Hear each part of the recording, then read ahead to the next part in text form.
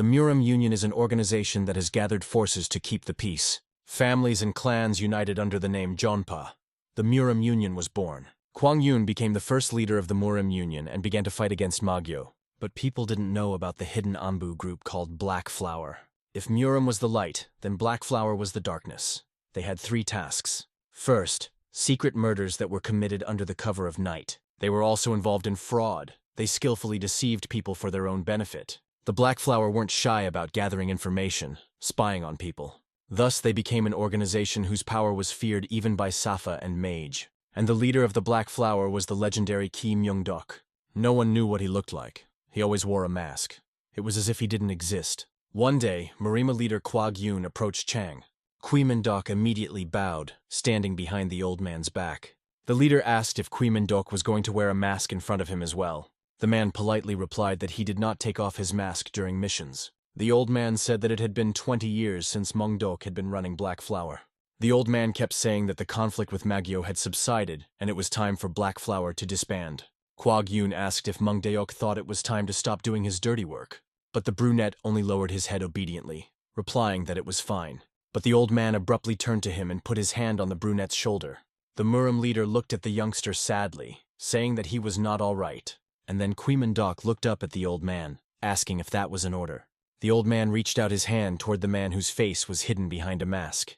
He remembered how he had once reached out to a helpless boy. The sun was shining high that day, and Kwag Yun's face was not yet wrinkled. The boy, of course, immediately accepted the outstretched helping hand. He said he was going to build a military institution, and that he would be mentored by the best craftsmen. The old man squinted his eyes and told Qui Myung-dok to become one of them, and then the brunette-masked man froze. He was clearly perplexed by the old man's words. And then the elderly leader added that it was an order after all. The man took off his snow-white mask with small red stripes. The brunette steadied himself as he accepted the elder's order. He lowered his gaze. News of the opening of the school in Murima had spread across the island. Everyone began to prepare. A certain boy was breathing heavily, dropping a wooden stick from his dirty hands. This boy's name was Namgung. He was lying in the grass with no strength to get up. A certain old woman ran up to him and called out to Mr. Prince in a frantic manner. Nanny Namugna worriedly asked if he was practicing here again. The boy replied that he must work hard, for he was not a genius like his family. The elderly nanny sadly turned to the younger prince, covering her eyes. Namgung is one of the 5 families that gained strength by participating in the war against Magyo. The current head of the family is Namgung Cho. All of his children are called geniuses. They were recognized as talents. However, Namgung Mai was considered a talentless person. The prince perplexedly asked the nanny if something urgent had happened. Nanny said to pay attention to her condition, told her that the head was asking her to get ready. The boy perplexedly asked if the father was asking everyone to gather. Meanwhile, the atmosphere in Namgung Cho's office was tense. He was looking at a small scroll, saying that a school had been established in Murim. The head of the Namgung clan kept saying about Beck Military Academy. His gaze was stern. The man looked at all the children while muttering the name of the school to himself. The first heir said he would represent their family, so let them send him. But the second heir objected, asking if she would be a better option. The third heir replied that the 2 of them were too old. The 4th heiress obediently said that it would be better if her father decided. Namgung Mei bowed, thinking it had nothing to do with him. The old man wondered who to send, since there were as many as 5 heirs. The eldest heir stepped forward and begged to be sent. But the head of the Namgung clan immediately sternly cut him off, ordering him to stop. The heir was clearly frightened, so he immediately recoiled backwards. The other children froze, and then the old man began to choose the right child by counting. The old man said that Mei's heir would go. The man asked back in surprise. The old man said that Mei would represent their family in the military academy. The first heir of the Namgung family, seeing this, became very angry. After a while, the Namgung training arena was empty. Namgung Mei came there after a while, firmly holding an iron sword in his hands. In front of him stood his opponent, first heir. That one held the weapon confidently. The heir with long hair used the blue sky sword technique. His weapon seemed to ignite with a bright flame that consumed everything around him, and his eyes lit up with the flames from the needle of the 2-headed dragon. The boy froze fearfully as his older brother pointed his sword at him. The first heir rushed to do the damage. Fire swirled around. On the 2 sides of Namgung Mei, only scorched paths remained. In fright, the boy threw the sword at his feet. He realized it was useless. The boy's hands were trembling. He lowered his frightened gaze to the floor, and the eldest heir looked sternly at his younger brother, frowning. Then the man covered his eyes and also sighed tiredly. He fell silent. He said that he couldn't understand his father's decision to send Mei as a representative. Namgung Mei then tiredly thought that he understood why the heir was angry. The older brother said that Mei lacked the skills to study at Beck Academy. The heir kept saying that Namgung Mei would have to come back in 3 months.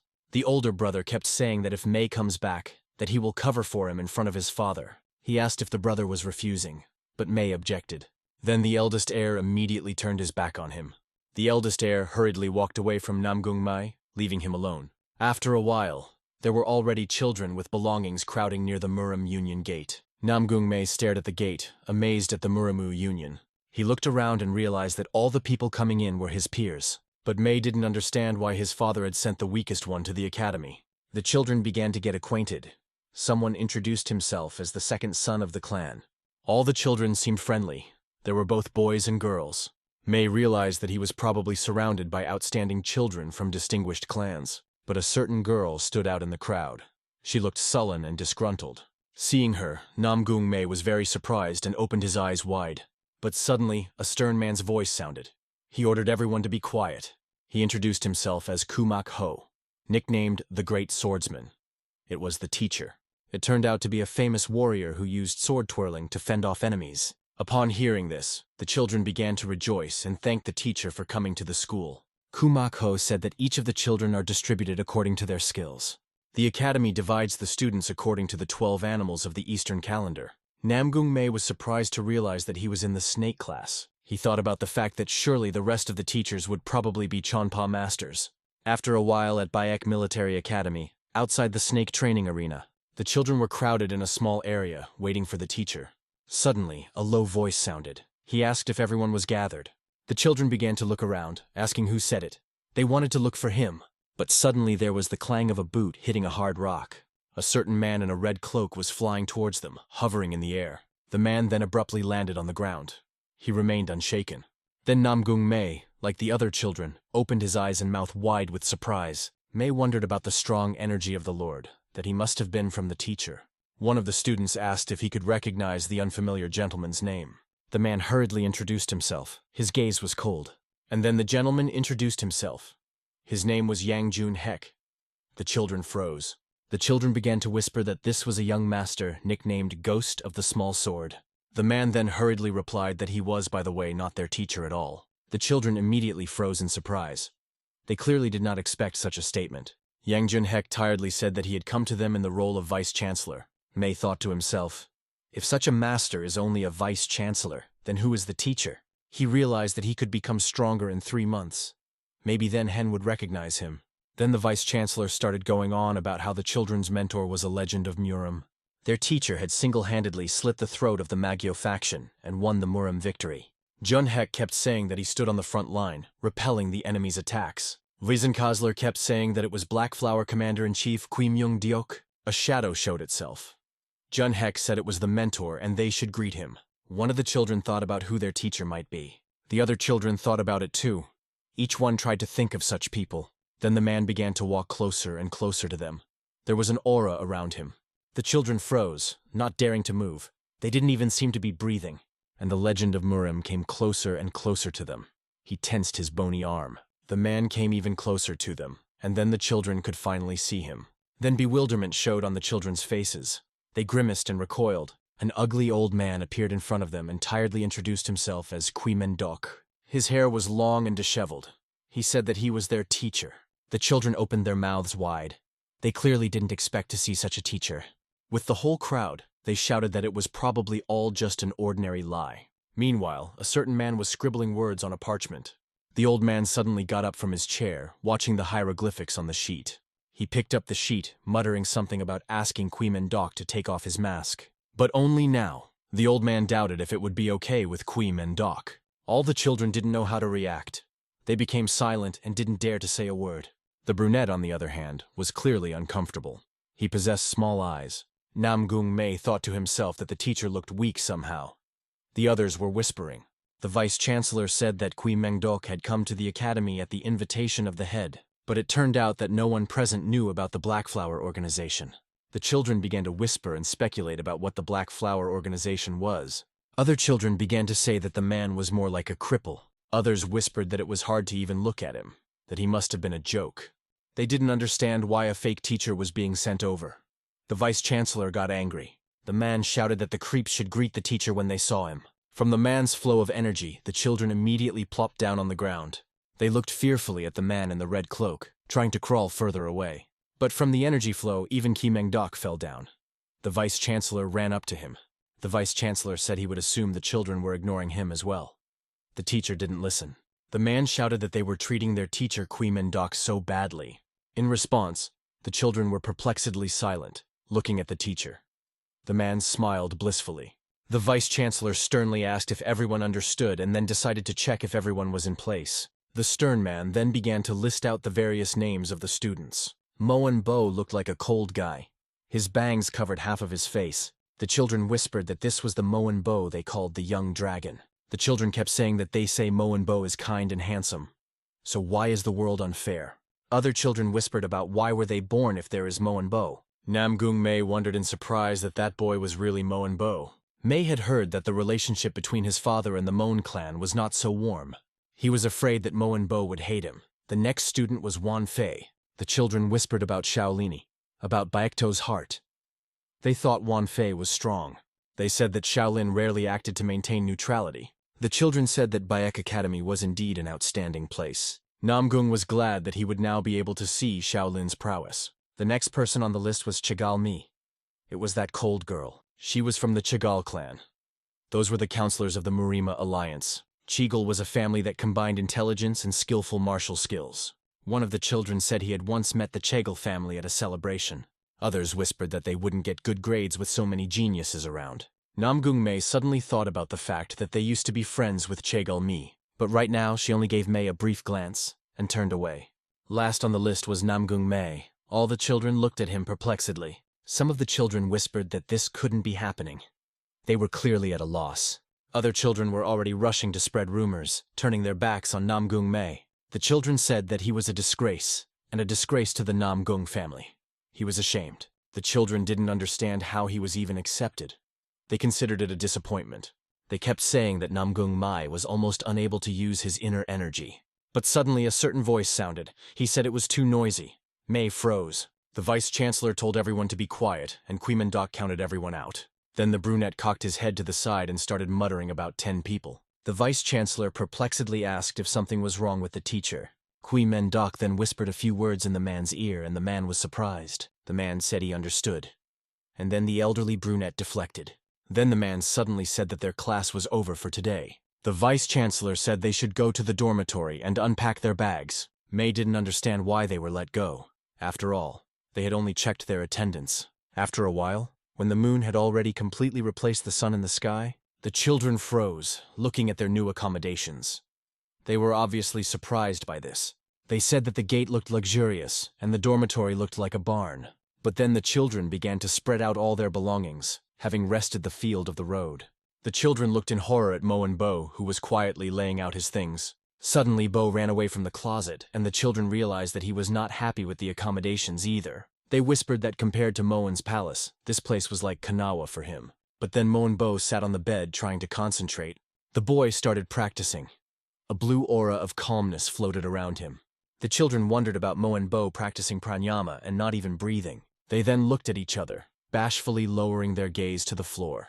Namgung-mei, on the other hand, was breathing heavily, as if trying to regain consciousness. This was noticed by the others as well. They said that a genius and a dumbass had met in the same place. And then Namgung-mei looked away, thinking that he could hear everything. Sitting next to him was Mo-en-bo. Namgung-mei turned around watching him practice. Mei recalled his brother's words that if he and Bo were the same age, they would become opponents. Namgung wondered if this was the first time Hen had recognized Hugijisu's strength. But he also remembered his words that Namgung MJ should return in 3 months. And then the boy immediately pressed his lips together, and also lowered his faded gaze. Without thinking for long, Namgung-mei grabbed a certain wooden implement.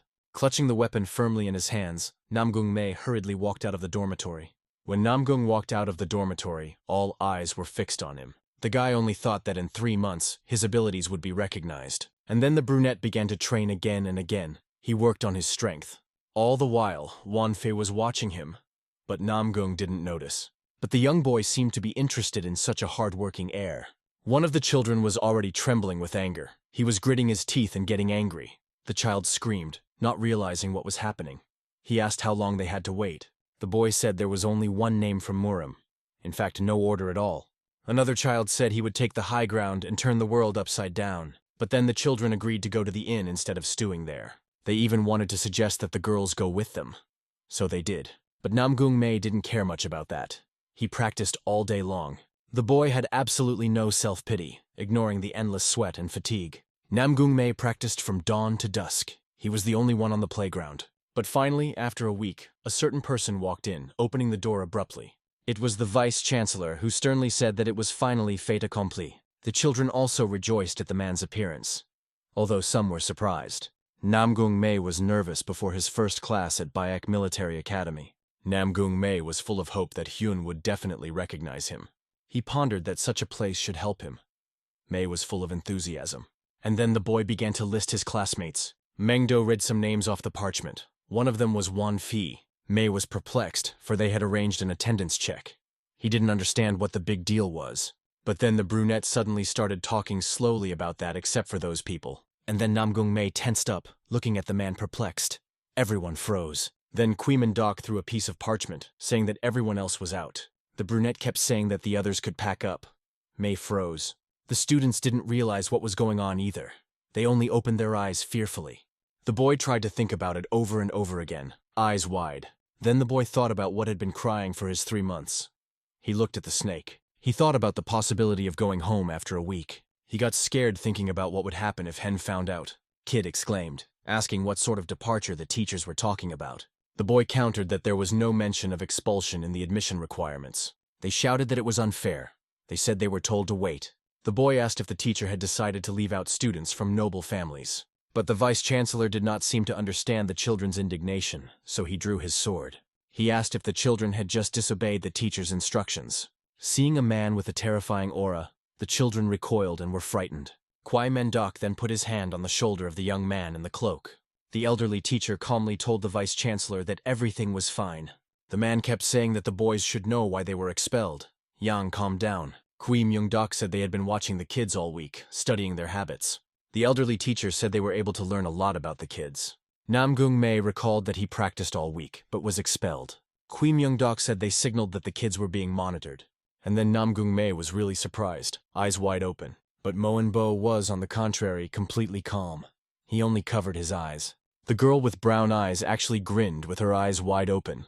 The other children started trying to remember when they had seen the signals. One day Moen-bo was practicing hard. An aura floated around him. Then, the man suddenly raised the stern gaze of his brown eyes upwards. Moen-bo immediately, instinctively drew his sword. He clearly sensed something amiss. The boy thrust the sword's tip forward, preparing to fight and brawl. His gaze was cold and aloof. He could have easily retaliated against his assailant. But before the boy's eyes was only a barely open window. But behind that window stood Vizkalkalar Yan, who was watching him closely. Realizing that he had been spotted, the man hurried away from the dormitory. On another of the days, one of the children decided to play checkers. It was a certain girl with brown eyes. She was holding a book in her hands. But suddenly the girl looked up with a perplexed look. It was as if she saw someone. She immediately threw the book away from her, looking around fearfully. The book answered far enough away, into the crown of the trees behind. Then the girl froze in place, not daring to move. The checkers had to be put aside. One day Wan Fi decided to climb to the roof of the dormitory. Yang was standing at the bottom. One of the girls trembled with fear when she realized she was being watched. Remembering all those moments, the kids froze in amazement. But here, Namgung Mei was angry with himself. He didn't understand how he could not have noticed this. Then Kwee Mendok asked affectionately if the children understood everything. Those shook their heads. They were still surprised and amazed. One of the children reminded that no one had said anything about the exam, so it didn't count. The other children picked up on it and started yelling about how it didn't count. But in response, Kwee Mendok only grinned, clenching his jaw tightly. Kwee Mendok agreed that they hadn't said anything about the exam, but it wasn't unfair. He said he would give another chance to those who had flunked out. The guys got excited. Kwee Mendok said that the kids should spar with Vice-Chancellor Yang. Kwee Myung-dok said that if anyone could hurt Jan, they would get credit. The kids realized that it was the same as just walking away. They reasoned if they should just go home.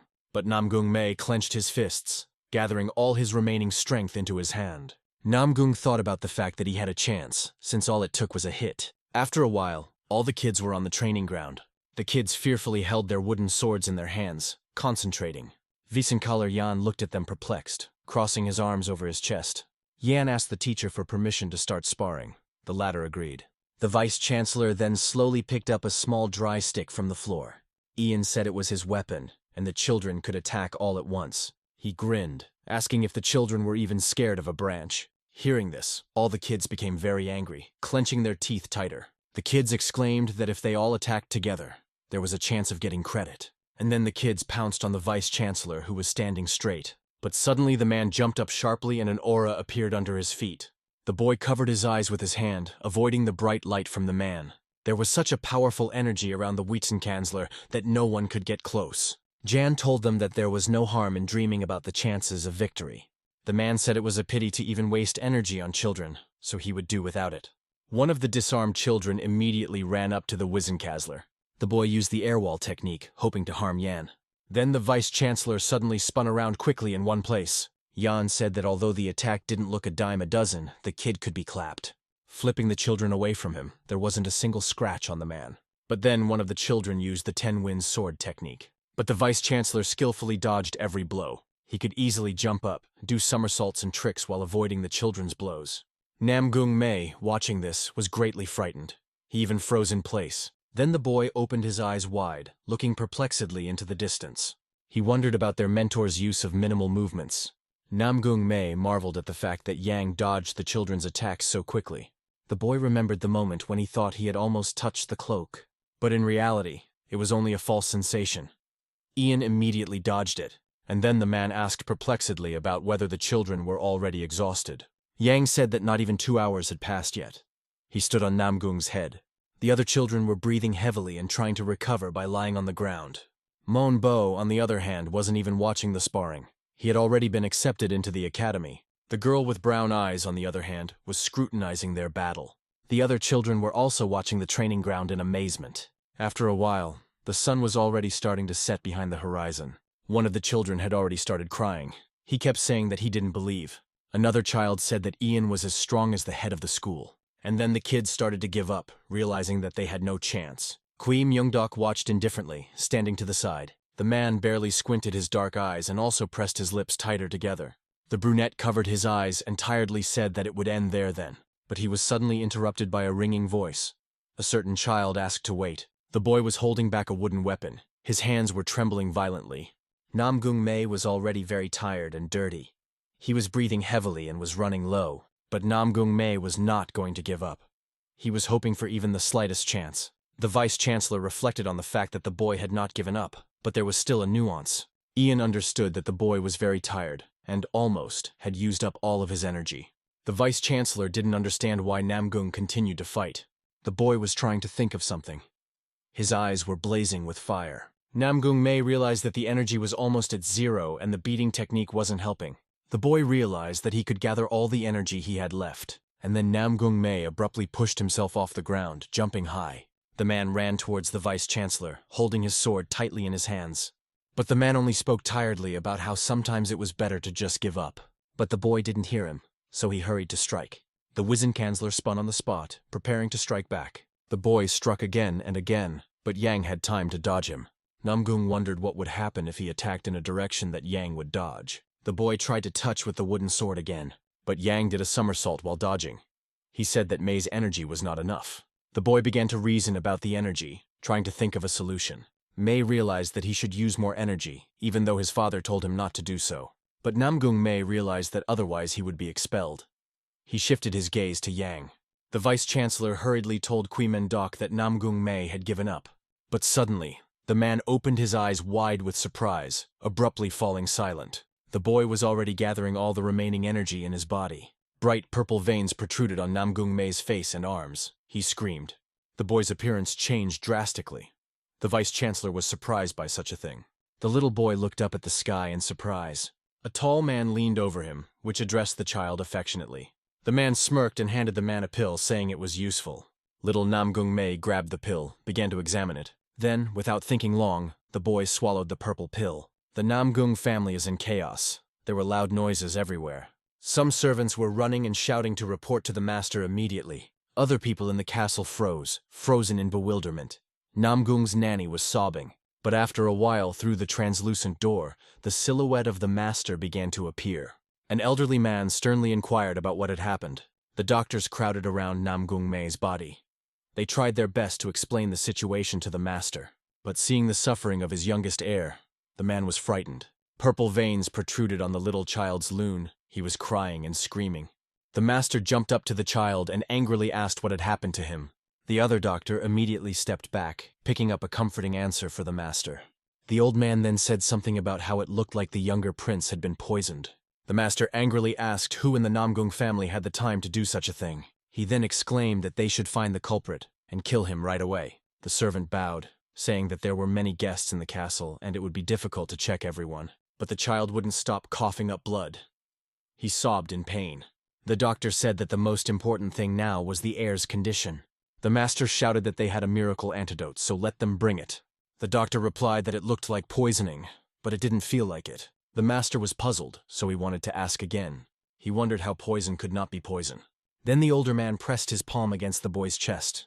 The master realized that Mei's Tanjong was contaminated with a different energy. The man wondered if it could be Sangan poison. The host changed his mind after noticing that the energy was rather the opposite, gathering in the Tanjong. Then the elderly man suddenly bare a small part of his arm. Master wanted to prevent the poison from mixing with Mei's innate energy. Master pressed his palms against his son's back, and fiery tongues seemed to swirl around. Tangyung Mei was already heavily stained, taking on a red hue. But then red energy began to emerge from the small ball. After a while, Tanjong Mai was completely cleansed, leaving only energy behind. When this happened, the boy exhaled in relief and closed his eyes. Everything immediately calmed down. Even nature seemed to fragrance. The exhausted boy lay on his father's lap, who hugged him. The man looked at his son worriedly, eyes wide. The man said that from now on, Mei would not be able to accumulate internal energy. He said that the more Mei used energy, the easier it would be for the poison to take hold of him. But right now, the boy had completely forgotten about all of his father's warnings. The Wiesenkanzler pondered on what he thought. The boy had already used up all his energy. Wiesenkanzler opened his eyes wide, remembering the child's name. Kui Meng Dok was also greatly surprised, eyes wide open. And then the boy abruptly rose from the ground, jumping up high. Namgung Mei had already swung his wooden sword. His eyes were almost on fire. The children were greatly surprised by his speed, opening their eyes wide. And then Namgung Mai struck the first blow, but the vice-chancellor was able to run away. Even Yang was greatly surprised at such strength of the little boy. Namgung realized that he had to attack. His skin turned red. Watching him, Kuimendok thought about Namgung Mei's symptoms. And then the boy kicked the Wiesenkanzler's branch with all his might. But the man was easily able to flick it away. Namgung Mei was not going to give up. The man realized that Mei's strength had increased noticeably. But why would he hide that strength? After making a few jumps, the boy was once again able to assume a fighting stance. Veins protruded on his face and arms, and his eyes turned red. He gripped his sword tighter. Yan smiled, thinking that MJ's spirit was unshakable, so let him attack some more. But then the boy started coughing up blood. His pain became unbearable. But that didn't stop Namgung Mei at all. He fought again. The vice-chancellor smiled lustfully as he watched the boy's efforts. The man crouched down, waiting for a blow, and the boy already swung his sword. But quite suddenly, a silhouette appeared between the two opponents. Kuimendok stood between them, and so Yang was frightened. Mei didn't even notice it. The Wizen-chancellor didn't understand why the teacher had approached them. He was frightened. The man hurriedly walked away from Kuimendok, leaving the man in confusion. And then Vice-Chancellor Yang slapped the boy's neck, and the boy screamed. Kuimendok and Namgung MJ fell to the floor, and the man stood on the ground. Yang was scared, thinking something had happened to the teacher, but the man was fine. The man said that the fight was over, and so he should take Namgung Mai to the infirmary. Yang interjected, looking at the breathless silhouette of the boy. Kuimendok tiredly replied that Namgung Mei had passed the test. The vice-chancellor wanted to object, but Kuimendok immediately interrupted him. The teacher reminded him that it was only necessary to hurt the opponent. He then pointed to the cut.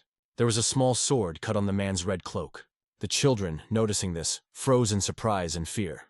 Some even exclaimed, and Yan didn't understand when the boy could have had time to do this. There was silence on the training ground. Everyone was only looking at Namgung. After a while, Namgung Mai was taken to the infirmary. Next to him sat Kuimeng Deok. The teacher then reached out his palm to Namgung's hand. That one looked painful. but after touching it, the purple color of Mei's skin began to go away. Kui Mendok's hand took on a purple hue, and the boy was cured. It became apparent that Namgung Mai felt much better. He began to come to his senses. Looking at his hand, Kui Mendok only confirmed his hunch. But suddenly Yang's silhouette appeared outside the doors. The teacher allowed him to enter. Yang was worried about the boy, but Kui Mendok assured him that everything was fine. And then the man fell silent. It was as if he was choosing his words as he looked at Namgung. Kui Myung-dok said boredly that he thought Yang wanted to say something. Yang asked if that cut on his side was really left by the teacher. Kui Mendok replied that it sounded like Yang was sure of it.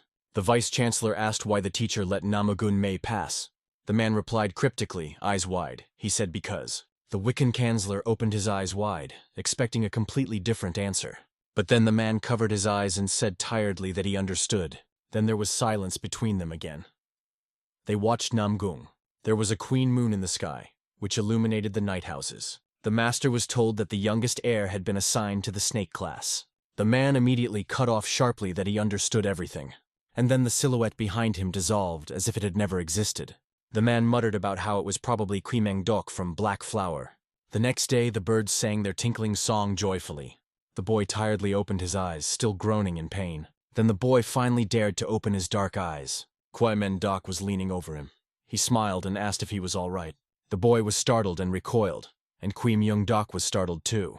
Yan ran sharply into the room, anxiously asking what had happened. And then Yang saw Namgung and Kui Meng-dok startled at each other. The brunette then asked if the latter had finally come to his senses. The boy smiled awkwardly and asked what he was doing here. Kui Meng-dok asked to what point the boy remembered the events up to.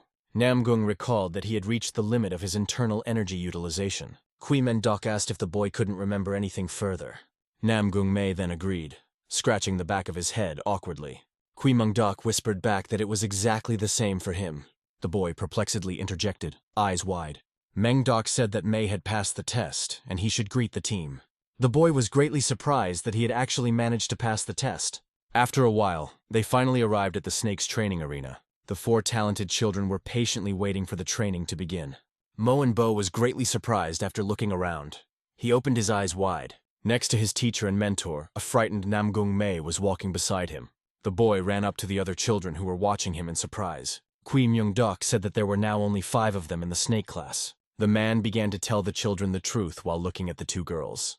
He said that all the children should fulfill missions by being one body. Namgung Mei perplexedly interjected, clearly not understanding the teacher's words. Kui Meng-dok awkwardly apologized, saying that he didn't mean missions, but studies. Kui Meng-dok thoughtfully said that they also had to choose a team captain. Hearing about the captain announcement, Namgung Mai and Mo and Bo were very surprised. Meng-dok said that the captain was responsible for guiding the kids and helping him. The teacher said that he wasn't the one who would choose the captain. Mo and Bo interjected. And then the man spoke again about completing assignments. The teacher said that when doing the tasks, it would be up to the children to choose who was in charge. He said that they should evaluate each other's abilities for a month. And then one of the children suddenly remembered a broken weapon. Mo and Bo was practicing on the broken site, destroying it. A certain man approached him, saying that Bo was making clear progress. The boy responded loudly to his father, putting his sword away in its scabbard. Moen Gan said that Bo should not be satisfied with his current progress. He said that before the great man Moen, Bo's abilities are not enough. Moen Bo replied that he knows, and therefore he will devote all of himself to training. Bo said that he will enter the academy and achieve great achievements. The boy said that Moen's bloodline should surpass all others. The old man's eyes seemed to glow with a bright blue flame. Bo realized that if he became team captain, it would be his first merit. Namgung wondered if Hen would recognize him if he became captain. The other children only watched the teacher's actions carefully. Then the teacher smiled and said it was time for them to start their first lesson. The teacher then gave the child a strange blue-colored pouch. The man said that this pouch contained a very valuable item. Kui Myung-dok kept saying that if they looked inside, they would get a low grade. The teacher said that the children were required to take the sacks to the top of the mountain in one piece. He was adamant that points would be distributed in order of arrival at the mountain. Meng-dok said they had to set off in 30 minutes. He wanted to scare the children, but the vice-chancellor interrupted him and carried him back. After 30 minutes, the children ran, trying to complete the teacher's task. Each one of them strived to get the most points. Moen Bo took the lead. Namgung, on the other hand, ran behind them. He thought about the fact that everyone was so talented.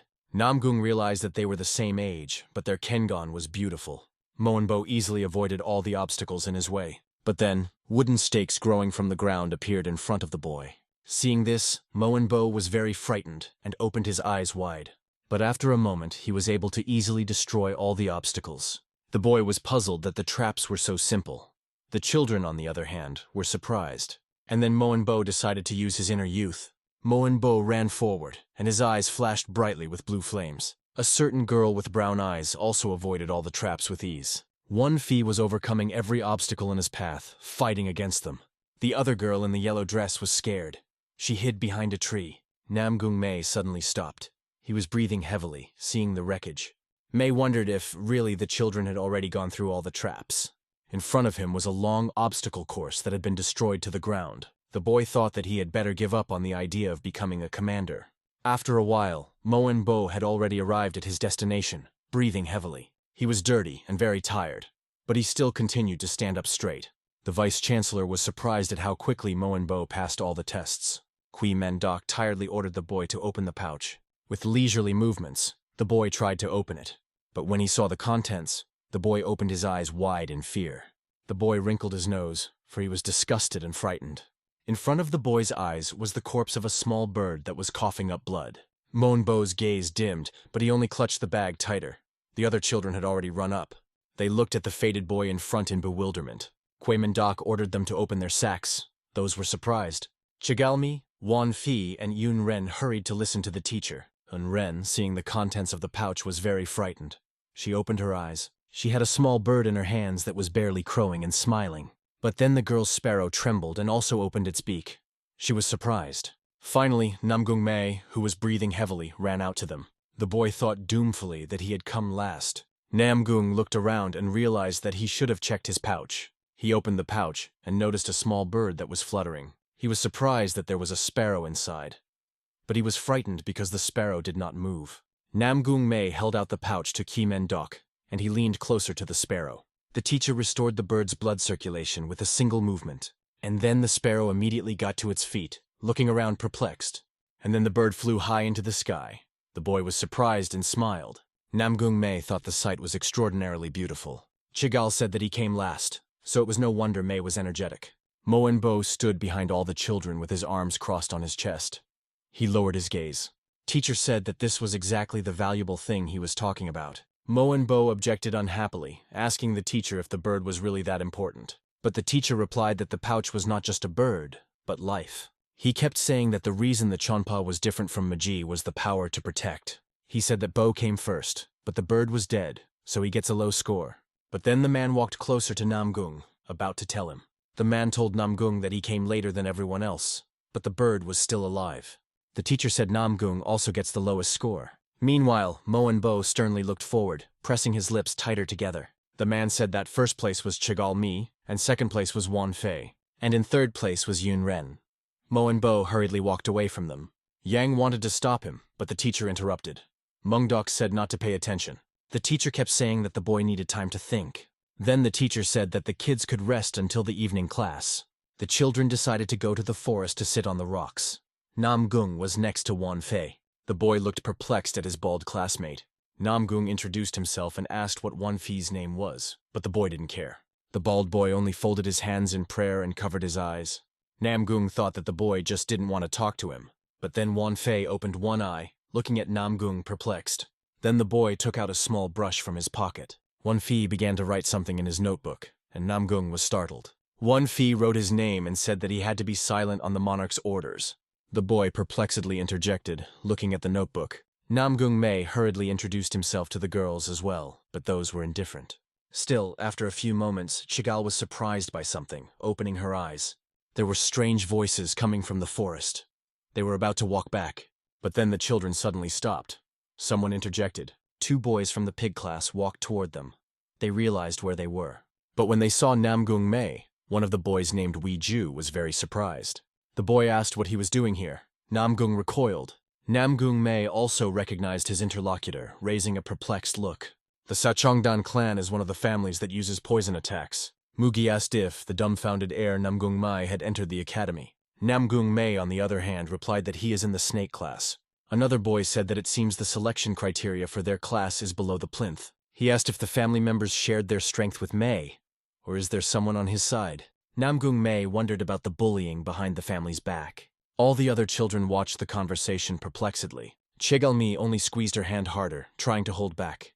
But then the girl suddenly stood up and asked what they were forgetting on someone else's team. The boy asked if Chegalmi was also on the team with them. The girl suggested that Tang Weiju should get the hell away from them. But in response, the boy only grinned as he looked at the girl. Ju said that if she didn't want to become an enemy of their family, then she better keep her mouth shut. The girl clenched her fists, about to contradict the boy. But suddenly Mo and Bo appeared behind Tang Weiju. He told him to get lost. Tang Weiju was surprised that Mo and Bo was in the snake class. Weiju said that they saw each other once at the meeting of the 5 great families. But Mo and Bo chose to ignore the boy's words by rolling his eyes. Tang Weiju was perplexed, unable to imagine how he could be ignored. Tang Weiju was about to say about friendship from the fathers, but Bo had already turned away. Weiju grabbed Bo and asked how dare he, knowing that their fathers were friends, ignore him. The boy was almost blazing with anger. His eyes glittered brightly. Mo and Bo grabbed his arm and pulled him to the ground. He asked how this applied to them. Mo and Bo pushed him away and ordered him to stop pretending as if they were close. His friend ran up to Tang Weiju and asked if he was okay, but the boy didn't understand how Mo and Bo dared to insult him. Then, the boy barely touched his leg from where the glow was coming from. The boy's aura intensified greatly, gaining a green color. Tang Weiju was about to stab Bo in the back, using a poison dagger. The children, seeing this, could only freeze with their mouths wide open in surprise. But Namgung Mei exclaimed loudly with his eyes wide open. The boy was about to stab Mo and Bo in the back, but he just kept walking. Suddenly the brunette's silhouette seemed to vanish into thin air. Mo and Bo punched the boy with all his might, breaking his fingers. The boy pushed Tang Weiju away from him with all his might. The pig-class boy screamed out in pain. Mo and Bo struck his opponent again, this time to the stomach. But then the brunette grabbed onto Tang Weiju's clothes, tearing them. But suddenly, the boy thought of something. He screamed even harder. And then Mo and Bo was stopped by someone grabbing his arm tightly. The vice-chancellor asked about the fact that was he really going to kill his comrade. Mo and Bo couldn't find the words to answer. He only looked at Yan sternly. Only after a few moments did Mo and Bo let go of Tang Weiju. The vice-chancellor ordered Weiju to go to the infirmary, rather. The man was sobbing. Mo and Bo, on the other hand, hurriedly left, avoiding the vice-chancellor's gaze. Kui Mengdok said the boy had a strange expression on his face. Yang said he was worried about Mo and Bo's attack style because it was very powerful, but the teacher only covered his eyes and sighed in relief. The man said that he had no worries about it. And then, after some time, they found a small grave near the oak tree. Some of the kids must have buried their sparrow and even brought a flower. But, after a while, the children were breathing heavily again. Chigal, Wanfei, and Namgung stood nearby, looking down fearfully.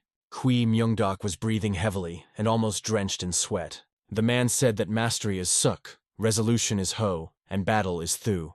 He lifted a barbell and said that practicing fighting was the way to train in the Union. Then the man fell to the ground, no longer able to endure such a workout.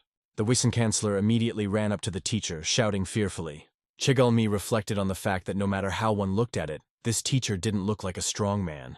Namgung pondered on the fact that maybe it might be much heavier than it looks. Mo and Bo only watched perplexedly, frowning. And then the teacher ordered them not to use internal energy. Kui Mingdok ordered them to start doing Sukothu 1,000 times. Namgung Mei was greatly surprised at such a suggestion, even frightened. After a while, the teacher's loud shout sounded again. He ordered them to bend their legs. Kui Mendok advised the children to imagine they were riding a horse. Namgung Mei was already trembling, clenching his teeth tighter. He opened his eyes wide. Mon Bo was also hard at work on the task. Sweat was pouring off him. Wan Fi sternly stared into the distance, trying to complete the task faster. Unren could hardly hold the barbell. She was breathing heavily and trembling. They had done the alliance technique of holding back the enemy with all your might, aim for the back, 1,000 times too. Namgung thought it was crazy to do all this without using energy. The teacher then ordered them to do the other technique another 1,000 times. At the break, Namgung MJ almost melted from the heat. He was having a hard time. Mei kept saying that he was practicing to catch up with his brothers in ability. Then the kid looked around, wondering how the other kids were taking it. But suddenly, the kid opened his eyes wide, looking at a certain silhouette nearby. Chegal Mi towered over him and said that Namgung was still a weakling. The boy laughed awkwardly in response, mentally agreeing. Chegal sat next to him, saying that it would be more logical to send Hui or Hai. Devakshka asked why exactly he was sent to the academy. The boy thought he knew that trait of hers perfectly, just like when he was a kid. She said she was curious about something but let him answer the first question first. Mei replied that he didn't know. Chagel said he's not out with his brains. Namgung then asked in surprise what else she wanted to ask him. Mei replied that she was of the Chagall clan and would inherit the position of union counselor. She wanted to know the situation of the union, so she entered the academy. But the girl still couldn't understand the truth about that teacher. The boy asked in surprise, his eyes wide open. The girl pointed her finger at him and asked him if he was fake. Namgung was greatly surprised and confused. He asked her again, exclaiming. The other children, who happened to hear their dialogue, opened their eyes wide. Chagall said that Mungdok is unknown among their generation, but to the adults, he is a legend. Everyone knows about the red flower, but there's also a hidden group called the black flower. Everyone in the group wears masks, so no one knows their true appearance. Chagall said she heard Kui Myung-duk from Black Flower became a teacher. But then the girl asked if her classmates believed it. The three children looked at the girl perplexedly, eyes wide. Moenbo only bowed his head silently, listening carefully to Chagall Mi. She said that Kui Myung-duk hadn't even demonstrated his abilities.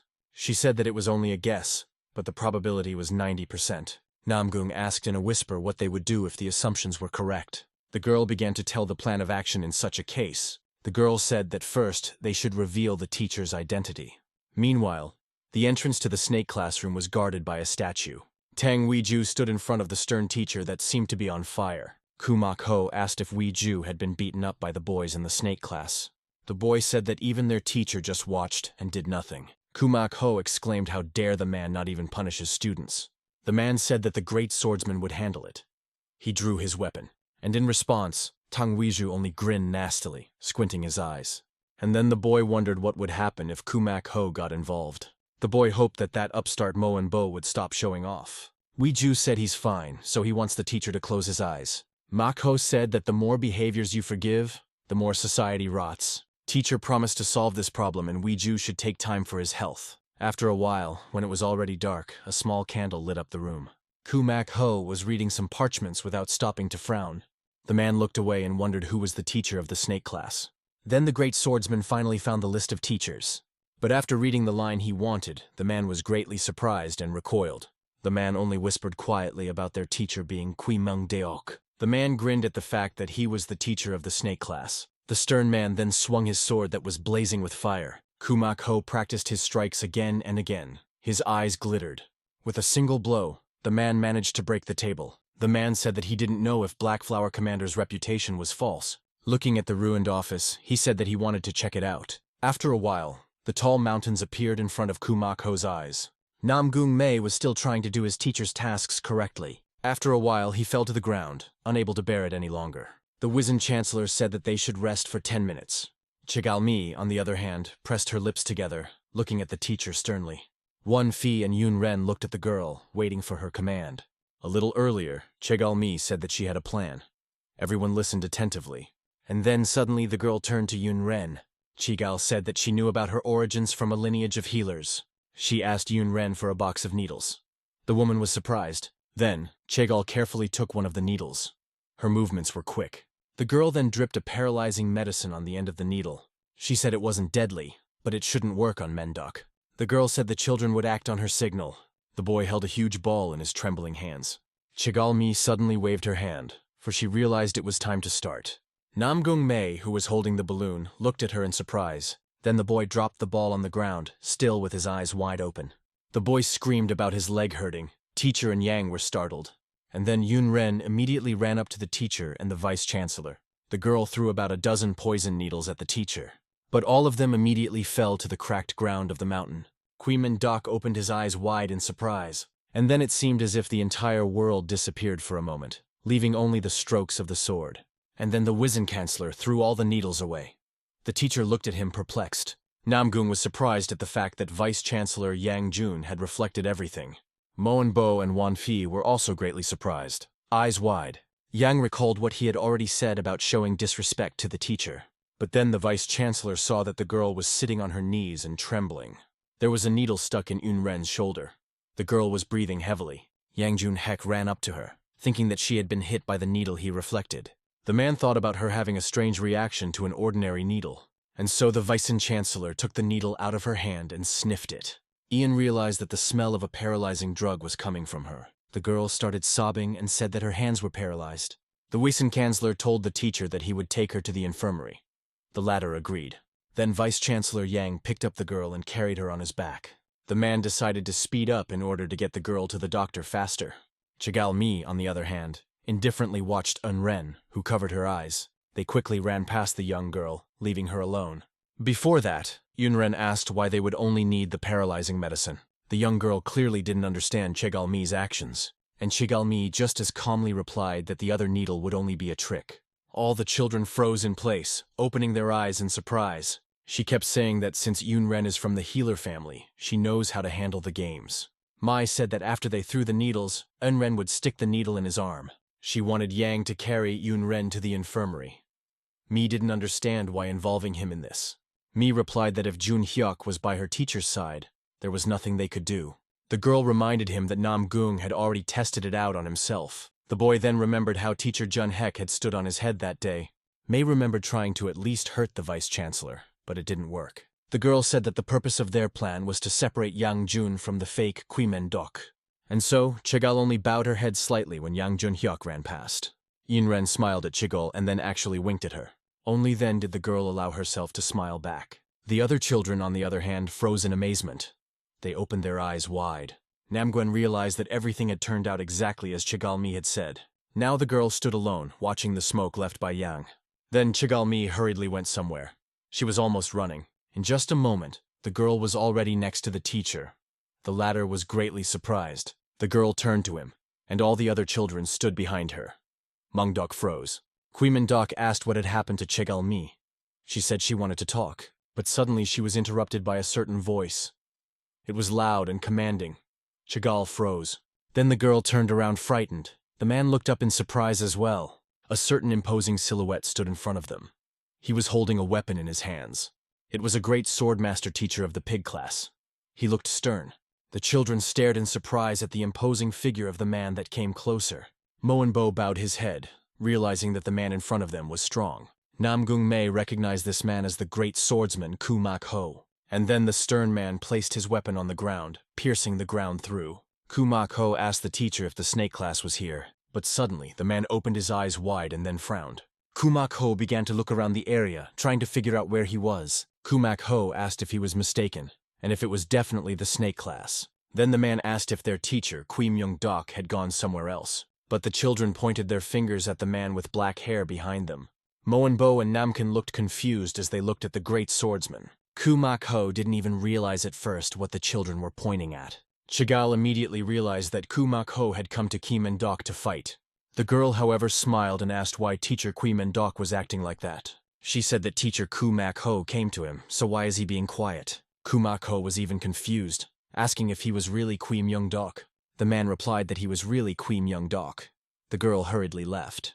Chagel thought that the teacher's fight was a good thing. After all, this way everyone would know the truth. Ku Mak Ho recalled that Kwimen Dok always wore a mask and no one could see his face. Ku Mak Ho thought that the teacher did not look like Kwimen Dok at all. The great swordsman then frowned and asked if he was really Kwi's teacher.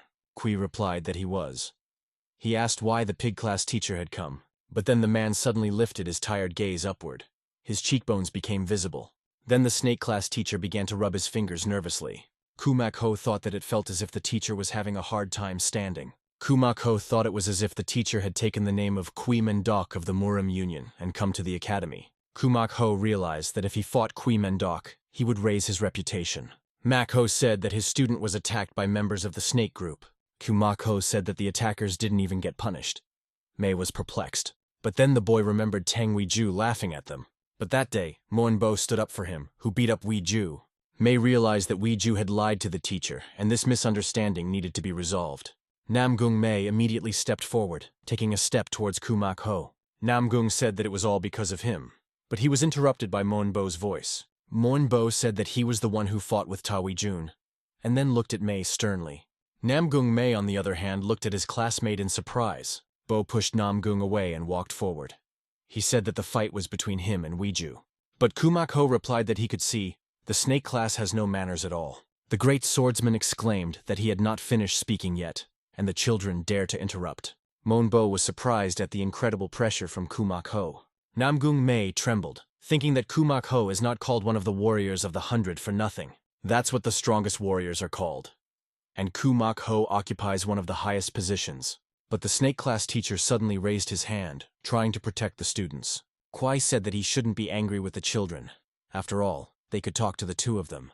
But in response, Kumak-ho only smiled brightly, realizing that Kui-men-dok had been caught. Mak-ho said he understood that he was protecting the students. Mung invited him to drink tea. He said he can't give offense to the disciples. Therefore, everything will be decided according to the rules of the Murim. Namung realized that Kumak-ho was referring to the rules of Kanjiajong. The great swordsman then pointed his finger at the snake class teacher. The man suggested that they settle all matters in a pimu fight. The children behind him froze, waiting for the teacher's response. Kui-men-dok looked surprised. Namung had said that Kumak-ho didn't even know the whole truth, so I bring it to this. He suddenly had his mouth firmly clamped with the palm of his hand. He doesn't even have time to react. Chagall said that they were going to test the fake Kui's abilities anyway. But Namung realized that in that case, Tong Wei-ju would get away with it. And then silence reigned. The man with long hair froze.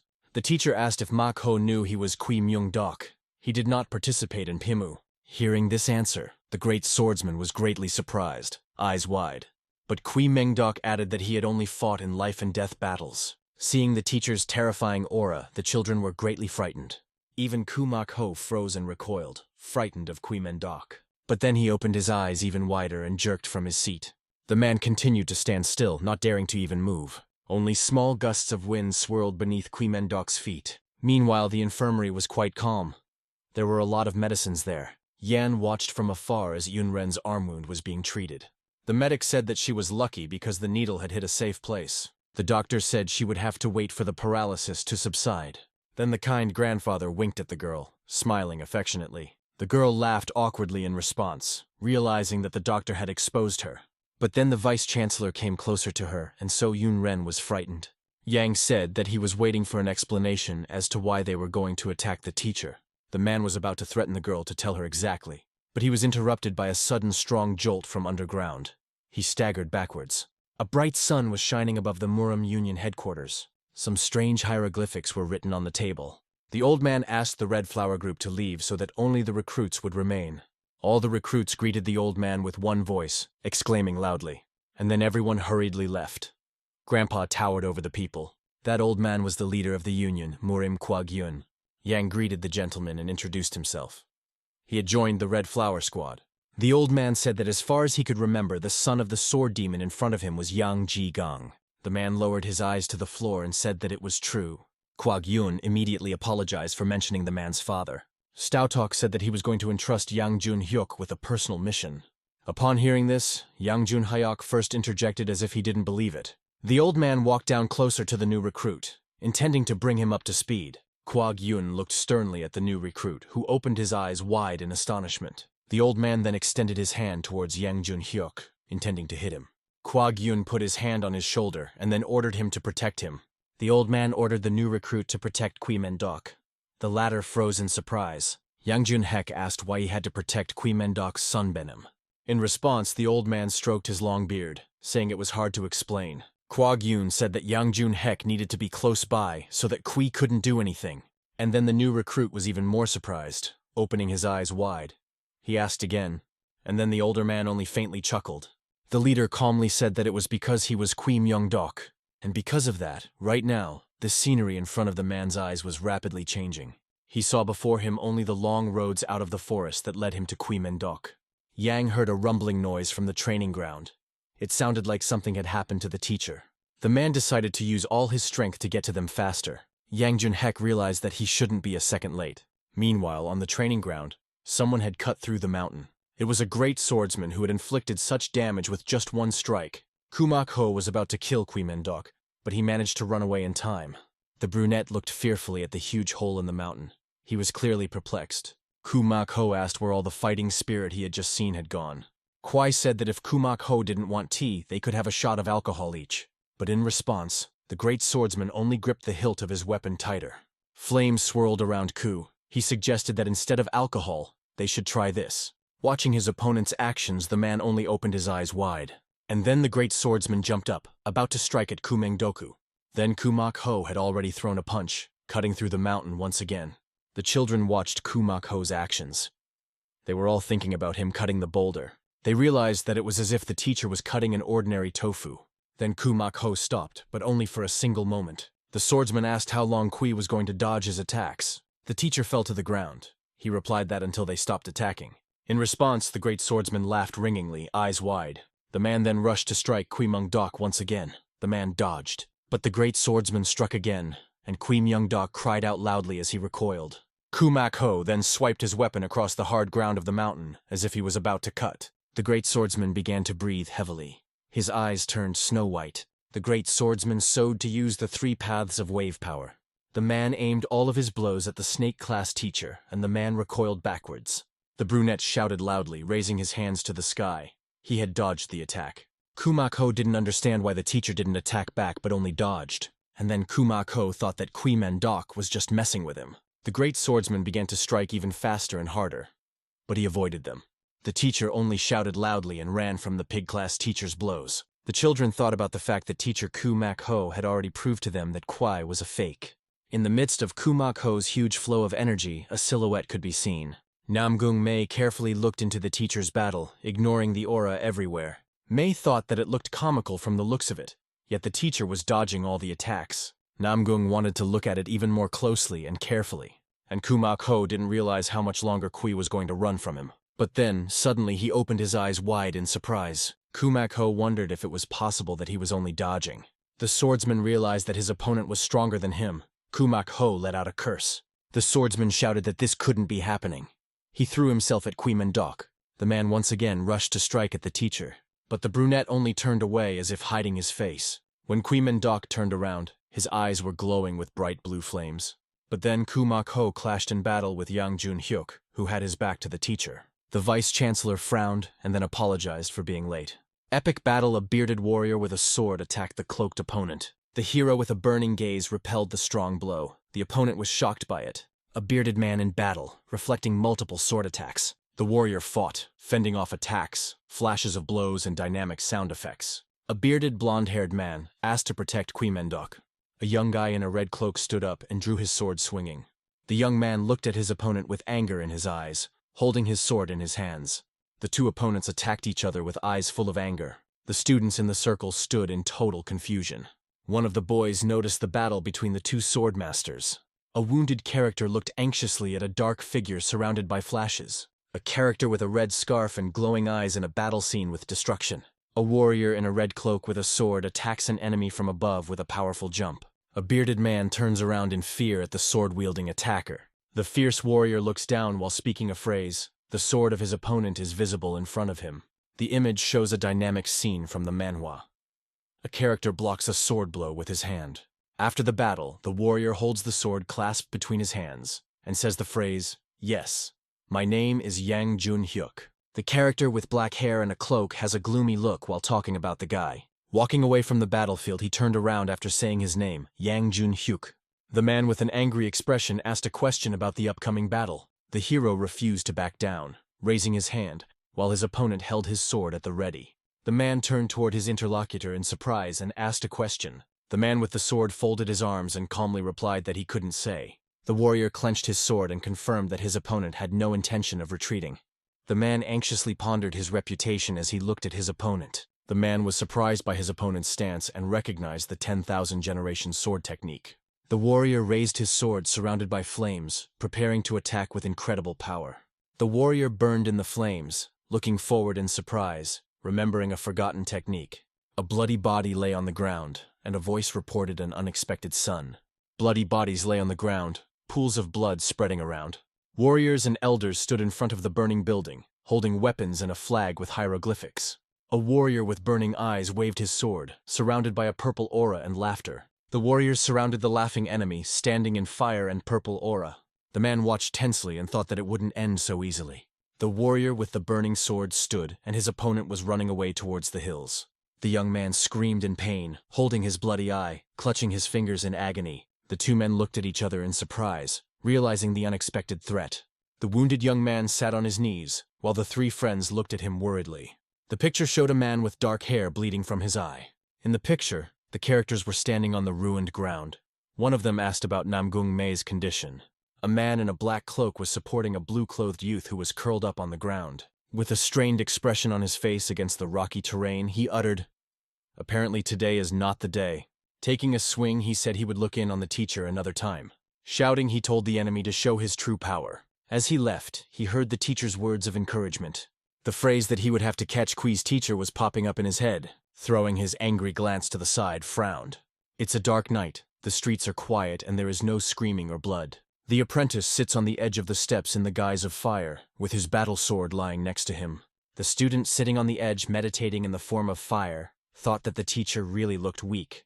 In his mind, he thought that it was strange that the teacher had repelled all of his attacks in one piece. Teacher Kumako's house at night. In misunderstandings, the student heard a bang, which to him seemed strange at nighttime. In confusion, he thinks he heard a bang. Shrouded in fear, he hears someone behind him offer him the coveted pima now. Clutching his sword tightly in his hand, he swung with unbelievable speed. The tension is high. The apprentice is already swinging and ready to strike his opponent. They are facing each other, ready to fight to the last blood, but suddenly, the question on the boy's mind is, why is he standing in front of me and I don't feel his presence? The sweat dripping down and the fear in his eyes screams that he's real. The student asked Qui Myung-dok, to which the masked man simply remained silent in surprise. Shouting, the masked man asked another question. Are we going to hold a pima? Surrounded by a blue aura, aggressively and impetuously ready to go forward. Gritting his teeth, the apprentice prepared to attack his opponent in a rage. Emotional and frightened, his face covered in sweat. His eyes are wide open. He pounces on the masked man, ready to take him down with his sword. But the enemy is enveloped in a blue aura and given incredible strength, due to which he easily broke the sword bearing down on him and broke him down. The apprentice watches in horror as his sword collapses before his eyes. Enveloped in a blue aura, the masked man holds up a finger pointing at the wreckage of the sword. His eyes filled with victory and admiration, but his gaze is cold. 3 guys were attacked. There was a lot of blood. The guy in the black cloak angrily grabbed the gray-clothed guy by the neck and started to lift him up. The man in black was very agitated. A big pale hand was taking a bearded man by the neck. A young man in a black cloak asked the bearded man if he was interested in seeing his power. The man, with fear in his eyes, apologized for his tactlessness towards the teacher. The teacher said it wasn't long before he became a teacher. The teacher hoped the dark-haired boy would help him. The man was walking along, and suddenly a thought popped into his head. The black-haired guy excitedly said that the guy was really real. The man in the white mask, floating in the air above the trees, was the real Qui Myung-deok from the Black Flower Group. Another warrior in the same black cloak was catching up with him. He was almost there. Suddenly the masked man coughed, and drops of scarlet blood dripped from under the snow-white mask. The drops of blood fell on the asphalt, leaving red marks on it. When the masked man got tired of running away, he got down to the ground and leaned against a tree. With his stained hand, the warrior held onto the tree to keep from falling. The guy in the black cloak was saying that he wanted to live quietly and peacefully. The man realized that this mission was very difficult for him. The guy came to the creature and started calling for Hawk. A man in a white suit stood up blindfolded. The man was removing his blindfold from his face where bruises were visible. The guy stood up and passed out again. The guy sat up and talked about focusing inner energy in his eyes. The person lying on the bed asked him if he had regained consciousness. In a trembling voice, she asked what was wrong with the teacher. The answer she got was that he was a little too much all the time. With a fixed gaze, he looked at her, and in his head he asked her. She was surprised to see him dodging his attacks. In his head, he replied that he was not mistaken in his thinking. The 2 boys saw something. The man was looking in the distance in surprise. The guy asks the patient that he saw it with his own eyes. The warrior asked the guy if he realized how dangerous the power he was using was. The guy answered if he knew his secret. The guy said even if he uses just a little, that power will awaken in Tanjong. The 4 students were standing around the fire, where a man with a beard was standing with his back to them. The boy was still not satisfied with his desire to become stronger. The man asked the black-cloaked warrior for a way to become stronger. The warrior replied that he knew a way for the boy to become stronger. The teacher sat down with both hands in his lap. The man listened attentively to the teacher. The warrior told the boy that this power is like a curse. If he uses it wrongly, he will be crippled or lose his life. The boy in the black cloak asked why he wanted to be stronger. He didn't know the consequences. The student said that he was ready for danger, because no one had any expectations of him. The teacher muttered the boy's phrase under his breath. The warrior said that this boy would walk the same path as him. The teacher dared to share the secret of strength. The night was dark, and only the light of the moon barely broke through the clouds. From the camp, which was set up under some hill, shouts were heard. Bloodstains appeared on the wooden wall that enclosed the camp. The 5 men armed themselves with what they could and went to meet the danger. But they were not prepared for what awaited them at the wall. Neither swords nor axes could resist the young man in the black robe. He strode across the concrete pavement, bloody footprints trailing behind him. A blue glow emanated from him, speaking of the power of his aura. His eyes were completely white and his face was hidden behind a mask. Another brave warrior abruptly stepped out right in front of him and called him an insolent man. The man's face twisted as the masked man dared. But no sooner had he finished speaking than something cold and sharp passed down his neck. A moment later, the man's decapitated body lay lifelessly on the floor. The other men, who had rushed out to the screams, stood bewildered. Even though they were armed, they were no longer willing to step on the young man. A man with a gray beard trembled with fear, asking whose order it was. They could not understand why the warrior was attacking them. He asked if they knew who he was. The old man made a low bow and said he really didn't know, then asked for mercy. He proceeded to say flattering words toward the young man, swearing that he would be grateful to him all his life. Kui Myung-dok said that wouldn't do because the old man didn't recognize him. The man's pupils narrowed, and his eyebrows drew together at the bridge of his nose. After a few moments, the realization came to him that this warrior was really Kui. But before he could speak, the warrior reached for his sword. His sword looked rather strange, divided into sections. In fact, it was some sort of whip. As soon as the man spoke the warrior's name, he confirmed it. But it never granted life to the locals. All of them died from a single blow. Meanwhile, somewhere within the training ground, it was fairly quiet. A boy was sitting in the middle of the training devices. It was none other than the 5th son of the Namung clan. He tilted his head examining the training fixtures. Remembering how someone had promised to tell him how to become stronger, he remembered exactly the person who had made that promise. That person had told him that he needed to understand his body first. The boy was willing to learn, and so he agreed. He was also told that the concentration center of his power was different from others. The boy was worried about dark energy breaking free, and the man in the black robe said that one could just not use the power concentration center. He then asked if the boy had forgotten which family he belonged to. This warrior looked rather tired, saying that it was the strongest Namung family. The boy's body contained a large amount of energy. When he couldn't control his energy, everything went into disorder. The warrior told him that if he used the power concentration center, the dark energy would come out. Then the boy came to the realization that he could never use it. His father had sealed the power center from the beginning. If he hadn't, the boy wouldn't have lived to be 10 years old. The youngest child of the Namung family didn't believe the man's words. The boy couldn't accept that he was so useless.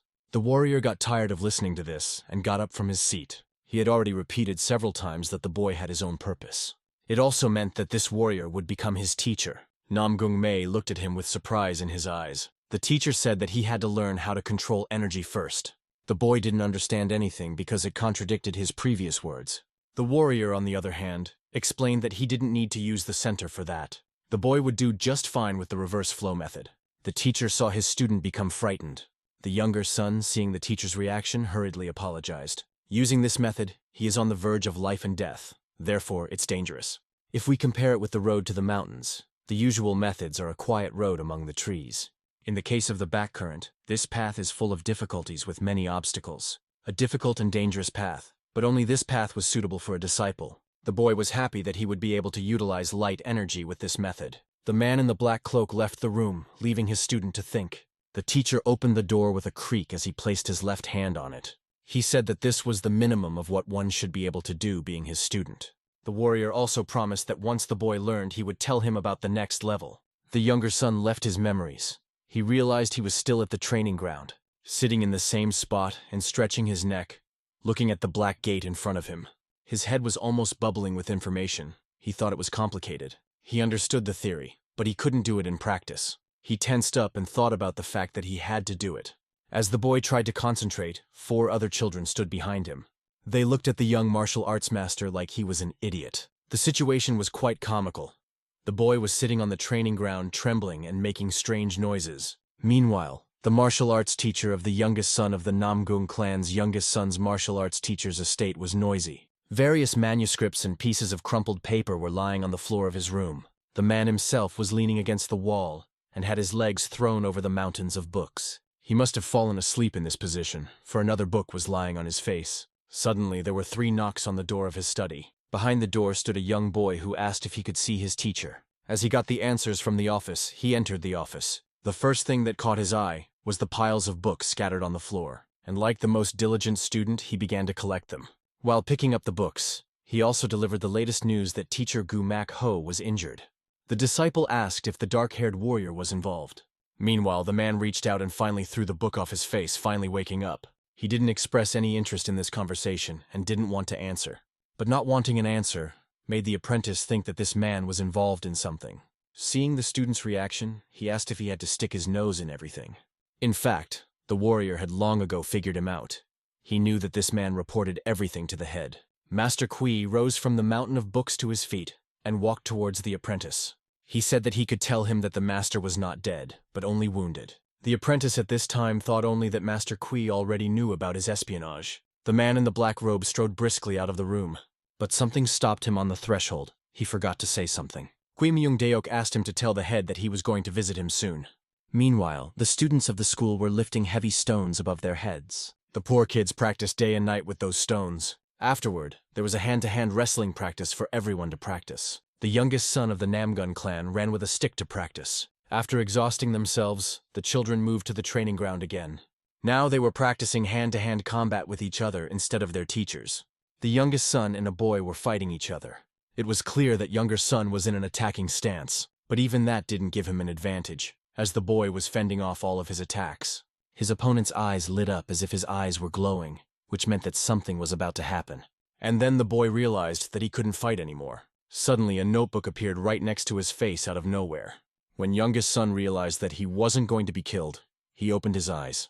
On the blank sheet from the notepad was written that the boy couldn't reverse energy either. The younger son said that was a good thing. And then their battle continued with younger son taking a swing with his knee. He didn't spare his opponent at all while he managed to dodge. The other children looked at them and were puzzled. The younger son was attacking just like a martial arts master, and that boy was defending himself with the same fervor. They were spinning in the same place, but their battle looked epic. Then the boy moved into an attacking stance, leaving the younger son to defend himself. As soon as this change happened, younger son was knocked out. His back hit the ground, raising dust. The boy realized that he had lost his balance during the attack. He now recognized what the Shaolin martial art was. The boy seemed to be preparing for another attack. His hand reached out somewhere. Namgung Mei looked at him with frightened eyes, thinking he was in for another blow. But the boy just handed him a notepad where it was written that usually only direct the energy upwards. He was suggesting to change the direction of the energy for the reversal. The youngest son of the Namgung family couldn't believe it was that simple, so he decided to give it a try. He was very surprised when he felt the flow of energy. He stood in a rather strange position, saying that he seemed to have found his balance. Two girls were watching from the side and didn't understand anything. One of them said from time to time, "What a shame." She also said that next week the real fighting would begin. The other girl, who had a harder time learning, asked if it was scary. Actually, it wasn't a big deal. All 12 groups just had to train outside. Another student intervened in the conversation. He said that it was all to make them more experienced. His appearance was rather strange, since he wasn't here a few seconds ago. He said that everyone got used to the quiet life in the clan and forgot that real danger could be waiting somewhere. So such training was needed to test how they would apply their skills in an unfamiliar environment. He wanted to ask one of the girls a question, calling her mistress, to which she got angry. She asked to call her Kalmi by her first name, then the boy corrected himself. He asked her if she wanted to be their captain, to which the girl answered him not to worry as she was not interested at all. She said it was important for her to uncover Kui Myung-duk's fake. The other didn't want to become captain either. She didn't have such good skills yet. Then the boy turned around towards the fighting boys. He looked at them with a strange expression on his face, as if he saw them as competition. The picture that unfolded looked rather strange. One of them was writing posters and the other was repeating. The atmosphere in the pig group was a little more depressing. There, a man with a bandaged arm and a green aura was sitting on a pedestal. Finished practicing, he unwrapped the bandage from his arm, inspecting his limb. He thought that it was already a little better, and good thing he had practiced. He left the room and closed the door behind him, stepping out into the wide hallway. Suddenly the boy heard footsteps somewhere very close by and turned around. A strange man was approaching him from the end of the corridor, who didn't look friendly. It was his teacher, and so the boy bowed and said hello. In fact, he was jubilant that the teacher had gotten a beating from another warrior. He didn't stop to say hello. He just said it was all right and that his student should watch his health. The boy shouted after him, "What was up with the snake group?" The teacher's voice was contentedly angry. He said it was none of his business. The boy drew his eyebrows together to the bridge of his nose and thought that it was none of his business. With a bewildered look on his face, he said that he was just curious. The teacher came back and repeated even more angrily that the matter was closed. The student looked at the teacher with a surprised expression on his face. The warrior told the student that if the guy brought it up again, he would get angry. The teacher looked at the man fiercely and said that he certainly shouldn't make him angry. The guy in the green cloak was upset, and he was filled with anger. He squeezed his hand so that the veins began to show. After completing their basic training, the apprentices moved on to practical training. Their goal is to escort guests from the noble clans. The order was sent to all 12 groups. A gray-haired man was sitting playing Jenga when he heard someone walking towards him. Kwimendok said he wanted the snake class to be assigned a separate training session. The chief replied that Kwimendok had nothing to worry about. The guy in the black cloak said that the training would be appropriate for their level. The bearded man said to tell Yang Ju-hyuk to look after the teacher. People say that everyone is so excited because the three are out for the first time in a whole month. The guy wondered who they would be accompanying. The girl with surprised eyes found the guy from the crowd of people. The man ran to the guy named Namgung Mei. Namgung Mei was happily surprised that his acquaintance Ji Pyong was also in the academy. Ji Pyong said even if her family wasn't the main family, her father sent her to study here anyway. Jiyoung asked what group Namgung Mei was in. Ji Pyong knew that Namgung Mei was not good at martial arts. Namgung Mei was surprised and replied that they didn't have that, and they started practicing right away. Ji Pyong said with tears in her eyes that the basics of energy and weapon techniques were very difficult. Namgung Mei asked Ji Pyong with a surprised look on his face if they had practiced the 3 techniques of the Murim clan. Ji Pyong with a very surprised face asked Namgung again. Ji Pyong leaned toward Namgung Mei and whispered in her ear, asking if it was true that their teacher was Kui Myung-duk himself. Namgung was told by his father that Kui Men-dok is a very scary person. The people heard the words about Kui Man-dok and said that he is not really scary, he teaches very well. Ji Pyong saw in the distance that people were already coming to meet the 2 warriors. Namgung Mei realized that they were all alone. The red-haired girl said that they could drag someone like that too. The girls stood there thinking about who they were going to accompany. Meanwhile, Kui Myung-duk and his partner were on their way. When they arrived, they saw that the clan leader was gone. Kui Men-dok and his partner led the team of men behind them. After a while, the team of men and their teachers arrived at the place. Namgung Mei didn't expect it to be the Merchants Guild. The team of people were shocked by the surprise that where they were going was the Merchants Guild. Kui Men-duk said they were here for a purpose. Suddenly, Kui Men-duk saw a black shadow standing from behind the door. 2 men were standing there looking somewhere with very intense eyes. A man ran out of the gate screaming, while the other 4 men walked calmly forward. The man looked up in fear, while the other held a dagger and spoke loudly. The bearded man turned around with a displeased expression and asked a question. The man partially bared his sword, uttering a threatening phrase about the value of life. The man raised his sword with burning eyes and demanded to remove his hand immediately. The man opened his mouth and eyes wide, expressing intense consternation and shock. The man's foot ran on the sandy ground, leaving footprints. The boy and girl stared in surprise as something flew past them. 2 men stood under the sky, one looking away, the other hiding his face. The one with the burning eyes ran forward holding a sword, while the men stood behind them. The man with the mustache screamed in rage, his face contorted with emotion and hurt. Someone's hand gripped the fabric of his clothing tightly, clutching it with force and tension. The young man in blue stopped the sword strike of the man in brown robes. The young man with dark hair decisively stopped his opponent's blow with his hand. The man screamed in fright, demanding to be let go. The young man squeezed the cloth, surprised at the strength, and exclaimed in Russian. The man with gray strands smiled and asked Hyungnim to be gentler with the child. The man repeated the word gentler with surprise, his gaze intense. Hyungnim moved sharply, and the other looked on fearfully, covered in sweat. The black-haired guy turned around sharply, his gaze focused. The 2 stood side by side, one with crosses on his chest, the other wearing a hat with a downcast look. The man in the conical hat lowered his head, and his hat shook slightly. Hyungnim swung his sword, but the young boy stopped him, and the enemies rushed to attack. The boy snatched the sword from its sheath, clutching the hilt, and the blade gleamed in motion.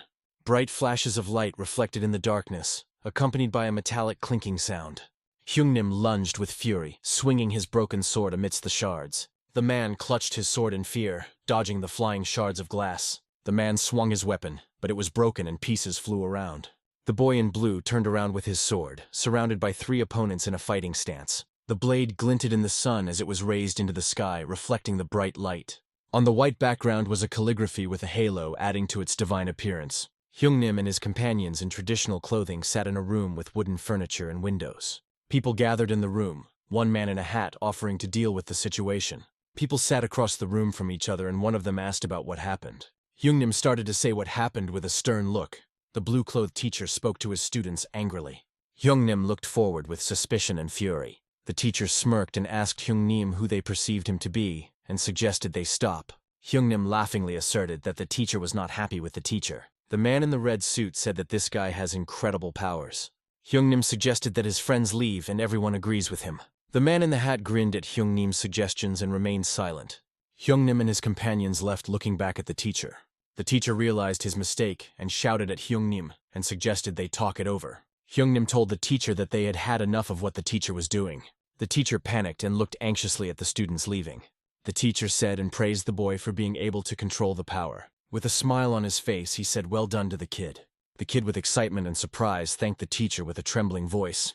The teacher stood there with a blank stare, wondering what to do now. He was called out, and he turned around to look at him with interest. After apologizing, Wang Sobong introduced himself to his students. Wang Sobong thanked the guys for their help. A female disciple asked her friend about the clan head with surprise in her eyes. The girl in red insulted her friend and told her to think instead of talking nonsense. The babe in blue clothes squinted at the laughing girl from the side. The man in the black robe stood up and told Wang Sobong that they were looking for him. Wang Sobong asked about the Merchant Guild in a surprised manner. The man in the black robe introduced their group, PEC Academy. Wang Sobong asked excitedly that this was the academy they had recently created. The leader of the academy approached Wang Sobong and asked him what happened to help him. Wang Sobong tremblingly began to tell what had happened. The three men stood around discussing the guild and who was going against them. They were angry that their guild was poaching people with whom they had made contracts. The guild founders had bribed the transportation company to stop contracting with them. Wang Sobo told what happened to their guild to the teachers at the academy. The students of Ping Academy stood there with eyes filled with fear and surprise at what they had heard. A female disciple asked Wang Sobong for trade relations. Wang Sobong was punched in the stomach and the impact made him fall down.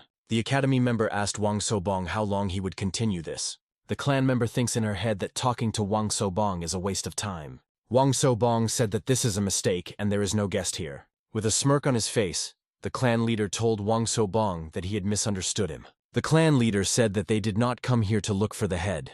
The clan disciples wondered what they were doing here then. The clan leader said that they would be looking for Sayo of the guild. The disciples screamed in horror at what they were here for. Wang Sobong cried out in horror at what he heard.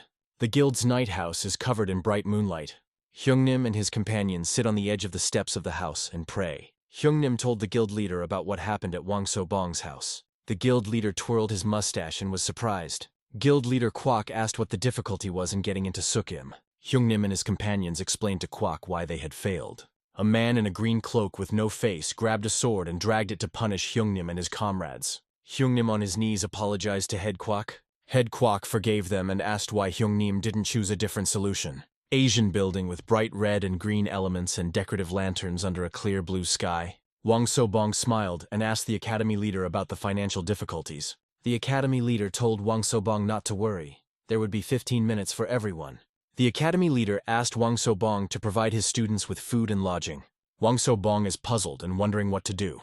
Wang Sobong is wondering what might happen on the shopping trip and who the guests are. The members of the academy think that they can refuse to work further, but still agreed. Wang Sobong agreed to the academy students' proposal and told them to settle down.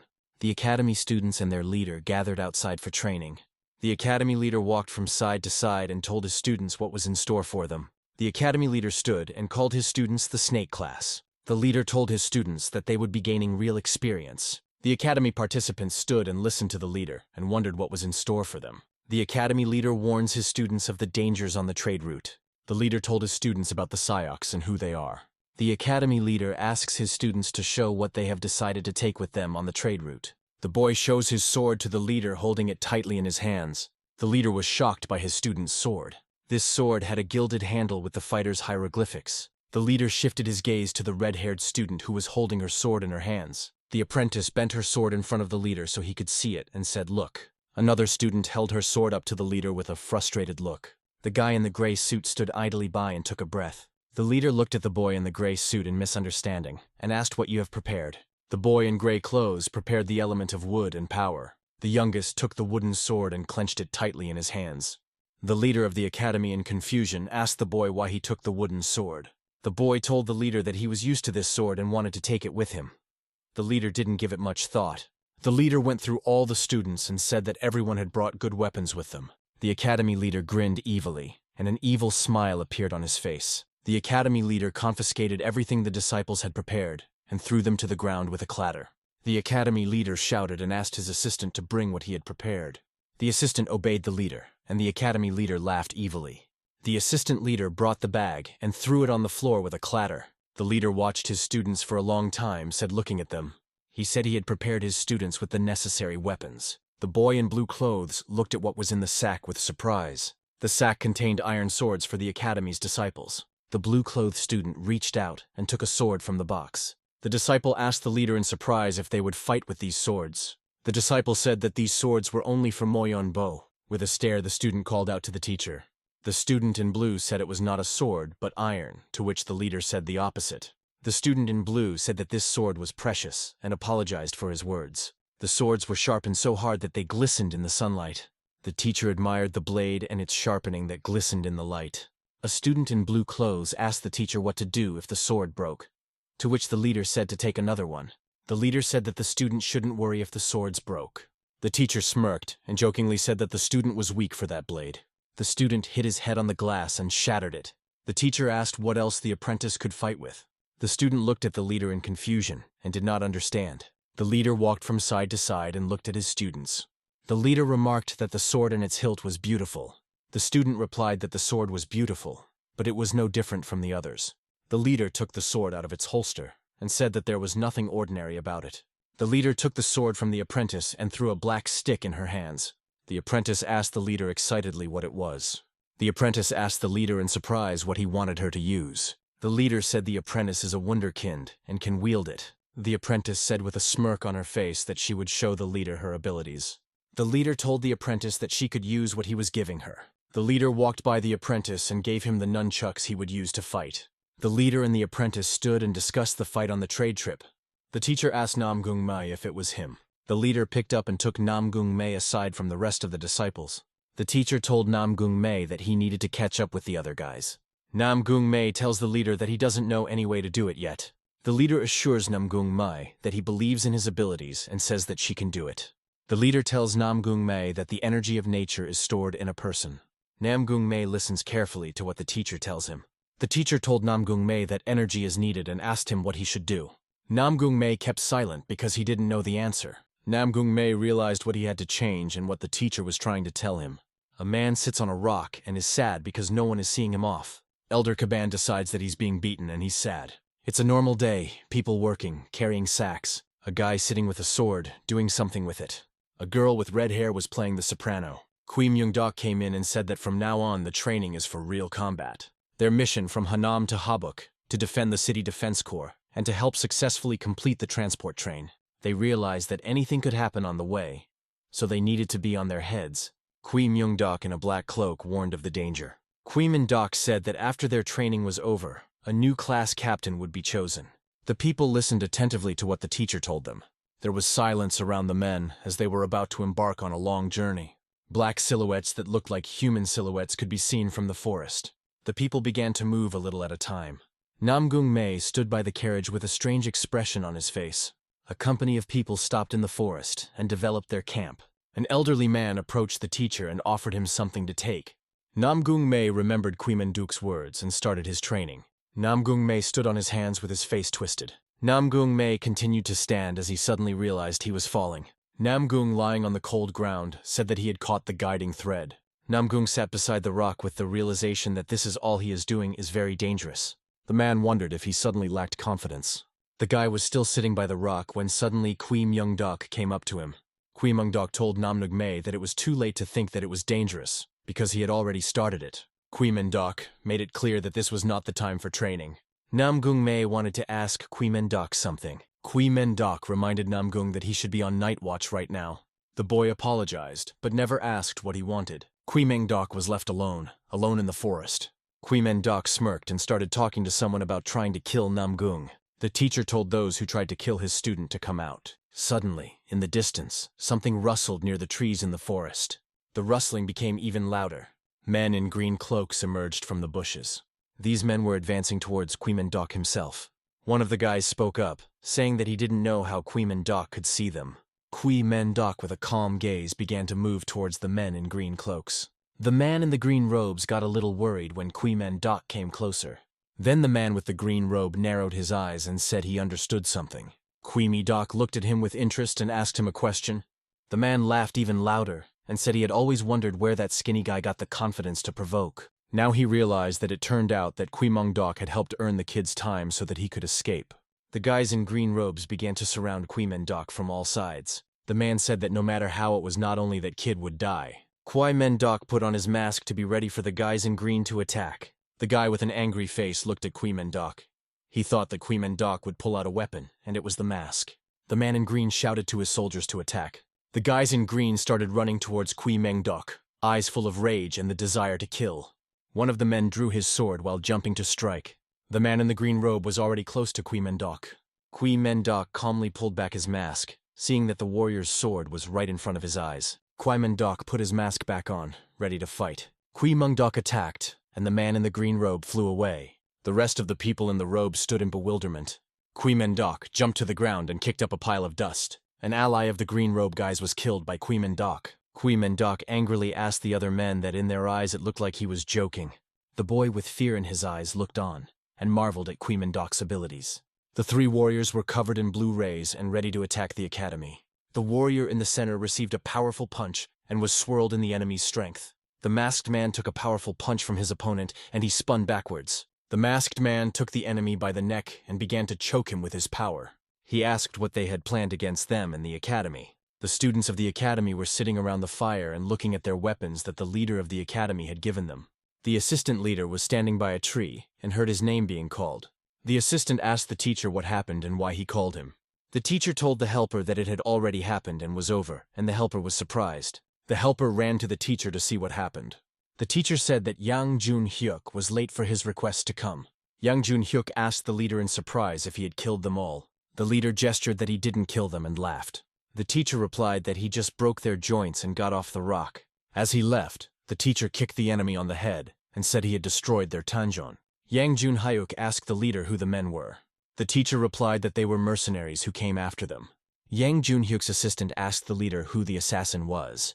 The leader told Yang Jun-hyuk that the attacks would continue because their underbelly was strong. Assistant Yang Jun-hyuk came to see the leader sitting on a rock in a pile of corpses. He decided to go over to his students to see what they were doing. In the middle of the forest, a bright fire was built by the students of the academy. Yang Jun-hyuk and Kui Mendok were talking about how they should interrupt the students' training. Kui Mendok said they wouldn't interrupt anything. Kui Mendok told Yang Jun-hyuk to deal with the assassins himself. Yang Jun-hyuk asked Kui Mendok what his words about trust meant.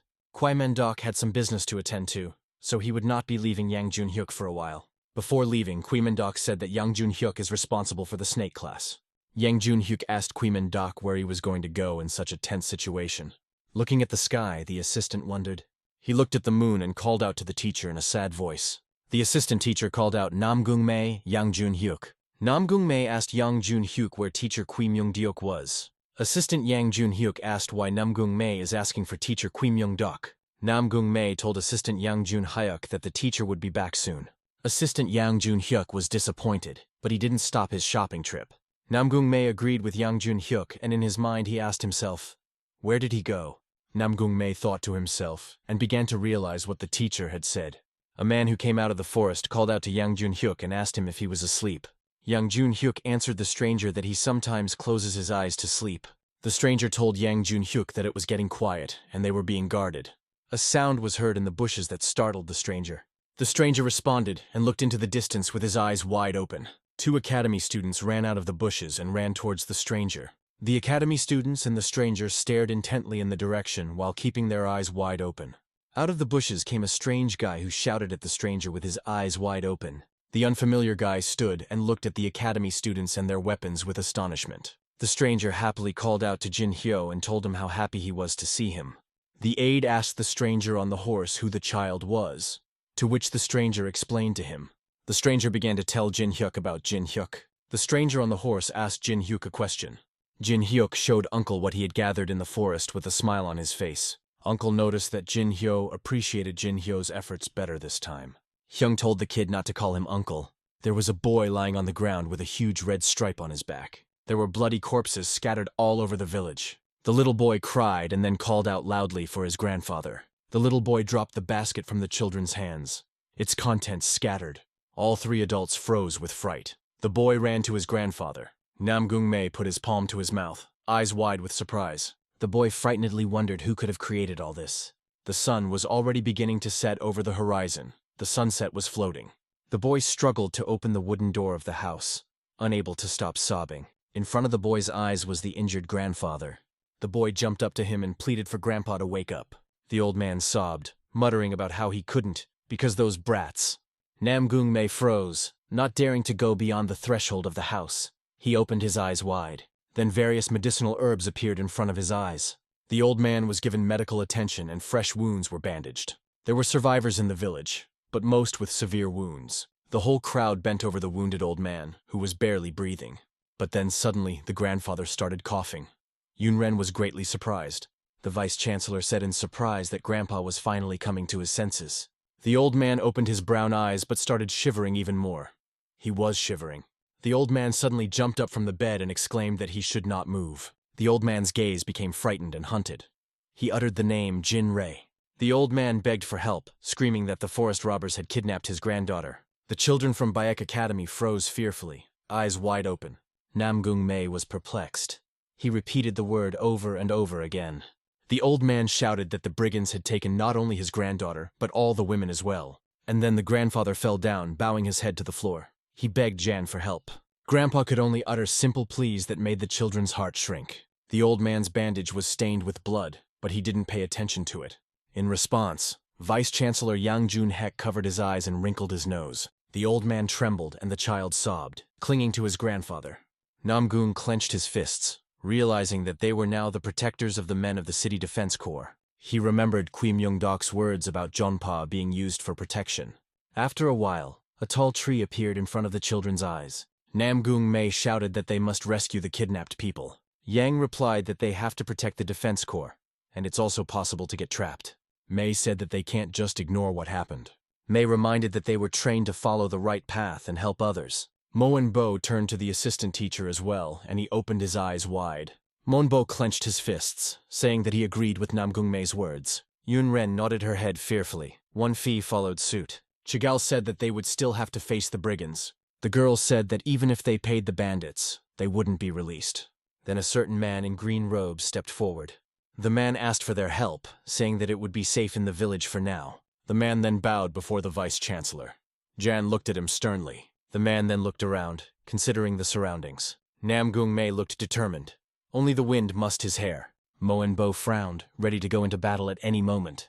Chigalmi's gaze was stern and determined. She barely frowned. Wonfi and Yunren opened their eyes wide, but then frowned heavily. The vice-chancellor looked at the people around him in surprise. But then the man suddenly grinned brightly. Yan thought about how the children were becoming more and more like the Chonf warriors. Yang said that from now on, the snake class goes to rescue people. Yang said that they are divided into two groups, rescue group and defense group. The rescue group will include Moenbo, Wanpei, Chigal, and Yang. Yang said the defense group will include Namgung and Yun Ren. They would stay in the village. Namgung was about to object, pressing his hand to his chest. But a man beat him to it, holding out a strange object. Mei asked what it was. Yang said it was a beacon, to be launched into the sky in case of danger. Namgung confusedly said he wanted to go too, but he was interrupted by Chigal, hiding Mei behind her back. She said he didn't have to. The girl said Namgung wouldn't bring any help anyway. Namgung realized that even though it sounds hurtful, that Chegal was right. Mei realized that he could cause trouble since he couldn't use the energy. Namgung only said, lowering his gaze, that they would definitely rescue the kidnapped people. But after a short while, the group ran out to help. They rushed forward, aiming further and further into the deep forest. The Weizenkanzler sternly ordered them to increase their speed, frowning. The children immediately obeyed the order, endeavoring to complete the mission. Moenbo was running ahead. He frowned heavily as he looked at the forest. The boy ran faster and faster towards a strange, thick green bush. A certain silhouette ran in front of him, outpacing the entire team by a second. Noticing this, Moenbo was greatly surprised, opening his brown eyes wide. And then that strange stranger hurriedly struck at the child. It was a forest brigand who swung with all his might. Moen avoided the blow. The boy then hurriedly pushed himself off the ground, jumping away from the brigand.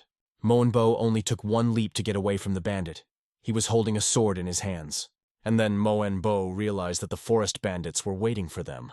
The rescue team was surrounded by a huge crowd of forest bandits. The vice-chancellor only tiredly thought that these brigands were skilled in martial arts. Kwai ordered Yan to make the children fight only the brigands. The vice-chancellor thought that since they were brigands, he should trust the children with everything. Those only looked at the kids nastily, asking if the kids were really chasing them.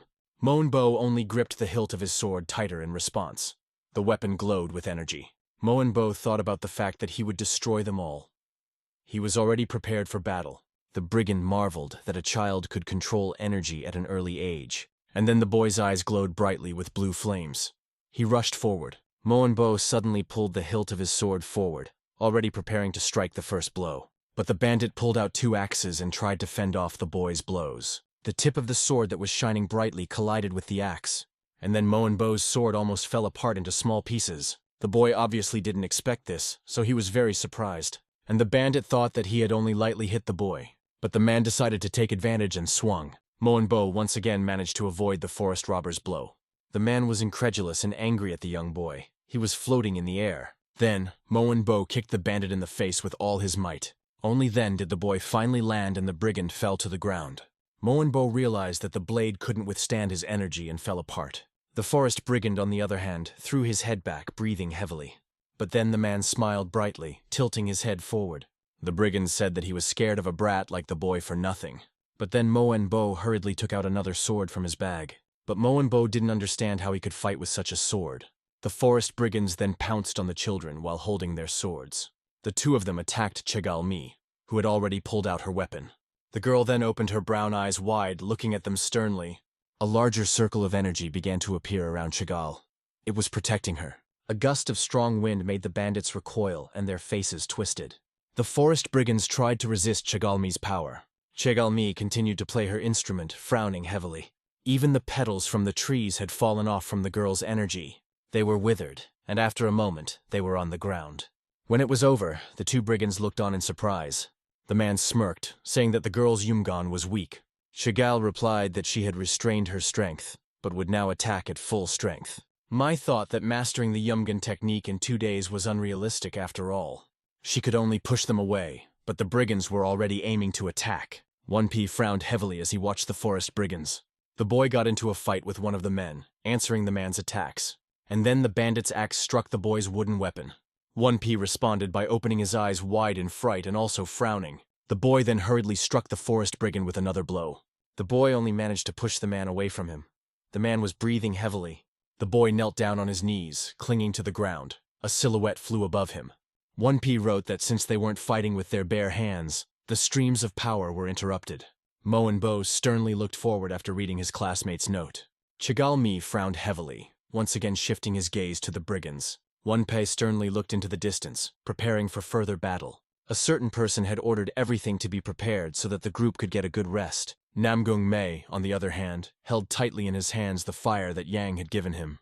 The boy sat on the ground with his head down. He was frustrated. Mei understood that their original duty was to protect the hull. He realized there was little chance of the brigands returning, but one had to be on guard. Hiding the fire in his clothes, the boy looked around.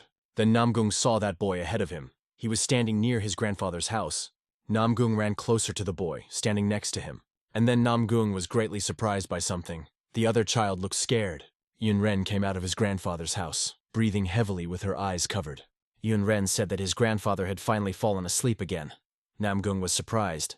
Yunren said that Grandpa would probably get better soon. The little boy then bowed deeply and thanked Nuna. Namgung said it was time for him to go look around the perimeter of the village, and then he would come back. But the little boy objected, saying that he would see Hen off. And then, after a while, a tree appeared before the eyes of the 2 children. Namgung looked around with his eyes wide open. The child looked determined. He said that bandits don't attack often, and therefore even the closest hiding place is far away. The child said that since this was not the brigands' territory, they had based themselves here. Namgung couldn't understand why the bandits attacked then. The boy thought to himself that things were much more confusing. And then the boy noticed strange movements of a body that was labeled for dead. Then the boy noticed strange movements from the other body as well. Mei thought that the body was making a transportation trip for the first time in 3 months. Namgung MJ then abruptly turned back around, eyes wide. May realized that the enemy knew that Sukyum would definitely stop by on his way to the village. The boy looked at Namgung May perplexedly. Namgung May clenched his fists tightly and also lowered his gaze downward. He turned to Jin Hee, looking at the scarlet, setting sun in the sky. Namgung May ordered him to go inside as soon as possible, but Jin Hee only perplexedly asked why he should do so. Namgung replied that he had a bad feeling. It was not for nothing that the boy thought about it. They were being watched by a man who was sitting in a tree. The brigand's face was covered by a green mask, and his eyes glittered brightly. Jin Hee awkwardly asked why Hen was acting like this. In front of Namgung May's eyes was a desolate area and an open gate. Namgung frightenedly replied that this was no joke and Jin, he needed to go home. But suddenly, a certain voice sounded. A man said that he was already here. Namgung immediately looked up, eyes wide with fright. The green-masked bandit was watching Namgung, having jumped down from a tree. The boy noticed the green mask that hid his face. Namgung realized that the man in front of him was not a forest robber. He told Jin Hee to run away, but the boy stammered in fright, eyes wide open. His body was trembling. Namgung realized that Jin Hee was frozen in one place because of the brigand's salga, and then suddenly Namgung grabbed the boy's hand tightly. Namgung May hurriedly led the boy away. They ran as hard as they could, but the mercenary only smiled nastily and asked where they ran to. With a single tug, the man came down from the tree, glaring at the boys. Namgung drew his sword from its sheath. He needed to buy time for Jin Hee to escape. Namgung shouted that he would fight the mercenary. He got into a fighting stance. The boy got off the ground and swung at the mercenary. The man staggered back. The man stared at the tip of Namgung's wooden sword in surprise. Namgung May then rushed to strike again. He used all his strength. The boy then turned around and realized that everything was fine. For Jin, he had escaped. But then he was kicked in the stomach by the mercenary. Namgung flew backwards, coughing up blood. The man wasn't going to stop, coming closer to Namgung. Namgung May was lying on the ground, and there were small drops of blood all around him. The boy then hurriedly got to his feet again to answer the mercenary. May was breathing heavily while holding his stomach. There were bloodstains near his mouth. The mercenary irritably asked who was here to fight who else. The mercenary didn't believe the first squad had been killed by lowlifes. There was no need for them. Namgung wondered if the brigands were really just a distraction. Then the man snapped his fingers and said he would kill Namgung first. The mercenary kept saying that he would then deal with the villagers and Solkim. Hearing the threats, Namgung frowned heavily. He was angry at the mercenary. The boy immediately pulled out his signal fire, realizing that help was needed. He was about to call out to the teacher's assistant for help, raising the flame into the sky. But suddenly handcuffs appeared in front of Namgung May's eyes. They were disengaged and attached to the brigand with rope.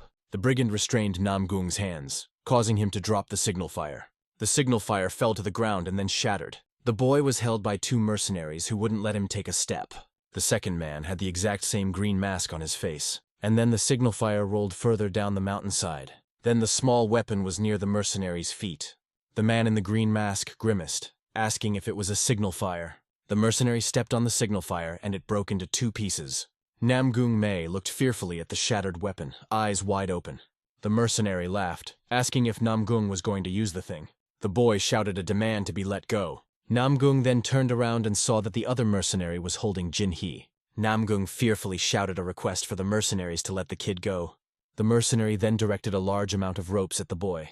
And then the boy was surrounded by three mercenaries who pounced on him. Namgung May was trapped with ropes wrapped around his body.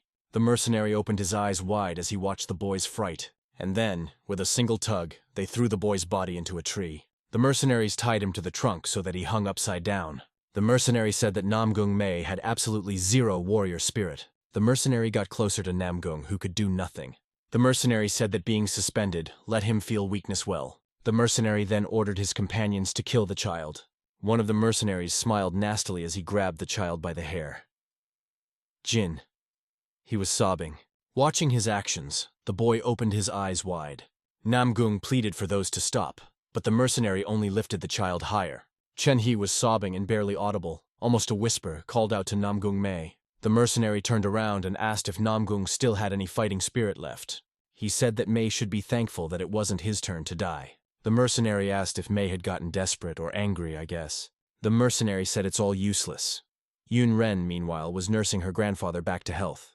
A certain silhouette hidden behind a sheet of corpses began to move. The mercenary said that the weak have the fate of being crushed by the strong. Then the man began to strangle a small child. He choked back tears. Namgung thought that if he had the strength, things would be different. And then, it was as if something inside Namgung cracked, filling the space. A violet aura began to form around Mei, which broke the ropes. Inside the boy, it was as if a small fire was growing inside of him, slowly igniting. The fire warmed Namgung's soul while he almost cried from helplessness. Namgung wondered what was happening to him, and if he needed his strength. He shrank back. But he didn't understand why he needed strength. He was the son of the Namgung family, and so it was natural that people demanded strength from him. Strangers said that since he was Namgung's heir, he should be able to do it. They said that Mei should take the example of the head of Namgung and defend the family's honor. They all expected only the best from the Namgung family. Mei realized that because of the surname Namgung, people were looking at him, evaluating him. Mei, too, at some point began to take it all naturally. One day, his father said that Mei couldn't become a warrior so he couldn't use energy. Hearing the sad news, the little boy lowered his eyes. The strangers couldn't believe it, for being Namgung, Mei couldn't use energy. They kept saying that all the other siblings were talented and Mei was a disgrace. They said that even if you don't compare, you can see the strong difference. Namgung Mei realized that the high praise about him had faded into oblivion. Knowing that it wouldn't work out, he still tried to keep up with his brother's strength. The boy practiced constantly, not sparing himself even for a minute. After a while, Namgung Mei forgot the reason why he had to become stronger. He swung his sword endlessly, hoping that it would bear fruit. But at some point, Mei wondered why he wanted to become stronger. He lowered his sword, trying to remember a single reason to do so. But it was as if all memories had been erased from Namgung Mei's mind. But with every practice, a bright flame grew inside Namgung Mei. Suddenly, Namgung Mei saw his father in front of him. He was as stern as ever. The elderly man was carefully watching his son's training, but then his father asked if Mei was interested in studying Choshik. Namgung Mei replied that then he would become stronger and protect people. The father asked what kind of people the boy wanted to protect. The boy thought for a moment and replied that those who were in a difficult situation. The older man asked what then, in Mei's understanding, is strength. And then the boy froze, looking at his father in surprise. He gripped his sword tighter. Namgung Mei then replied that strength to him was his father. He looked stern. Namgung Mei replied that if he became like his father, he would be strong.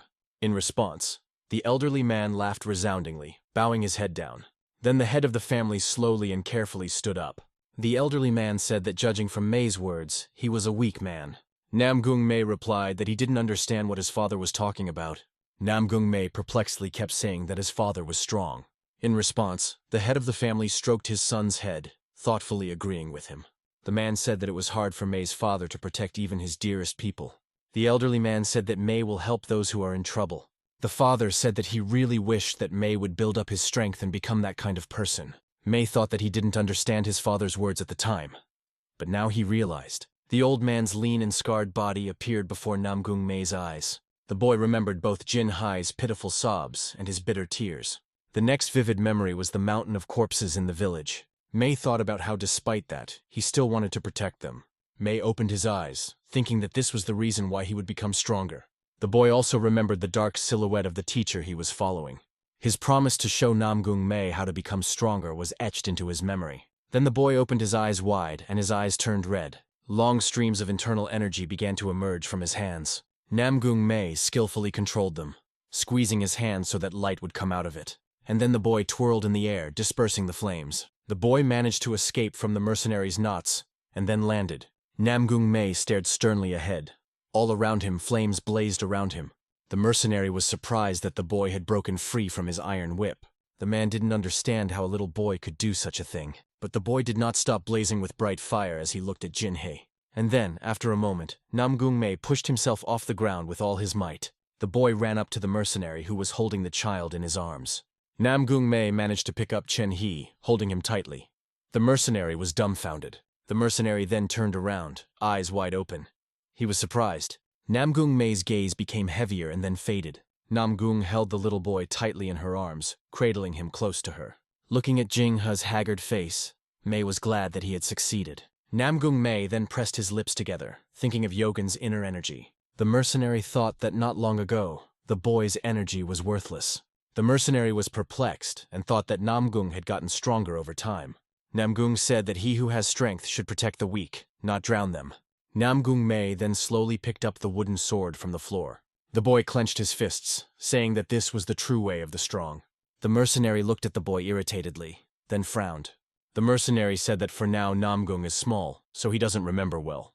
The man said that May was starting the journey in Murima, so he would narrate the law of the jungle. The boy was surrounded by a lot of mercenaries who looked at each other. A mercenary flew up to Namgung, saying that he would tear the impertinent boy to pieces. But Namgung wasn't going to give up, so he used Yoganyong. Then the boy blocked the mercenary's punch, but his weapon was better. And then the mercenary threw dozens more punches, but the boy avoided them. May thought that he couldn't use energy, since he had just learned it. The boy decided that he should use Choshik and increase the power. The boy remembered his brother, remembering his Choshik. And then Namgung Mai decided to grip the hilt of his sword tighter. Namgung Mai repeated his brother's movements using the blue sky sword technique. Seeing such a sight, even the mercenary was greatly startled, opening his eyes wide. But the boy only shouted louder, applying the two-headed dragon play. The boy made the first movement of the sword technique. And then he applied his energy to the wooden sword. With the two-headed dragon play, May managed to throw the mercenary away from him. The man's body was scorched by bright flames. He threw his head backwards. The obese man then fell to the ground. His mask and clothes were torn on him. The other mercenaries looked at the corpse of their comrade in surprise. He didn't understand how a first-class warrior could be inferior in strength to a child. The mercenary looked at the corpse and didn't understand what had even happened. And the boy's hands trembled faintly. He lowered his sword. Namgung thought in surprise that he had succeeded in harnessing the energy. But then the boy suddenly raised the wooden sword to the sky. Then Namgung Mai staggered, hardly able to even stand on his feet. And then the boy stuck the tip of the wooden sword into the ground. Namgung bowed over the ground, realizing that he had overdone the energy. But then the boy rose from the ground, ordering himself to come to his senses. Namgung Mai reminded himself that there were still 3 opponents left. But then his gaze fell on the corpse of a man. He opened his eyes. The mercenary looked at his comrade in surprise. He was silent. They were originally going to split the forces and destroy the core. The mercenary thought they had left a Dith with medical skills and a weakling. But now the mercenary was thinking that perhaps he was wrong. After all, Namgung Mai was still standing upright and ready to fight. The mercenary noticed the trembling in Mei's hands. He realized that he had reasoned correctly. The mercenary realized that with just one blow, the boy's strength was depleted. And then the brigands decided to organize a combined strike formation. 3 men with weapons pounced on Namgung Mai. The boy grimaced and frowned in response, hesitating. Namgung Mai was already prepared for further attack, glaring at the mercenaries. One of the men decided to jump on Namgung Mai, and then the ground seemed to split into several pieces. The mercenary rushed to hit the boy. Mei's shoulder bled. Namgung clenched his teeth in pain, realizing that he had failed to dodge. And then Namgung saw another blade that was near his head. He returned the blow. There was an inner strength placed in the mercenary's blade. Mei realized that in a frontal attack, his wooden sword would simply break. Therefore, the boy hurriedly dodged the blows. He realized that he needed to increase the distance. A silhouette appeared behind him. Seeing the shadow, Namgung Mai immediately hurriedly recoiled. The boy wondered if he was being attacked from above. Looking up at the sky, Mei saw a mercenary who threw ropes at him. At their ends was a sharp iron point like a blade. They all slammed into Namgung Mei's back. He didn't manage to recoil. The wounded boy fell to the ground. His entire back was covered in blood. He got up, realizing that he had no chance to counterattack. The boy realized that dodging was hard for him too. So what to do? The mercenary asked what was going on with Mei, and why there was no reaction. The mercenary asked why Mei wasn't using that cool sword technique anymore. Namgung saw 2 mercenaries from above who were already swinging. Mei realized that he needed Choshik to break the balance between them. He remembered that he had failed to properly learn the blue sky technique. And then the mercenary wounded Namgung in the shoulder again. Fresh blood appeared. The boy glared angrily at the new painful wound. As he stabbed, Mei thought back to the after effects after being poisoned by the poison. And then the iron point was thrust into his arm again. He frowned. Mei remembered that after the poisoning, his father had stopped training him in Choshik. The mercenary shouted that Mei was only dodging the blows. Mei thought that one Choshik he had repeated 10 million times. Namgung paused, remembering the first movement of the sword technique. And then the guy's eyes lit up with a bright red fire. The mercenary, seeing Namgung's strength, was startled and recoiled backwards. The guy's eyes lit up with fire. Everything around him was ablaze. His wooden sword was surrounded by tongues of blazing flames. He then flung the mercenaries away from him using a 2-headed dragon play. The bright flames rose towards the sky. Its tongues swirled in a dance. But then the flames abruptly began to fade, returning to the ground. Entire puffs of smoke were left under the boy's feet. The boy's body shook violently. He could hardly stand on his feet. May tried to say that this was not the end, but he didn't have the strength. He fell to the ground face down, swinging his sword away from him. Blood spurted from his wounds. The two mercenaries looked fearfully at the scorched earth and the corpse of their comrade. One of the men opened his eyes wide and asked what it was. The man hurriedly approached the two bodies lying on the ground. The brigand walked over to the body of a boy who must have been unconscious. The mercenary thought that a child with no experience in combat had managed to modify the choshik. The man didn't understand how he was able to use the deformation quickly. A sword technique, a few choshik created to put them into a principle. If one understood the true essence of the choshik and learned how to modify it, what would happen? It would no longer be a choshik, but a sword technique. This was something that all warriors knew about. The mercenary realized that if he left the child behind, there would be trouble in the future. The mercenary then swung his sword, realizing that he needed to kill May now. The man swung his sword intending to kill the child, but suddenly the mercenary stopped, frozen in place. The silhouette of an old grandfather appeared behind him, saying that it was difficult. The mercenary realized that the Fisa couldn't come back yet. The man pointed his sword at the old man and asked who he was. The grandfather replied that it was a little difficult for him, for he did not know the circumstances. The old man scratched his head and said that one thing he already knew. Grandpa replied that those who hide their face under a mask have a snout in a gun. The old man asked if they wear masks when the three of them torture children. The mercenary thought he was looking at a homeless man. The mercenary ordered number 2 to deal with the old man. And then, in a flash, long blades appeared from the man's sleeve. The mercenary pointed the blades towards the old man and then threw the dagger. The old man recoiled. It seemed as if he fell to the ground. The dagger ended up stuck in a certain tree trunk. The old man said that mercenaries don't hesitate to kill people by covering their mouths. The elder said that he should give the mercenaries a good beating. After a while, the bright setting sun was already slowly floating across the sky. A certain forest brigand clutched the sand in his hands. He crouched down on the ground. He was once again attacked by Moenbo, who was trying to fight with his sword. Moenbo was surprised that the brigand threw sand at him. He froze for a moment. The boy saw in front of him a huge number of spears flying at him. And then Moenbo ran away, avoiding injuries and scratches. The boy realized that the brigands would use any methods in battle. The two men across from him smiled nastily while holding swords. Bo wondered about the normal weapons. Behind him lay dozens of broken swords. Just a moment later, Moenbo was once again attacked by a brigand, shouting loudly. Chegelmi only managed to dodge the brigand's blows once. The girl then hurriedly ran away from her opponent. The brigand grudgingly asked if she was going to run for long. Chigal realized that she needed a decisive moment to attack. The Vice-Chancellor stood in the middle of the battle, watching the action. Ian knew that the snake class was the best in terms of skills. But what a messy battle this was. Jan realized that the children couldn't use weapons properly at all.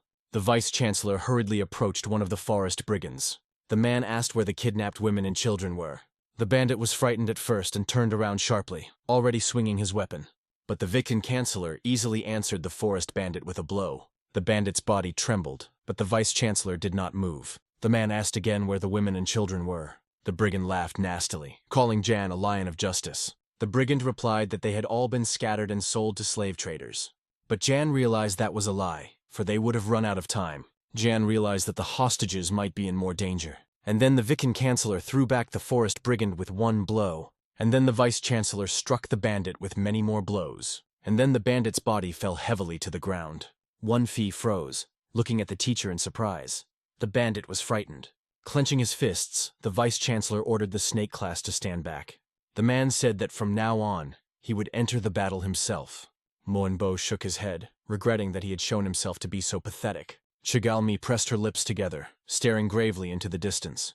One Fee exhaled tiredly, wiping the sweat from his face. After a while, the Vice-Chancellor stacked a mountain of mercenary corpses. Jan said that if they continued to fight, they would probably win. Jan said that the children didn't know how to use weapons properly. Yang said they showed confusion about the tactics of real outlaw combat. He said this is the reason why they need experience in battle. Yang said that practicing in real combat is important. Ian was adamant that rescuing kidnapped people comes first. The kids exclaimed that they understood. One Fee pressed his lips together, and then the Vice-Chancellor stepped closer to one of the brigands. The Vice-Chancellor ordered the brigand to lead them to the base. The man was greatly frightened, and so he awkwardly agreed. The elder, meanwhile, was already gathering energy around him. The old man said that the mercenaries could attack as they wished. The mercenary was surprised that this grandfather was an outstanding Caban fighter. The mercenary realized this because of the knots on the old man's belt. The mercenary realized that the elder in front of him was at least at the Cholchon level. Looking at the strength, the mercenary realized that there was a possibility of being a Cholchon warrior. The mercenary thought about the fact that they needed to break away from the old man. The mercenary then swung the kettlebell, intending to kill the old man. Upon seeing the mercenary's weapon, the man suddenly froze, startled. Grandpa realized that it was a smoke shell, so he ran towards the enemies. But the mercenary had already managed to use a weapon, and the old man did not have time to run. Before his eyes there was only a huge cloud of smoke. The old man stood next to the body of the young boy, as if protecting him. Grandpa mumbled thoughtfully, wondering if the mercenaries had escaped. The elderly man said that they were very cautious. Then the old man turned around, eyes wide. Grandpa thought that the boy had powerful fortitude and good judgment. The old man said that it was worthy of praise. He decided that since the boy used the blue sky technique, he must be Namgung Hui. After a while, it had already gotten dark. The sun had set behind the horizon. Many men were carrying heavy sacks and loads. But suddenly, one of the men froze, not daring to move out of surprise. Following him, another man turned around as well. He smiled faintly. Behind them stood a huge crowd of returning women and children.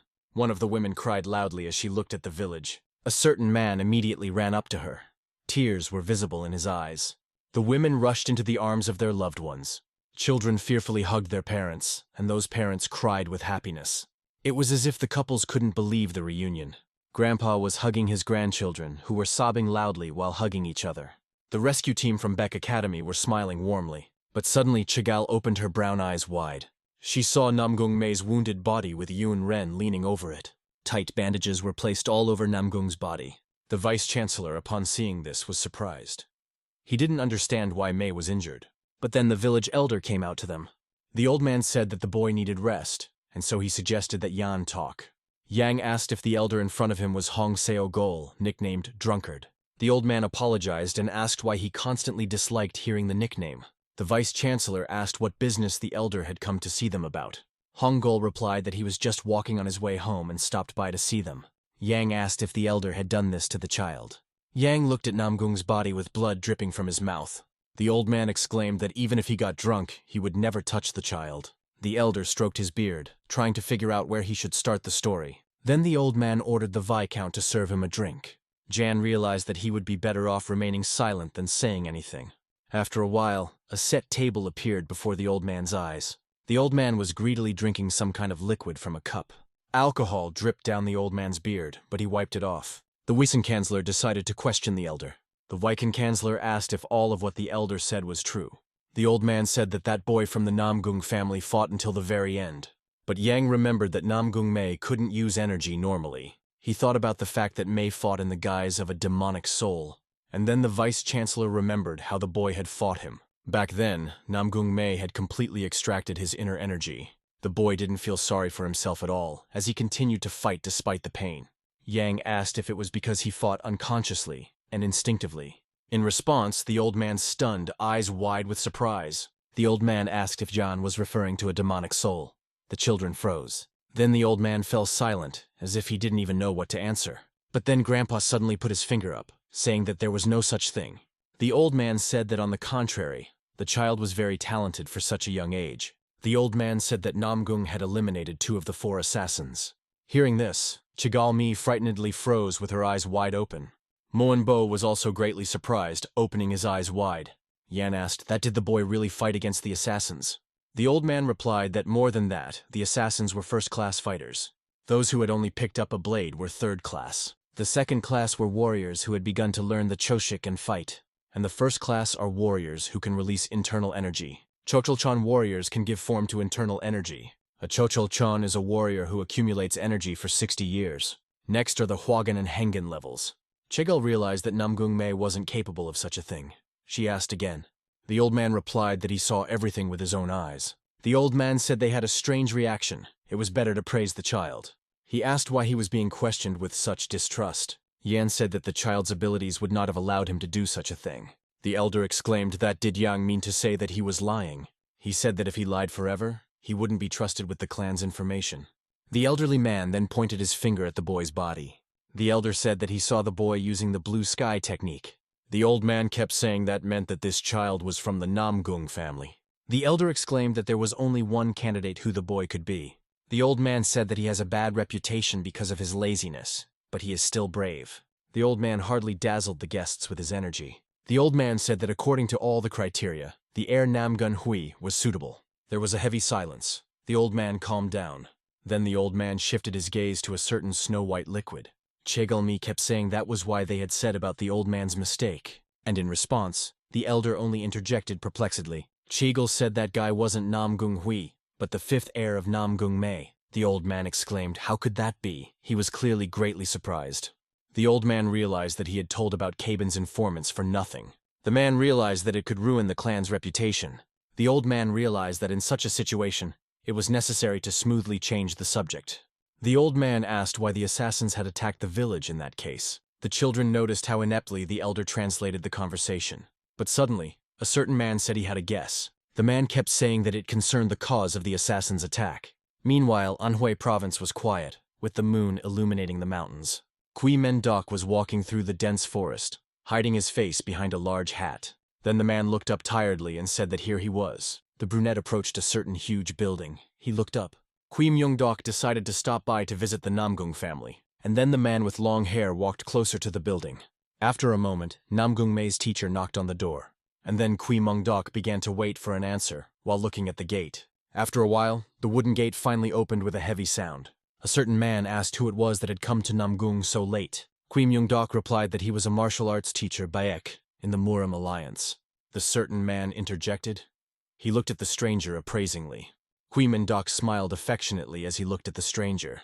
The man thought about the fact that the teacher had such pale skin and a lean body. He thought the man looked more like a sick person who had come to borrow money. The man smiled kindly, saying that the teacher had better come back tomorrow. Kui Myungdok abruptly stopped smiling, saying that he understood. The teacher said that he would come by to see them tomorrow. The doors immediately closed, and the man was left standing alone, in complete silence. After a while, Kui Myungdok climbed onto a certain high roof. Kui said it was a family visit, which meant there was no need to make a fuss. And then the brunette looked up, as if he was scrutinizing something. Kui Mendok was looking at the energy streams from the room upstairs. The teacher thought he felt a powerful energy from that place. The wind was developing the man's dark cloak. He hurriedly stood up. In a moment, the roof of the building was empty, as if no one had ever been there. Kui Mendok realized that only head Namgung possessed such energy. Kui Mendok hurried over to Namgung Cho while wearing a mask. Yang at the same time turned to the junior corps leader. Behind him stood a frightened man in yellow robes. The junior leader then hurriedly took out something from his pockets. The man carefully placed a certain box on the table.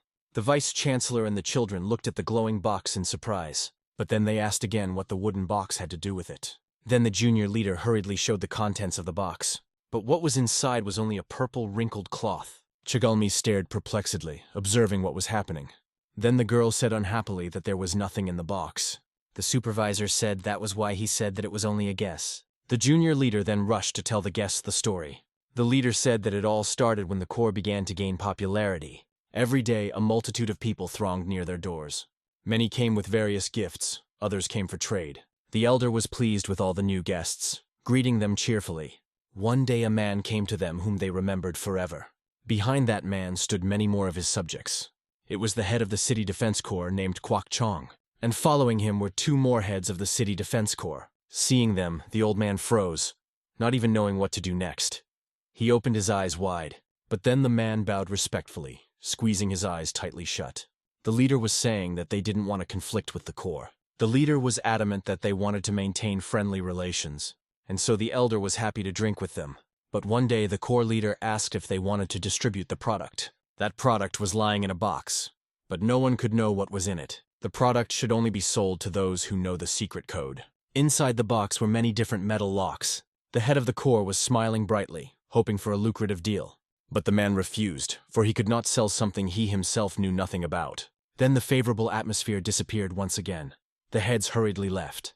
The junior leader's father felt depressed. He said that after that their power weakened and they entered the current situation. He said that after they left, they opened the box, but it was empty. Ian listened to the junior leader intently, thinking. Chagall said that those assassins must have been sent from the union of the association as well. The junior leader agreed, averting his gaze. He said that they had the same assumptions, but there was no proof yet. Shigalmi wondered what could have been in that box. The junior leader awkwardly replied that they would like to know too. But the elder pulled out another box and asked if that was the one they were talking about. Everyone around them was greatly surprised as they looked at the confused drunk. The junior leader exclaimed where the elder got it from. The old man awkwardly replied that Caban was studying the matter too. The elderly man opened the box, revealing a small golden ball. One Fi asked perplexedly about whether it was Tanhuan. Yang asked if it was a miracle cure. The old man replied that he did not know. The old man replied that while the Safas were fighting, he had stolen the medicine. Chigal said thoughtfully that it was all somehow suspicious. The old man replied that it was as if that man had bathed in a bucket of shit. The elder said that the pill had already spread all over Zhongyuan. He said that they trusted the Yak clan and the Sacheon family to analyze it. Chigal realized that they would be able to figure out the effects of the pill. But the girl didn't understand who was distributing Tangwan then. The old man realized that soon, unrest would break out in peaceful Murim. But then the old man hurriedly looked away to the right. The old man suddenly remembered about Namgung Mei, who was lying unconscious. He realized that compared to his reputation, the boy was quite interesting. There was ink on the table, and a small candle was also standing. A certain man unfolded the parchment with a sharp movement. It was the head of the Namgung family. He looked around. Then, an elderly man stood up from his chair with his head bowed down. The head of the family walked over to the windows, looking at the night landscape. There was complete, nighttime silence all around.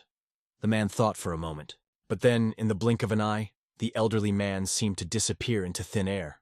Now the night rooftops of buildings and temples were before his eyes. Namgung rose higher, coming closer to Quimendok. Noticing a dark silhouette on the roof of his house, the man was greatly surprised. Namgung hid his hands behind his back, watching the brunette in front of him. Quimendok's eyes seemed to be burning with a bright blue flame. The head of the household frowned heavily as he looked at the unexpected guest. The man asked who he was that he had entered the Namgung family's house at night. Qui Myung-dok only scratched the back of his head in response, not taking his eyes off the head. The brunette said he even wore a mask on purpose, wondering if he wouldn't be recognized. The man replied sternly that it could be anyone under the mask. The head asked if the man wanted to say that he was Qui Myung-dok. The brunette asked if there was a way to prove that it was really him. And then the elderly man began to gather his inner energy into the palm of his hand. The man had already prepared for battle, saying that he would check it himself. The head of the family then tied flame knots around Quimendok's body. And then Namgung began to lift the brunette's body higher and higher. The man's eyes lit up with a bright red fire. He sighed heavily. And then the head of the Namgung family threw his arm back, swinging. He controlled Quimendok's body like a small puppet. And then the elderly man threw the brunette far outside the gate of their house. Quimendok landed on the mountain, laminating the ground with his body. The landing was quite painful, but the man did not resist. It seemed that the force of the head's impact could be seen even tens of kilometers away from them. Qui Myung-dok was lying in the ruins with puffs of smoke circling around him. The head of the Namgung family had already rushed towards him, rising high into the sky. Qui Myung-dok said that the man had powerful and speedy kicks. Then the elderly man had already landed on the mountain. The man said that he thought he could withstand all of his attacks since that Qui Myung-dok. And then the brunette hurriedly got up from the sharp rocks behind him. Qui Myung-dok managed to stand up with ease, and then shook off the dust. Qui Myung-dok said that the head must have a nature of distrust. The man asked if their world was dominated by lies. The head said that Qui could safely demonstrate power here. Qui Myung-dok thought he would have to play along with the head of the household. And then the elderly man began to gather internal energy once again. Above them, a bright moon was shining above them, which illuminated everything around them. The head said that Qui Myung-dok must prove the truth to him. The brunette, on the other hand, stared at the man in surprise, eyes wide. The head of the family used the palm of the heaven-absorbing palm. Brunette watched the fireball that was growing at a furious speed, but it seemed as if even the flames had no effect on Qui Myung-dok. But then, just a moment later, a part of the mountain seemed to be cut off by a beam. Once again, heavy puffs of smoke swirled around, and rocks fell off. The head of the family stared sternly into the distance, pressing his lips tighter together. But then suddenly the man opened his eyes wide. Qui Myung-dok skillfully recoiled from the sizzling beam of energy. But the head of the Namgung family had no intention of stopping. The man ran towards Qui Myung-dok. The latter hurriedly dodged. Then, flames began to emanate from the elderly man's hands once again. The head of the Namgung family hurriedly struck with the flames. But the brunette was once again able to skillfully dodge the blow by recoiling. The bright flash of the man's flame energy could be seen even from the heavens. Then, the elderly man once again cut through a portion of the mountain, aiming for Qui Myung-dok. The man's eyes burned with bright flames. Suddenly he screamed. The man started throwing many different blows. Kwai thought that the sword energy of the head of the Namgung family's sword was truly ferocious. But then, Kwimung-dok finally decided to use his energy. His energy possessed a bright blue glow. He confronted the head. He said that only with this kind of power the stranger would dare to confess to Kwai-men-dok asked if he still didn't have enough. He said he recognized the stranger's high level of martial arts proficiency. The head was adamant that comprehending Hwagen didn't prove that Kui was in front of him. The man said that there are many masters in every clan who have attained Hwagen. Kwimung-dok replied that he agreed, because there was a difference in cognition. And then the brunette rushed to attack the head of the family again. The elderly man recoiled and said that was correct. The head kept saying that there were barriers within the same level of Hwagyun. That was why the man doubted Kwimung-dok. He attacked him once again. And then, after a moment, the sky seemed to be cut by hundreds of tongues of flame. The man intended to direct all of them at Kwimung-dok. The elderly man said that he had met Kwimung-dok in person before. The brunette was greatly surprised by his words, opening his eyes wide. And then, the head of the household hurriedly trapped Kwimung-dok. The next thing the brunette saw was scattered rocks. And then there was a huge explosion of bright flames. Kwimung-dok followed, stepping on the ground, and all around was ruined soil. But then the man ran away, avoiding the chapter lights, but the bright flames chased after him, intending to kill him. Kwimung-dok could only run away from them, avoiding a direct collision. But suddenly, the brunette's eyes glowed with an even stronger blue color. The brunette managed to get off the ground and jumped over the bright flames. At the same time, one of the servants was leisurely cleaning the courtyard. But suddenly, a certain man froze in one place upon hearing the sounds. It was the man who didn't want to let Kwimung-dok in. The man looked up into the dark sky where the sounds were coming from. But he thought it was probably just rain gathering. Tubers of smoke swirled around the huge mountain. There were no tongues of flame left. There were various holes and cracks everywhere. The mountain had been severely damaged. Only the moon shone steadily in the sky, lighting the way for the distant travelers. The head of the family was still standing in a fighting stance, while Kwimung-dok was tired. The head of the family looked rather stern. He frowned. Kwimung-dok stood straight, stubbornly looking at the head of the family. The elderly man then began to talk about the Murim alliance. The man said that there were people called the Heavenly Trinity. The neck included the leader Kwag-yun, nicknamed Boundless Sword. The recluse Sa-soma, nicknamed Spear of Red Lightning, formerly known as Sa-pai-cheon, a wanderer who follows the wind. Chudok-hwa, nicknamed the Blade of Wind and Clouds. The elderly man sternly said that they were all idiots living their own way. But then the head of the family suddenly started waving his hands and talking. He said that because of the strangeness, they were able to overcome Hwagen and go to Hengen. Kwimung-dok listened to the head of the family carefully and then nodded. But then the man turned his attention to the rocks flying upward. Kwimung-dok realized that this wasn't the end at all. He adopted a fighting stance. The head of the family had already accumulated internal energy, forming a ball. The head said that someone who was able to surpass the Heavenly Trinity was born in Magyo. He said that the power of the Trinity was close to Hengen, but the head of Magyo was the possessor. The man said that the Black Flower Squad and Kui contributed a lot to the war. He said that without Kwimung-dok, the battle could have gone on until now. The brunette asked why the man was suddenly talking about this. And then the older man fell silent, pressing his lips together tighter. The head remembered how his bloody body had trembled on the battlefield. He frightenedly thought about the fact that this was the end. The man tried to stand up, but in front of the man's eyes, there was only a huge man with glittering eyes. The man didn't want to die at the hands of some guard. Then, that big man had already swung his fist, intending to finish him off. Namgung didn't have the strength to resist. He tried to recoil. And then the man looked up fearfully, watching the guard. The brunette covered his eyes, silently awaiting his fate. But upon hearing a strange sound, the man opened his eyes wide. In front of him was Kwimung-dok, who had decapitated the guard with a single blow. The head flew back to the mountain of corpses that lay behind them. Kui's mask was cracked and there were several wounds on his body. The man stared fearfully at his savior, eyes wide. Many years had passed since then, but he still hadn't forgotten Kwimung-dok. The man once again raised a huge ball of fire to the sky. He said that everyone who had been to the war called Kui without reservation. They called the brunette the Ghost Mask. Kui listened to him intently, and then the head asked if the stranger had any idea how hard it was. The man said it was hard to impersonate someone like Kwimung-dok, and then the brunette silently touched the fireball with destructive power. The man's palm plunged into the scalding flames, and its tongues danced. And then the fireball of the head of the family shattered in the blink of an eye. The man was surprised that the stranger had repelled his attack so easily. The brunette suddenly leaned over and said that he didn't arrive as Kwimung-dok. And then the man hurriedly removed his ghostly mask. The brunette said that he was a teacher at Beck Academy and had come as a family visit. Seeing Kwee-myung-dok's true face, the older man was surprised. The head interjected, "Wasn't he the real Kwee-myung-dok?" Then, after a while, tall buildings appeared in front of the brunette's eyes. The man noticed the tall gates that were illuminated by the moonlight. The head of the family was sitting on the roof of the building, holding a bottle. The head said that he was uncomfortable having to give a treat with just this. Kwai replied that he wanted it himself. It was fine. He held up the bottle. The head asked if he was definitely Kwee, because he used to be so handsome and muscular. Kwee-myung-dok replied that they could continue checking. The head replied that he had already seen Kwee-myung-dok's skill. The man thought that his memory must have deteriorated due to old age. The brunette replied that not many years had passed. The head agreed. They sat on the roof and admired the moon in the sky together. Then their gaze fell on the tall houses in the distance of the family. It appeared that the men had much to talk about.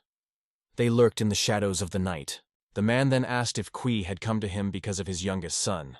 The teacher tiredly agreed, looking at the head. The man sipped liquor from the neck of the bottle and agreed. The head of the Namgung clan then looked at his interlocutor and asked what he wanted to know. Kwee-myung-dok sat across from him and drank the drink from the bottle. Kwee-myung-dok said he could see how much Namgung Cho had worked on Namgung Mei's Tanjong. It was already quite dark outside. The moon was just standing high in the sky. Namgung Cho thought about his answer and hesitated for a split second. Then he said that he gave me a third of his internal energy and divided his Tanjong into two. Kwee-myung-dok turned to the clan head sitting across from him and asked him to tell him everything. Their dialogue continued until late into the night. Namgung Cho took a long time to explain everything. After the man finished speaking, he took another sip from the bottle. Then he exhaled a sigh of relief as if he had just gotten rid of a stone on his shoulders. That was the end of his story. Now he wasn't the only one who knew about the secret. Kwee-myung-dok looked at the man with a strange look, and then said that there was a way how this energy in Namgung Mei's body could be defeated. Namgung Cho looked at him shocked.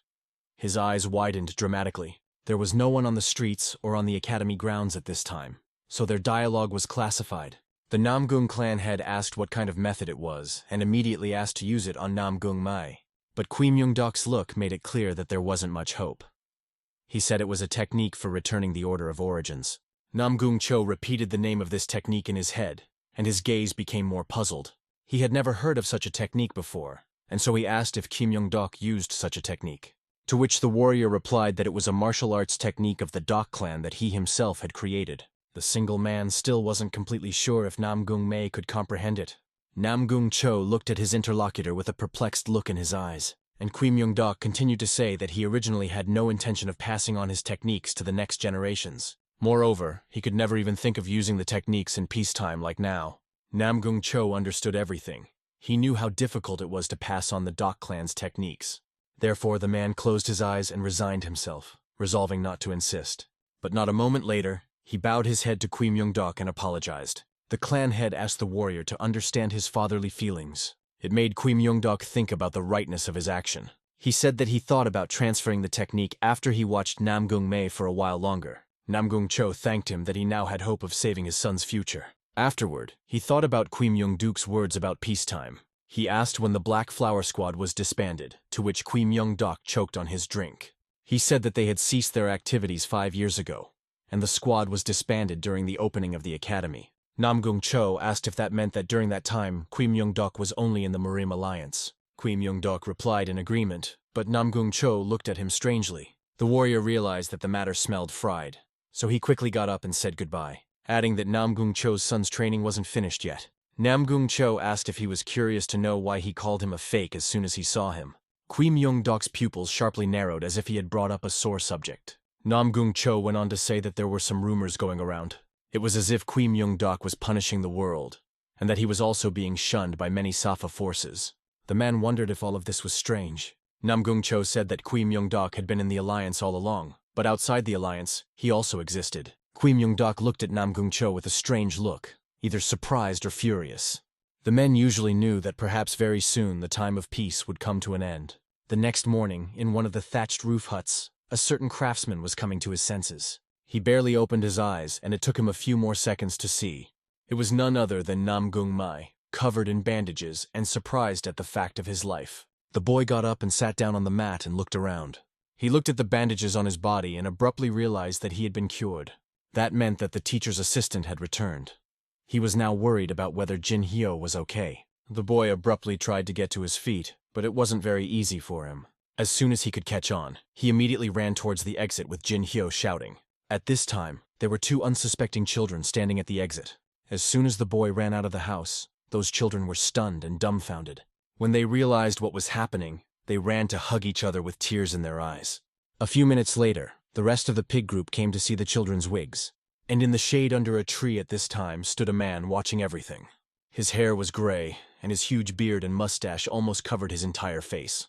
The pig group members asked Namgung-mei to sit down to take his pulse. Once all the necessary measurements were taken, the girl said that he was fine. There were only non-serious abrasions on his body, and there was little internal energy. Then another man approached the boy and asked why he didn't use the signal fire, to which the boy replied that he had been destroyed by the mercenaries. Then everyone agreed that the most important thing was that Namgung-mei was okay. Namgung-mei stayed sitting in the shade of the tree for a while longer. He closed his eyes and meditated, thinking that there was finally hope. Now he truly felt that he had become a warrior. Suddenly, the usually silent boy from the group came up to him. He said he wanted to ask Namgung-mei something. The fifth son was shocked that Moyonbo spoke to him first. But Moyonbo's voice was quite angry and his facial expression was terrifying. His eyes seemed to be glowing with blue flames, and the boy seemed to be ready to smash everything in his path. His eyebrows were drawn up to the bridge of his nose, indicating his anger. Namgung-mei was trying to figure out what he had done wrong again and why he was in trouble again. But then Moyonbo simply held out a wooden sword to him. It was a wooden sword that belonged to Namgung-mei. The boy didn't understand why this strange classmate was giving him his own sword.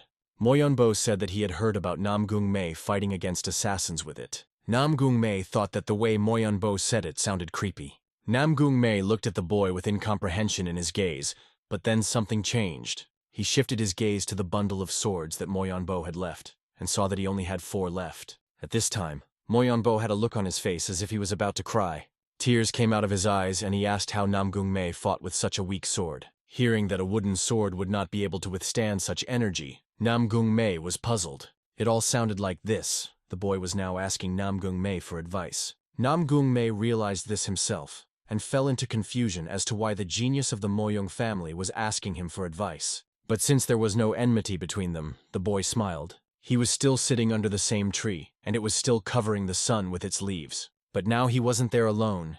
He was there with Moyonbo, explaining to him how to use the sword. Namgung-mei was saying that the most important thing was to direct the go to inner strength to the object. Moyonbo thought about the words inner strength. When the fifth son realized that he was no longer being listened to, his voice became a little quieter. And after a few moments, he realized why his classmate was so surprised.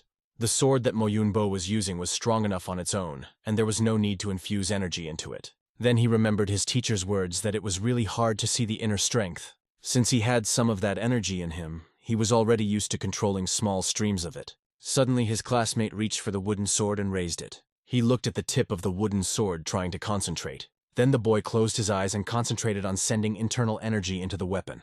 Namgung-mei realized that his classmate had decided to heed his advice. The boy looked at him, moving only his pupils.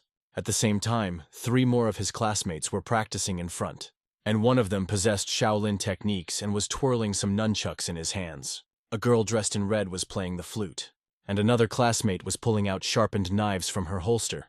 None of them were proficient with these tools, because teacher Kui Myung-dok had given out these assignments to strengthen their weaknesses. And to some extent, it was helping. The true purpose of this training was to use theory in practice. Suddenly this peaceful scene was cut by a sharp sound. Something cracked, and when the boy turned around to look, it turned out to be a wooden sword. The boy who had come to him for help still didn't understand anything. Namgung-mei sat there puzzled because it was his sword. Moyonbo immediately went looking for a spare sword to give to Namgung-mei. He took out one of the 4 remaining swords in the package. Once again, he looked at the fifth son with a look as if he was going to kill him.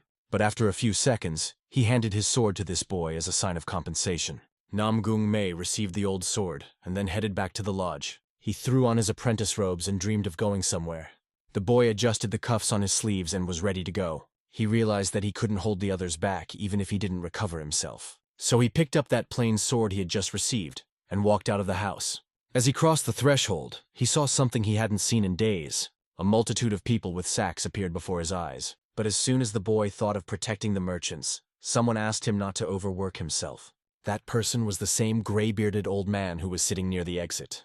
Namgung Mei realized that the one who had saved him was the elder himself. He immediately apologized for his belated greeting and introduced himself. The old man didn't listen to the rest of the greeting, but told him to join them.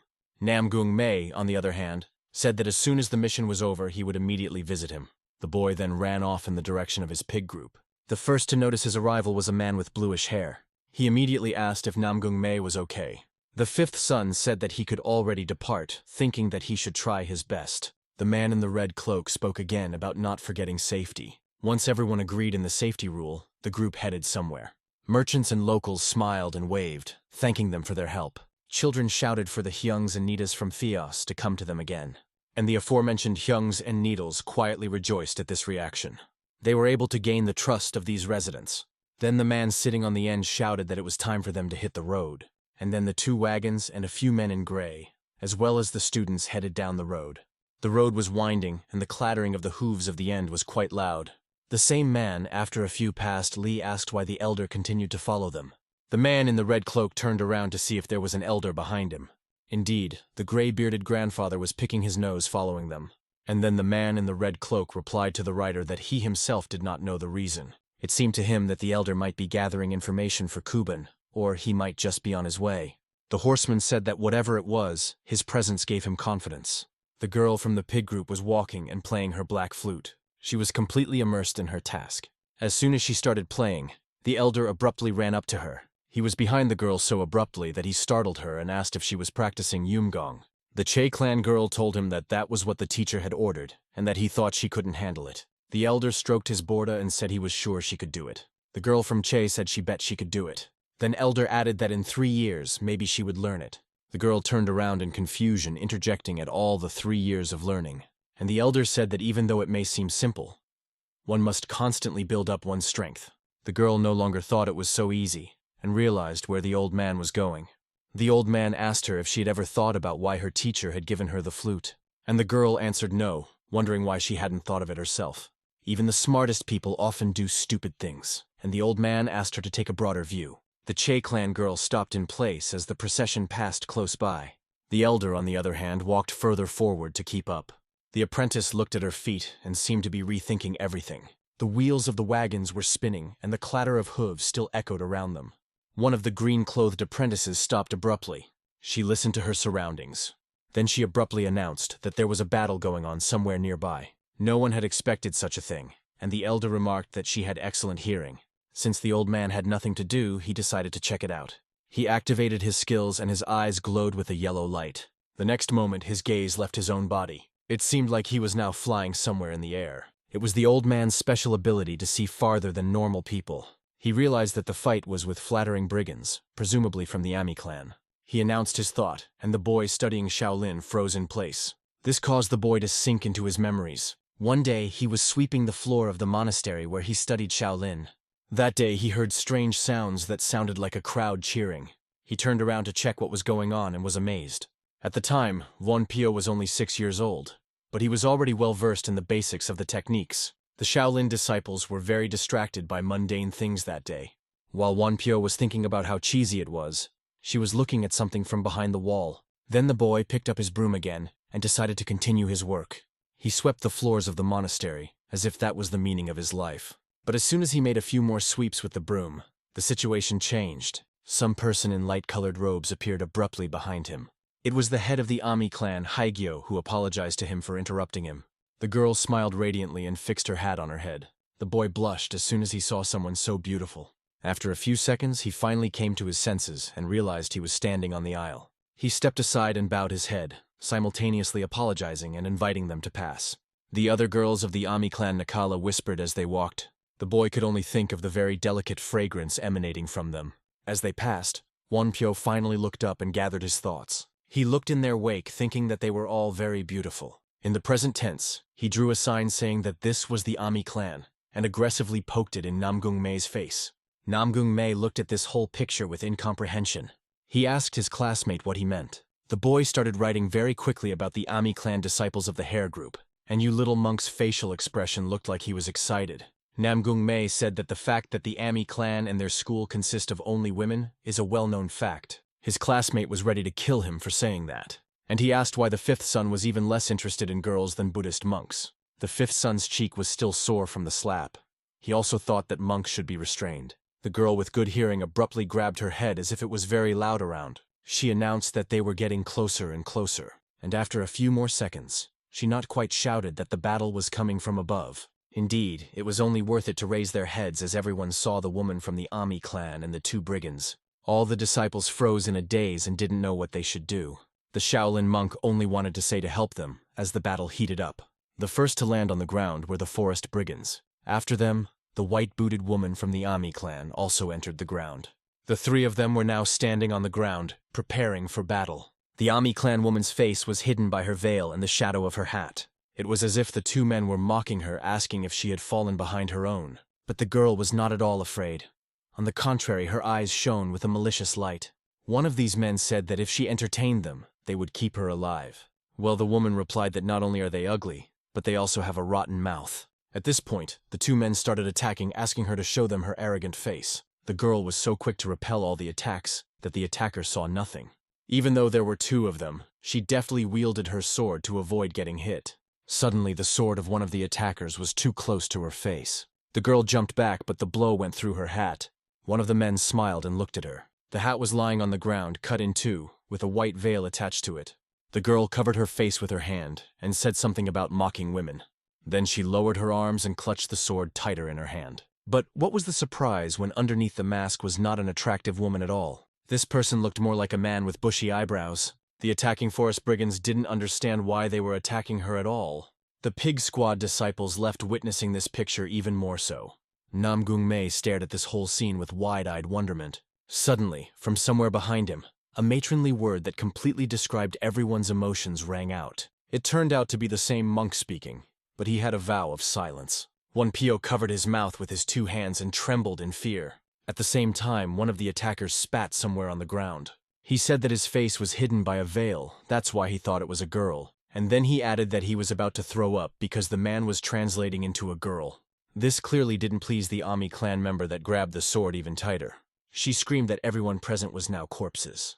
As suddenly Namung stood up to defend her. No one expected such a thing. The boy said flattering brigands don't say things that girls aren't supposed to say. The Ami clan person abruptly softened her expression. She looked after this young man who was willing to fight for her.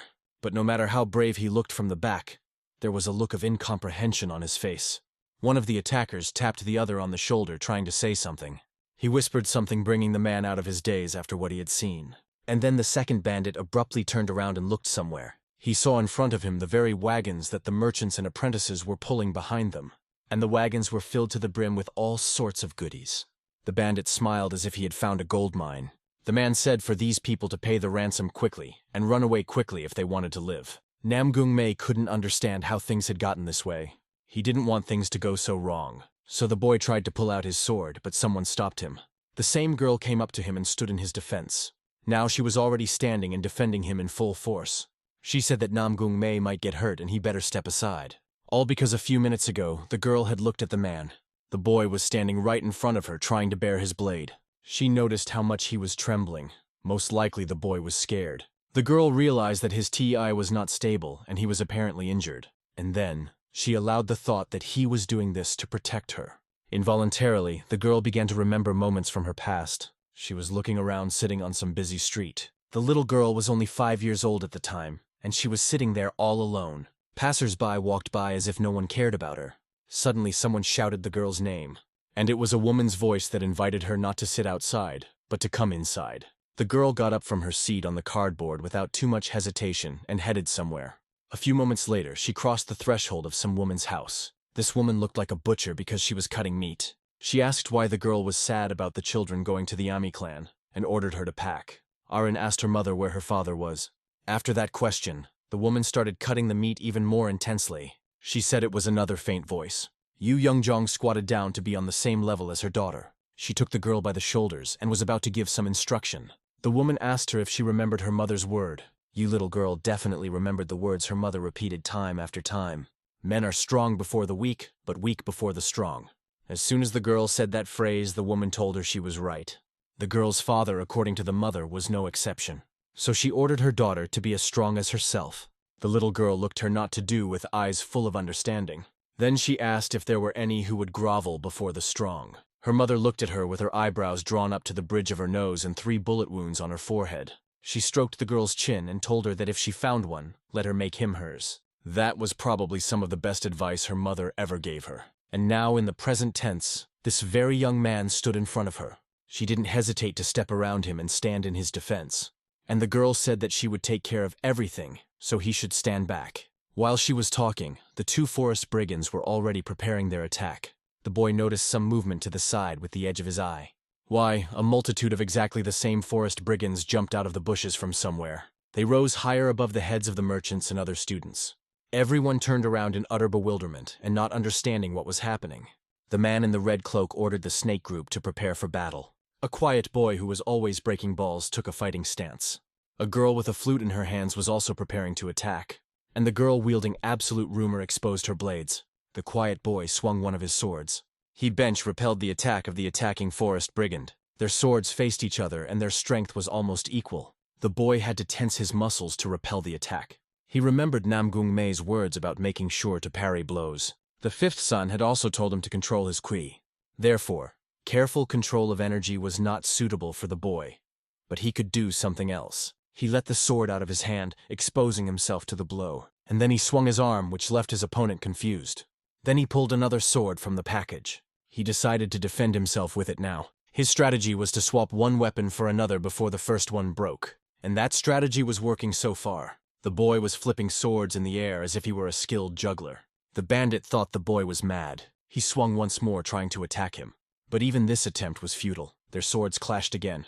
The boy let another weapon out of his hands and sent it flying free, deftly swapping it for another before the previous one broke. He jumped high to his sword, spinning in the air, and then grabbed one of them and headed out to attack. And this was a ball art called a lightning strike. The bench boy took aim and struck straight for the villain's heart. Now he knew for sure that he had found his own special way. Meanwhile, the flute girl was playing her newly obtained instrument. At this level, she could only repel opponents. She still had to figure out why her teacher had given her this flute. After playing a couple of tunes, she realized that the silence was different than usual.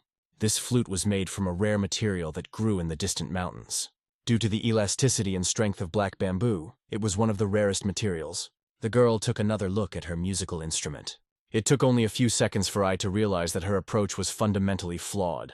Then she swung her musical instrument as if it were a weapon. The attacking men seemed to freeze in midair with bewilderment and shock. The girl easily shook off all the attackers and sent them flying free. Now she realized that her flute could be used in this way as well. The girl with the blades was standing all alone at this time. She was well aware that her detection skill was still bad. First, she was going to expand the area she needed to focus on the attackers. Then she abruptly opened her eyes and saw a person approaching.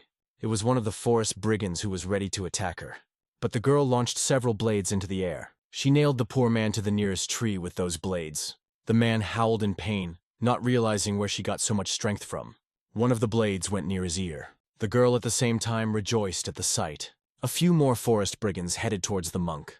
They thought he would be easy to kill because of his weight. The boy stood with his back to them, not showing any sign that he was ready to defend himself. He was only thinking about what must be, and the Ami clan woman was some kind of mistake. When one of the attacker's blades approached the monk, he didn't even move. But then already at the critical moment, he abruptly repelled the attack. The man who attacked was completely bewildered by the events. The monk began to fight back even without seeing the attackers. The boy stood back and confidently swung his nunchakus. One of the shots hit the chin of one of the attackers. The man went flying in all directions from the force of the boy's blows. The boy was so angry that he could no longer keep his vow of silence. Namgung Mei looked at all of this and was perplexed by what was happening. At the same time, 2 men were attacking a woman from the Ari clan, but the girl was not timid and used all her strength. She repelled their attacks without even moving. She didn't even raise her sword. Namgung Mei was impressed by the way she dealt with all of them. These were the Ami clan's martial arts that the girl had studied up and down. The 2 attackers were now lying on the ground, unable to move. Namgung Mei thought, if the girl was going to beat them up, why was there a need for a sword? She turned around to face him and headed in his direction. The girl looked down at him with her head tilted. Then she stammered, and asked what the young man's name was. There was silence between them, an awkward pause. And then the boy replied in incomprehension that his name was Namgung Mai. The girl introduced herself as Yu Arin, and immediately realized that he was from the Namgung family. The fifth son scratched the back of his head and said that it looked like the girl was very strong. He looked around to assess the situation. People were still fighting, but most of the brigands were already lying on the ground unconscious. Namgung said that his friends were still fighting, so it was his duty to help them. It was a semblance of an attempt to avoid introductions, so the girl was left standing alone. She looked dumbfounded, and perhaps a little sad in his wake. But then she thought about him being brave and going to help his friends. The boy ran as fast as he could. At the same time, he pulled his sword from its sheath and readied another attack. One of the attackers stepped right in his way and was ready to get into a fight. But the boy jumped up and swung at him. He used the reverse flow technique to defeat this opponent. His sword was filled with energy, and when he swung it at his attacker, it sliced through his body without the slightest hesitation. The boy's eyes burned an amber color, which meant his anger. He stopped and thought that even though he had learned how to use the sword, there was one thing. At this time, the silent boy was chopping everyone left and right, and the girl with the flute was fending off opponents just as skillfully. The Shaolin monk could no longer contain his rage, and the girl with the sharp tips threw them with the skill of a pro. Only the boy stood aside like a stumbling block, wondering who to help. He was still far behind all these people, and he was well aware of that. Nevertheless, he was determined, so he didn't give up. He looked at his opponents with confidence in his victory. The man in the red cloak who was leading the group looked at the students. He thought that they were using their weapons much better than in the last battle. A few minutes later, all the attackers were tightly bound with ropes. They were planted in one pile, and from the expressions on the bandits' faces, it was obvious that they refused to accept anything. The man in the red cloak told the students that they had done a very good job. The children stood in a group and smiled, only the monk was shedding tears. The horseman said that thanks to these young masters, a bright future awaited them. But the man in the cloak objected and said that they still had more to learn and study. After that, the head of the group felt something and turned his gaze to the side. He looked at the girl from the Airy clan and asked if she was from the Hair group. The girl replied that she was from the Hair group. The man then asked her to tell him what had happened. The girl said that while escorting the elder, they were attacked by bandits. The Hair's group had split up, and so they needed to find her companions. The man asked who the teacher was, and the girl's face changed. She didn't have time to answer before she suddenly heard a strange bird rambling from somewhere. A purple piece of light cloth appeared in the air, floating in the wind. And then the woman whose robes the purple cloth was part of. The head of the pig group stared at this picture in shock, and the elder said that their teacher was a fairy. This woman was born looking like a pearl. It was the red hovering fairy Yong Yunhui, and at the moment, she was looking for a lost student. The girl said that she had been looking for Arin for a very long time, and the girl apologized for leaving. The fairy decided to forgive her this oversight because the girl was polite. But according to her, it was the last time she would forgive anything. Then her eyes lit up with anger, and she wondered if she should punish Arin. Someone's hand sharply touched the red fairy Yon's shoulder. It was the head of the group who was saying that the punishment could wait. The girl abruptly turned around and it seemed like she was about to strike. The man didn't realize what had just happened, and so he prepared to defend himself. The girl, on the other hand, simply snuggled up to him and asked if the devil of the small sword would punish her. The man was dumbfounded and asked what the sudden behavior was, and the girl asked him if it wasn't him who called her a fairy. At this time, from behind a tree, someone was watching the mouthpiece. This man was standing deep in the thicket of the forest, and the color of his attire blended in with the surroundings.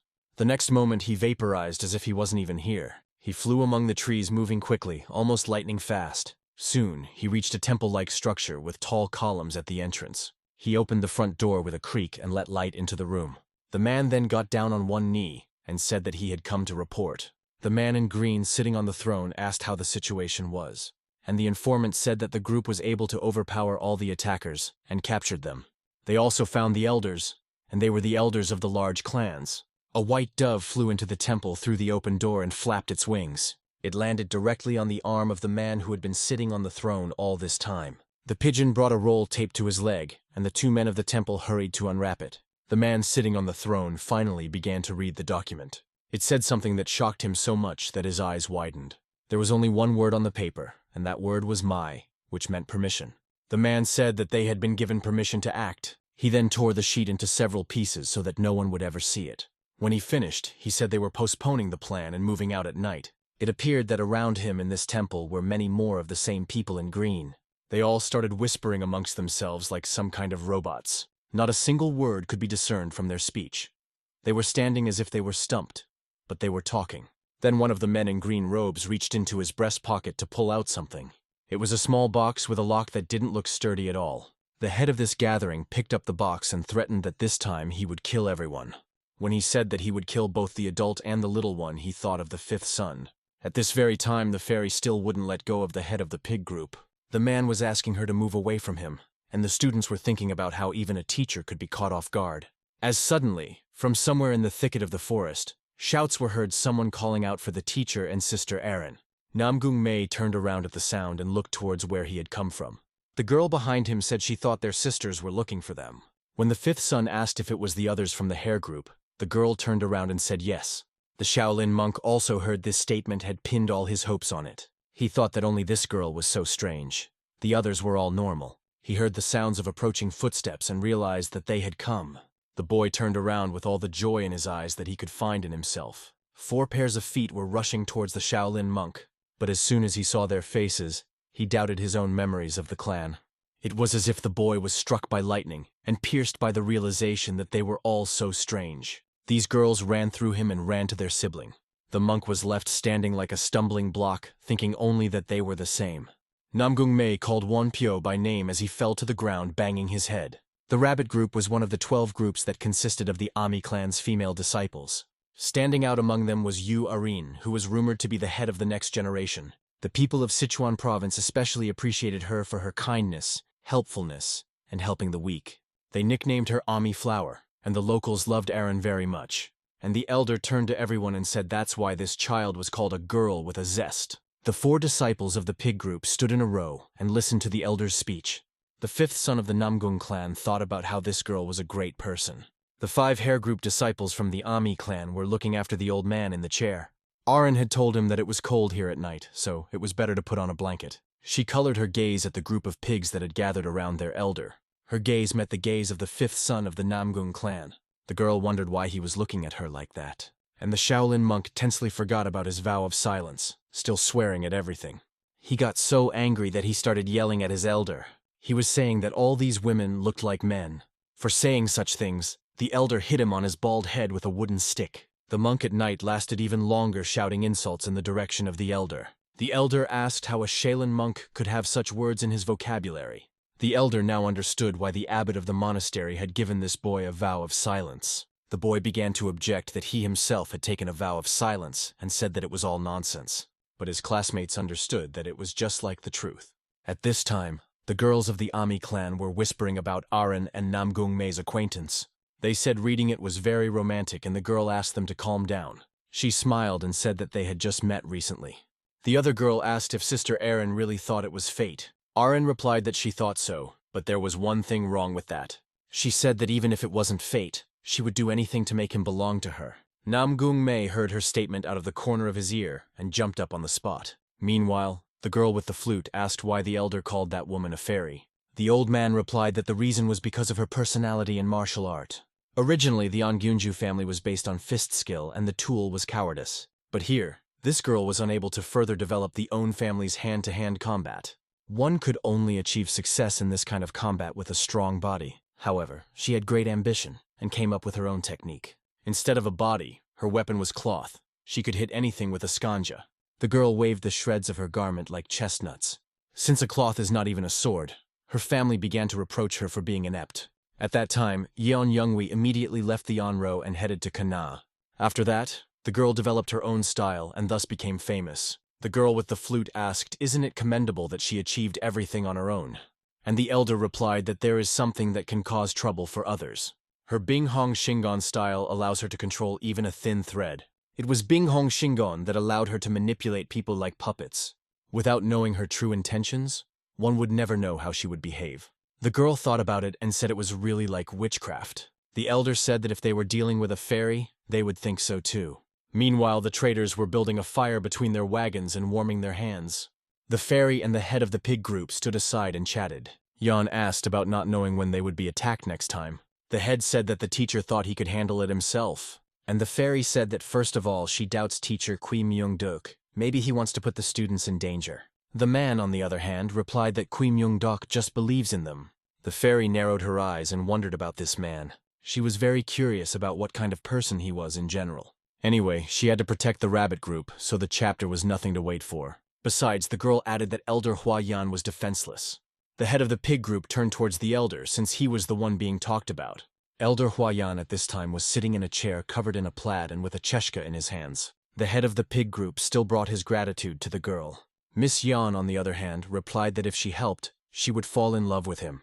After that, she smiled and said that it looked like it was too late. Just as suddenly, the man's pupils narrowed as if he smelled something bad. Something flew through the sky, but that something was drowned out by the rustle of leaves. The man started to look around, but visibility was very poor at night. Suddenly, several men in green jumped out of the bushes. They were armed with swords and were not friendly. It was clear from their movements that they were not bandits, but killers. The head of the group thought he should take over. The fairy stood beside him and said she would help him. The two martial artists pushed themselves off the ground and launched themselves into battle. They ran straight into danger. Meanwhile, the pig group was sitting in the distance.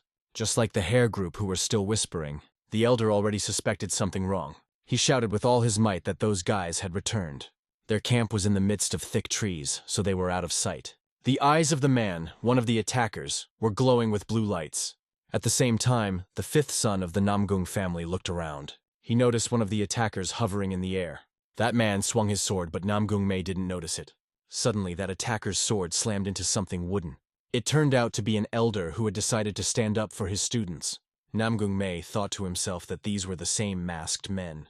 The old man said that earlier they had scattered like rats, but now they were attacking right in the forehead. And the attacker replied that the old man would now see that rats can bite too. He shouted to his sect brothers to surround the target. The boy stared at everything that was going on, unprepared to defend himself. But after a few seconds, everyone took up battle positions. The men in green swung their knives and swords. The students of the academy realized that there were too many attackers. Namgung Mei was confused as he thought about how to proceed and who to start with. The girl with the flute said that it would be better to split up. The rest of the group realized that this was the best idea so far. They scattered in all directions, bouncing away from the starting point. The boy, on the other hand, thought he was being a fool. Namgung Mei berated himself for forgetting something important. He ran in the other direction away from his master. And their master thought that because of his experience, the children were not confused now. He drew his sword from its sheath and was ready to fight. He thought to himself that Chogalmi was doing the right thing. The attackers started threatening the merchants, and the merchants ran in different directions. As they approached the merchants, the sword of one of them was stopped. It turned out to be Namgung Mei, who stood up to defend the merchants. He bravely fought off the blows that the attackers were delivering. Then a few more men came to the aid of the bandits. Now there were 5 of them against Namgung Mei alone. The assassins Namgung Mei was talking about, thought the quiet boy. The men continued to attack the group in a threatening manner. They surrounded the quiet boy without letting him get out. Several of the attackers brought their swords down to one point, but the boy was no longer there. He jumped up and avoided the attack. Then he clenched his sword in his hand with all his might, and in the next moment, he decided to counterattack the attackers. This was his technique called Ferocious Sword. He rushed straight into the crowd of villains. The boy thought they were very strong, and couldn't believe that Namgung Mei had actually killed 2 of them. He still had a bit more to go before his attack would hit them. All he could think about was to gain an advantage. The men didn't lag behind the boy either and rushed upwards just like that, but it was too late. One of them didn't realize what was wrong with him. It was as if his body was being manipulated like a puppet. His brothers stood in complete incomprehension of what was happening. The next moment, one of them began to slaughter his own comrades. He couldn't control himself and killed them all. Above him, Mrs. Yan, who was the puppeteer, was flying in the air. She was pulling the silken threads and thus directing the man's every action. This woman was indeed frightening when she used her technique. Before the man knew it, he found himself unconscious. He fell to the ground with his face hitting the floor painfully. And the girl carefully stepped onto the Zamoya with extraordinary ease. She turned to the hare troop and asked what they should do now. The girls, on the other hand, gathered around the elder and said that they must protect him at all costs. The old man who was leading the pig troop looked around. He fought off another attack that they hoped to kill him with. He kicked and laughed at the assassins that had come for his soul. The man said that the servants of this sect couldn't even overpower children. At the same time, Namgung Mei was for the lives of the merchants who were still fleeing with sticks. He was assisted by his silent comrade who changed swords every now and then. And the head of their squad was also not sitting still. At that time, the attacking sect leader said that he understood everything. Not only that boy, but also the other children could fight. The old man took advantage of the moment and kicked that attacker away from him. He flew back a couple of meters, driving his heels on the ground. He then said that these guys must be the best disciples of their clans. Elder Caban put his wooden stick on the floor with a clatter. He said that it looked like the attacker would realize his situation and run away again. But the man decided not to give up and said they had come with a plan B. The man shouted and said he was authorizing everyone to use the Tanhuan. As soon as the old man heard that word, his pupils narrowed. It had been a very long time since he had heard of this technique, since it had been ruled out. At this time, all the attackers took out a pill each and took it. One by one, they swallowed the ability enhancement pills.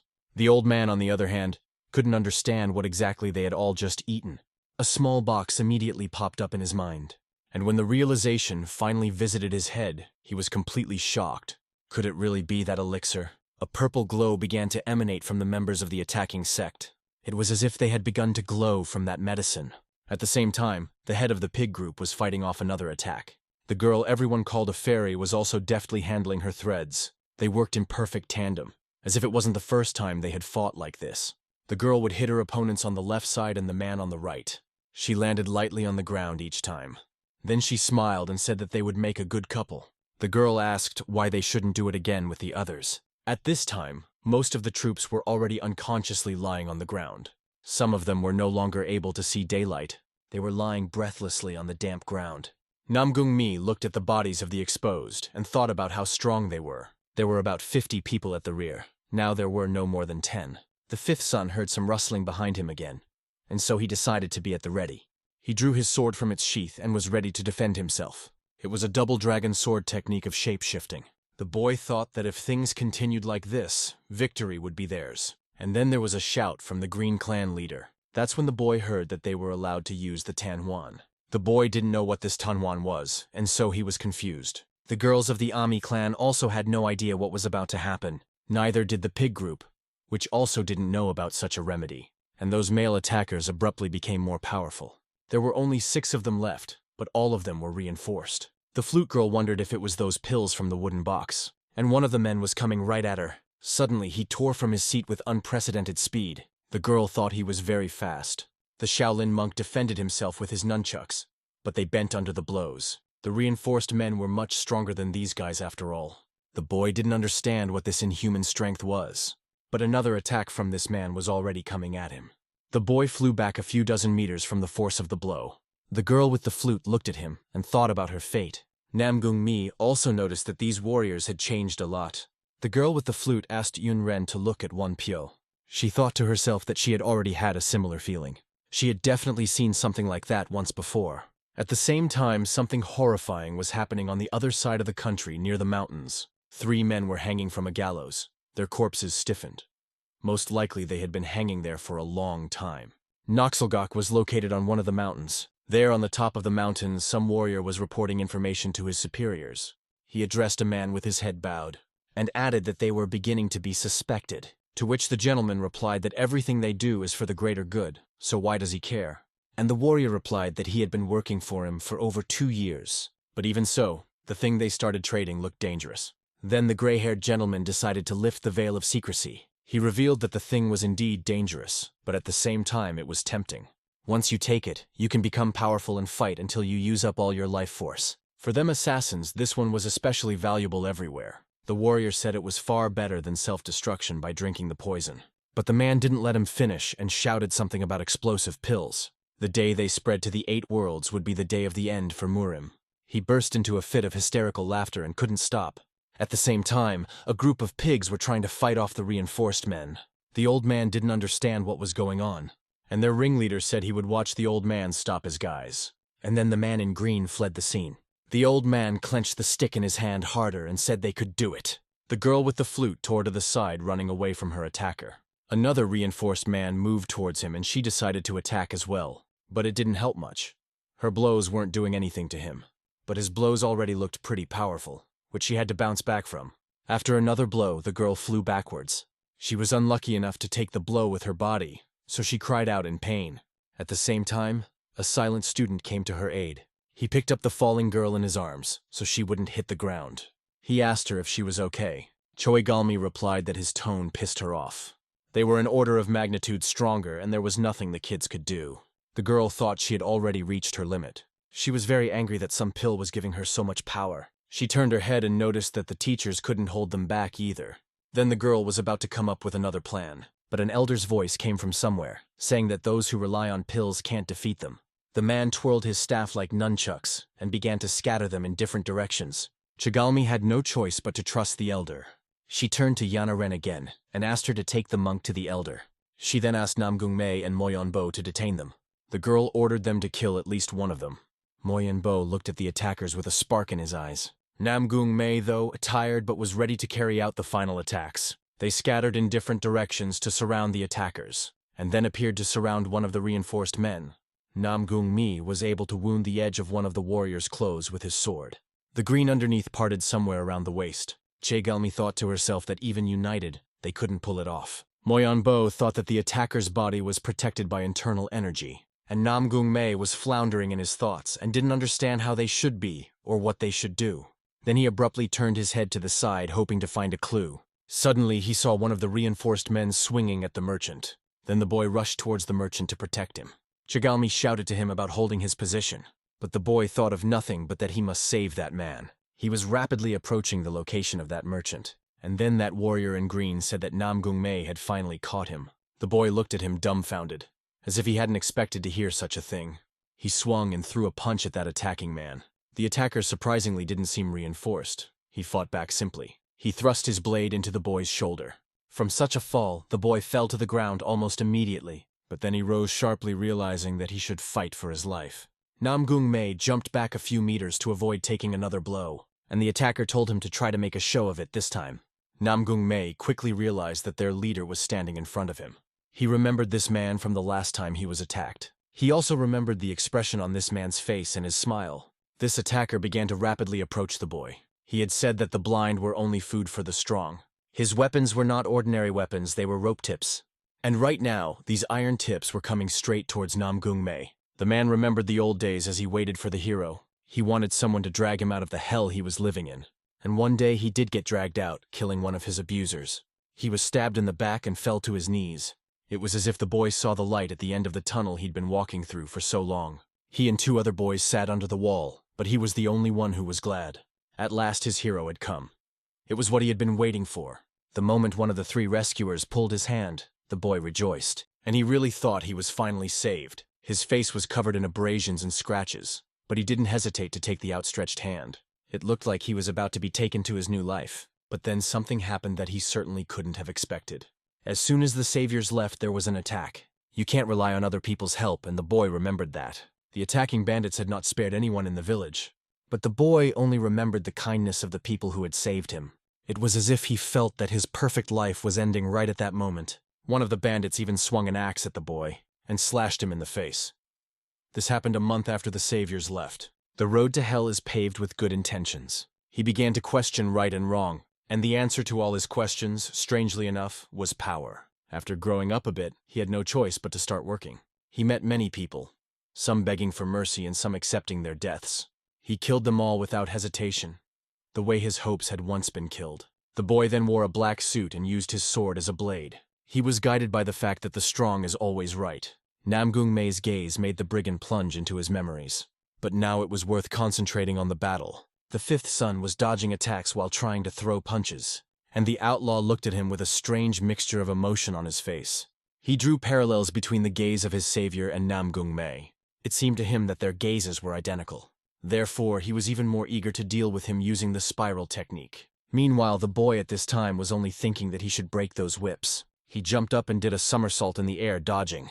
He decided to stab his attacker's weapon through the center. The whips seemed pretty strong and probably couldn't be cut that easily. The fifth son stuck his sword into the whips and hoped. He had done what he wanted to do, and so he was glad. But then pain pierced his body, and he didn't even notice how he missed the blow. His body was bleeding from the cuts he had acquired during the attack. But the attacker was still surprised that the boy was able to avoid death. Despite his injuries, the boy continued to dodge deftly. He was finally able to find a foothold on the floor and concentrated. A silence hung between him and that attacker. The attacker said that the boy dodged at the last moment. Namgung-mei said that his teacher had also told him that he had great eyesight. Che-galmi looked at what was happening and rued that he was showing off. At this time, the girl was just confronting one of the enhanced men. His eyes were red and his life force was probably running low. The girl sat up in a twine and stripped him with her flute. But even with such a blow, she could only tear his clothes. At the same time, The silent guy was attacking another reinforced man. But as soon as his sword touched that man's skin, it was met with resistance. That man simply stopped the blade with his hand like nothing happened. The boy realized that this man was too strong for them. He quickly jumped away from this man far away, but he noticed Namgung Mei at his back leading a friend with the head of the attacking clan. Namgung Mei's opponent was clearly stronger than the others, though he didn't even take Tang Huan.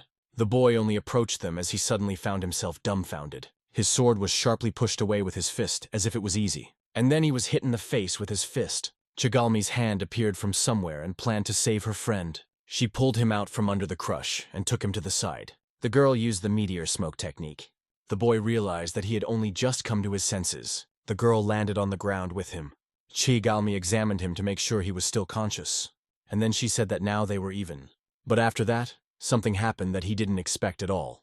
Drops of blood flooded the ground, which was quite unexpected. The attacking leader's eyes glowed, while Namgung Mei's body was gaping with blood. But that blood didn't belong to him. That clan girl had come out to defend him. It made the boy think. He remembered the day he came to his senses in the village. Back then, he was glad to see the smiles of the villagers. He had traveled down the disappearing path to one of the houses, and saw someone practicing there. He went towards the range to join in. When he heard the count of 3, an interesting picture opened in front of the boy's face.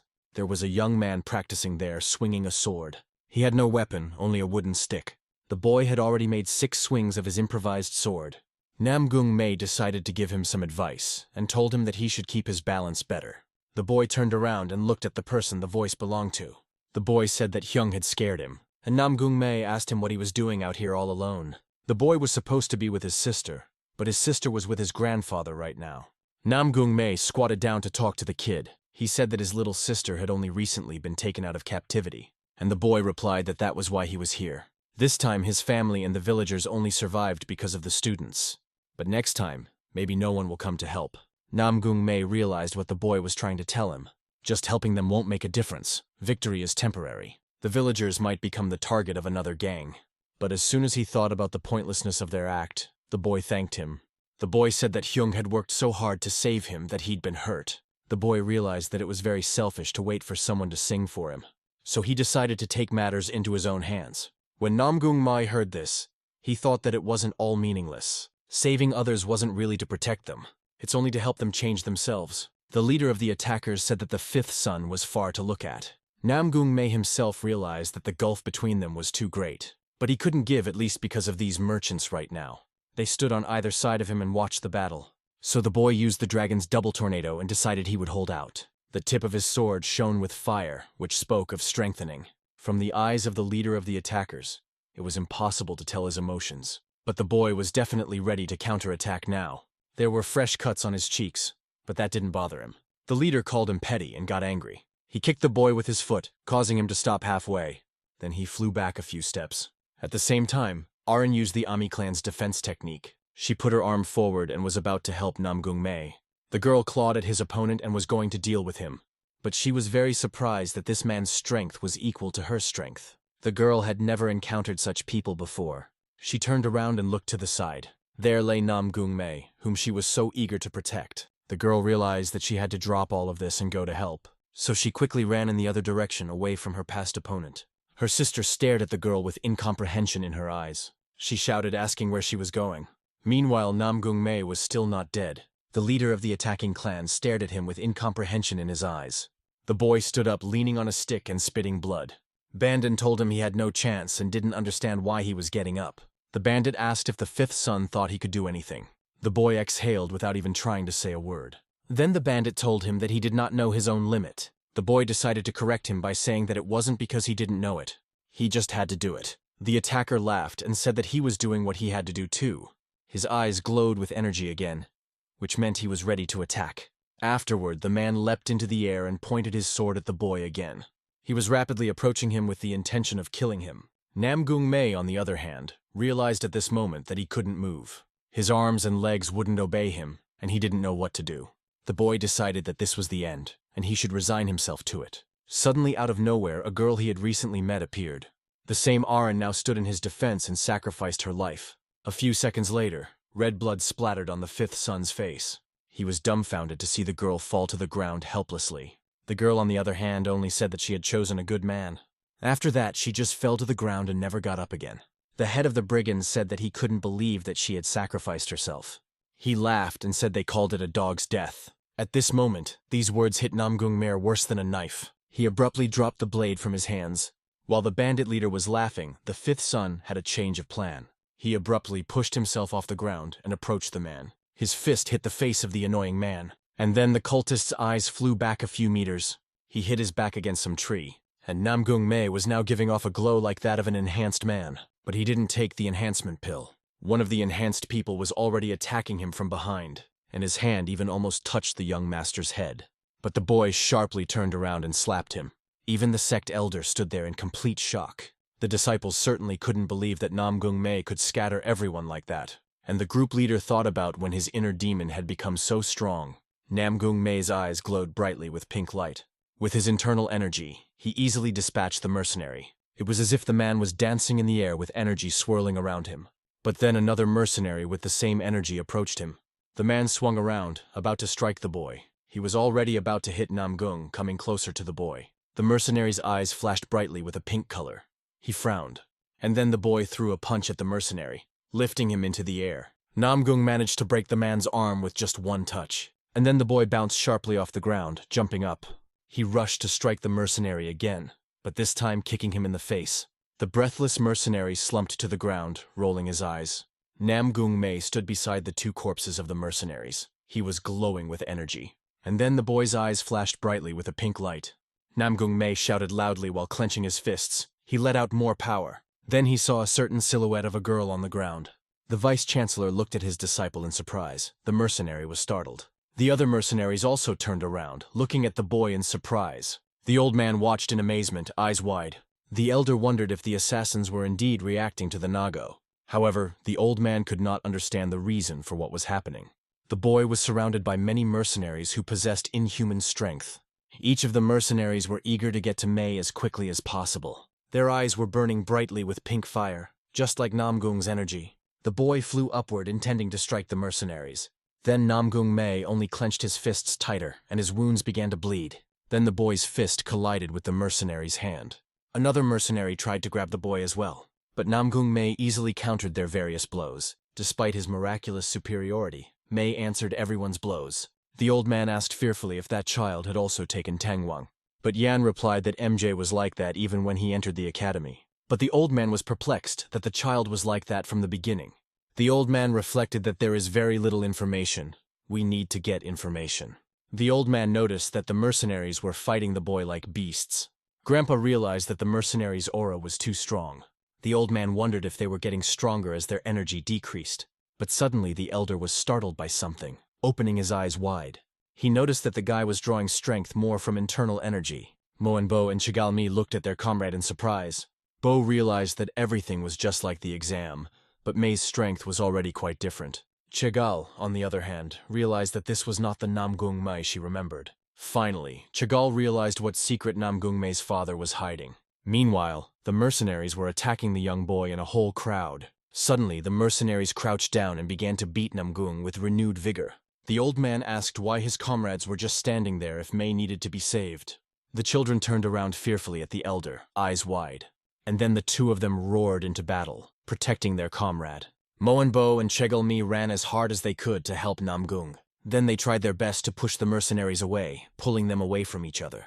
And then, Mo and Bo frightenedly realized that there was no way to move the mercenaries.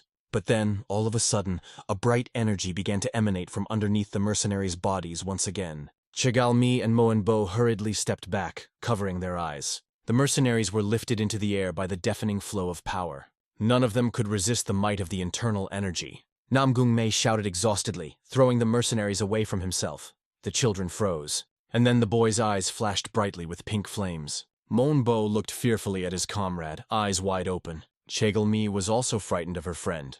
She looked at him perplexedly. But Mei had no intention of stopping. He only let out even more power. And then the boy hurriedly used his internal energy streams. Chegalmi and Mo and Bo released their energy, hoping to resist him.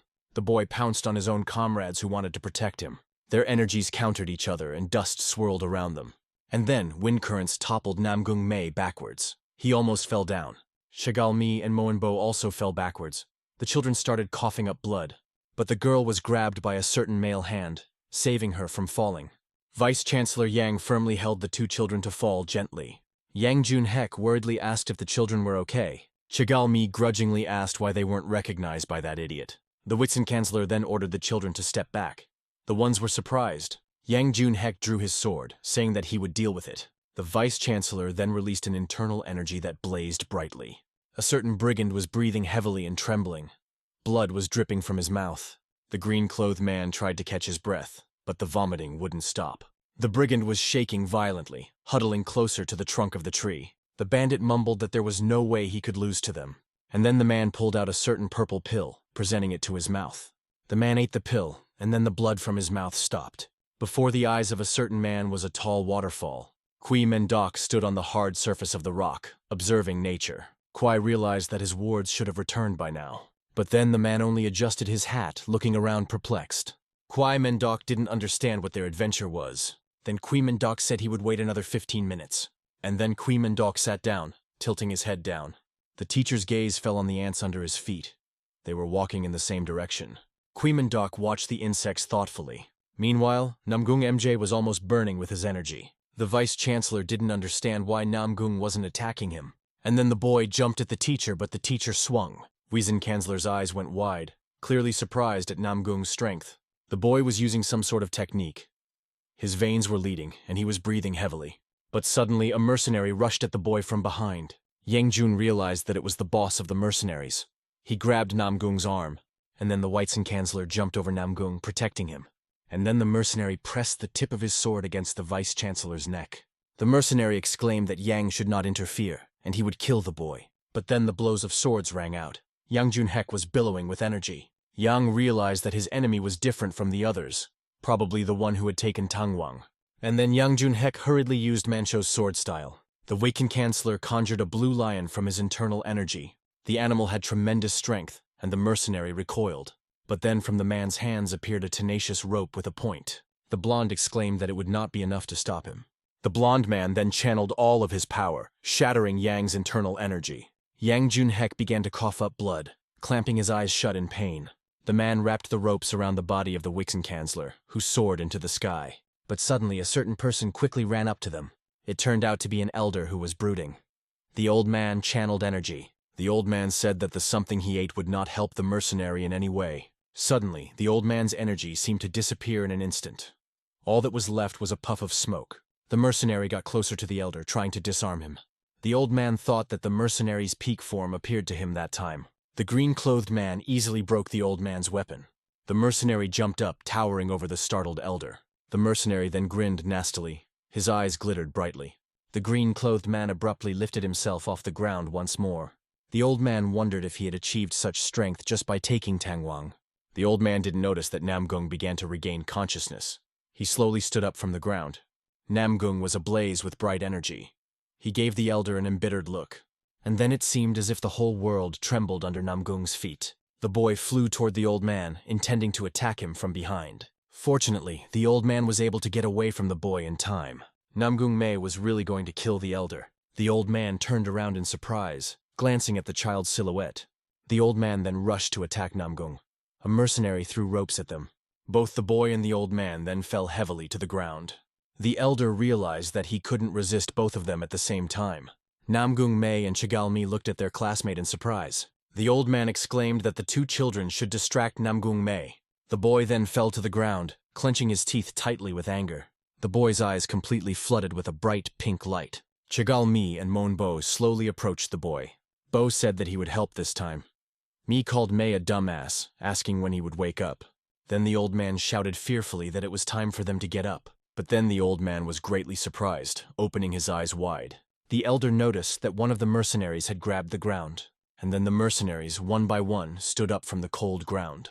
The men approached the elder, who froze in fear. The men that until a short while ago were barely dead were ready for battle. The old man didn't understand when those guys had managed to shrivel up like that. The old man thought that on the other hand, their energy was even blinding. The old man realized that the mercenaries would get stronger until they died. He shouted, trying to get Ian to get up. The man lay unconscious. A frightened Ren bent over Wan Fi, who had also lost consciousness. The terrified residents watched the carnage, eyes wide open. Jan opened his eyes and realized that they were in over their heads, as there was no way they could win. Jan remembered Mendok's request to keep the children safe. The man smiled softly. Jan didn't know what to do. He was all wounded and exhausted, but suddenly a certain man joined them. Mendok landed and said he didn't realize where the hell they were. Kwai looked at the dead people in front of him, saying that it was not in order. Moenbo and Chigalmi looked at the teacher behind them in surprise. Youngjun Hyuk was also greatly surprised, opening his eyes wide. A ghostly hope appeared in Yunren's eyes. She was watching the teacher. Everyone exclaimed the teacher's name in one voice. The man smiled softly. The residents were already about to defend themselves, holding their swords in their hands. Then the teacher's gaze fell on the wounded corpse behind him. Mendok turned to the boys tiredly, squinting his eyes. The man addressed the exhausted mercenaries ahead of him. Mendok asked what the mercenaries had eaten. The men only coughed in response. But suddenly the man opened his eyes wide in surprise. One of the mercenaries ran up to him, glowing with energy. The man shouted loudly, at the top of his voice. Not even the pupils in his eyes were visible. The mercenary rushed to attack Mendok, but the man stood firm. And then, with just one touch, the teacher pushed the mercenary away. He called the mercenaries mindless animals. Kui was leading them with just a finger. The man's teeth flew out of his mouth, along with a huge amount of blood. Mendok asked if they would feel fear of death. Seeing how easily the teacher had massacred their comrade, the mercenaries froze. And then, there was a resounding thud against the hard surface of the rock. Suddenly, about 6 silhouettes of mercenaries soared high into the sky. Mendok put on his mask, scrutinizing the silhouettes of men. All of the mercenaries jumped onto Mendok at once. He did not react. One of them tried to strike the teacher, but Kui easily recoiled. And then, the teacher sharply threw the mercenary to the ground. In just an instant, Kui lifted all the mercenaries into the sky, encasing them in a whirlpool. And then the man hurriedly raised his hand near where the energy was swirling. With just one finger, he was able to control the men like puppets. A wave of powerful impact swept through the men. Each mercenary was cut in half. The bodies of the mercenaries fell down with a loud sound. They didn't even have time to react. Mendok's eyes lit up with a bright blue light. The old man was perplexed that the man was able to kill them with just one strike. The vice-chancellor smiled softly as he watched the teacher. He had hope for him. The man realized that the teacher in front of him was teacher Mendok, so it was all right. The old man thought that the brunette had a terrifying smell of internal energy. Then, Mendok slowly walked forward, avoiding the blood from the corpses. Mendok's shadow loomed over the exhausted mercenary boss. Kwai ordered the man to explain to him what was going on here. But the mercenary boss only trembled, looking fearfully at the assassin. Mendok's gaze was stern. A terrifying power hovered around him. Mendok leaned toward Namung and asked if he had swallowed his tongue. The mercenary boss realized that the real monster in front of him was now a corpse. There was a powerful energy floating around Kui, which did not even compare to the mercenary's strength. But after a moment, the man hurriedly removed the internal energy. The mercenary boss started vomiting blood. He bent over the corpse of his comrade. After relieving the mercenary of the pressure, Kui asked if he could speak now. Moenbo and Chigalmi watched their teacher. Bo realized that when comparing the strength of the boss and Kui, it was like a delinquent child and a father. Chigalmi realized that she really couldn't see further than her nose. But suddenly Namung Mei's silhouette appeared behind them. The boy abruptly got off the ground, running forward. Namung ran past his classmates, who froze in fright. In front of the boy's eyes, there was only the silhouette of the teacher looming over the boss. Namung Mei sped up again, approaching his opponent. But then Mendok turned around abruptly, staring blankly at the kid. Kwai grabbed Namung by the head, lifting him up. The man tried to resist. The teacher said calmly, here he was, meeting his naughty student. Mendok asked if he should punish Namung Mei. The man pressed Namung Mei's face. He wheezed and tried to break free. Mendok only lifted the disciple higher, disregarding his strength. And then the boy's legs suddenly lowered. He calmed down. The teacher easily threw the unconscious Namung Mei to the ground. Mendok asked the mercenary if they could continue. The teacher repeated his words, asking what the mercenaries had broken down. The mercenary shouted fearfully that Kui was a monster that must go down. Kwai asked who else was a monster, since the mercenary had attacked innocents. The teacher said he cared about his student, and the boss had eaten some kind of pill. The teacher kept saying that only the mercenary was the monster of the two of them. But the blond man only froze fearfully. His pill had worn off. And then the man began to deny it. He stuttered and was afraid. And then the man began to talk about the reason why he had become like this. The mercenary shouted fearfully that they were all the ones who made him like this. Mendok interjected indifferently, looking up at the moon in the sky. The blond man said it was all because of Murim's terrible alliance. The man recounted that he had to steal to survive. The mercenary said the bloody world wanted him dead. He remembered being beaten. And then the boy killed for the first time. He said he did it because he wanted to live. The man screamed, saying the world had made him this way. Blood was coming out of his mouth. The blond man said it was the world they made. He crawled further away from Kui, and then silence hung. Kui Mendok lowered his gaze, staring at the assassin. The brunette finally realized what this was all about. He answered the assassin thoughtfully. Kui wondered if the mercenary had made that choice himself. His eyes lit up. The man clearly hadn't expected such a reaction. The mercenary interjected. Kui used the energy. He said he didn't care about the mercenary's past. The assassin reached high up. The brunette's energy was almost suffocating him. Kui Mendok repeated his question again. The mercenary's neck squeezed harder. Kui asked what the mercenary ate and where he got it. The mercenary realized what he had better say. He replied that they were explosive pills. And then there was a brief silence. Kui Mendok hesitated for a moment. Tears flowed from the mercenary's eyes. He said of Noskalgok. The man wanted to live. But upon receiving the answer, Kui Mendok ordered him to die by lifting higher. And then the mercenary's head exploded. Blood and remains scattered around the neighborhood. Thick blood stained the hard stone floor of the cliffs. Kui Mendok looked at the corpse doomedly. His mask was soaked with blood. Kui said that it was right, for they were responsible for the decisions they made. The man then lowered his gaze to the blood that stained him from head to toe. Kui realized that one day he too would have to answer for his choices. Namgung Mei found himself in a dark, bottomless space. It was as if the boy was falling into nothingness. He was surrounded by soap bubbles. The boy tiredly wondered if it was him again. In front of Namgung Mei was a bright pink-colored flame.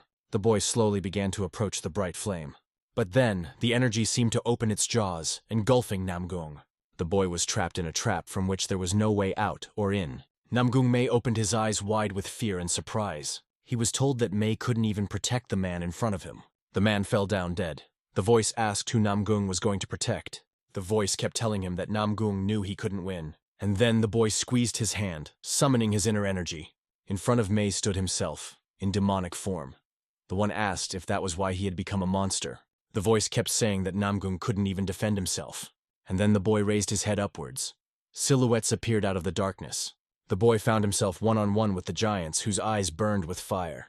The voice asked what Mei could do if no one believed in him anyway. It said that Namgung didn't even have outstanding abilities. Namgung Mei then rushed to justify himself, but suddenly fell silent. Namgung knelt down, covering his ears with his hands. But the shadows above him were in no hurry to leave. They were only getting closer. Then Namgung Mei suddenly opened his eyes wide. In the blurred silhouette, he saw the face of his mother, who was smiling affectionately. But the good-natured image was quickly replaced by the teacher. Kui Myungdok asked how far Namgung was going to go. Kui ordered the boy to stop, and then was about to give him a flick. Kui said it was time to wake up. He touched Mei and the whole illusion crumbled. Then the boy woke up in a soft bed. He was sweating profusely. The boy tried to catch his breath after his nightmare, but then he saw the hands of a certain man. He was stammering. In front of him stood Erin, who was wringing out a towel. Recognizing her, the boy smiled good-naturedly and greeted her. The girl's gaze fell on the boy's chest, which was sweating profusely. And then Arten blushed heavily, opening her eyes wide. Erin exclaimed that she had nothing to do, so she decided to nurse. The girl broke through the wall and ran out of the room. She said she would call for a healer.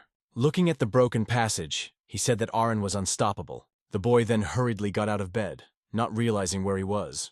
Namgung Mei opened his eyes wide and was greatly surprised. In front of his eyes was a Kirksey small town. Namgung Mei was in Habuksong. People were walking along the lighted streets. The boy was greatly surprised, and then marveled at the beauty of the town. Kui was sitting on a rooftop with his knees tucked up.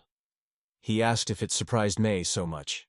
Namgung asked what the teacher was doing here. Kui resented that it was so crowded. Teacher recalled telling Namgung to practice reverse flow. Kui Myungdok said that instead, the boy had just taken it and used it. Namgung remembered unconsciously fighting. He apologized guiltily. Kui said it was his fault too, since he didn't pay more attention to it. And then the man continued his speech, looking out over the city. Kui Myungdok said that he would teach Namgung his martial art. The boy was greatly surprised by this, opening his eyes wide. Mangdok said that even Mei's father had authorized it, so now the choice was up to him. Kui Myungdok asked if Namgung Mei would become his disciple, and then the boy grabbed the windowsill. Namgung cheerfully replied that he agreed. The teacher got up from the roof. And then the brunette hurriedly walked closer to the boy. Dok then said that they should drop the formalities. The brunette kept saying that although he is the teacher of the snake class, it should remain a secret. Namgung Mei confusedly replied that he of course agreed. Kwai kept saying that he had been told about everything that had happened while he was away. The teacher perplexedly asked if Mei had almost died protecting the child. Kui said that things hadn't gone according to plan. But still. He stroked the child's head. The teacher praised Namgung Mai. He said the boy did well. The child trembled. Then Namgung Mai cried, agreeing with the teacher. He trembled. 4 people rushed into the room. Chagall, Moen, and Aaron walked along with the healer. Namgung Mei looked at the unexpected guests in surprise. Moen Bo said Mei hasn't recovered yet, so why did he get out of bed? Namgung said he got up because of the teacher, and then turned around. But there was no silhouette behind him. Namgung was surprised at the teacher's disappearance.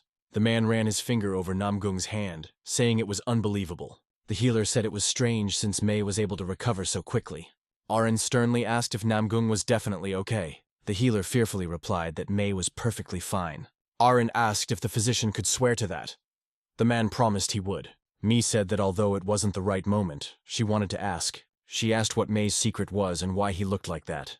Mei looked like assassins. But the boy only laughed awkwardly in response, scratching his head. The boy opened his eyes wide, seeing something behind him. The teacher's head suddenly appeared from the ceiling. The brunette put a finger to his lips, not taking his gaze off the boy. Mei said he felt an overabundance of chi, but Chagall objected. Aaron, on the other hand, gave the young girl a displeased look. Meanwhile, the bright sun illuminated the high roofs of the houses. A certain man said that he hadn't seen Kui Mungdok's face in a long time. The man asked where Kui Mungdok had been. The man said he was glad to meet him. Standing in front of the brunette was Hong Seo-gul, an elder. The man addressed the old man as the commander of the Hong Seo-gul regiment. The old man asked in response not to make him laugh, squinting his eyes. He said that he had only been a commander for 3 months in the war, and even that was temporary. Kwai replied that temporary or not, it didn't matter. A commander is always a commander. The old man asked how he could put it more gently. The elder kept saying that he had given the place of commander to a more competent person. The elder then walked closer to Kui Mendok. The old man asked who knew the famous Kui Mendok looked like that. The elder said that he needed to work on his appearance. Kui Mendok calmly replied that he didn't like her much either. Kwai smiled, saying that he is no longer part of Black Flower. Elder placed the wooden cane on the roof. Elder said he heard Black Flower being disbanded. The old man kept saying that he was assigned to supervise the organization's information. Kui Mungdok replied that he could even guess which one. And then the elder pulled something out of his suit pocket. The elder pulled out a wooden box, saying, "This is it." The old man said that the relevant authorities had already taken care of it. Examining the wooden box, Kui Mendok lowered his gaze. The old man said that if Kui asked him about it, the search was in vain. The elder handed the box into the man's hands. He asked if this was what he was looking for. Kui Mendok said it was exactly that. He frowned. It was once a dark and cold night in Noxelgok. Kui Mendok was slowly heading towards the main building. But suddenly the brunette stopped near 3 hanging skeletons. Kui Mendok stared blankly at the disfigured bodies. After a while, the fresh corpses on the stairs appeared in front of Kui Mendok's eyes. They were all horribly murdered. But it was as if Kui Mendok didn't even notice it. Stopping beside the corpses, the man realized that the people had been torn apart. Kui thought about the fact that the one who killed all these people was clearly a master of his craft. And then the brunette walked on, ignoring the blood. In front of his eyes was a tattered wall. It looked like it had been torn into shreds. Kui Mendok realized that there was a real massacre from above. And then the man seemed to dissolve into space, shifting. Kwai found himself on the top floor of a building, bouncing high. That one had been destroyed. The man saw the mutilated face of the murdered old man. The grandfather's blood had drawn hieroglyphics on the floor. The huge writing said that Kui Mendok was here. There were bodies lying around. The brunette only barely raised his eyebrows as he looked at the writing on the floor. The old man opened the box, revealing a pill. "No one survived," he said. Kui Mendok replied that they didn't have many people, but that wasn't the problem. The old man cautiously asked if Kui Mendok had found anything. The brunette's face visibly darkened. He said he had found evidence. The brunette lowered his head, saying there were only 2 clues. The old man was surprised. The first piece of evidence was the bloody writing on the floor, and the second clue was the scattered empty boxes. Kwai said that one was left intentionally and the other was left accidentally. The old man said they were trying to cover their tracks. He then struck with his cane. The old man said that in that case he would have to find out for himself. Kui Mendok stood up following the elder. The old man laughed and replied that he didn't sign up to be a disciple. The old man said there was no need to control him. Kui Mendok smiled and asked if the elder needed to be guided. The old man waved his hand, saying that he wasn't that old. And then the brunette hurriedly moved away from the roof as well. The brunette silently watched the situation in the city, brooding. Kui pondered that, judging by the sword marks, it was the karma of the path he was following. Suddenly, an old man approached him. Kui was greatly surprised, opening his eyes wide. The old man barely scratched his beard as he watched the man in front of him. Kui Mendok asked if the old man was still going. The elder said that Kui Mendok's eyes were full of a sense of responsibility. The elder said he understood why he was made a teacher. The old man shifted his gaze to the children below, telling Kui Mendok to look at them. Kui Mendok watched his subordinates, eyes wide. The old man said that they had caught all the horrors of war, but the children had not. The children smiled brightly and laughed resoundingly as they talked. The old man said that they were fighting and dying, so that the children could have a bright future. Then the elder asked Kui Mendok to keep an eye on them. The old man frowned. Then the old man handed Kui Myungdok a bottle of water. The grandfather asked if Kui Mendok was thirsty. Dot froze. But after a few moments, Kui replied that he was thirsty. After a while, the moon shone brightly in the sky. In the house, Namung had already extinguished all the windows except one. On that table were ink, candles, and other items. A certain man was walking quickly in a certain direction. The guy in the red suit looked at the sharp sword. The man then hurriedly picked it up, grabbing the point. It was Namgung Mei's older brother, who was already ablaze with energy. He told his younger brother that it had already been 3 months. It turned out that the spreading blood explosion elixirs were also their work. Murim immediately assigned a team of investigators and sent them to the headquarters. While at Johnson headquarters, the men were greatly surprised. There were huge bloodstains in front of their eyes.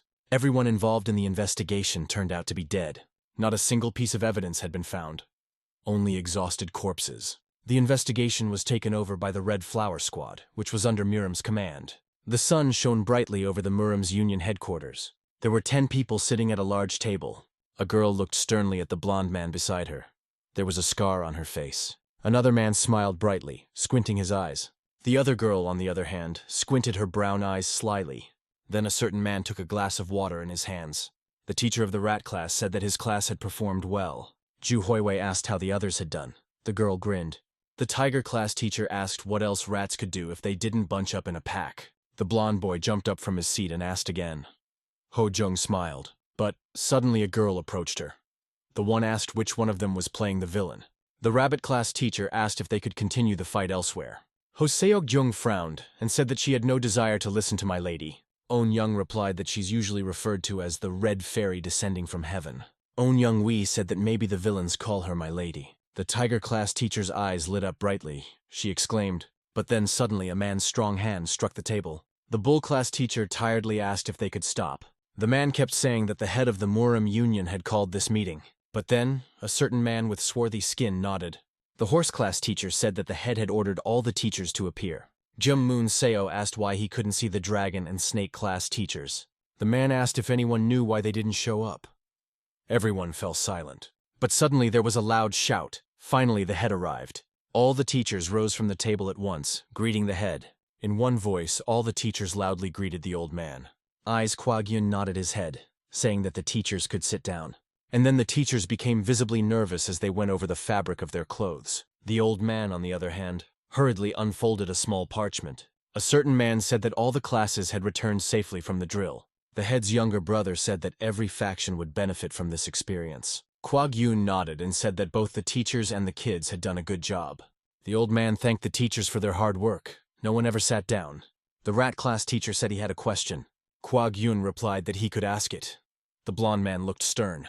He said that only 10 of the 12 teachers were present at the meeting. The teacher asked if the old man wanted to know the reason for that.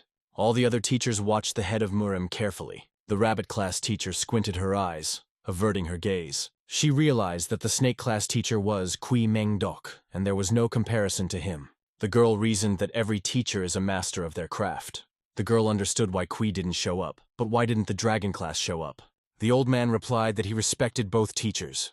The head said that one of them is Kui, who has been supporting him for 20 years. The teacher of the horse class opened his eyes wide when he heard about Kui Meng-dok. The tiger class teacher was also greatly surprised, bowing her head.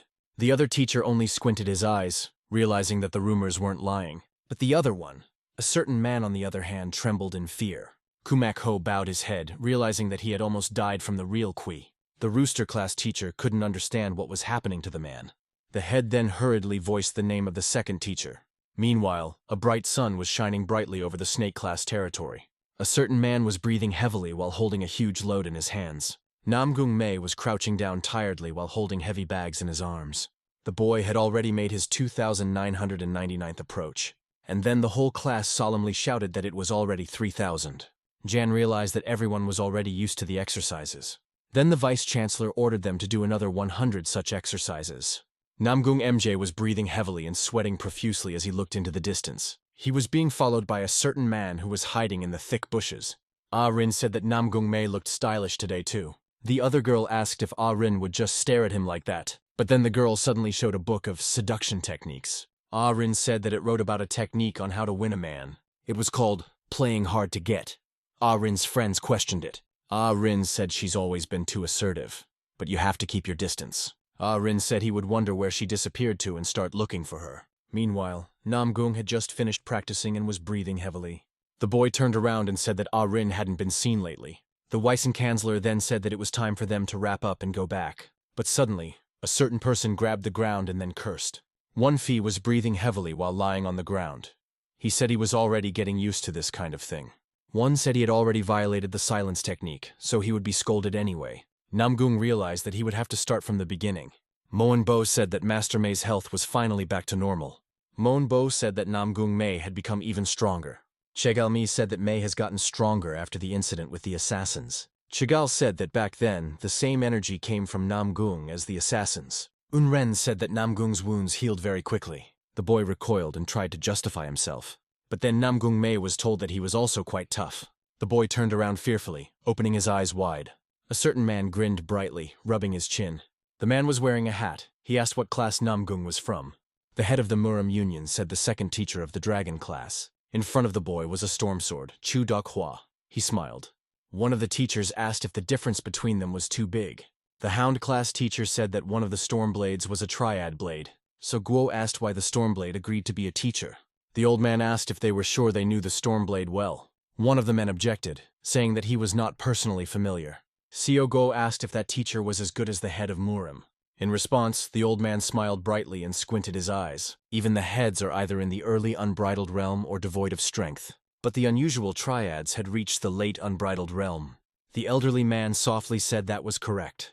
The old man kept saying that it wouldn't be surprising if that one became the next head. Grandpa said that the teachers would understand everything after seeing Stormblade in person. The teacher heard that the one doesn't stay in one place for long. The head replied that it would run away if you try to restrain it, disappear if you restrict it. The bull's teacher perplexedly asked how he then became an academy teacher. The old man replied that one day he came to Wat and desperately asked to become a teacher. The teacher introduced Stormblade, who was beating hysterically like a child. 3 months ago, a bright moon illuminated the roofs of buildings. Grandpa was playing Find the Differences then, drawing masks of warriors. But suddenly a small leaf fell on the old man's drawing. The old man looked perplexed as the leaf soared back into the sky. Suddenly a certain person climbed onto his balcony. Zhou Dohua climbed into the window of the head of Muram. He apologized. The old man asked what brought the Stormblade to him. The old man then took a step forward, walking closer to the man. The old man asked if Dohua was traveling around looking for a successor. The man then awkwardly said that it was not easy to find a genius like him. The head said it's hard to find a gifted person, so they built an academy. Duhua said he found one, but he refused to become his student. The man said he then found out about that boy's enrollment in the academy. The old man said that someone stubborn like him must have rejected the Stormblade. Zhou Dohua laughed ringingly and agreed with the head of Muram. Zhou Dohua said he wanted to ask the old man for a favor. Blade asked to send him and the future student to the same class. The head lowered his gaze, saying that the apprentice's clan affiliation was important.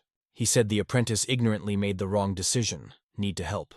The old man asked if the Stormblade was definitely hiding nothing. Zhou Dohua replied that he wished he could find more candidates for the apprentice. The old man was surprised, asking if he wanted to steal them from other classes. Du Hua said he needed to find one successor to the dragon arts. Stormblade reiterated that the most important thing was not to make a mistake with the choice. The old man agreed, and Zhou Dehua was surprised. He asked him not to change his mind. The old man said that the successor's decision is most important. He said that all teachers should work hard and teach the children diligently. The old man said not to fall flat in front of Zhou Hua and Kui Mendok. All the teachers fell silent, straightening up staunchly.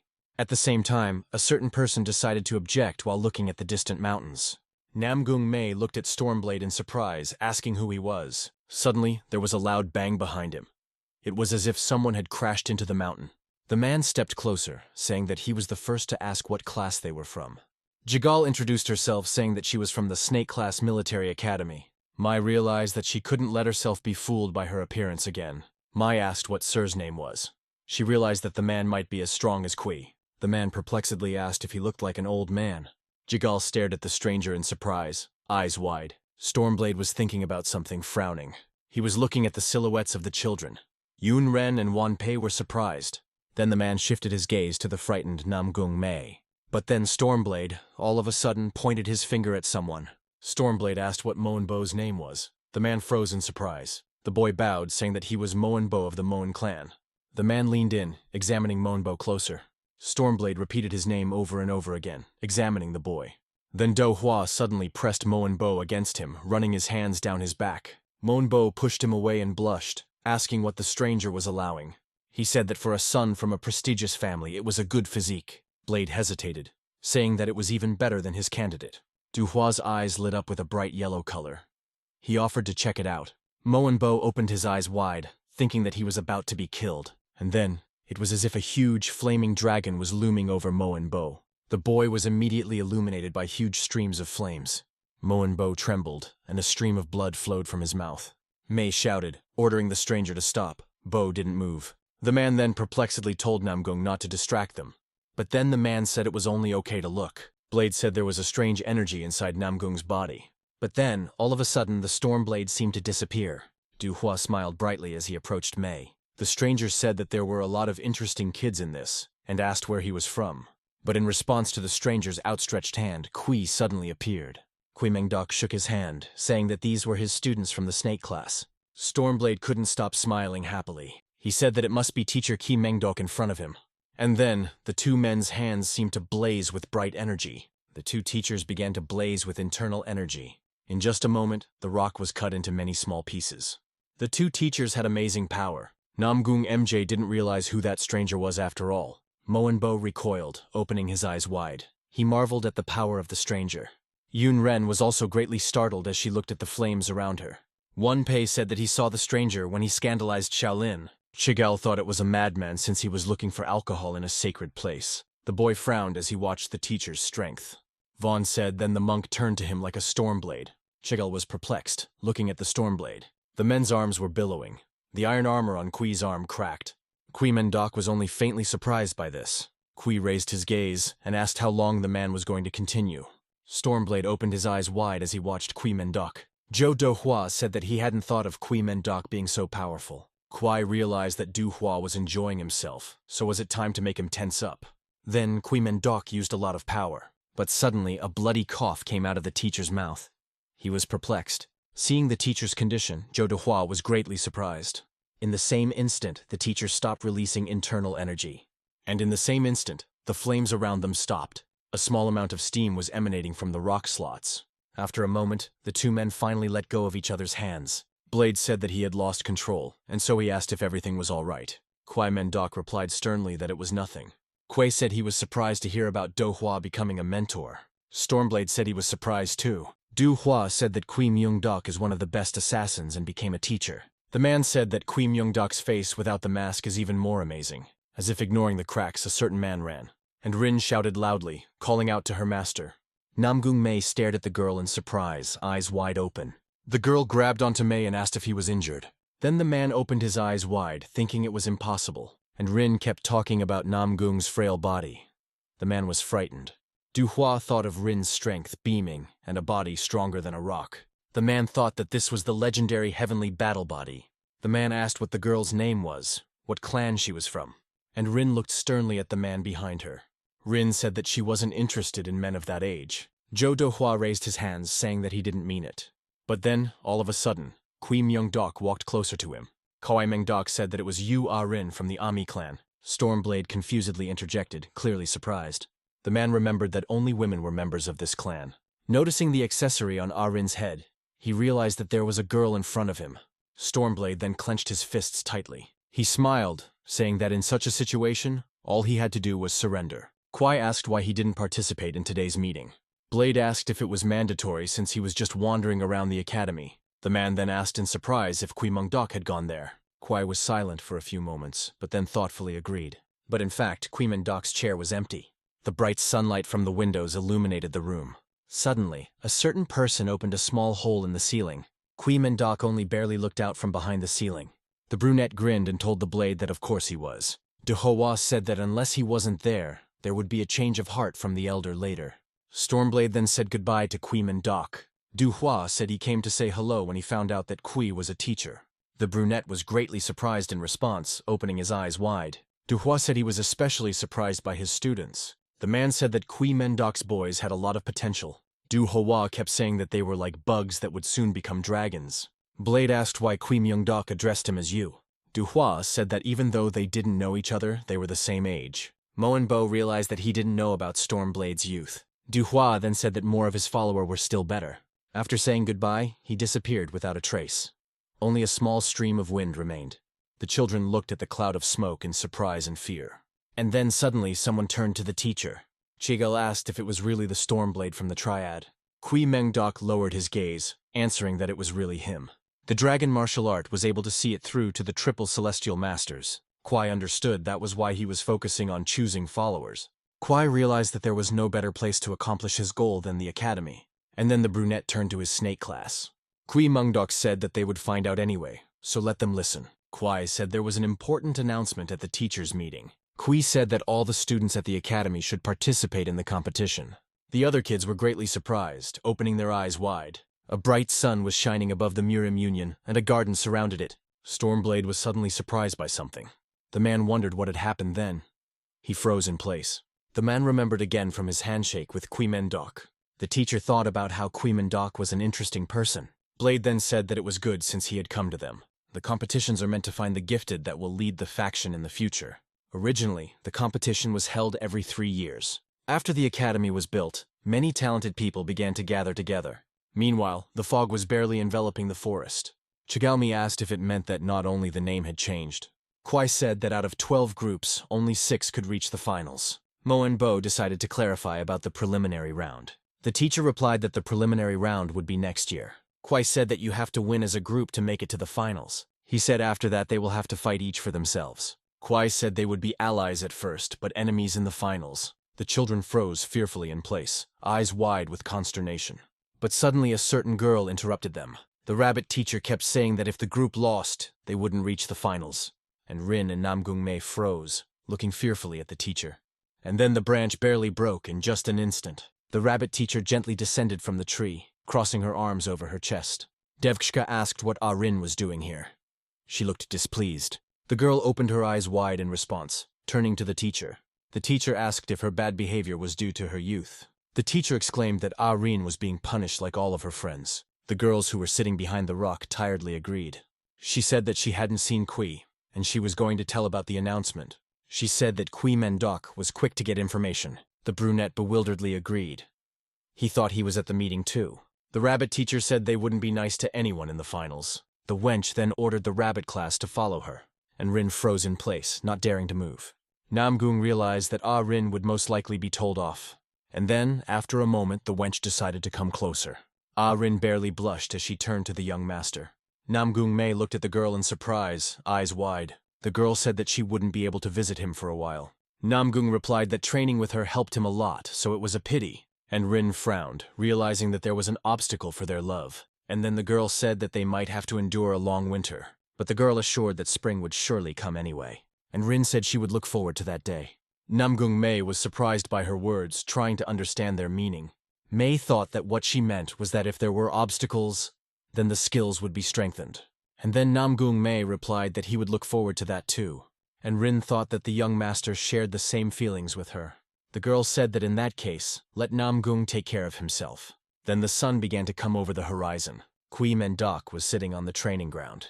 There were students sitting around. Mi asked if they would focus on the general formation. The teacher smiled and said not at all.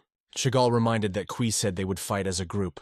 Mai said that while practicing outside, they always did it mindlessly. Kwai said that the overall formation is a terrible strength, but there is a weakness. Teacher asked what happens if one of them gets hurt. Kwai asked what happens if opponents exploit a gap in the defense. Kwai asked what happens if one of them is ambushed or separated. The man kept saying that the constructs are correct, but they are missing a detail. Kwai said that any little thing has the potential to ruin it. Chigalmi wanted to object. The others listened intently. A man said he used to be an assassin. Kui Mengdok asked what the kids thought he wanted to teach them.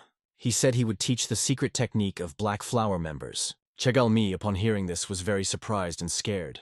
Muanbo and Yunren opened their eyes wide with surprise. Namgung Mei was equally surprised, opening his mouth noisily. Kui Mengdok said that he would now pass this knowledge on to them.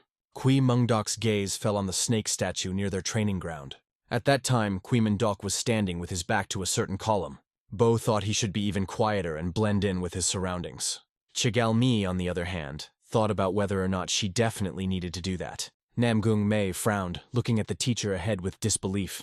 Namgung then realized that this was how the Black Flower members trained. Kui Mengdok turned away from the children, who froze in place. The man began to sing a song, saying green light, red light. Kui Mengdok shouted sharply, turning around.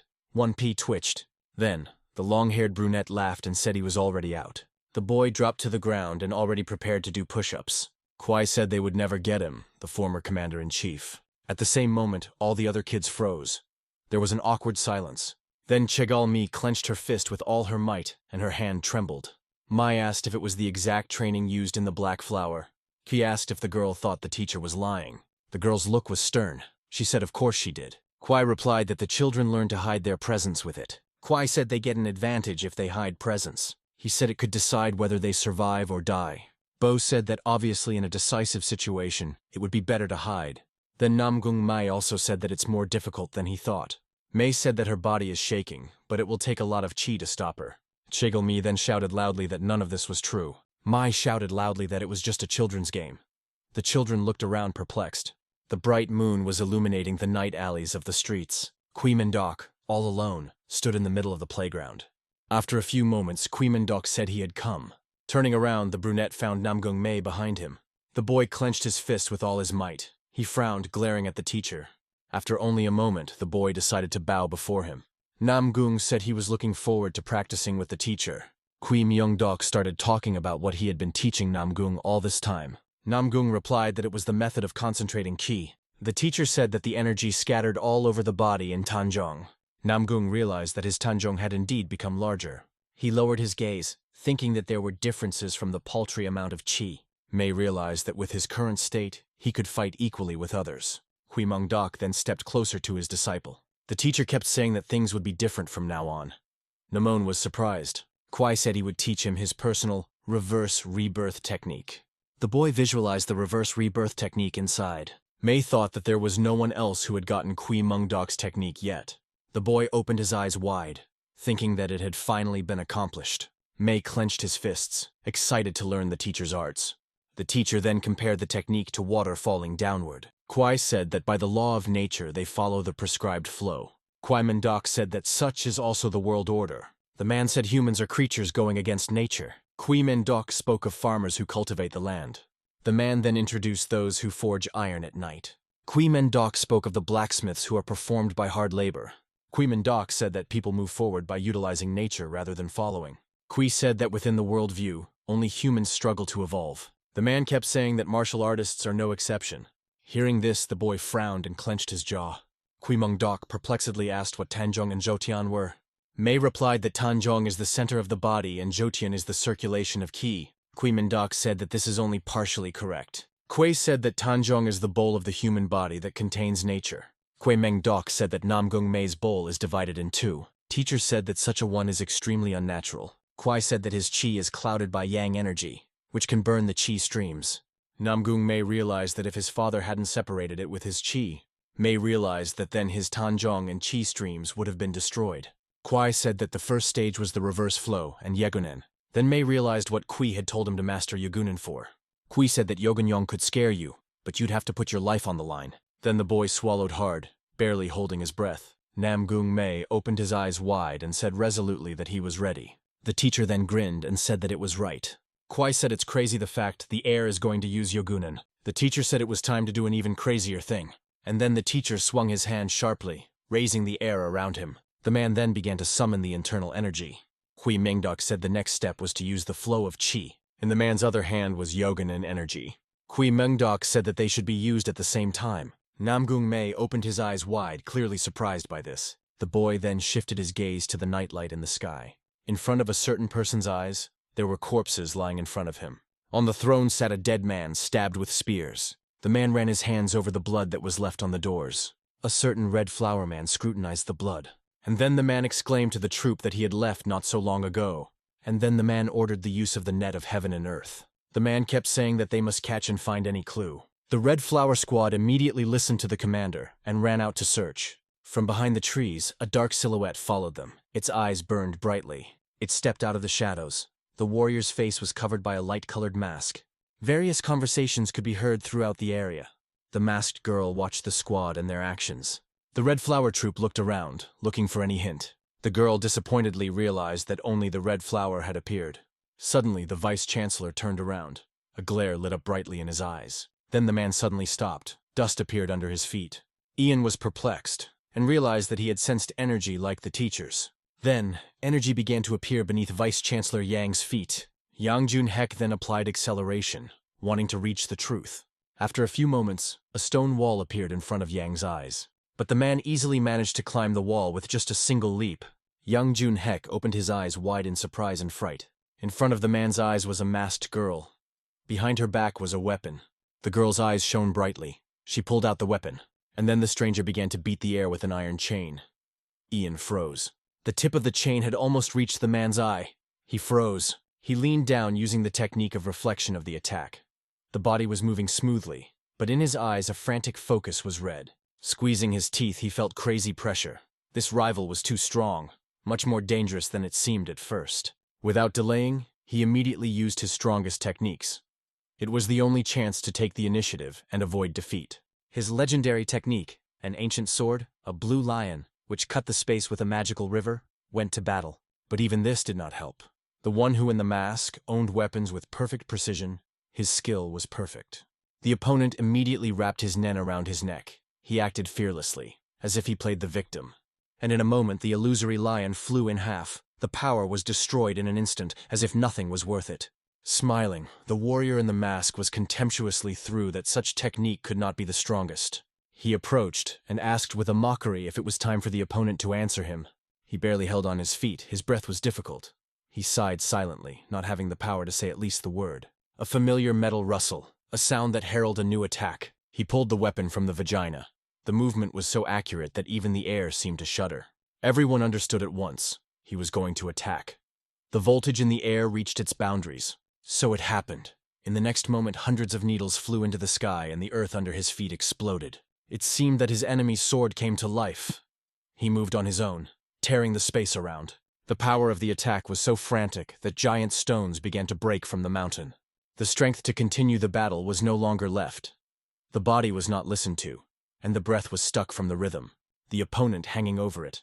The dark energy flowed from the mask ghost, which caused horror itself only. The boy had a guess. His face and voice seemed familiar, though distorted.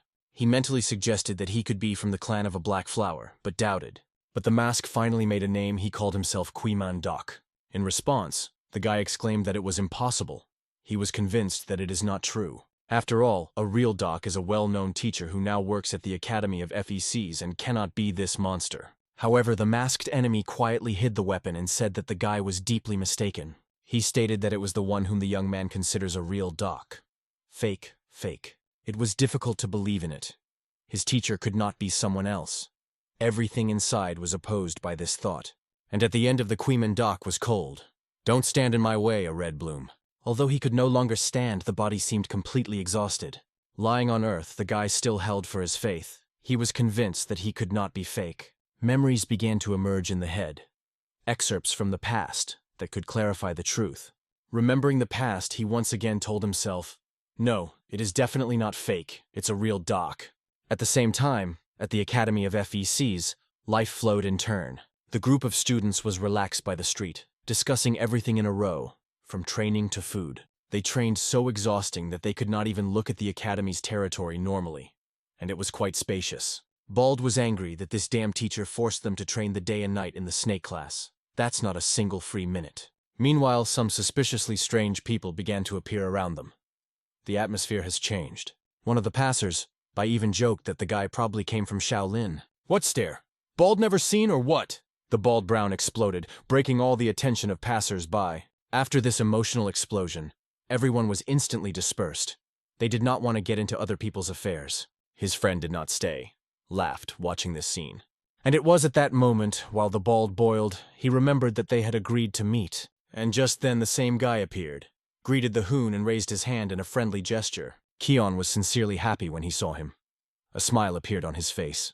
It was us Gun Jeep from the sheep class, their old acquaintance. But as soon as the hoon looked around, he noticed, something here is not as if in the air an alarm was running. He got an explanation.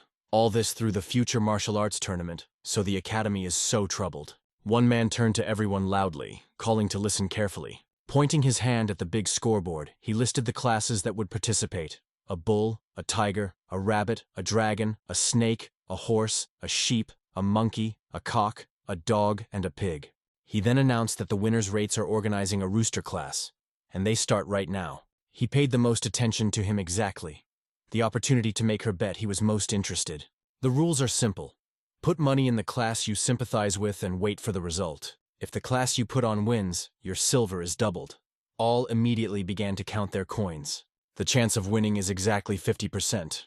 For gambling, exactly. He asked him in surprise, but Jeep Han calmly explained. That is why everyone was so interested in the tournament. It was there that new talents opened there.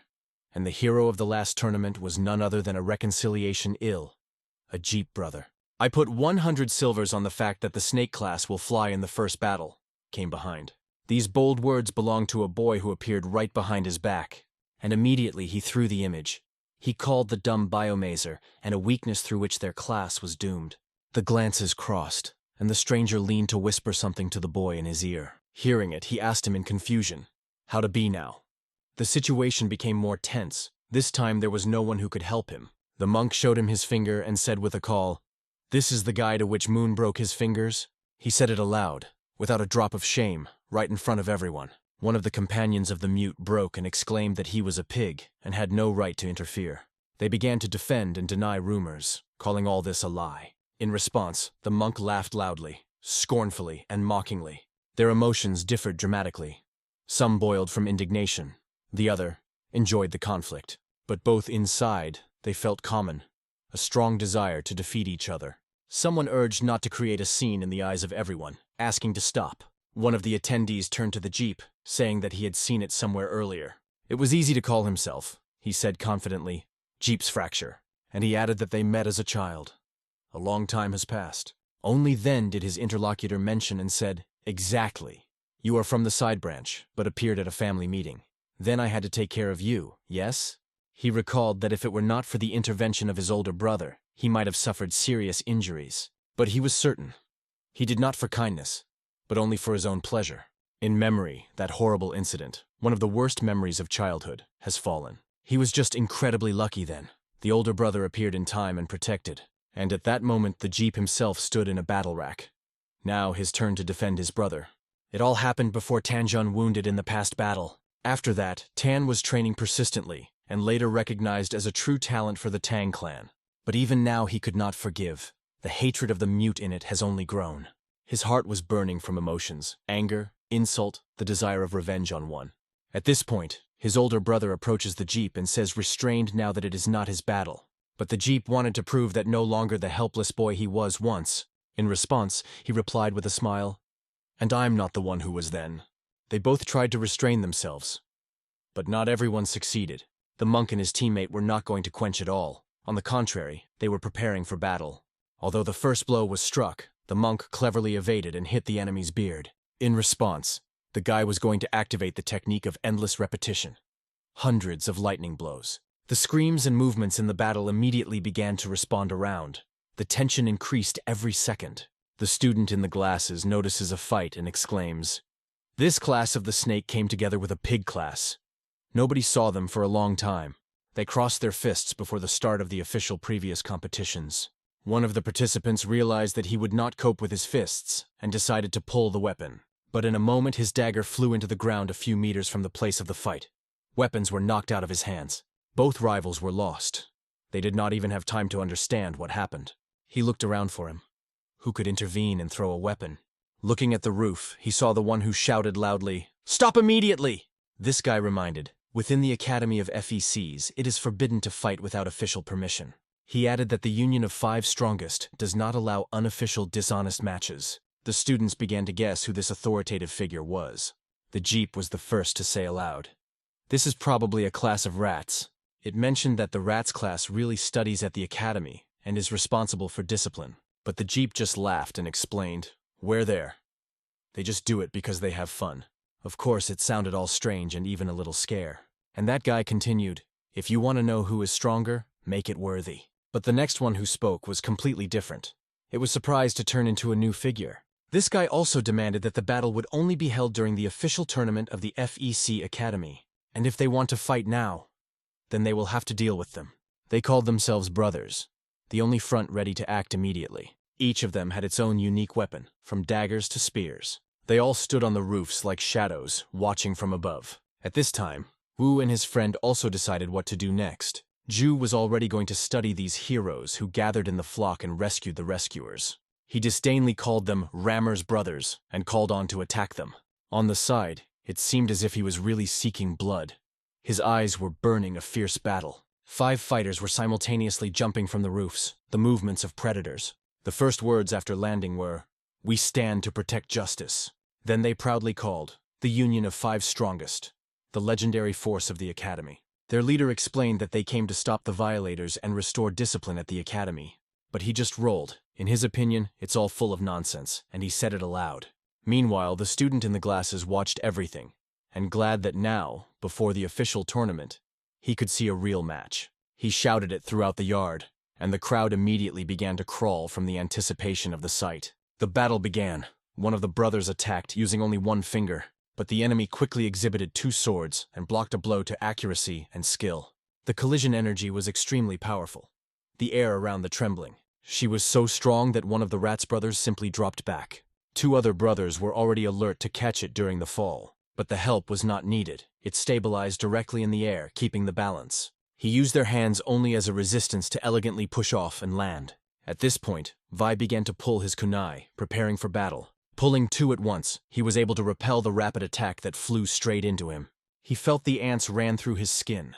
The joint attack of the brothers was really striking. Bald quietly commented, "It's because they are brothers. Their interaction is simply incredible." And although each of the students of the Rats class does not have special individual skills, they have their own trump card, what distinguishes them from all others. It happened when he encountered an extremely strong opponent. It was a battle that is difficult to forget. Only the appearance of the enemy said that he was stronger, and the class of rats could use common techniques. Their team interaction skills are estimated at the level with the great martial arts. Hearing the Jeep's explanation, the bald was only crunching. In his opinion, they just know how to go into the flock. And when he voiced this opinion aloud, it was really difficult to argue with it. However, now everyone could see with their own eyes what their coordinated work is capable of. 3 brothers attacked at the same time. But the question arose which of them was the first to break the boundary. To protect his friend, he activated the rain from the rain. Dozens of fierce speeds flew towards rivals, but without much effort stopped the entire flow of weapons. They repelled the attacks accurately and synchronously. Vi thought that, perhaps, not for nothing, these guys got into the class of rats. Common techniques in them at height, but he was already seriously beaten. The body disobediently fell to the ground. His rain from the blades could not help anything in this battle. The opponents, however, stated that everything he is capable of is to throw daggers from behind. And someone in general suggested that the whole clan of such Hondan did not imagine anything from himself and only the shadow of the former glory, because nothing in the world is able to withstand justice. Proudly from the mouth of one of the brothers. But listening to these words in his address, he was not going to remain silent.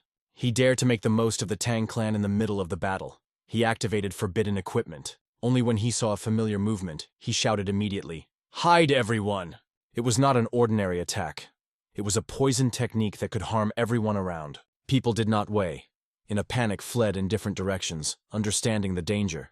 A lotus dagger is one of the most dangerous techniques that could only leave a fire. Turning around, he created a deadly whirlwind, a hurricane from poison and steel. One of the brothers shouted, "To repel the attack so that no one around is injured." Yes! Others called, and immediately rushed to the battle to restrain the dangerous force. But at that moment, the poison had already begun to spread air. Every second was important. The ear immediately ordered, to concentrate internal energy.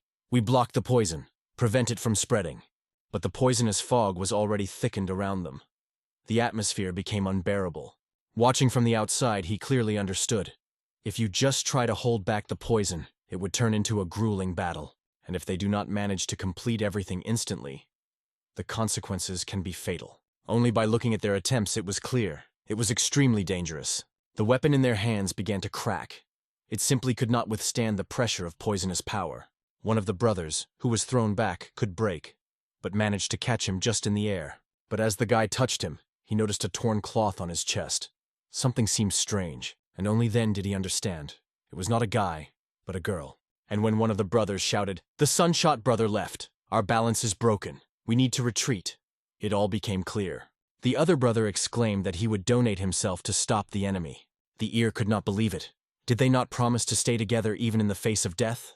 It became more and more difficult to move through the poison, and their common techniques no longer had the former power. In addition, one link from the combat formation has already left, violating the unity of the team. Then he came closer and turned to 6. It was visible in the face. He did not expect such a turn of events. And even less he expected him to lose such responsibility on him in the midst of the battle. It was a girl, and he just threw her into the arms of you, saying, "Keep it," right in the middle of chaos. And at that moment he began to focus on managing his own energy. The poisonous claws of the enemy were almost touching his face. Death was too close. But at that moment he appeared in front of him, whom his friends call Kioni, Magun himself. He tried to stop Tan in words, quietly convincing, "It is enough. Stop." But Tanvi was only more angry. How does someone dare to stand in his way? The eyes of one were burning with force, as if the explosion is fierce. But the other was the same spark, unbreakable determination and thirst for battle. And it was at this moment that a loud, powerful voice came. He asked with irony, "But you will only come when the dog bites you." Everyone was immediately understood. From this moment there will be no jokes. One single movement, and the boys scattered in different directions, like dolls. No one even had time to understand that it was for energy, so powerful that it seemed unearthly. Then the female voice appealed to all participants of the incident, confidently, without any oscillation. It was a dog teacher, harsh, fair, and well known in the academy. She ordered everyone to follow her class immediately. The conversation should be serious. Meanwhile, it stood under the door and eavesdropped, because they did not officially participate in the fight. In the classroom, she strictly asked, "What did you think when you made showdowns just in the center of the academy?" The ear immediately began to justify they fought for justice. But she quickly broke him, called it a recidivist, and ordered to remain silent. After that, she slowly pointed her finger on the harvest. He had to explain everything. She demanded to tell the truth, who was guilty and where it all started. And she warned, if he is wrong or allows emotions to take the mountain, she will throw it out of the academy. Imitates the exception with all the consequences, as is responsible for discipline. Tang did not understand why she chose it. If they were really excluded, how could he then appear in front of his family? Everything turned into a real mess. Other students looked at him with plea. Everyone in the eyes glowed as a stars of hope, so that he did not say anything superfluous. He began to honestly. The conflict began between a snake class and a pig class, and then everything was complicated when the boys from the class of rats intervened, and only worsened the situation. But the root cause of all lies in the ancient conflict between him and Tan Wu. This is the spark for today's explosion. Now, in such a situation, it is important not to say anything superfluous. Every word could have consequences. He did not want to harm others, so he decided to speak honestly, without exaggeration and dimension. First of all, he said that the boys from the class of rats were not to blame. They just found themselves in the middle of the conflict. Everything happened through him and Tanvi. That's who really pulled everyone into a fight. She asked, "Do you want to say that only you are two?" "Yes, I am ready to accept punishment. But there is one but," he said firmly. "To finally resolve our long-standing dispute with Tanvi, I ask for permission for an official match." Somewhere far on the battlefield lay people scattered on the ground. They looked as if they had lost their right to live. The sword of this man was filled with blood, as if absorbing the punishment for every blow. The old man approached him, slowly sighed and stopped nearby. Turning to him as a first owner, he admitted, he apparently went through a difficult decision. "If you entrusted it to me, everything would have decided for a little silver. You would not even have to interfere with personally the old man said with a barely stable regret. But the first owner replied firmly, "There are things that you do not buy for money. It is not just an incident. It is a matter of honor, an order that is not changed with silver." In a serious, cold tone, the first owner said, "The reconciliation does not negotiate with robbers." The old man immediately shot himself, apologized, and acknowledged that his words were false. "There should be nothing to tie the name of the Nagan family," the first owner added, asking the old man to follow him. At this time, she listened carefully to everything that Magomed said. She liked that he did not blame the guilt on others, and taught everything honestly as it was. And she was cheerful that the guy so seriously asked for permission for an official match. She looked at Tan and asked, "Do you agree to this fight?" He did not just agree, he also asked for permission. But his request was different, to allow the use of poisonous techniques during battle. It sounded unexpectedly.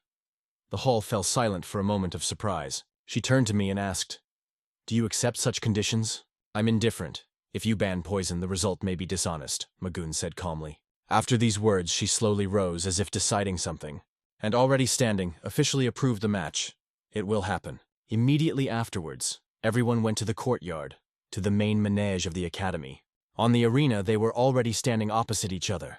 Tan Vi, with a smile, turned to the opponent. He was so sure of his victory that he asked with a mockery, "Did you really summon me hoping to win?" But the reference of the past, a time when he could not even imagine such an opportunity.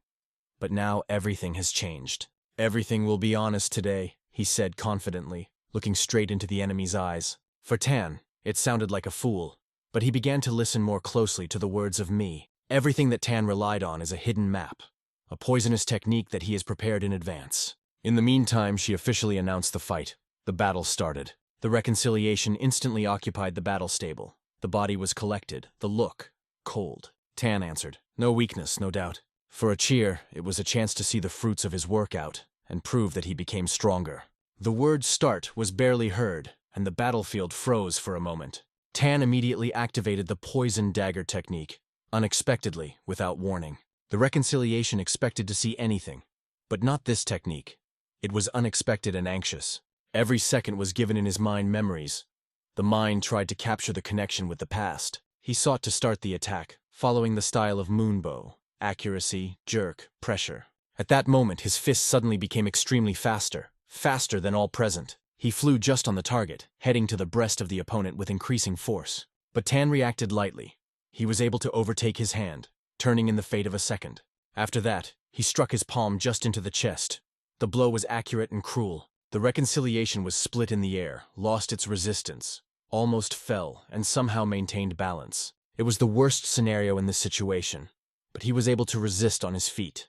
On his chest, a deep cut, he clenched his palm, trying to stop the blood. But he did not have time to recover as Tan was already near. A new attack, this time his knee. One, watching from the side, immediately realized he was struck by poison from the very beginning of the battle, and the longer the duel lasts, the worse it will be for him. The poison gradually absorbed strength. When they discussed it, the ear suddenly returned to them. He confidently stated, "I don't lose. You don't understand who before you." And then, slightly raising his voice, asked to silence. The moment of silence and observation. Jews noted that after poisoning, the body stops listening, and it becomes more difficult to control internal energy. But the ear only added, "True justice is so just not to break." At the same moment, his palm was directly on the knee of Tan.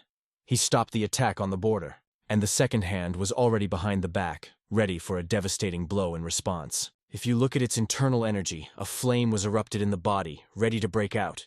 He managed to release this force, and with a vigorous flash, he rejected the opponent a few meters ago. But as soon as the distance was formed between them, Tan said with a smile, "It is not necessary to waste your energy so thoughtlessly. The more you use it, the faster the poison enters the body, spreading all energy channels. There will be only one thing: suffering worse than death."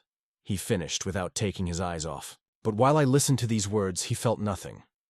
The body seemed normal, neither pain nor weakness. Tanguy, with a cold smile, asked if he finally realized what was happening, hinting at the first symptoms of poisoning. He emphasized that the body already manifests signs of poison, and there is almost no chance of survival without counteraction. Meanwhile, an even stronger poison concentration began to appear on his hand. It was throbbing as if alive. It was at this point that Tanguy decided to put a point in this battle, attacked with the intention to end his opponent. However, the guy did not wait and rushed forward, taking the initiative. But everything went to the plan. He did not face what he expected. His mighty blow was unexpectedly stopped. The forces collided in one place. The young man was struck, though he was surprised. The body was not reacted as always. Surprisingly, the internal energy circulated freely, as if the poison did not operate. He realized that the enemy wanted to finish the fight before the poison spreads throughout the body. Therefore, he broke up sharply. He jumped high, getting ready for counterattack. In the air, his hand reached for a cold weapon. Time for a decisive course. He activated the technique of heavenly rain from daggers. The sky was torn by the glitter of steel. Mugenmi began to move as if he were in the stage with the Matrix. Everything was slowing down. He evaded every blade as if dancing among them until one of the daggers in the air. He clenched the dagger in his hand and looked intently into the blade. It flashed, and at the edges, the poisonous energy was slightly thrown. At that moment, it became obvious. Tan 66 accurately uses poisonous techniques, and his attacks are literally impregnated with deadly poison. But why does the body not respond? This question did not give him rest, and he involuntarily delved into reflections. Then a strange but logical opinion has a strange but logical thought. Maybe energy in his body absorbs poison, works as a natural antidote, but he could not fully understand what was happening. Everything looked too unusual. Meanwhile, Ji, watching the fight, also reached some conclusions and shared the assumption. She thought, maybe the guy has the same legendary power. Absolute resistance to all types of poison?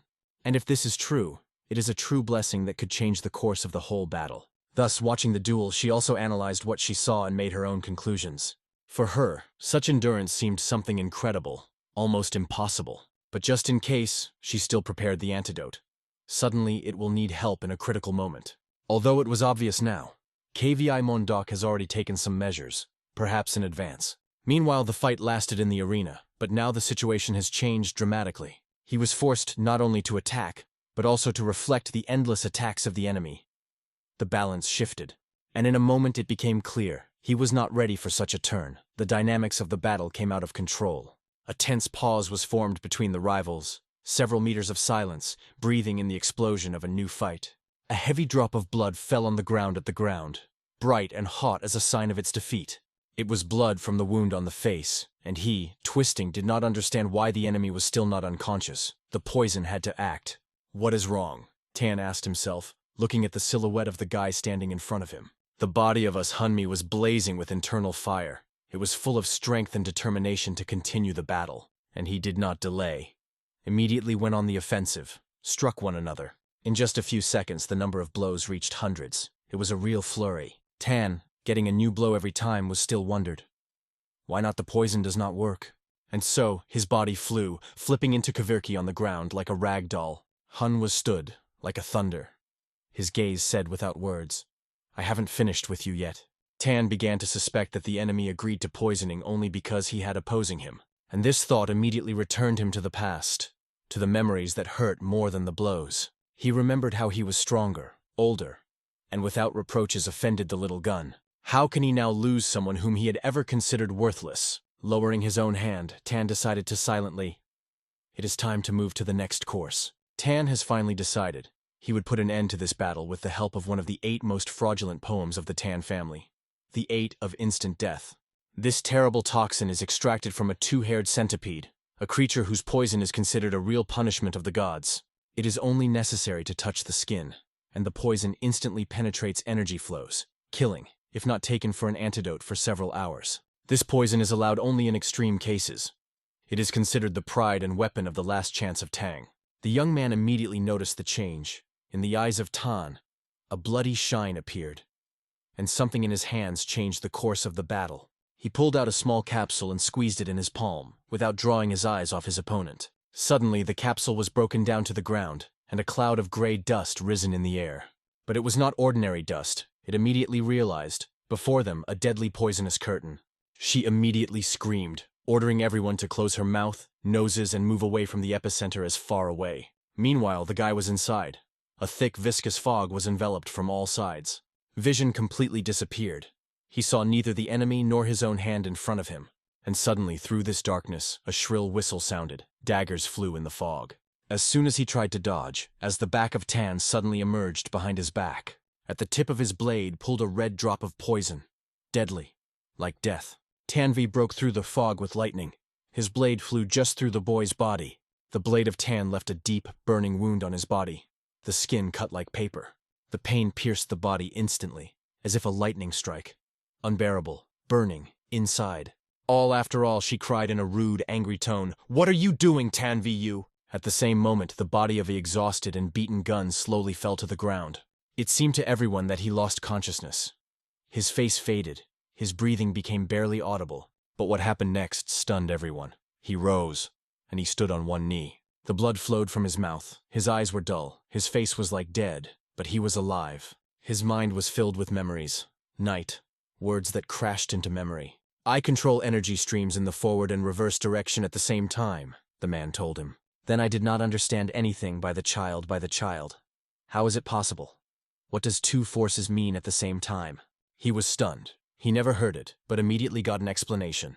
Control of the return flow can damage energy channels. It is extremely dangerous. "It's like turning your own body into a powerful explosive," the teacher added.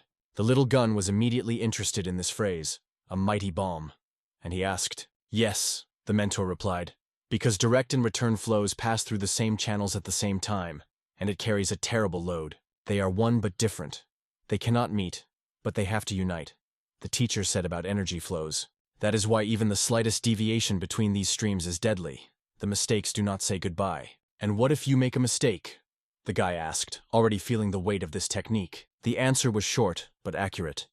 "There will be a loud grandmother. At the point of contact of direct and return flows, the energy channel will simply break, and everything will end instantly." But the teacher reassured him. "Don't worry. I prepared a needle with medicine in case your body is torn." His teaching was rigid, not at theory, but exclusively at a real practical battle. And we can say that it was only the first test of many who were waiting ahead. But now he no longer belongs to the ordinary class of the snake. It has risen higher. From the moment as he became a personal student, KVI Mondoka, his path has changed dramatically. The teacher then promised that he would teach him not by school standards, but by his own method. The method that he created is the principles of the dock that breaks all the usual boundaries. The phrase came again in the head: come in, break, and go up again. Gathering with the spirit, the guy decided he would face, as the teacher taught, even if it costs everything. And this is how he destroyed the poison of Tanvi, not an escape, but a direct clash. Even this superfluous poison he decided to destroy the same way, meeting his forehead. He clearly felt two powerful forces that raged inside. The first is burning, unrestrained energy of fire. The second is the icy, piercing force of ice. Both were crazy, erasing its energy flows to the limit of destruction. In order to curb this chaos a little, he formed the energy sphere in front of him. He used his own technique to absorb flames against the fire, and against ice, a technique that breaks the icy energy from the inside. "I will cope," Gunmi, squeezing our fists. "He will succeed. He will break it all and will come out of the winner even from this hell." At the same moment, the angry was angry, like a thunder in the clear sky. She grabbed him by the collar and pulled him. Her voice was tough. "How did you don one of the 8 strongest pores? Did you, rotten beetle, decided to finish a friend for the sake of victory?" Her anger was unrestrained. Tan was justified. They say everything under control, and if they have time, there will be no consequences. But in his thoughts, he smiled trickly, because he understood perfectly. The consequences could be horrible, up to injury. She strictly ordered the antidote immediately. It could not be delayed, because every second could be the last for the wounded. In addition, she immediately stopped the fight. But instead of answering only the deaf silence, which seemed to emphasize the seriousness of the situation. Entreated from such silent indifference, she asked, "Are you really ready to take the risk of everyone and find yourself outside the military academy for the sake of this stupid game?" In response, there was a decisive challenge. "I want to continue the match." Logically, and at the same moment, 2 mysterious figures appeared before the crowd. It turned out to be an old man and a young man who recently descended from the mountain heights, as if they were called to watch the spirit of war. From their faces it was visible. No one expected to see these strangers here in the walls of the academy, where everyone knew each other. Jeep Hamidi when her brother recognized her brother, Elijah, because she did not expect to see him among the audience on this duel. Elijah, in turn, was no less surprised.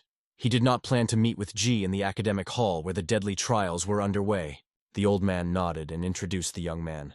"This is my student, and we came here to see with our own eyes whether he was really worth the rank of a sword." Ji heard about Elijah as a Hun's brother, but his unexpected appearance now caused it only surprise and anxiety. Then Ilya straightened his shoulders and strictly said, "Now it is not only an honorable title, but also your life, Ji." The Ji brushed her teeth, not able to remain silent. "What the hell? The continuation of the duel do you offer when everything could end tragically?" Representatives of the Gun clan were famous for the flawless swordsmen among the 5 powerful families who participated in the Great War of Chom. In that era, these swordsmen stood along with the boldest warriors on the forefront, protecting their people from a ruthless enemy. Now, returning to the academy, they could not allow this match to end in vain. The fate of many lives was decided here. It was in that war that the Gon clan proved our right to stand among the strongest. Not in words, but with blood and fire. Their leader, us, Gun Co, during the battle gained a real insight, which changed the course of all confrontation. Then he mastered the fire equipment, whose level was divided into 3 stages, Gi, Gol, and Gik. Each of them opened new limits of force. Having reached the 2nd level, Gol, he received recognition as the most powerful among all the heads of the clans. It was thanks to this power that the Gun clan was able to compare us with the influence of even a powerful union of 9 families. She was well aware of it. She faces not just a student, but the first heir to one of the greatest families. And whatever it is, his fighting power is not inferior to her own, and perhaps exceeds her. Others also remembered him. The winner of the past tournaments. A worthy rival even for the dog mentor. A young man whose power is similar to the all-consuming flame. Uncontrolled. Devastating. Majestic. It was the first heir to the Gun clan, Hunil himself. But all the views were now chained to his younger brother, the one who was exhausted after a deadly battle. She said strongly on him, emphasizing, "Now is not the time for pride or demonstration of strength. It is necessary to give him an antidote as soon as possible and move to the hospital immediately." Her voice has not endured. The clan, which is included in the top 5 in Marima, has the technique of the blue sky, capable of splitting even the most celestial firm. "So his death will become our pride during the duel," Il said coldly, looking at his brother's body. It was a real shock for all present. No one expected to hear this from the first heir. She only twisted. Now she finally realized, he is also absolutely abnormal. Her gaze returned to us Hunmi, whose hand clutched into the ground. He seems to have climbed again. But suddenly, just a powerful explosion occurred in front of him. Everyone stopped for a moment. What is it yet? It seemed that the guy could not survive under that wave of power. But the reality was completely different. A loud roar came from a cloud of dust, wild, decisive, living. It was a cry that did not need explanation.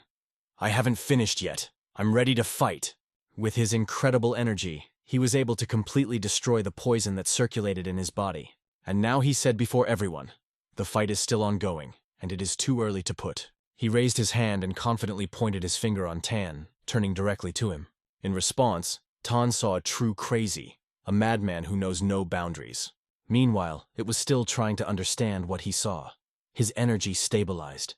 Did he really overcome that terrible poison? Stunned but keeping calm, she only briefly said, "The match is continuing." And perhaps even if Il did not say anything, the battle would still go further. Everything is too acute. Tanvi just clenched his fists. Now he was not just surprised, but truly angry. But even now, Tang still hoped.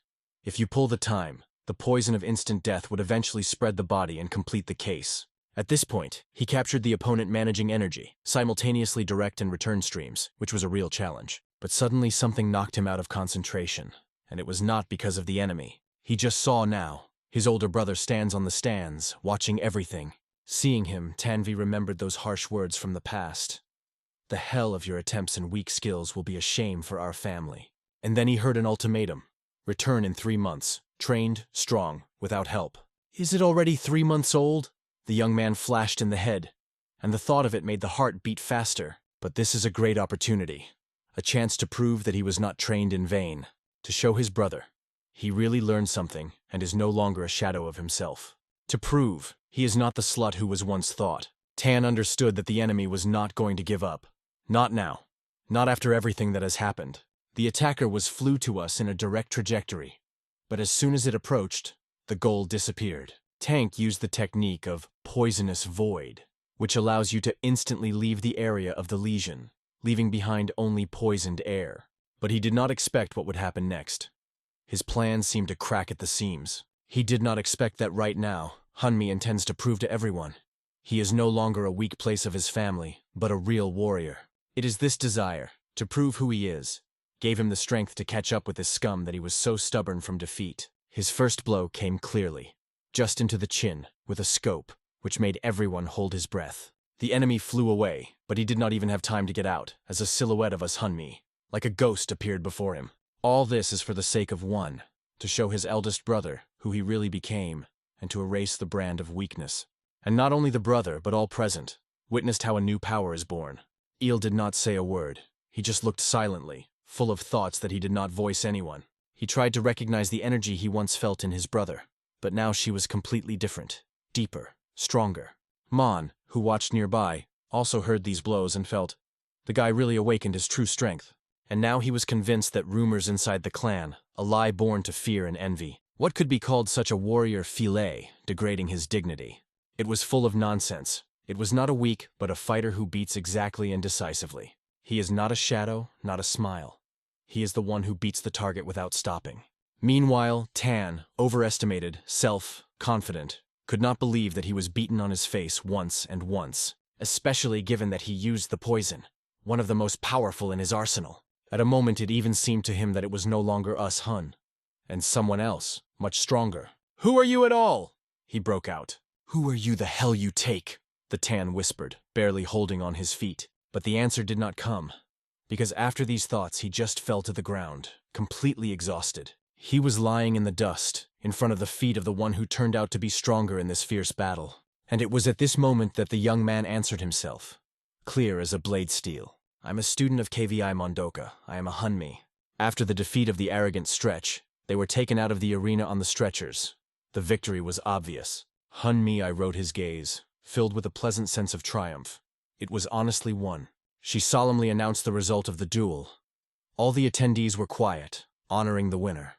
She then presented the boy's antidote as a sign of recognition and asked to return to the snake class. He immediately understood.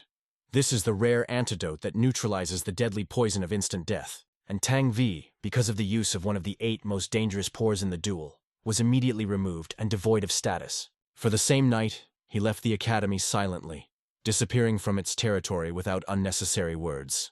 In fact, Hunmi knew new antication. The poison had already completely left his body. Moreover, after he breathed her diaphragm, the amount of Yang's energy in his body has increased amazing. Now even he began to realize himself. He became much stronger than ever imagined. But his facial expression during these reflections caused a slight surprise to someone. "What kind of rye is it? Again, do you think about a bullshit?" He asked this that the guy, barely smiling, replied, "But nothing like this.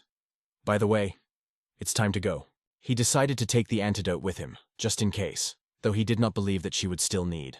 The pupil of the dog class thanked him, calling a young but real warrior. But the guy just shrugged. He did not think he had done something extraordinary. Just told the truth, how it really was. But even excessive modesty is similar to the poison. Sometimes it prevents fully revealed. After all, he could simply take advantage of the situation and get out of the water, but did not lie. He summoned Tan to an honest fight, and that really struck everyone. First of all, it became joy that even among students, real moral and dignity is still alive. At the end, the boys promised that they would not forget this noble act. Such things are not erased from memory. Their departure was spectacular. One of them threw a smoke checker, and they disappeared as rapidly as they appeared. Now and the rest of the students could go quietly. The fight ended, the tension slept. The main reason for this, oddly enough, was famine. The stomach won the morale. But I could not understand, where did the Hun Il and her brother go? Meanwhile, the night sank into the yard. The darkness spilled, and the world around it. The teacher slowly brewed tea, gently pouring boiling water into a ceramic cup. But that cup was not the only one. There was another one, prepared for the guest. And indeed, Il came to him, exactly the one he expected to see today. The first thing Il said, "It is a great honor for me to meet you, Master Kwimiondok. But please contact me for you." He took a deep breath, full of breaths of air, as preparation for something serious. And the KVI master took an even deeper breath, paused, and finally asked the question that had long been ripe. "So you know about me?" Calmly, but with a subtext, asked Kimondok, looking carefully at the guest. Il did not hide. Yes, he heard about him from his father, and he heard more than once. He remembered how he stood behind the door until he was allowed to go inside. Then he entered his father's room. The situation was quiet but tense. The head of the family looked at his son and asked what brought him at such a late time. Il replied simply, "I came to ask for permission to return my younger brother to the family." His words were sincere. He bowed his head and openly asked for permission to do so. But for his father, this conversation has long been closed. Everything is decided for him. But Il did not give up. He kneeled and loudly stated that he had never contradicted his father's will. Until now. He stressed that perhaps his brother's fighting skills are only a little better than that of an ordinary person. But is this a reason for the renunciation? These words made my father with a cold determination to ask, "Did you decide to challenge my decision?" Il only swallowed the air. The words were stuck in the throat. From the incredible pressure of his father's energy, it became difficult for him to breathe. As if all the air had disappeared from the room. He struck himself with his fist in his chest, trying at least somehow. And even then, breathing, he felt the blood from his mouth. The pressure was unbearable. Even through the unbearable pain, Il did not stop. "I believe that you are ready to think again." After deep exhalation, the father was calm, but bitterly asked, "Why don't you love your younger brother so much? Have you not understood yet? I have not yet declared the heir because of him." The head of the family added. After these words, Il, verse but firmly explained. He only thinks of the future of the family, his strength and stability. The father decided to clarify the true reason. He did not call the heir not because of the younger. In fact, all other family members today develop much faster than he himself in his youth. But this is not enough. To be just strong, not enough to head the family. This has never been enough. The head of the family is not just a fighter, Il added. It is a symbol, support, reflection of the whole family. In the world, Murima's power automatically equates to the power of all its kind. It is on this basis that evaluations, prestige, and position of the family are formed among others. But nevertheless, Il did not understand. What are the conditions except the strength? And then he heard, the younger one had long been sent to the Academy of FEC, and if he really wants to turn it back, he should get permission. Not a father. Permission from whom? Il asked in surprise. It was then that he learned that Mondok, a legendary mentor, is now a teacher of his younger brother. And now, standing in front of this master, he honestly told him straight into his eyes, "I want to pick up my brother." But in response, he heard, "There is one condition." Hearing this phrase, Il did not even believe his own ears. Did he understand properly? He wanted to immediately ask, "What are the conditions?" It has passed for a while, and now Hun was standing, heavily covered with sweat. Something clearly went not so easy. In the meantime, his mentor turned to everyone, saying that he wanted to introduce someone to the students. And that was the Hunil himself, a temporarily acting assistant teacher. And although he stood with the appearance of a confident warrior, drops of sweat were flowing from his forehead. Nervous no less than others, Kui Mondok explained that he went to this decision due to circumstances. The current assistant Com was injured during the trip and dropped out indefinitely. According to preliminary estimates, at least a month he will have to rest. Il, a little surprised, noted that the moon is too long. He even suggested sending another experienced replacement master in order not to delay the case. But the doc just answered. The condition is that the duties have the duties. No one else. 1 month. That is how much he will have to be a teacher's assistant. He can then either pick up his brother or do it as necessary.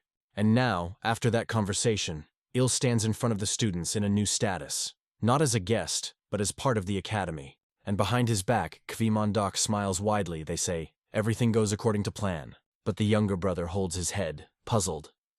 Why should he now endure the older as a teacher's assistant? The teacher, meanwhile, says wisely, discard the idea to reach the old sword. It's time to awaken the true softness. It was this training that has now been held by a student named after. The movements were smooth, but everyone felt a hidden power. But suddenly his focus was interrupted. Il came to him, which forced him to stay in the half. As soon as he saw the boy, Il smiled and said, "Here he is, a tiger of the moon family."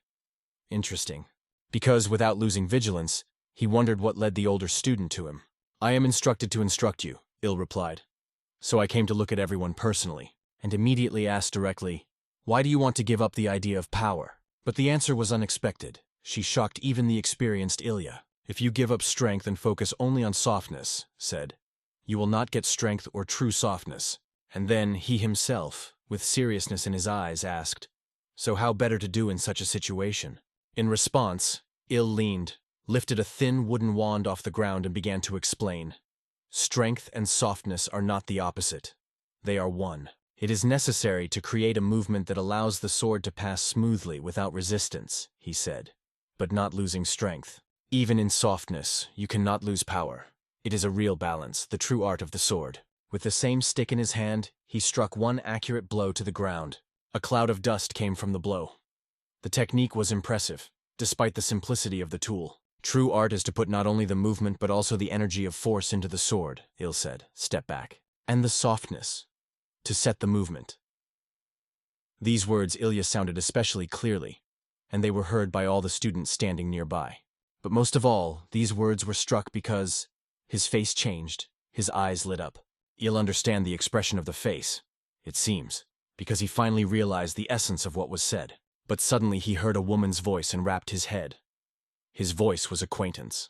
Behind his back was she who was saying with a light smile, "They have not seen a long time." It was Chegelmi. As it turned out, it also belonged to the class of Snake. They immediately made a conversation, discussing something, laughing, and his younger brother stood nearby. Hun listened to us attentively, but he could not believe everything that was happening. As if the world had turned. The girl approached him and asked why he was standing away.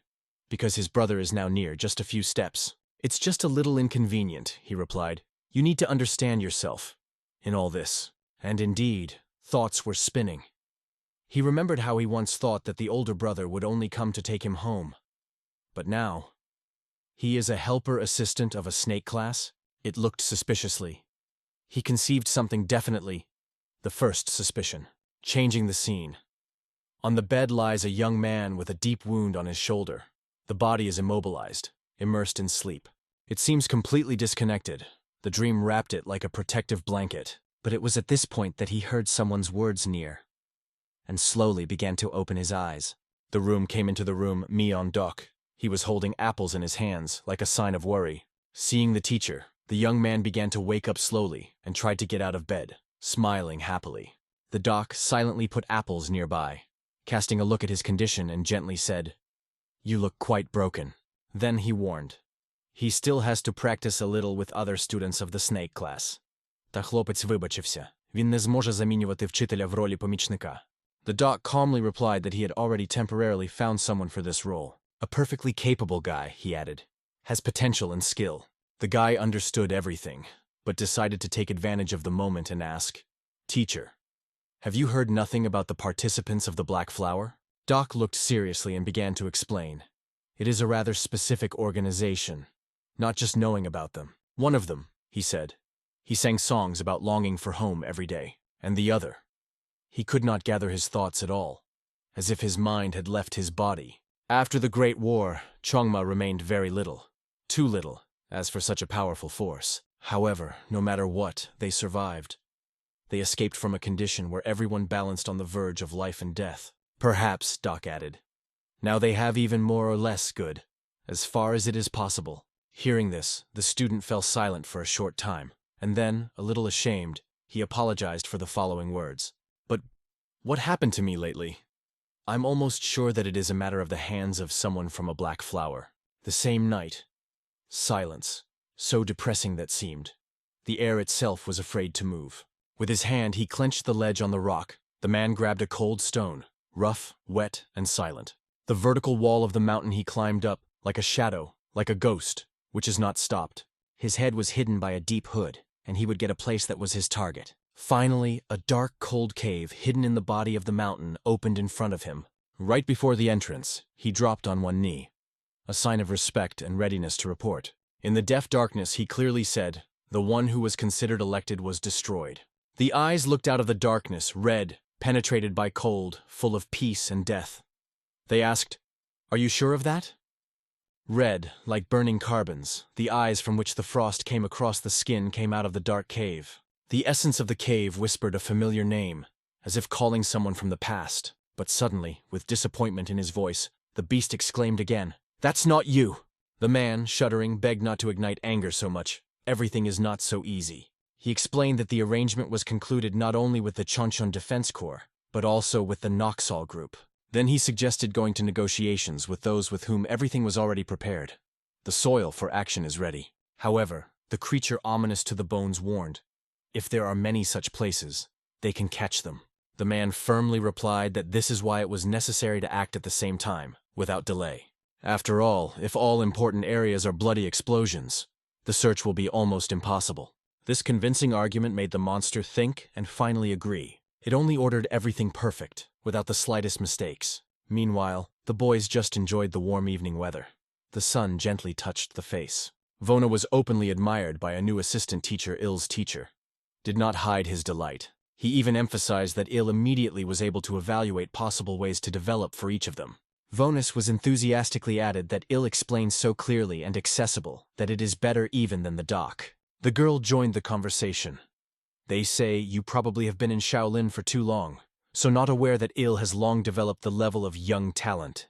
It is even rumored that such a genius of martial arts is born once every 100 years, and his whole family, straight offspring, has no less impressive potential. For example, a dream in just 5 days was able to defeat the detachment from the whole fortress on its own. It was a serious exam, but she overcame him with a smile that it was something every day. And the puppies even summoned the hereditary master, who behaved in one of the taverns. Everyone knows that this battle ended in a draw, although it was expected much more. And it is not possible to speak about the cheerleader. He is a separate story that does not fit in the border. She also added that these legendary students are just a little older than them. And she had no doubt. The name of the reconciliation would become a symbol of the top that everyone at the Academy of FECs wants to conquer.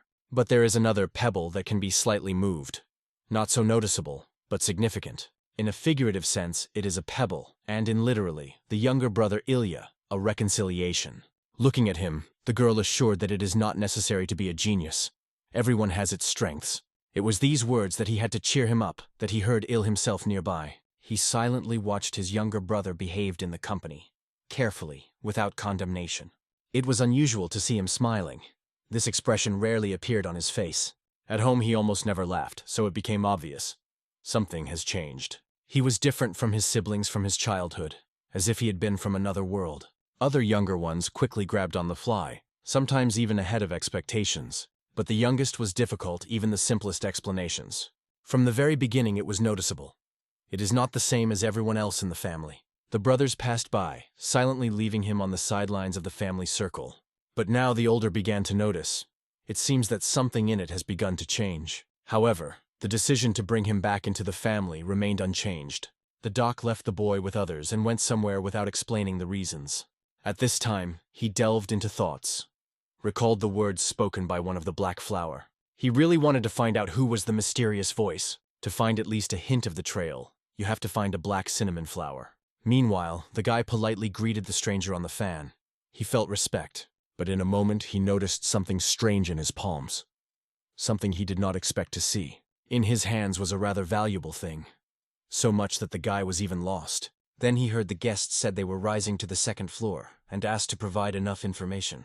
The little was happy, bowed and quickly replied that he would show everything he needed. He felt at that moment, this person was not ordinary. There was something special in it. Subsequently, inviting the guest up, the guy brought him dishes that were prepared in advance. Through the vow, the guest was barely audibly said that the food was appetizing. But immediately he noticed, everything is wonderful, but something is still missing.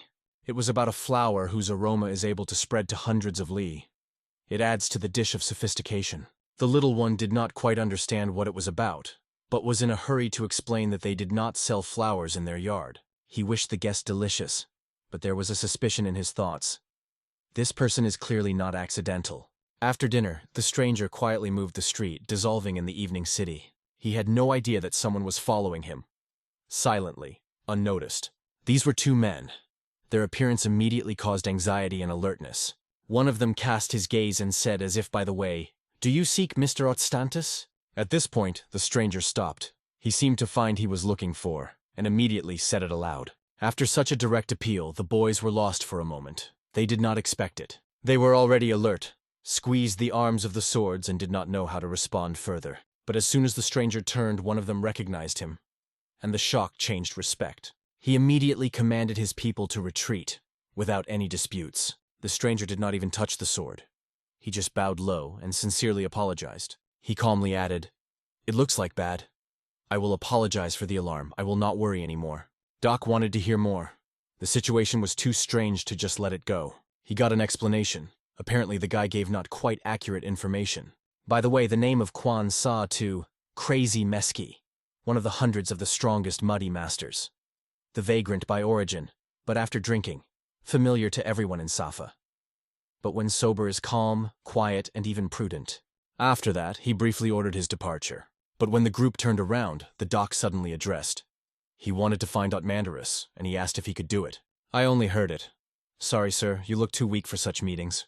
It is better to pretend that this name did not sound at all, so it will be safer. Otherwise, death will come faster than the news will reach someone.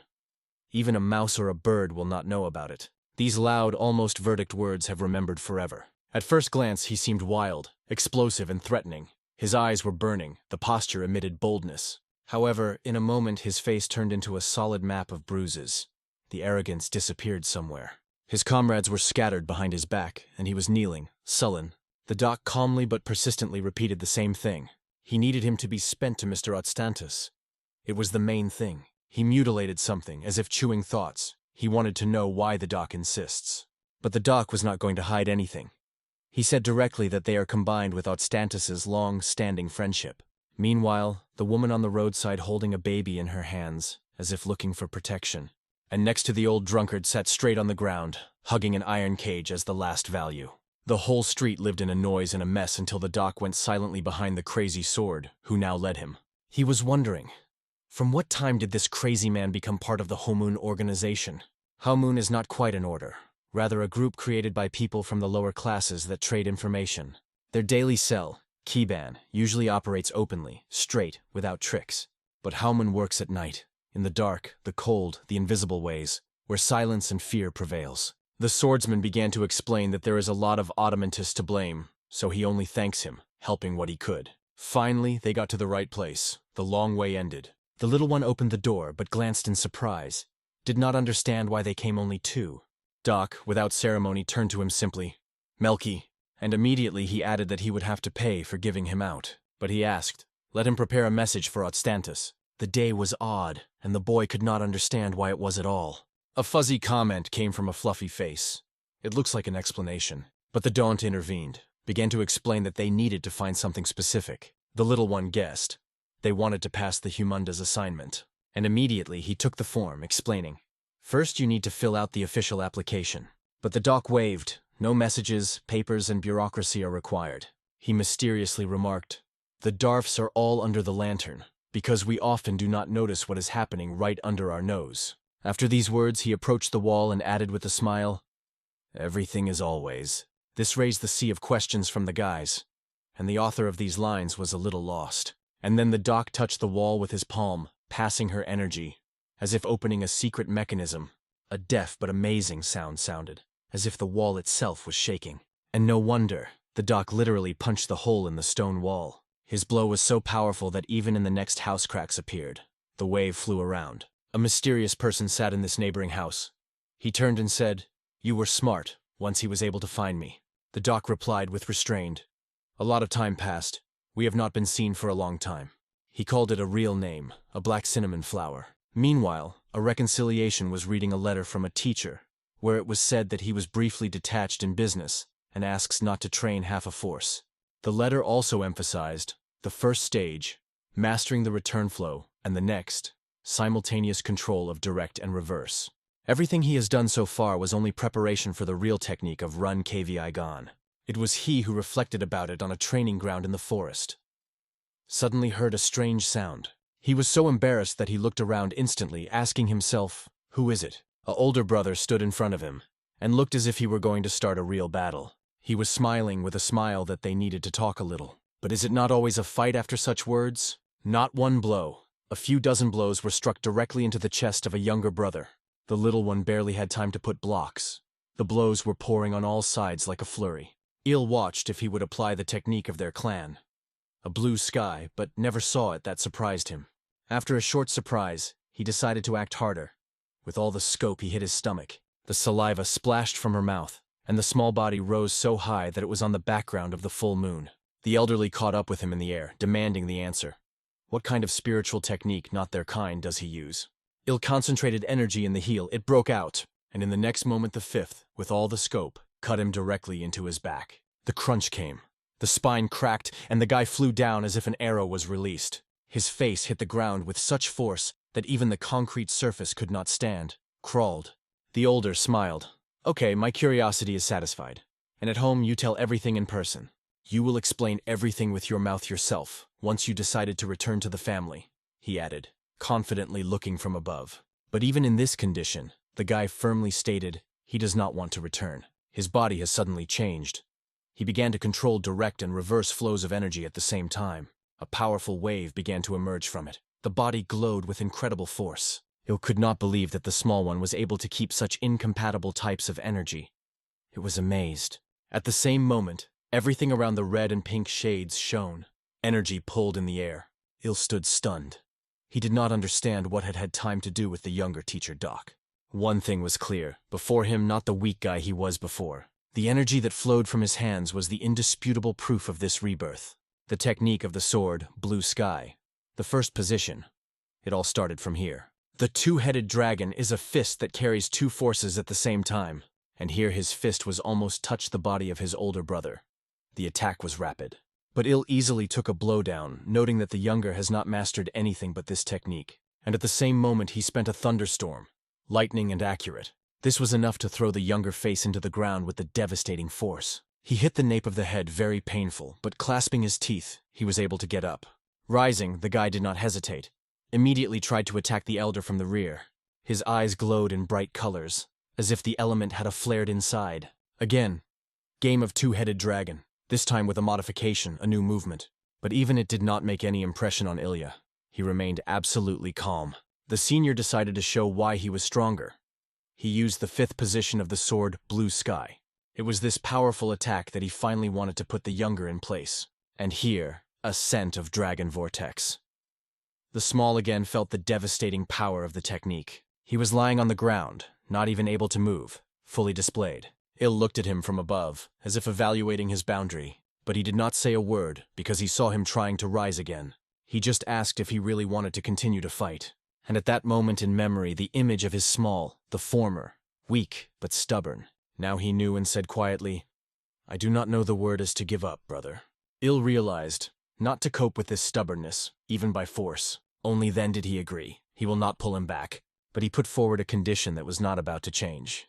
All the month, as long as he is the assistant of the mentor, he will teach Myeonbo, giving it all his strength. And exactly a month later, the small will have to defeat that in the duel. Only then will he get permission to stay at the Academy of FEC. Their conversation ended, but elsewhere a powerful explosion that broke the silence broke. An angry voice shouted, How did you dare? Someone like you have no right to be called our head. I'll show you your real place. Dust and anger came through. But the doc, instead of the answer, just clapped. With a smile again called himself the head of the Black Flower. In response, the mysterious person in the mask insisted he has clearly outdated information. And he explained with all his seriousness. Their true leader. Doc, handsome, you will not find the second one. Did he just offend him? Praise? Doc thought, trying to understand whether it was a sarcasm. Of course, the doc did not understand anything.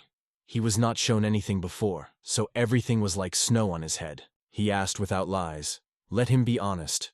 The real face of the quote he has never seen. But in response he heard that there were other ways to know the truth. And that the doc is just a pathetic fake. He warned, it is not necessary to underestimate his ability to collect information, even if otherwise. And immediately the attack began. The internal energy was released in the form of a powerful fall. The doc initially evaded, calculating the rhythm, and then began to look for a contract. The explosion was just a monster. A wave from it swept dust and echo far around. The doc realized that this opponent is not just strong, he is also extremely fast. Therefore, I decided to act more decisively. It is time to move to the next phase. He slowly got out of the inner pocket of a silver coin. And he activated spiritual technique, an explosive coin, accurate and dangerous. The coin broke from the fingers and flew exactly into the body of the enemy. A few seconds, everything shuddered from a powerful explosion. The force was striking. The doc looked around. Smoke, fragments and traces of fire were a clear confirmation of the consequences. But thanks to the lightning reaction, he was able to evade 3 more such attacks. Let's see how much more you can dodge, he threw with a cheek. I have more than enough money. Doc cut off. Who are you leaving, the old skatal? Although in his soul he accurately counted every coin, not so much a draft. Then he confessed. He did not even imagine that the doc knew so many details about him. And again he began to fall asleep. Who he was, where? But the doc was frankly bored. He decided not to answer words. It is time to show everything, in fact. Once the old man saw the flow of this energy. Something in it had fallen. He seemed to recognize something. Is this the same legendary ghostly commander? There was no inserted in the head. And what to do now? To run away, to look right in the eye? Doc advised. It is better not to think, but to feel it all on yourself. After that, he sent 2 fingers filled with spiritual energy directly in his direction. The earth shuddered. The air was shudder. Everything began to collapse. Expansing veins appeared in the eyes of the old. He felt something that he had not known for a long time. True horror. Lowering his gaze, he saw his body was cut in half, without a chance of salvation. With this blow, the doc unambiguously proved. He is not just someone, but the same one who calls himself. Is it difficult? Doc thought, looking from the top of the opponent. He even asked the old man to get up with his interest. He wanted to look at how he was still able to get up. The old man, having collected the last forces, tried to attack again, almost instinctively. But the doc made such ease that it even looked ridiculous. Rising, the old man whispered, "You learned about the hostage techniques, and even attacked the technique of the commander himself." His real legs were detached and lay nearby, and those that were now artificial, new. He removed the mask, opening his wounded face, and asked, "Are you really the commander?" Now he was sitting, exhausted, and asked quietly why he only returned now.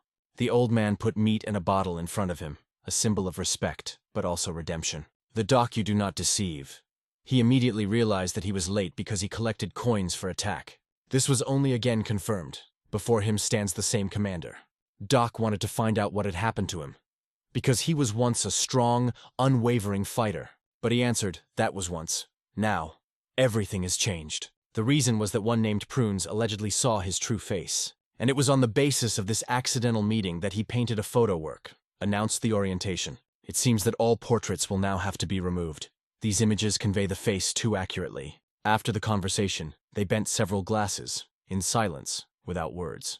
And then they just sighed. The taste of booze was familiar as the memories that heated. The old man did not restrain and asked why the doc came to him. He was convinced that their relationship has long remained in the past. But Doki wanted to find out how other members of their former detachment live. The old man suggested that it was associated with the terrible tragedy that everyone was silent. The doc also confessed he heard of a self-esteem who pretends to be and sows him. And he added that it would be better to find it, and as soon as possible. The old man hesitated, but he confessed. Once, being part of a black flower, it was natural to help the commander. Now it is a completely different story. Now, if you want my help, toss a little coins. I do not fight for ideas. In the Central District, a mass murder has recently occurred. A brutal massacre. The detachment was killed except that he had bad fame, as well as several other combat factions, all destroyed to the ground. There were traces of swords, spears, poisons. The field was littered with death. Judging by the variety of weapons, no one could even guess who was behind this bloody attack. There is only one thing left in the tragedy, words written in blood, the message that screamed silently. The old man expressed suspicion. It is possible that a fake doc is somehow related to a black flower. At the same time, he emphasized that it is almost impossible to determine the traces of weapons. After all, through training with the commander, all members of the detachment have learned to own any weapon. So the attacker could mask his real person as much as you like. The doc suddenly realized. This became possible only because everyone undoubtedly obey his orders. Although the old man remembered how the doc literally dragged them to a collar training. Little, listening to all this from the outside, noticed how good they get along with each other, despite the past. Suddenly the old man remembered an important detail. Every time a fake doc appeared, something was nearby. He got a small box he kept with him, and he asked if the doc about a spiritual remedy that rapidly increased the power of the warrior. Doc immediately mentioned. Elder Hong somehow mentioned such a thing, and that she was here. This substance has been secretly spread throughout the central region. Everyone wants it, because they say that even one pill raises combat force to several levels. The doc remembered how a witness once. Someone took such a pill, and the result was horrifying effective. However, the one who accepted the pill lost his reason. He did not stop until he completely exhausted all his internal energy. This is not some ordinary power. Why then all so fanatically seek it? Only now has the old man realized the true effect. In addition to a sharp increase in combat force, there are other, much more dangerous consequences. He looked intently into the pill, as if trying to see what was hidden inside. And it seems that he finally realized the point is not to strengthen himself, and to create an army for which death is not an obstacle, ideal as the last remedy for those who are drawn by dark glory, especially in Murim, where mercy and cruelty go nearby. There will be many who live only for the sake of victory over enemies. The doc said again, whether the pill was found in all places where the impostor appeared. The old man, slamming the box, answered briefly, yes. It is impossible to establish the reason, but at the next meeting it will be possible to see everything with your own eyes. Then he asked the small window to open, as if waiting for someone. And it was at that moment that the bird flew into the room, rapidly, with a message. A message was tied to his foot. It was a letter. Something was written on it, something important. The old man added, it is possible that he will find out who is hiding behind a fake doc mask much earlier than expected. He struck with his hand on the table. A map was already unfolded on it, and he announced that the pill, which increased the combat force, reappeared. The next day he was trained, without a break, fully immersed in the process. He was sitting in a lotus pose, wrapped in a stream of his own energy. He merged with her. He noticed his workout, ill, because he really is very persistent. To see the assistant so early was unexpected, even strange, because he immediately asked that he had brought here. Curiosity was sincere, but Il did not respond directly. Instead, he looked into his eyes and asked, why do you seek strength?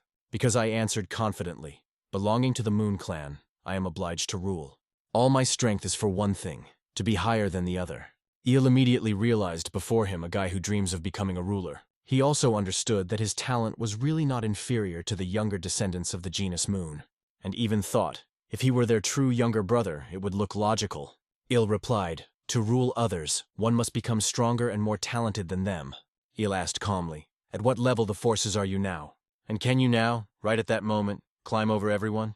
Because he proudly replied that at least at the Academy of FECs he was already above all. Then Il specified, did he hear that he had recently fought with Tank? Because he nodded. They say yes, he heard. The next question was sharply, will you be able to defeat the younger me? It was surprised to be surprised on his face. He clearly did not expect such a turn. Gathering, he replied that one victory over Tangui has not yet made a decent opponent. But Il went on. What about Tangi, which uses hidden techniques and forbidden poisons? Would you manage to handle it? From this question, because he finally lost, he did not expect such a call. Then he wondered deeper. About Tangi, which possesses deadly poisons. The true horror of the Sachikodan clan is not the power of their warriors, and in the poisons they use, fast, ruthless, almost incurable. That is why the Tan family is one of the most closed. Their secrets are inaccessible to outsiders. Il emphasized that even he cannot answer the question he had just asked. Because if at least one of the 8 prohibited poisons comes out of control, it will be an instant defeat. Therefore, even the slightest mistake cannot be made here. And he asked, are you ready for a battle that will not be eligible for the wrong step? Further, Il reminded, you know that I am the winner of small competitions in Fearless. But do you realize what it really means? This means I am the best among the young talents of my generation. That is why I am ready to help you. I will do my best to make you get the highest in the academy. But instead, you have to complete one task. There was a clear, sunny day outside. The students trained, balancing on thin bamboo poles. Il forced them to learn how to feel energy and distribute it properly. Il strictly warned, in no circumstances, concentration scattering cannot be allowed. The students tried their best to get together. They focused as they could, giving up for all 1000%. At this point, Il noticed something small in hand, a few small stones, and suddenly threw them towards the students. The girl was just standing with her eyes closed, completely immersed in energy. But she had to catch a barely audible sound, and she immediately opened one eye. At the same moment, she made a flip back. Proven, clear, almost reflex. And as accurately as it stood, she landed back on her stick. Il concluded that it has an extremely subtle sense of energy. The next were 2 guys. They were already preparing for the test. He looked as if someone had poured it with icy water before dawn, as much as possible. Because he was already a few centimeters from the stones. More precisely, the stones flew to him. But he calmly repulsed them with his bare hands. It looked surprisingly spectacular. Il noted that both have a good, thorough base. Training has not been in vain. But there was another one he has not checked. It is time to check the last, your younger brother. Several stones from the hand of Ilya break into the air again and fly to his direction. The brother instantly opens his eyes, immersed in a deep concentration. And without any oscillation, all stones reflect, without losing balance, no worse than. Because, astonished, even opened his mouth. He did not expect such a result. He began to guess. Maybe this guy is using the same technique as he himself. Ill felt. From that duel, the younger brother took a serious step forward. But at the same time, he understood that this progress is not enough. At this point, the girl lost his strength and fell from the stick just to the ground. The rest of the students were immediately excited. They were worried about her condition. But Eel stopped them sharply. Everyone stay still and not move. His voice was firm, but he sounded unusual. It was something deeper. You do not even have a base. What kind are you from? He asked. I am from the family of healers. The girl answered barely audibly. I'll just drew.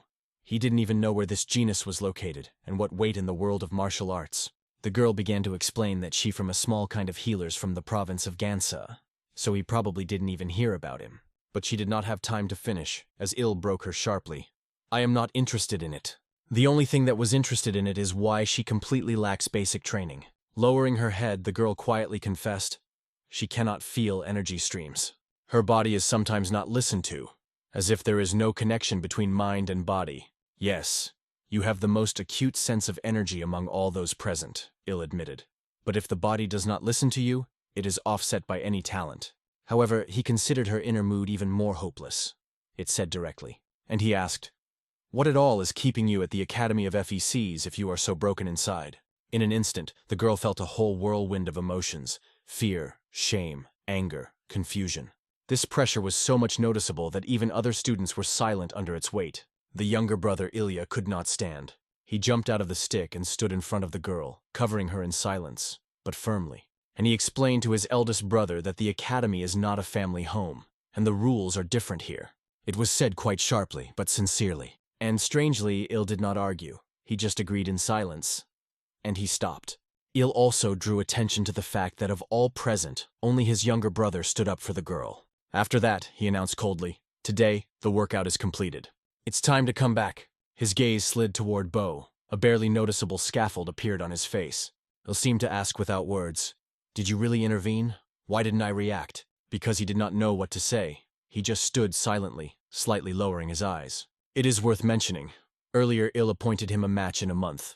Unofficial, but important. Then it seemed to be illogical and even unfair. But watching me, he realized that the poison does not work on him, and it makes it special. When Mi uses a certain amount of internal energy, it goes into a state of 7, and produces a completely different, unusual type of energy. Bringing the lip, Il talked about it, briefly, but seriously. The same unknown energy that broke through the dungeon, and is the reason that the Mi cannot fully control its own power. It was she who destroyed the poison in his body, which allowed him to survive after death. Il thought, it is necessary to make so that the Mi can no longer use this energy. But on the contrary, he was convinced that in the coming duel, he will be the winner. Il suddenly asked, what means the fact that the younger brother studies at the Academy of FECs for only 3 months, and already has the right to come together in battle with him? These words were only an echo of the previous conversation. Now ill, and because they were training, they fought on the sword. It was a great opportunity to tell you that he heard from his father about the sword of the Moon family. It was a special destructive spiritual technique of the sword.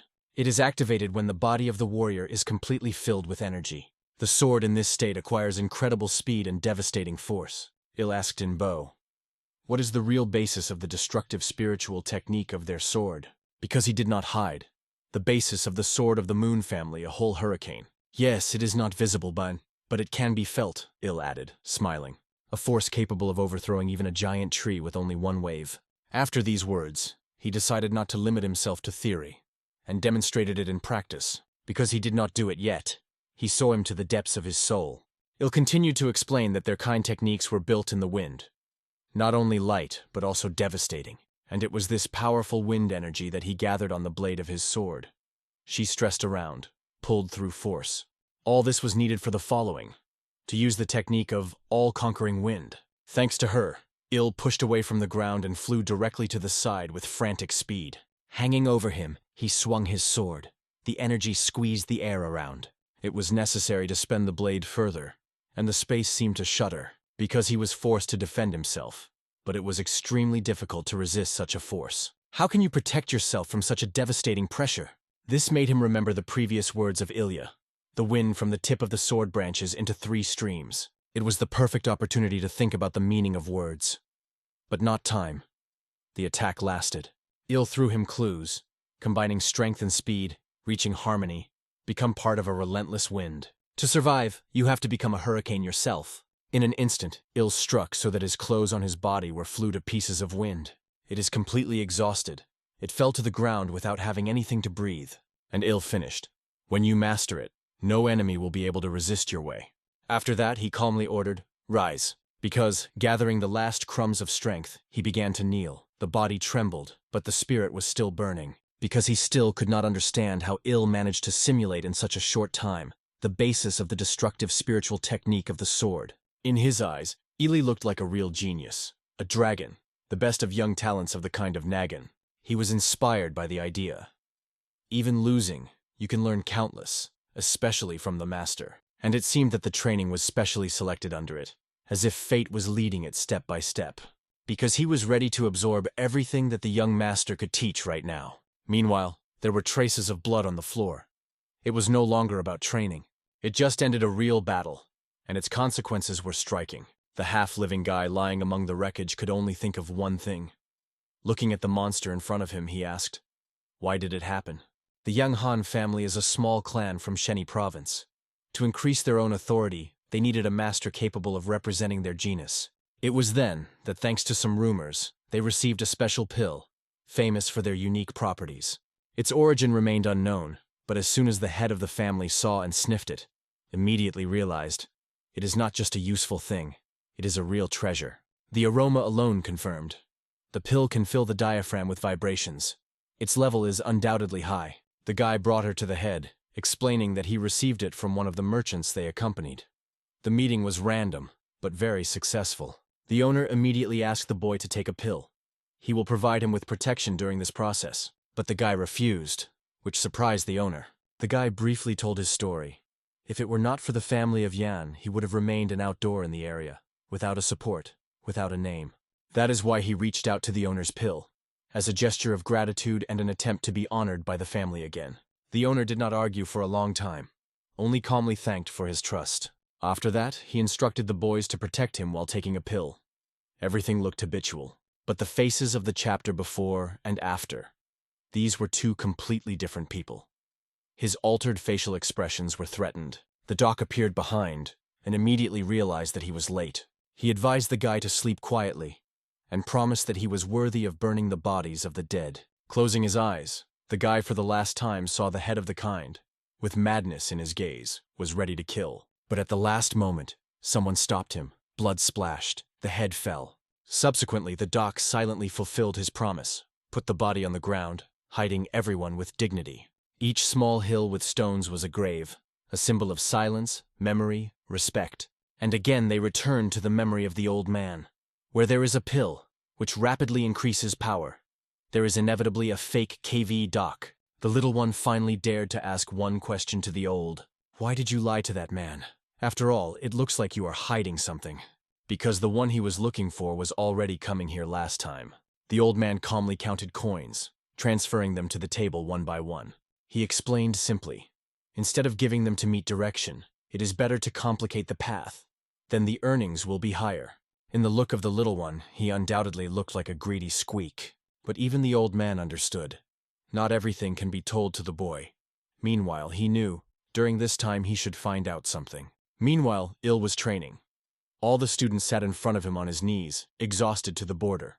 Il tried to convey the simple truth. If it was a real battle, they would have long been dead. The qualifying matches are in groups, but even so, they do not cooperate at all. At that moment, Mi turned to him. She reminded the words of the teacher Doka. In a group combat, it is better to pull out enemies one by one and destroy them separately. Doc may have believed that it is possible, provided that everyone has enough spiritual strength. And I do not believe it at all, Il said without a shadow. And he completed this training. He suggested that everyone think whether he is really useful for his team. After Il left, the students began to care for each other carefully, as they could. It was the perfect opportunity to talk informal, truly. The little one turned to Rin, advised not to perceive the words of his older brother too close to his heart. He always speaks sharply and straight. But she did not hide from the truth. She looked in her eyes, knowing. Yes, she really was weaker than others. After a short silence, Rin approached because she suggested cure his wounds. But he stood up and replied cold that he needed no help. His reaction surprised everyone. Everyone thought, what happened to him again? He is treated and he is leaving, he grunted, without holding back irritation. But I immediately screamed at him. She ordered not to swear and keep his tongue. The reconciliation of me, meanwhile, remembered his first meeting with because his appearance was then the same. Closed and sharp. It seemed that all in the group began to worry. Qualifying battles were constantly approaching. Rin promised others that she would try even more, with his best. Little asked her question. What kind of doctor's clan is she from? She began to explain. Their clan originates in a small village, where almost everyone was engaged in medicine or medicine. In fact, their race is much closer to healers than warriors. During the Chongma War, their clan doctors were always on the battlefield, rescuing the wounded. But the art of healing alone was not enough to survive in war and chaos. Therefore, rescuing warriors, they began to master the martial arts. And it was on this basis that a full battle clan was created over time. The story of Rin was surprisingly exciting. Everyone listened to her with interest. Little was especially strange and at the same time impressive that their clan developed in just 20 years. But Rin suddenly waved her hands, denying, in fact, everything is not true. She explained that even the reason for her stay here is that the battle branch of their clan is still very poorly developed. That is why she was sent to the Academy of FECs to strengthen the foundations and gain true strength. I supported her. She asked not to worry and promised that everyone would help. After all, everyone who came to the Academy of FECs has their own personal reason. It may be worth asking for everyone over time, Emmy thought. But at the same time he also mentioned the future match because that will happen in a month. As soon as this thought came to his head, he automatically cast his gaze forward, where he stood. The next morning, in the mountains, one man was looking for healing herbs, relying on luck. From dawn, he came across many useful plants. The day began very well. But suddenly the sky was darkened quickly, as if it were unexpectedly broken. At first, he did not understand what was happening. But looked around, he felt a real horror. The giant stone moved on its own. For a moment he stopped and thought, maybe it's a dream and he just sleeps? Yes, everything really looked like a dream. Too absurd to be a reality. But it was in reality. Under the giant boulder, the size of a small mountain, a rain was standing from the rabbit class. He was the first, and behind him, exhausted, followed by other participants, a support group. The stone was so heavy that everyone was barely on their feet. They moved slowly like a nightmare. Rin shouted that he could no longer stand, the body and the spirit on the verge. But from the following words, it became clear. It was not only about a stone. He exclaimed that he wanted to go right now and meet with the master of the reconciliation. In the same forest, not far, a man in a wide hat rested on a tree branch. The loud cry attracted his attention. He slowly pushed the straw shade that shaded his face and looked at the noise. The man sitting on the branch was unexpected for himself, saw a giant boulder below, and a group of guys who pulled him out. Meanwhile, one of the participants addressed her sister. She asked only one thing: keep her words secret from the teacher. For the sister it seemed like a solid mystery, incomprehensible but anxious. She only had time to shout her after, "Lord Rin!" Other participants could not understand. Where did she suddenly run? And even a man on a tree became interesting. Something clearly was wrong. And frankly, he was already well bored. And under him he saw a sports machine. That is, a group that rushed with a stone, like a competition. He immediately jumped from the branch and left in the same direction, without holding back curiosity. Meanwhile, it was evening. The reconciliation was concentrated by the internal energy training.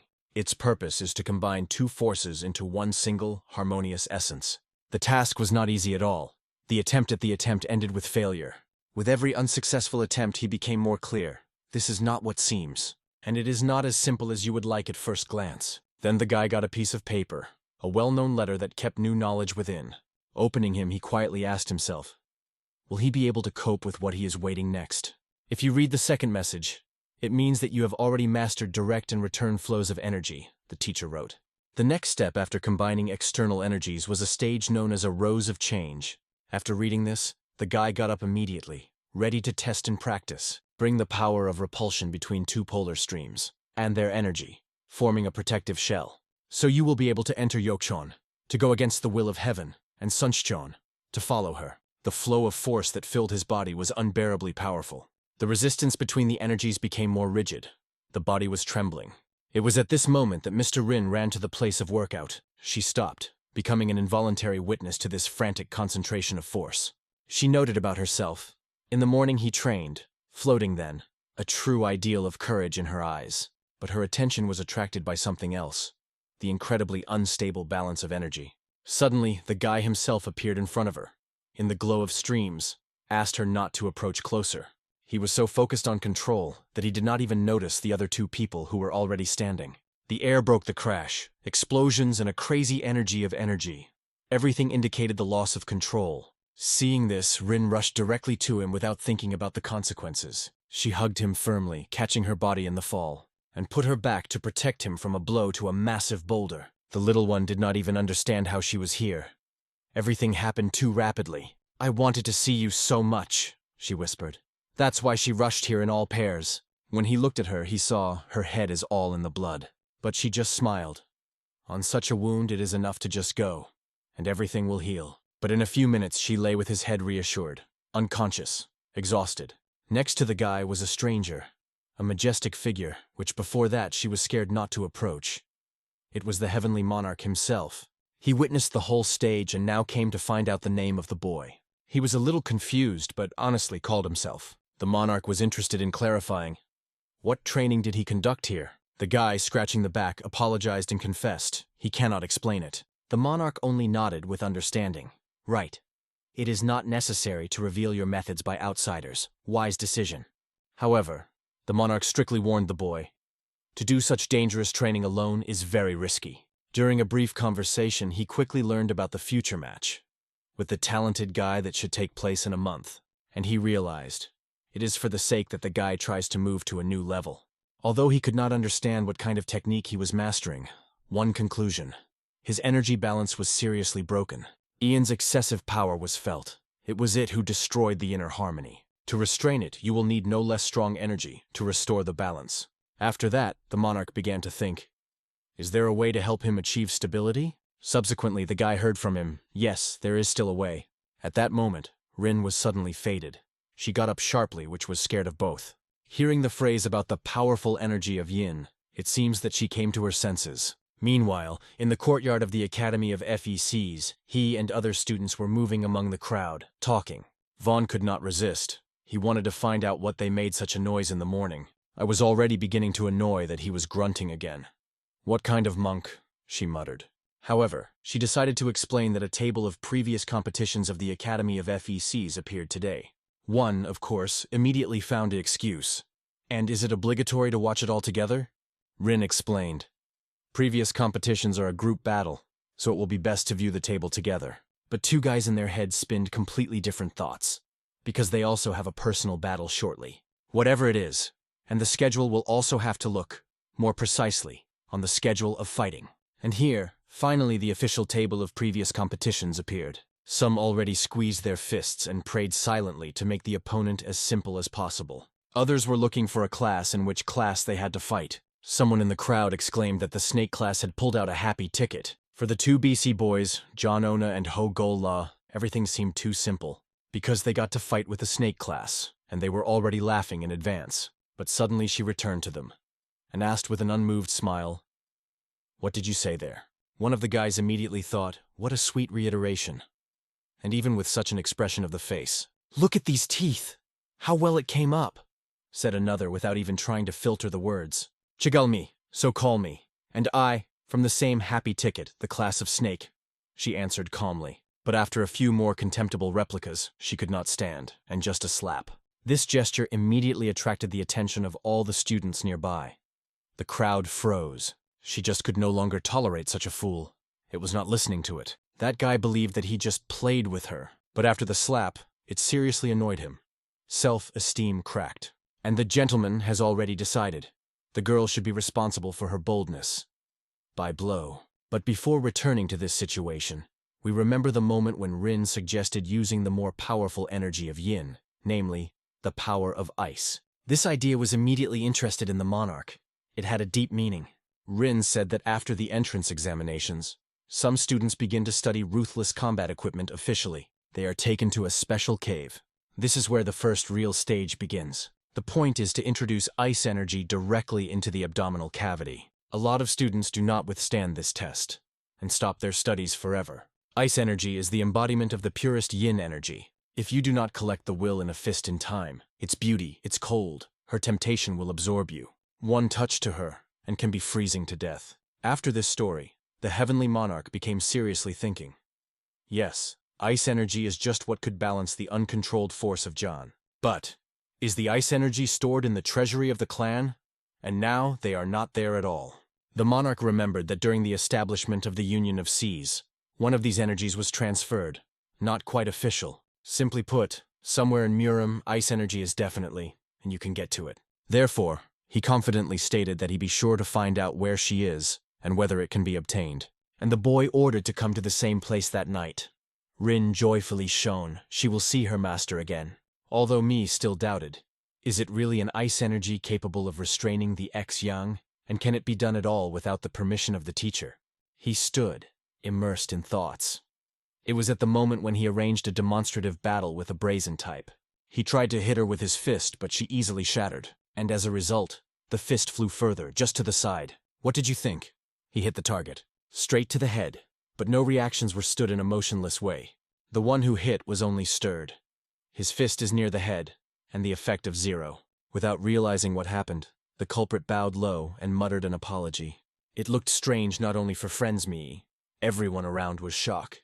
The Unicum himself thought that he just wanted to make a joke, and did not understand anything.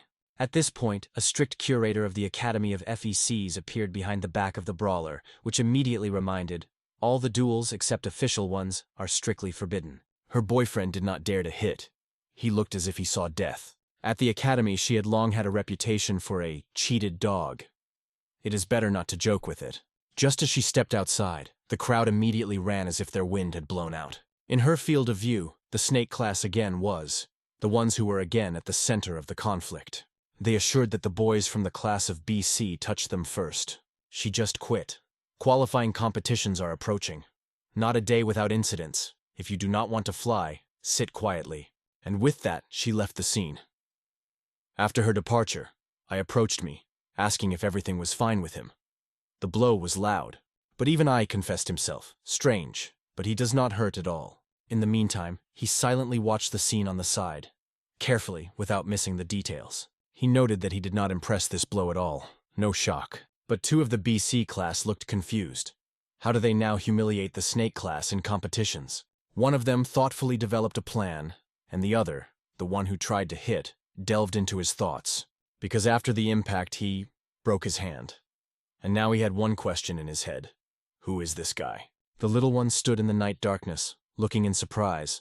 Why didn't the Stormblade still appear, though it should be here? Rin also did not understand the reasons for his delay, but the anxiety in her eyes grew every moment of waiting. Her only thought stubbornly fought in her head. He would not come at all. I came too early, though stuck in the toilet. Job appeared, as if nothing strange happened, with a smile on his face. The owner of the interference came too quickly. These obsessive words were spinning in Rin's head without rest. He learned everything he needed, no more or less. This is exactly what one should expect from one of the 3 heavenly masters. Accurate, confident, unmistakable. Now it was possible to move quietly to a new level of training. The door to the next stage opened. The 3 of them moved forward, although they still had no clear idea of how to properly manage ice energy. He explained that only the presence of this energy is able to freeze everything around. Even basic energy management skills made it a lot of impressive. Rin added that this energy is also called the North Sea, an element that is best not to merge. Its cruel military equipment, Ami, is to transform its energy into yin energy. The monarch could not understand this. He believed that the natural equilibrium of yin and yang was being disturbed. But combat techniques, Ami, have nothing to do with the harmony of yin-yang. The clan was based on Buddhism, so each of its members consciously adheres to the teachings of the Buddha, abandoning worldly attachments. Going beyond the usual world, they seek to restore the natural order, creating a new balance of energy. To master the ruthless technique in Me, you should break the shackles of the perfect world. Only so it is possible to achieve true completeness. Now it became clear that the internal energy is powered by yin, and if not achieved with apogea, the excess yang breaks out, breaking the balance. That is why the appearance of young students is so strikingly different from adults. Each has its own level of energies. The little one turned to the Stormblade, calling it full. but he immediately asked to do so not to do so. "Just call a blade," he said calmly, not tolerant of excessive formality. But the little one was more interested in where they are going now, no matter how to contact. The blade, without words, showed his finger towards the place that opened before them. It was there that they lay their way. The little one opened his mouth wide without being surprised. This direction was so unexpected. It is in that place that the head is now. It has no doubt. In a moment, the blade looked out from behind the corner, trying to go unnoticed. He had to act sternly, which is why he was constantly hiding in the shadow. In order not to attract extra attention, the blade put the mask and gave out the same guise. In this strange atmosphere, the little one could not stand and asked if the blade really received permission to use ice energy. "Do you think they will allow the common people to touch such a treasure?" The blade answered the question. "We just take it secretly for a short time." The idea of the blade instantly became clear to both. Everything came into place. "Follow me," he dropped briefly without turning. He moved forward as if the wind. They did not even have time, as they had already lagged behind. They stood in place, watching how quickly the blade disappeared by turn. Its movements were almost invisible. However, in a few minutes, all three were in the right place. It was here in the shadow of the rock that there was a hidden entrance that led underground. Going down deep down, they had to get to the place where the ice energy was stored. The little one did not even doubt. The Lord of the Blade, of course, knew about such secret things. But suddenly he was alert. He heard steps approaching from the outside. "You go on," the blade ordered.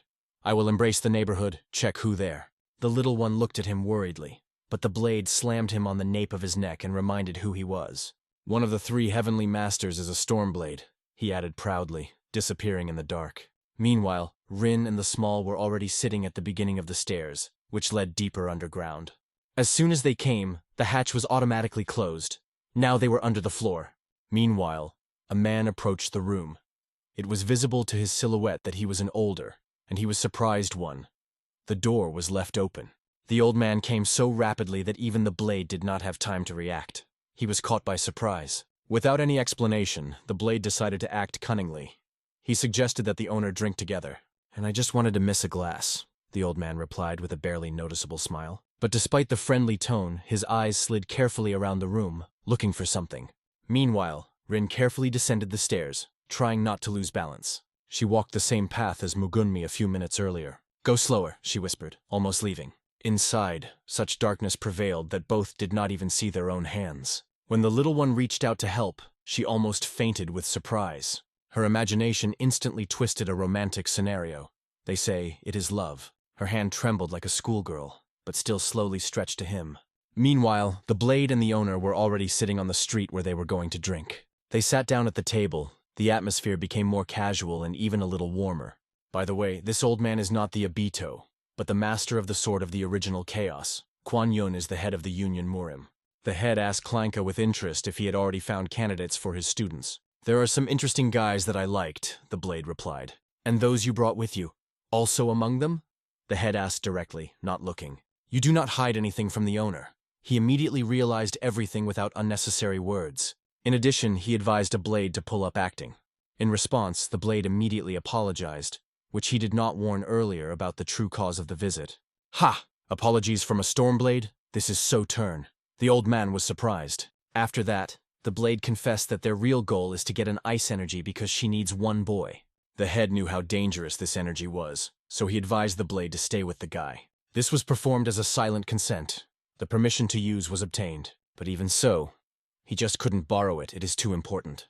Meanwhile, in Rin, the head was about to explode from excitement. When he apologized and asked timidly whether she was not embarrassed by her hand, she susted. So he politely asked, "Then just hold on to the edge of my clothes." Stepping on, Rin was embarrassed and quietly muttered to herself, "Here's an idiot." Rin still did not understand how in such a dark he could see everything around. Then a small smile shared a secret. From his childhood he had starry eyes, for which he praised the doc. This reminded the word of the mentor. In a real battle, the most important thing is not the power, but the eyes that see everything. And as always, she thought the latter. He is really incredible. They almost got to the place. The stairs were over, and something cold fan ahead. Ice energy was leaking through the gap in the door, as if trying to break out. The Rin guy stood just before them, holding their breath. As soon as they pushed the door, the icy whirlwind was thrown towards like a storm. This ice energy It is not just strong. It is perfect in its cold cruelty. "Oh, how cold is here!" Rin whispered, clenching her shoulders. Now they have felt in their own experience, which fierce frost comes from this energy. Immediately he paid attention to how powerful the energy was, and Rin asked with anxious whether everything was fine with it. But her appearance was already quite stressful, and now he has switched to a new, tremendous level. Her gentle eyes were completely covered with blue, as if they were frozen from the inside. The little one noticed. Her look is too focused, even cold, and at the same moment I understood. You need to do something to bring it to consciousness. "Don't come close. Come to your senses." All he had time to repeat her, hoping to reach through the ice. But at the same moment he saw her sharply swinging his hand, right on him. He barely managed to set his hands forward to stop the blow, but the force was so powerful that his body simply rejected. He flew his back into a stone projection, and he immediately crumbled into an ice crumb. The stones were wrapped in ice for years, which is why it became even firmer and sharper. Although he tried to cover himself, the power of her blow was giant. There was no choice. It had to be stopped at any cost. Small decided to the extreme event, activated the technique of controlling 2 energy flows. Her arm was almost touched the crystal, which emitted a cold shine. "I'm sorry," he whispered quietly before struck. But at the last moment, when she was about to hit, her smile and warm energy floated in memory. Pressing against her close, he thought he said to himself, "I can't hit her." But is she not able to do it? Because in the same second she grabbed his hand, and without restraining forces, she hit the ground with his back with all power. The guy begins to cough. His body does not withstand the pressure of ice, and she is no longer like herself, more on the monster that works instinctively. There is only one thing in her head. You need to touch this crystal. There is nothing more. "Ice energy," whispered Small, hugging it for the waist, trying to stop.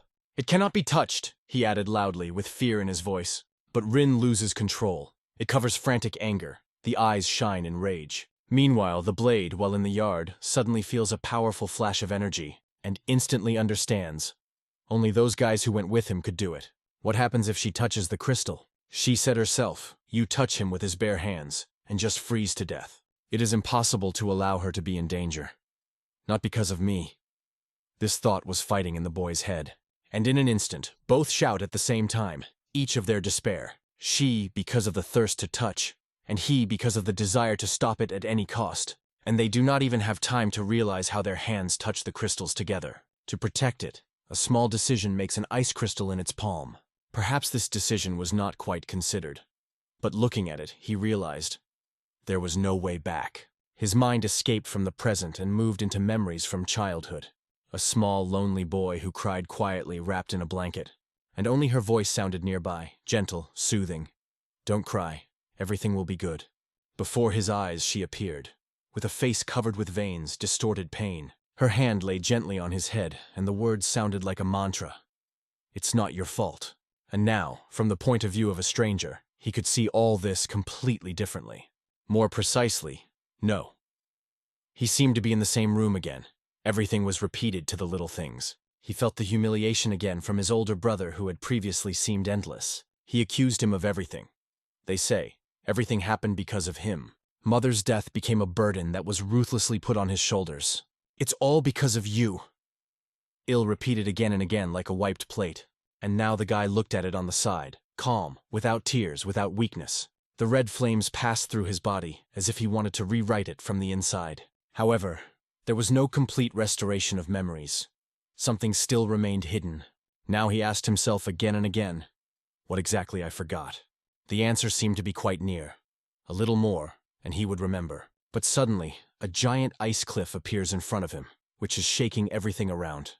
And in reality, he just stood, squeezing the crystal of ice energy in his hand. It was difficult as never before. It was even difficult to breathe. The pressure was so great that even a giant Rin flew back without holding on. At this point, the dungeon has already reached the blade. But when he went inside, he did not expect the guy to touch the crystal. The blade tried to do something. Stop, push away, though intervene. The power of ice energy was too large, almost unnatural. Even the slightest delay could cost the boy's life. And that is why the blade makes a decision. It is necessary to destroy the crystal, until it is not too late. "A dragon that breaks into pieces," he exclaims, activating the technique. The claws of the energy dragon with a roar are cutting the space, rushed with its blade. In the dungeon, a sharp, piercing crack is heard. Crystal cracks, Magic erupts outwards. In this battle, the blade completely demonstrated who he really is. One of the three heavenly masters. He looked at the wreckage of the crystal in his hands and thought, a few of them. Or he just seemed so. But as soon as he turned back, I realized that it was just an illusion. It was only necessary to look at the boy's chest. The answer became obvious. It was there that most of the ice energy focused, directly in his body. Crystal particles still penetrated, and this energy is too strong for it. The situation turned out to be a real mess. Everything was on the verge of life and death. The blade tried to intervene using his own energy to help.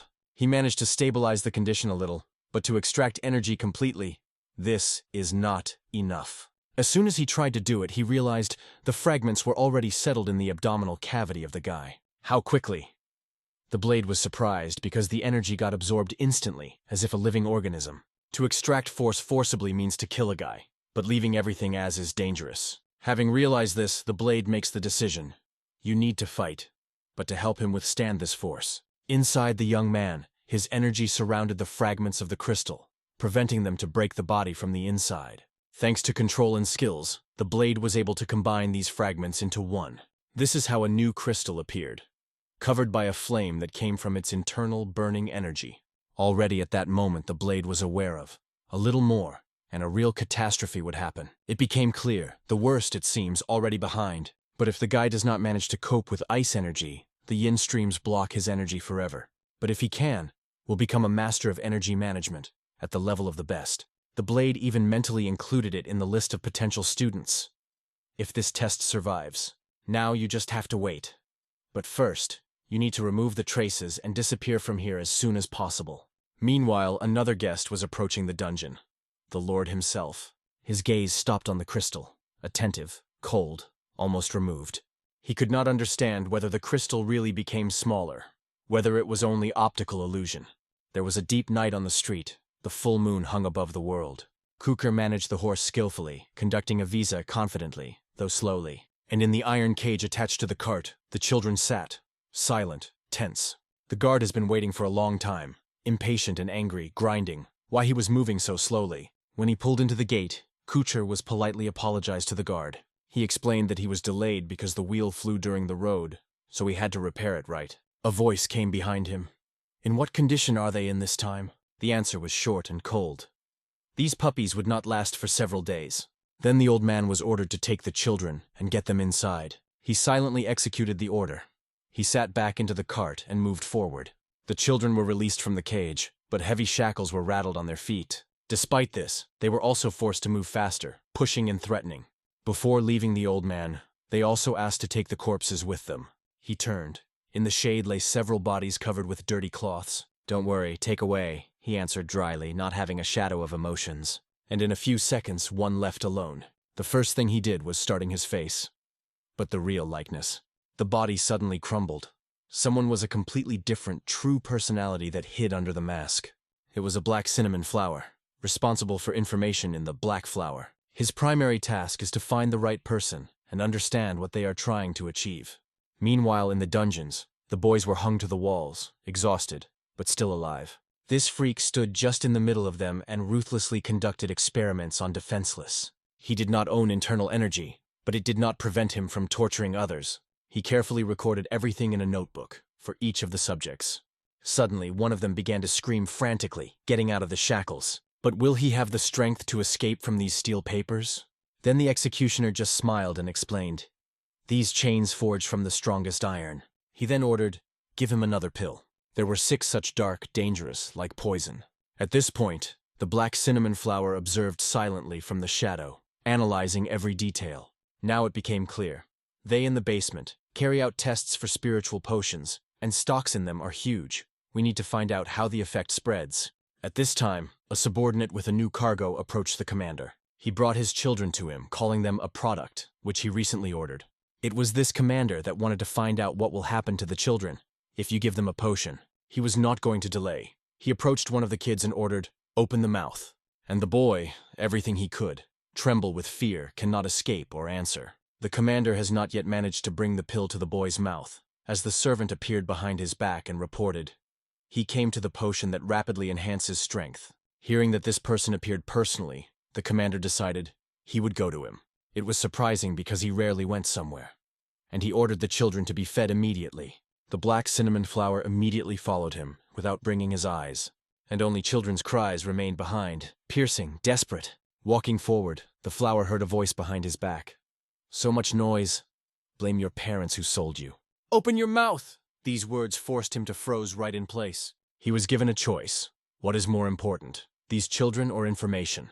But right now, the information was too valuable. It could change everything. So he made a promise. He saves them later. In the meantime, he moved forward. Meanwhile, the cat stood over the child, threatening, "If you resist again, you will get in full." And his hand flew to an innocent baby face. Slap us behind a slap, a blow to a blow. A child was defenselessly accepted, each of them. Finally, the black flower could not stand. He rushed back, unable to stand aside. At this point, the duty stopped shaking it. He dropped the mask and showed a real face. Now he was no longer a representative of the black blossom. Now he acted only as a man. The executioner, and no idea who stood in front of him, no one, or where he came from. All he felt is a ruthless blow just in the face. But even if he was explained now, this abomination would still understand anything. At the same time, the commander, the main among all bastards, stood by the cart. The cart was completely filled with a commodity, like a silent victim of trade. The mere fact that is enough for several hundred people has caused him painful pleasure. If he knew what would happen in a moment, a broken door and a loud roar could prevent him from preventing him. But now all that he had left to look around and see where the door was flying.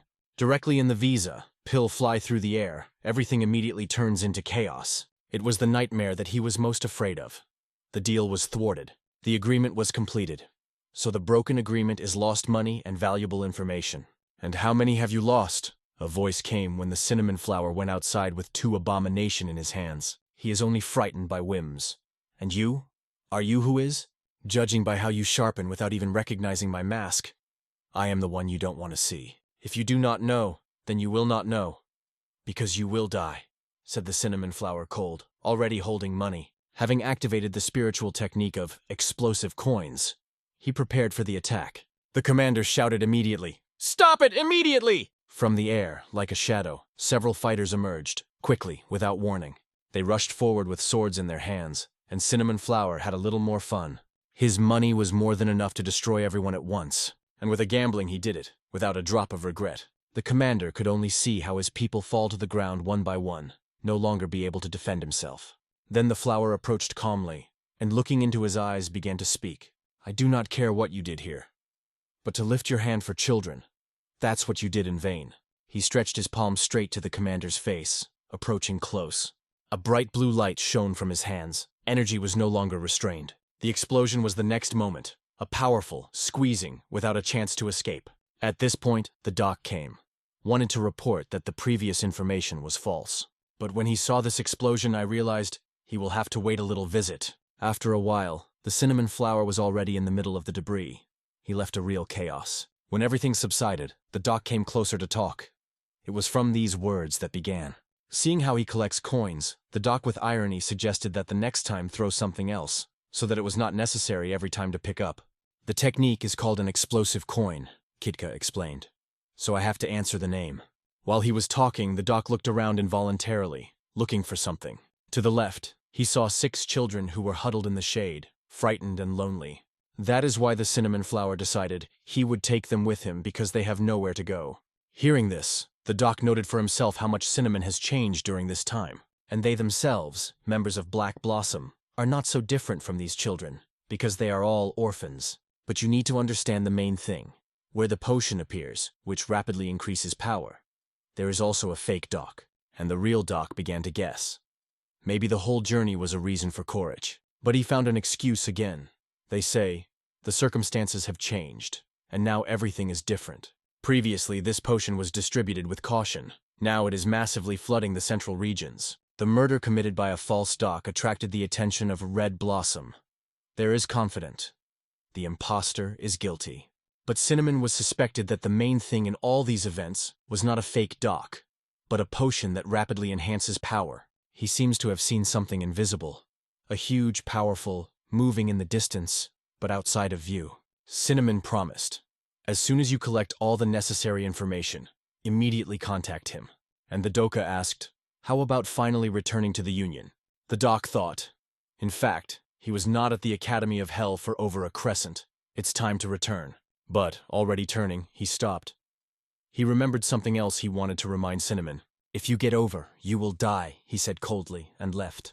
When the Cinnamon remained alone, he confessed, yes, he is guilty of the commander. But now they cannot allow them to meet because he still has one important assignment. And here are the same guys who seem to be engaged in the removal of pills. They stood high, looking at the place where the agreement just took place. One of them said, I ignore.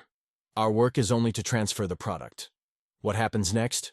We do not apply. The events unfolded within the Sashondan clan. The man knelt before the gray-haired elder. This elder was the clan leader, Tanji-ak, and he was questioning him about his expulsion from the Peck Academy. He justified himself by saying that because of Nam Gunmi's isotope technology, he had to use poison. The chief was shocked that after using one of the 8 deadliest poisons, he still managed to lose to a descendant of the Nam Gung family. He got angry and called him a worthless loser. He screamed so loudly that the shockwave made the boy choke on his own blood. What worried him most was what the family would think, especially since he couldn't even get his revenge. The leader declared him a true disgrace to the Sakhondan family, and ultimately stripped him of the right to be the heir of the leader. He had no intention of listening to excuses and ordered them to leave. The boy could only silently agree. As he left, his father called after him that he only brings trouble. Then he asked the assistant about preparing the product. He replied that everything is going smoothly at Fort Tan with no complaints. He added that the owner wants to see the production firsthand. The chief asked for the reason.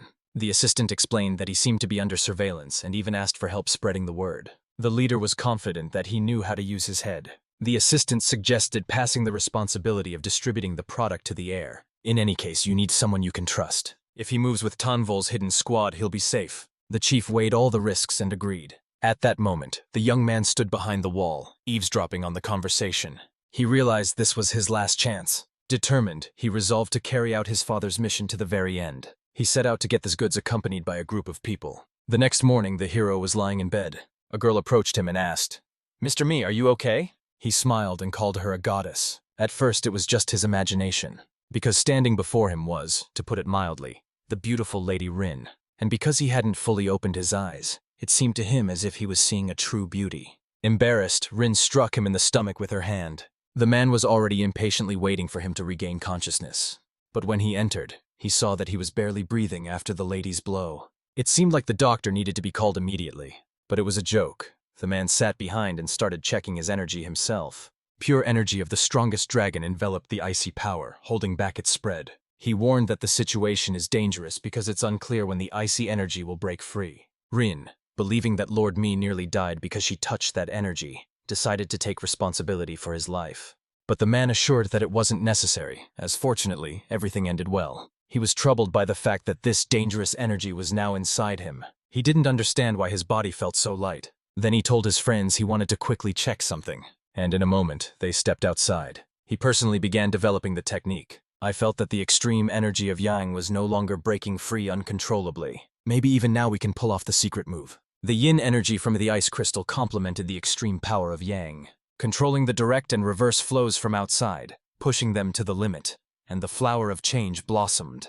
At that moment, someone was standing in the bushes. He was watching their actions. He felt anxious and didn't understand why. He immediately approached the master and asked if it meant that part of the icy energy had been absorbed into his body. Thanks to the sword, I survived, Mi replied. Just by looking at the boy, he knew. This was the treasure of the North.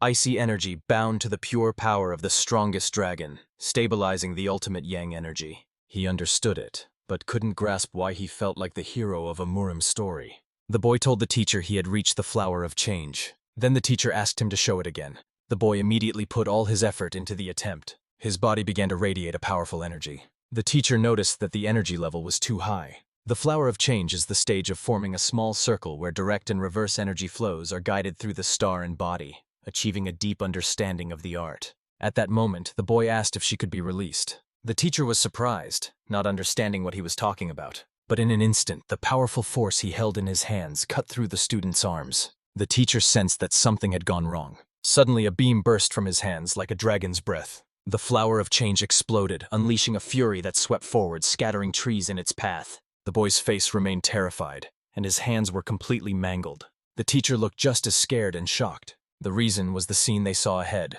The teacher didn't understand how it happened, since the student hadn't yet reached the level to release energy. The boy was also amazed. After all, the flower of change holds immense explosive power. Of course, but it's an extremely dangerous technique, the teacher replied. But the boy no longer heard those words. He began to lose consciousness and collapse to the ground. And although he didn't give it his all, it was already getting dark outside, and the teacher sat beside him, wrapping his hands with bandages. When the boy opened his eyes, the teacher explained that his inner energy had greatly increased thanks to the icy power and pure energy of the strongest dragon. It seems he's not ready to control it yet. At the flowering stage, the most important thing is to achieve an energy balance. Although the foreign power has stabilized, the body isn't ready to handle that much internal energy yet, and if he keeps using it, it will start to break down, just like his hands are now. The boy apologized to the teacher for being hasty. What he agreed on with the assistant mentor was exactly what the teacher expected, but he forbade using the change flower until he himself allowed it. From now on, he ordered to focus on strengthening the body. Today, start by running to the top of that mountain, then return to the academy and rest. Hearing go, the little one dashed forward swiftly. When the student wasn't around, the teacher quietly thanked Klinok. "No need to thank me," he said as he landed. "I was already keeping an eye on him as my future student." "Namgun-mi is my student," the mentor explained. And the blade asked again if this would only happen after his own mentor disappeared. "Did he just openly threaten me to my face?" "I'm saying this only out of concern for your well-being," the blade added calmly. The mentor realized that, as expected, Stormblade had guessed about his illness. "Thank you for your concern, but it's not necessary. I take full responsibility for my students." "Don't stress so much," said Klinok. "He's still just a candidate for now.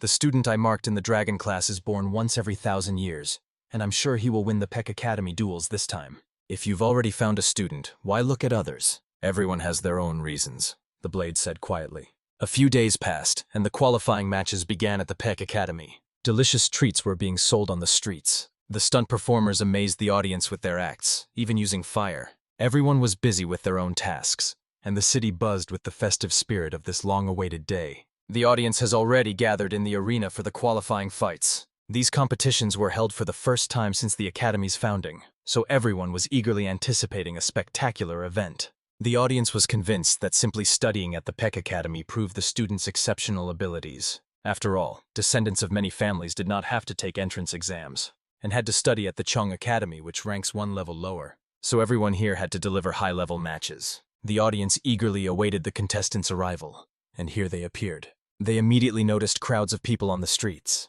The bald man even started to panic. He understood that they had probably come from Shaolin as well to watch these fights. The girl noticed that she hadn't seen Moyonbo from the very beginning. Suddenly, in the middle of the street, they witnessed some kind of scuffle. The boy was gathering the meat that had fallen to the ground, and above him stood an angry man. He shouted at the boy so fiercely that the child was too scared to say a word. Moreover, this man was one of the students of the Peck Academy. "Help!" the boy shouted as a fist rose above him. But the strike was stopped right in midair. Lysy couldn't let himself get hit. Seeing the snake class form, he didn't want to deal with their tricks again. "Do you really want to say goodbye to life before the qualifying fights?" he asked. Lysy raised his hand and started making gestures. They meant he definitely wasn't planning to die. And although it seemed more like a joke, the meaning was clear. "Are you an idiot? Are you seriously trying to joke with me right now?" But the guy's friend quietly explained that there were too many extra eyes around. They will definitely face the snake class again in the qualifiers, so it's better to leave now. He definitely threatened to crush them all. And in response, Baldy just started making faces. I ran up to the boy lying on the ground to ask if he was okay. The poor man thanked the gentleman for his help. And then he added, "If you're going to help, maybe see it through to the end." All the money was spent, but Mi's kindness wouldn't let them leave without helping. And behind him, a poor man shouted, "Thanks to the young hero, I didn't go hungry. One day I will surely repay this kindness." "Sarcasm? I'm just happy," Mi muttered. The girl reminded them they were running late, so they needed to hurry. The spectators in the stands held up signs supporting their favorites. The snake class teacher was already there. "Here we are," he said quietly. Seeing his students, he instructed them to take their seats. Namgun-mi was immediately struck by the number of people, and this is just the qualifiers. He was curious to see how well the other classes had prepared. Next to it was the tiger class. Nearby sat Kanya's class. The sheep class was also awaiting its battle. And the students of the rooster class looked like they were about to fall asleep any moment. The horse class competed among themselves, with the ox class set to be their opponent. They were already well acquainted with the Taurus class, but when their eyes met, they saw nothing but hatred. A man stepped into the arena and said, "Thank you all for coming to the Peck Martial Arts Academy. even if it's just the qualifying matches. He announced that they would last for 2 days. From this moment, the Peck Academy qualifying competitions began. The first to enter the arena were the horse and sheep classes. None of them looked scared, although you wouldn't guess it from their faces. Meanwhile, the teacher didn't see Moyonbo and asked the students if anyone knew where he was. The girl said that lately he has often been disappearing with the mentor's assistant. The teacher guessed that they were probably up to something. He stood before the students, with 2 classes fighting behind him, and asked if they remembered what he had taught them. Everyone answered together, yes. No matter the situation, make changes to it. And what comes next? Break the enemy's united circle. Meanwhile, the horse class claimed victory in the arena. The next fight is between the ox and the snake classes. Mr. Mi focused on the qualifying matches happening right now, but the girl behind him reminded him that Bo hadn't arrived yet. And just then, someone appeared, apologizing for being late. He looked like he was ready to fight 1,000 enemies on his own. The boys immediately noticed the iron rings on his hands and feet. But he didn't come alone. The same man was standing right behind him. The hero immediately realized that this guy had been training with his brother even before the competition started. And now the teacher gathered everyone around to announce the plan. So, class leader in Ryongji Nam, what's the detailed battle plan? He asked. The girl was almost overwhelmed with nervousness. Let's take a moment to remember when the teacher announced the results of the class president election.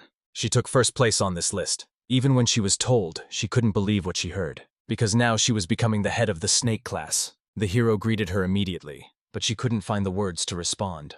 Lisi admitted that he also gave her his voice. When she asked how she could be the leader, the hero replied that he could handle it, because he always has their backs. And Lisi added that they are taught that helping all living things is the most important role. Another classmate also greeted her. With cheeks flushed from excitement, she thanked them. But Moyonbo noted that if the class leader is uncertain, others won't be able to unite. The girl apologized and promised to pull herself together. She realized that Moyonbo was right. She needed to change. Now, she confidently announced her plan to everyone.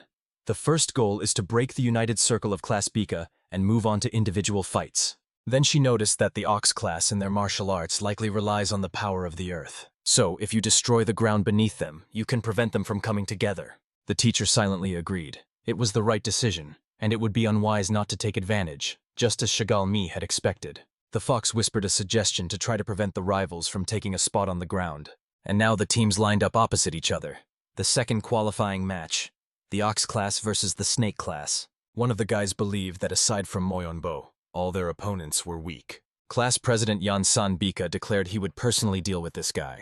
Everyone was ready to begin, but he still thought about Namgun Mi, as he too caused some concern. Then Yansan turned to his comrades. He ordered his men to hold the battle circle, and the gorilla man loudly announced the start of the competition. The participants instantly surged forward, jumping up, while only the bald one stayed on the ground. He unleashed a wave of destruction, channeling all his power straight into the ground. The hero smiled and thought, wonderful. But in an instant, the smile vanished from his face. Before him stood the circle of the heavy, like a rock, a chain. The opponents withstood the blow. They even shouted that you can't beat the bull class with such pathetic methods. Then they formed a battle circle around the snake class. A shout rang out. First position! The hero saw clenched fists before him, and in an instant, the whole class felt their power. The girl tried to break through the defense. She warned everyone and then rushed forward. And the enemy heard her scream and raised his defense just in time. She immediately realized that her opponent was incredibly strong. Then the redhead emphasized, you have to break through in one spot. That's how you'll get through. She ordered the monk to attack, and he drew his weapon. Then he charged at the enemy without taking a single step back. She added that everyone should follow him and push through together. And everyone followed Baldy, who had already broken through. Great, managed to slip away from the united circle. Only 3 managed to escape while the hero and Bo stayed inside. The Taurus class has moved up to second place. Moyonbo stood with his eyes closed. When he opened them, a blue fire ignited in his pupils. Even the allies held their breath in anticipation. In an instant, his opponents lay around him, pressed into the concrete, their bodies breaking through the hard floor. What force could have thrown them like that? A second before, Bo quietly told the hero it was better not to fight. Then he dropped the bracelets from his hands right at his feet. The weight of those iron rings was incredible. Although I sold most, I still have a few left. He took the second position, and then he flashed between them like lightning. His strike was both insanely powerful and incredibly fast. Turning around, he said their united circle was now broken. Meanwhile, his mentor was smiling. He heard from Suki. You taught them well. As expected, the Moyon family is different, and this boy has great talent. But Suki disagreed. No, all these guys have talent. You just can't see him. A narrow perspective limits your world. Look at the situation more broadly, the mentor said. If you lock only one world in your eyes, that's the only one you'll see. Namung, also known as the Sword of the Invincible Dragon. He reached the peak faster than anyone else but stopped at the start of the next level. Now, listening to this teacher, he thought, is he really saying this knowing what I'm going through? As befits someone recognized by their own father. Meanwhile, the furious Taurus mentor shouted, "Are you unable to get up? What was the point of my teaching you?" One of them, climbing up, replied, "We can't fall." And his comrades repeated the same words. It truly made the mentor smile. At that moment, the hero saw an incredible will to win in his opponents. They definitely couldn't be underestimated. And now they began to form a circle again. The girl decided to prevent the formation of the united circle. She threw the kunai straight into the energy streams. Their movements slowed down and they felt it. The girl shouted to the monk for each of them to take one opponent. He understood her without words. In an instant, they struck 2 fighters. Now they each had 2 needles sticking out of their necks. The opponents were overwhelmed by the feeling that energy was moving faster. The technique and medical needles worked flawlessly. San tensed his body, and the kunai flew from his hands. He was ready to reveal his trump card, the bull's absolute energy. She couldn't understand how it was possible since she had cut off his escape routes, but he managed to break free from the trap. A wild bull attack. A giant silhouette appeared behind him. All his strength is focused in his fists. He was moving too fast, and the girl noticed. But suddenly he sped past her, and she couldn't understand why. At that moment, he was already approaching Ren. She just closed her eyes, bracing for the worst. She just had to rely on her guys. They were ready to give their lives to protect their partner. Working together, the guys took down this freak with a single blow. In the second qualifying match, the Snake class claimed victory. The fans were cheering with all their hearts. But the mentor of Class Bika couldn't understand how his students lost so hopelessly to the trainees of Kui Mendok. He thought, block the enemy's energy flows and slow down their movement. So she had that ability, and the others also exceeded my expectations. Could I have been wrong? Meanwhile, one thought kept spinning in that boy's mind. They weren't finished yet, and he wasn't about to lose to the so-called scoundrels from the Snake class. He already had the pill in his hand. Meanwhile, the students of the Snake class were celebrating. The hero glanced back and noticed something. That guy started radiating a strange, unfamiliar power. This condition looked suspiciously familiar. The hero shouted for everyone to be careful, but the next moment he realized that this freak had targeted him. His hand stopped just a few centimeters from the hero's head. Doc grabbed his wrist, realizing that this terrible thing had infiltrated the academy. The doctor simply pointed his finger at him, and that was enough to break his resistance. Pressing your back against the floor. The boy's mentor stood up and asked what was going on. The master lifted his student and calmly said he would be gone for a short while. And without explaining anything, he simply disappeared. After a while, Doc brought the boy to the old man. He said he was personally outraged that the young man took a potion that rapidly boosts strength. If it has appeared at the Peck Academy, it means it has already spread throughout the entire central region. He also mentioned hearing about how the Scarlet Flower is chasing the fake Kui Mendok. But in reality, you need to monitor the flow of the potion that rapidly increases strength. The man with the scar on his face realized that Doc knew about their movements. The old man asked him how many members of the Scarlet Flower are currently chasing the fake Doc. The scar panicked, believing it was a secret that must not be revealed to outsiders. "You may," the old man replied. And the man said everyone set off except those guarding the Union of Walls. From now on, change the target. Instead of the fake Doc, follow the potion and send this boy immediately to the Academy Peck doctor. After treatment, conduct an investigation, the old man ordered. The scar understood his instructions. Lifting the boy in his arms, he began carrying him out. The dog was left alone with the old man. He immediately asked, "How are you feeling?" "Just the same as before." As he rose, the old man said he wished Doc would become a teacher at the Peck Academy and stay away from Murim affairs, because all this time he was doing all the dirty work for the Union. "I wanted to repay him with kindness, but now it's impossible." He asked if Doc could live the rest of his life for himself. "I've already made plenty of mistakes in the past, so I have to handle it all," Doc replied. The old man placed his hand on his shoulder and said he was worried about him. The winners of the qualifying rounds, the horse, snake, and tiger classes, will compete in the main event. The next day, the rabbit, rat, and dragon classes won the victory. There were 3 weeks left until the Peck Academy's main battles. The hero, holding the stone above his head, gave his all to the training. He couldn't stop thinking about the mistake he made and how foolish he was to believe he became stronger just by increasing his energy. He was far from true strength. He needed to become much stronger. Someone else was watching his training. He heard the question, "Are you worried about your little brother?" It was Doc's voice. And although he said he was just passing by chance, it was hard to believe. Then Doc asked what he thought about having trained the snake class students all this time. "Besides Moyonbo, I have determined the limits of each of their abilities," he replied. I used to think Chehalmi always put herself above others, relied only on her own mind, and would never join a team. Too talkative for a Shaolin monk, Wanfei could easily have dragged everyone down during the qualifying fights, in my opinion, especially in Ryong.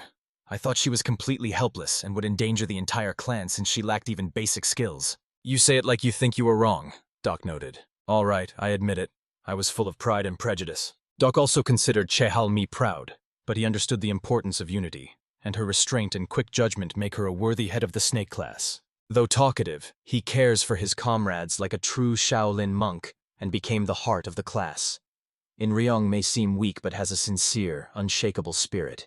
Soft on the outside, but a true rock in the tail of the snake class. Thanks to these three, Moyonbo and Nam Gun-mi can play the role of the snake's venomous fangs. Everything in the world is endlessly interconnected, and everyone has their role, not just the snake class. Not only clans and groups, but nature itself is built so that every element has its own value and meaning. The boy realized that Doc made him the assistant in teaching the snake class precisely so he would understand this truth. Doc added that he would not interfere in family matters, but asked to see Nam Gun-mi not as a younger brother, but simply as a classmate. This guy is making an effort to earn your approval. You could hear it even in his groan as he dragged the stone during training. The conversation ended, and the late evening had already settled outside. A powerful explosion thundered in the distance, shaking the ground. A fierce battle raged there. The masked figure warned her opponent not to follow her. Rising to his feet, he replied that the Scarlet Flower no longer pursues him. But he explained that their goal has changed.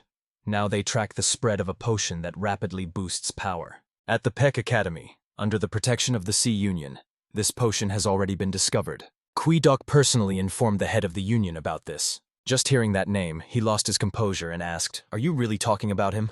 The man replied that he was not fake at all. But the opponent didn't believe that the legendary leader of the Black Flower would teach children at the Hell Academy after the gang broke up. He is the strongest, the most just, sincere in words. A single move can turn seas, shatter mountains, and work miracles, while one look through his mask makes enemies tremble. From the outside, it seemed like an exaggeration, but he kept going. Even if he got his hands dirty, he would never stop destroying evil. So it's impossible for such a person to teach children and enjoy a peaceful life. But why does everyone around call this fake the real Doc? He decided it was time to check for himself if that was true. At that time, Doc was with his apprentice. The day of the duel between Nam Gun-mi and Moyonbo has arrived. The guys have arrived at the battle site. Along with them came the deputy and the teacher. Once the Doc settled in comfortably, he lay down on the stone and asked not to be noticed. He just came to watch. A fight broke out between the two of them. The rules were simple. The match ends when one participant is defeated and weapons are forbidden.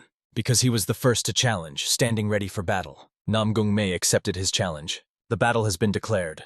The hero couldn't stop thinking that Bo hadn't shown all his skills in the qualifiers. He was sure Bo would start removing the iron rings one by one, becoming stronger and faster every time. But he was wrong, because he took them all off at once. A dull thud hit the ground, and in an instant Bo was above him. His speed was astonishing.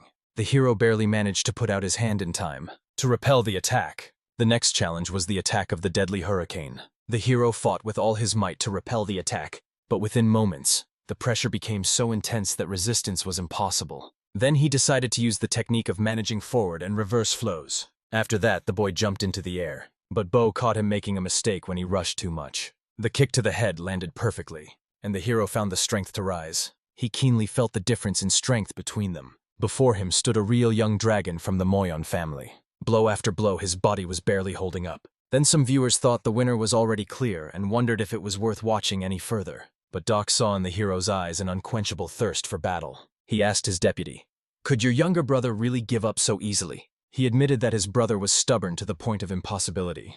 Picking it out of his nose, the Doc suggested continuing the observation, because at that moment, he unleashed the winter wind, tearing through the warmth around him.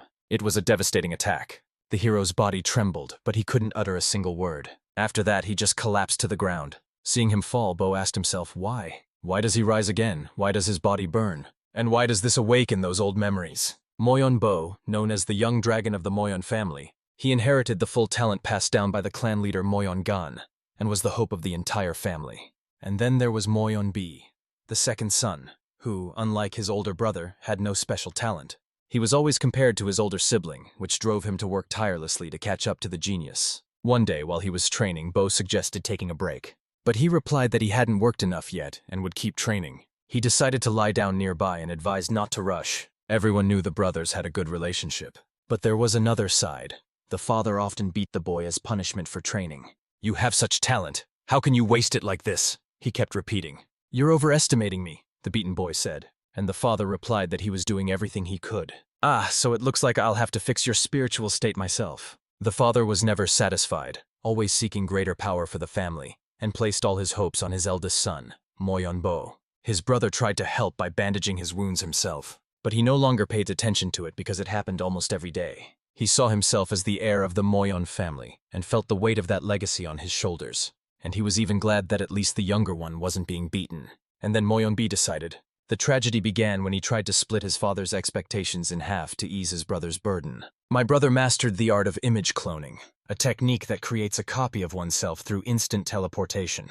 That's exactly how he defeated his brother, with a smile on his face because he said he won again. And Bai admitted his defeat. It was, you could say, their joint training session. After a tiring exercise, Bai asked Bo if he had a dream. Looking up at the starry sky, he said, "I wish I could roam the world freely." He admitted that he even envies him because he would want the same for himself. "What nonsense are you talking about? Why are you jealous?" "Because I will definitely take you with me. After all, we're twins," Bo said. But Bai replied, "Unlike you, I'm not that talented. Even my father knows this, so he doesn't have high expectations of me." For Boj, his father's approval was incredibly important. So he came up with a different plan.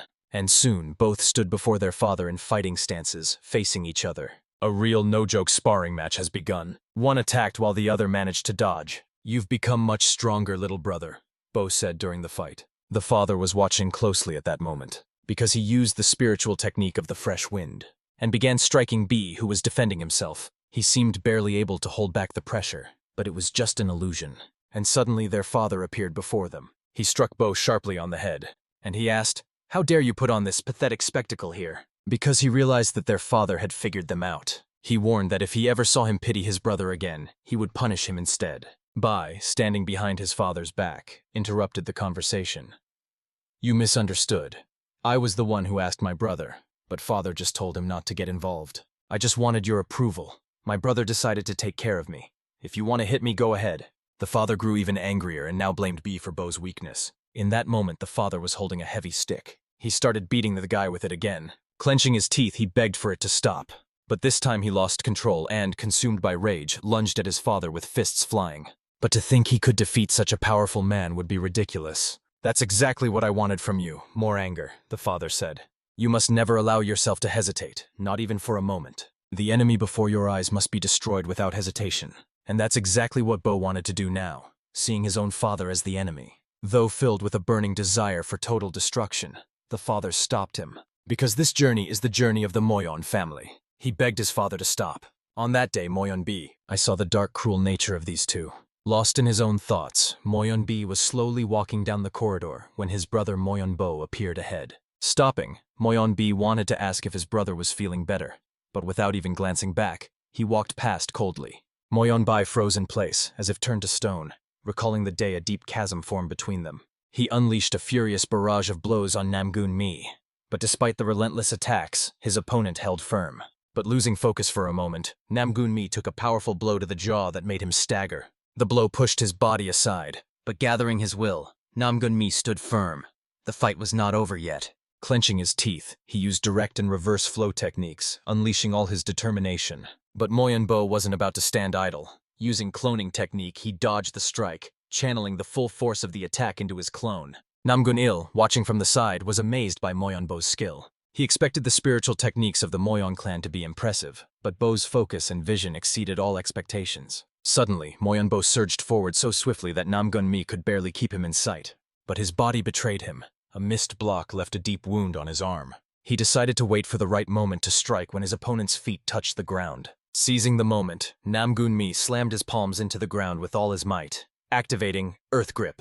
The ground beneath Moyon Bo trembled as if a giant had awakened beneath him. Losing his balance, he began to fall, unable to believe that Namgun Mi had mastered the Onfi technique. But his opponent grabbed his wrist, preventing him from falling. Namgun Mi successfully created a perfect flow of energy both ways. Gathering all his fury, he unleashed both streams directly onto Moyon Bo. The doctor watching from the side was struck by the perfect balance of yin and yang forces. He mentally noted that Namgun Mi could now harness the crystal's icy power. A satisfied smile appeared on Doc's face. Namgun Mi's body had finally reached its completed state. Feeling an unusual energy within himself, Moyonbo realized he had to break free. Suddenly, an icy block forcefully threw him backward. Covering his face with his hands, he waited tensely for the next attack. Moyonbo was amazed by the incredible power Namgun Mi had gained. He smiled joyfully. It worked.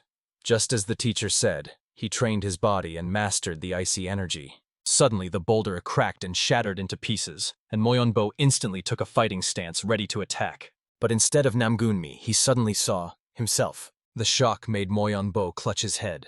He was tired of his opponent constantly stirring up painful memories. A sinister spark lit up in Moyonbo's eyes. He resolved to give his all to finally defeat Namgun Mi. With a sudden leap, he soared upward and launched an attack from above on his opponent. But Namgun Mi managed to raise his palm, absorbing the blow and stopping the attack. Then Moyonbo tried to break through the defense with a punch, but his opponent skillfully dodged again.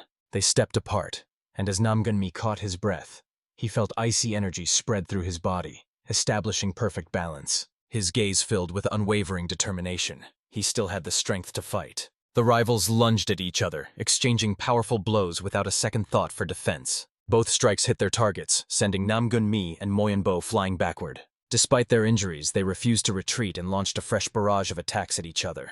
Determined to end the fight, Moyonbo unleashed the Spirit Walk of the Thunderstorm technique. Namgun Mi opened his eyes in surprise. Now 3 opponents stood before him. But after all 3 strikes hit their target, Moyonbo suddenly noticed his hand was frozen solid. Doc well knew that the foundation of the Namgun family's spiritual techniques was yang energy, but he couldn't understand how Namgun Mi had mastered such powerful yin energy. He also suspected that the icy energy enhances the owner's defensive abilities. Looking at his body, Namgun Mi concluded that the icy energy served as his protection. Then an idea flashed through his mind. Maybe this time he could create the Rose of Change. Moyonbo watched closely, trying to guess what Namgun Mi was planning. By focusing the flows of yin and yang, he began to shape the Rose of Change. Namgun Mi hoped this time he could control her, as last time she drained all his strength. But Moyonbo had no intention of waiting.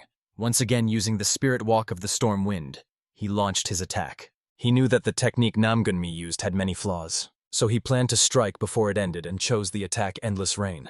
Namgun Il was so amazed by what he saw that his mouth dropped open in astonishment. When the dust settled, Moyonbo saw Namgun Mi still shaping the Rose of Change. After finishing her training, Namgun Mi stretched out her hands and unleashed the Rose of Change. Moyonbo decided to take the hit himself. He unleashed the Whirlwind of the East Wind. A massive wave of energy and light erupted when the 2 machines collided. When the light faded, Namgun Mi lay unconscious on the ground. And on the other side of the crater formed by the explosion, Moyonbo lay motionless. Unlike his opponent, he remained conscious but could no longer move. Coughing up blood, he barely whispered, "Older brother."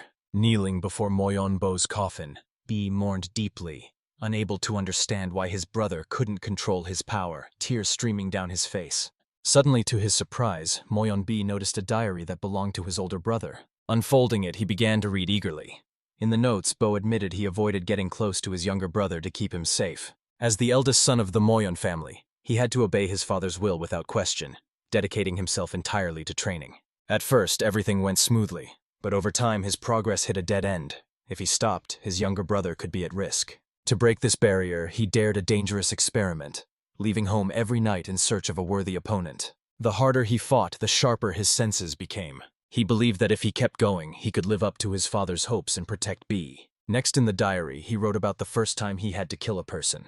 And though it was necessary, the trembling in his hands lingered for a long time. After that fight, where life was on the line, he managed to break through his own barrier. The father was thrilled with the result, but Bo himself wasn't sure if he had done the right thing. From that day on, he was constantly haunted by the enemy he had killed. A strange expression froze on his face, while the dead man watched without looking away. Because he knew that he was being blamed for everything. Because he only wanted to break his own limits. Because of this, his thoughts kept getting tangled, and he couldn't focus. The more power he gathered, the clearer he saw the figure of the dead man. He knew well that an insurmountable obstacle had taken root in his heart. He begged for forgiveness, explaining that he never intended it. He felt all the energy flows in his body shift and flip. He prayed for the dead to leave him alone. His only wish was to see his brother B one more time. Bai slammed the diary shut, realizing the unbearable burden his older brother carried. Only now did he realize how bold it was to think of sharing this burden with his brother. He was consumed by anger at his own weakness. This was why Bo ended up alone and reached such an end. The thoughts of the head of the Moyon clan were suddenly interrupted. Looking up, he hoped to see Bai, but Bo appeared before him.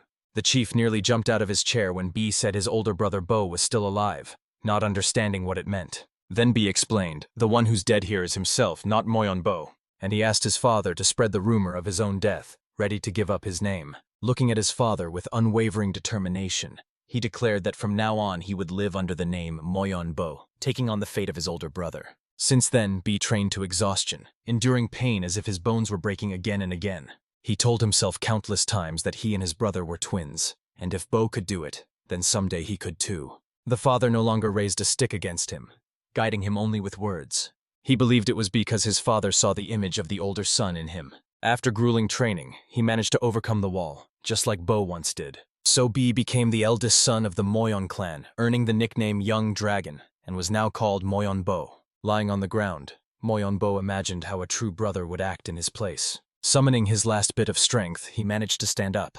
His gaze burned with determination. After all, his brother would never allow himself to lose. Clenching his teeth, Namgun-mi managed to stand up, steadying himself on his feet. He knew that if he lost this match, he wouldn't be able to stay at the Peck Academy, and he wanted to be here too much to give up.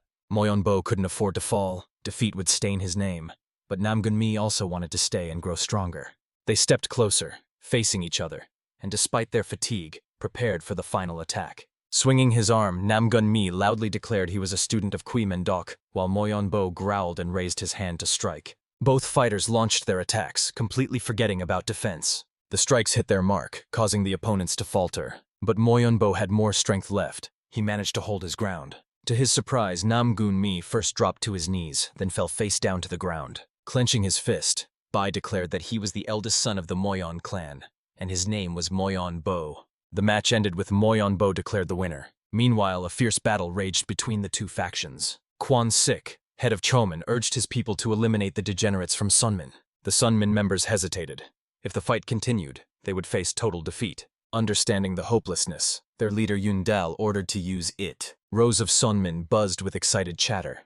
The commander had allowed the use of the forbidden. Everyone pulled out a small wooden box with a red pill inside. Swallowing it, they felt uncontrollable rage boiling through their veins. Stunned, Quan Sik immediately ordered his men to retreat. But in an instant, his head flew off his shoulders. One of Sonmin's fighters sliced it off with a palm strike. The Sachondan family estate was enveloped in the deep silence of the night. The servant bowed his head and reported to the head of the family that the distribution of the potion, which rapidly increases strength, was going according to plan. The head of the Dan clan was pleased. They would soon reach almost everywhere except the territories of the strongest Morim families. The servant added that from now on, he would try to move even more cautiously to avoid being caught. But surprisingly, the head of the family said it was unnecessary and insisted on continuing as before. The servant grew worried.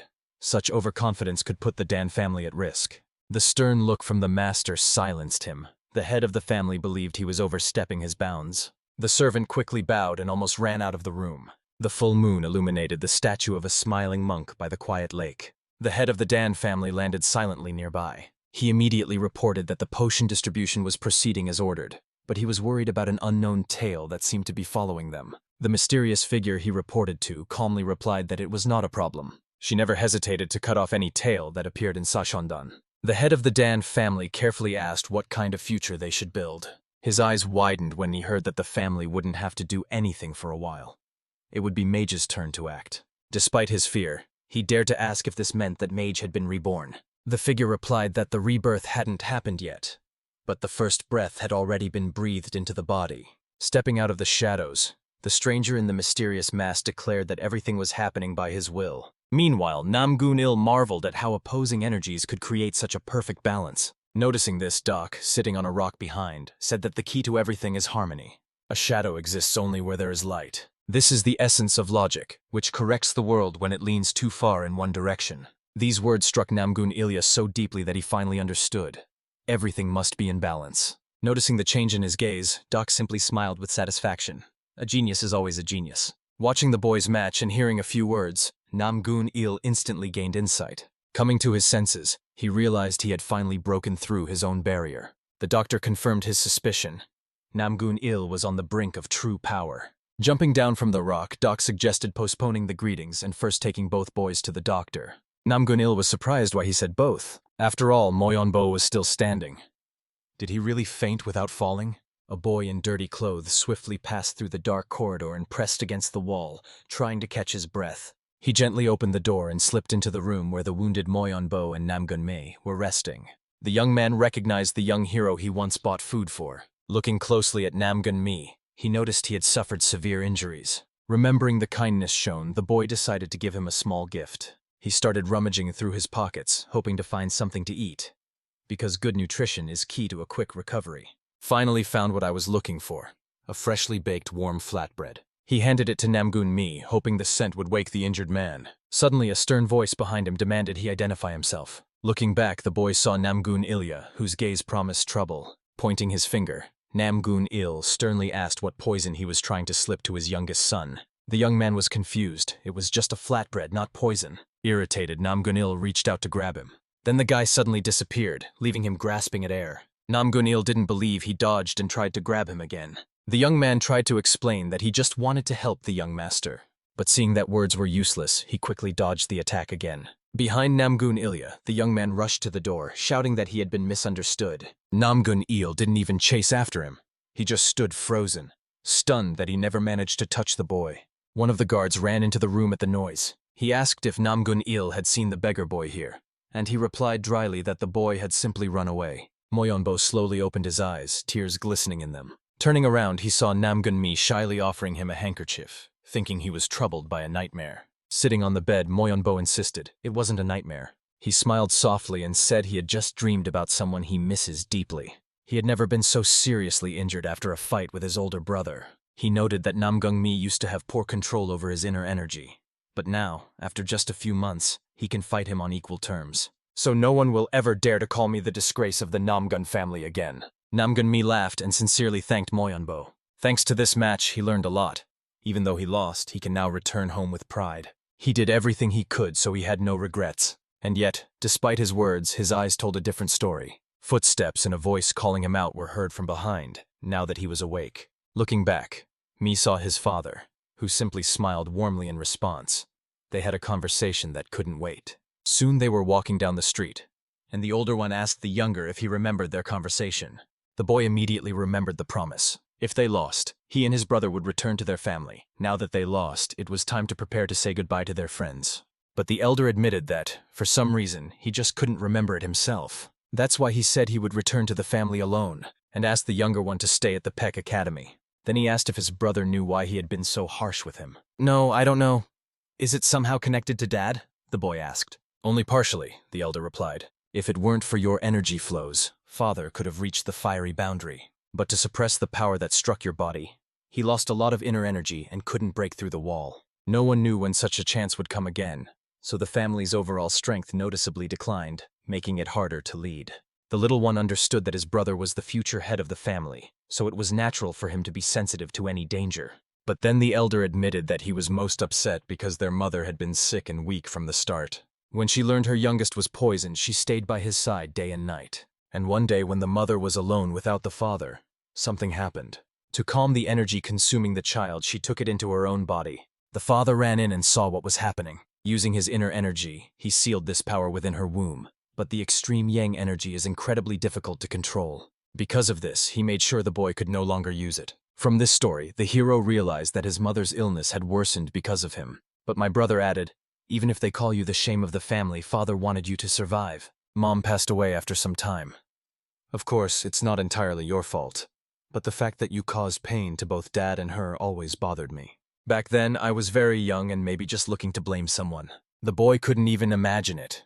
He admitted that all this time he thought his brothers, sisters, and entire family didn't love him because he lacked talent, and he constantly blamed his fate for it. But when I entered the Peck Academy, I saw, no matter how you refused to accept a predetermined fate, you trained hard and ultimately proved you can perfectly control your energy. That's why I've decided to acknowledge you now. You are part of the Namgun family and my younger brother, whom I am proud of. I'm sure that our mother, watching over us from heaven, is happy too. During this emotional conversation, something unexpected happens. The older one suddenly pushes the younger aside. The hand he used to do it suddenly turned out to be severed. What is happening? Meanwhile, a mysterious figure was rising behind Pashkala.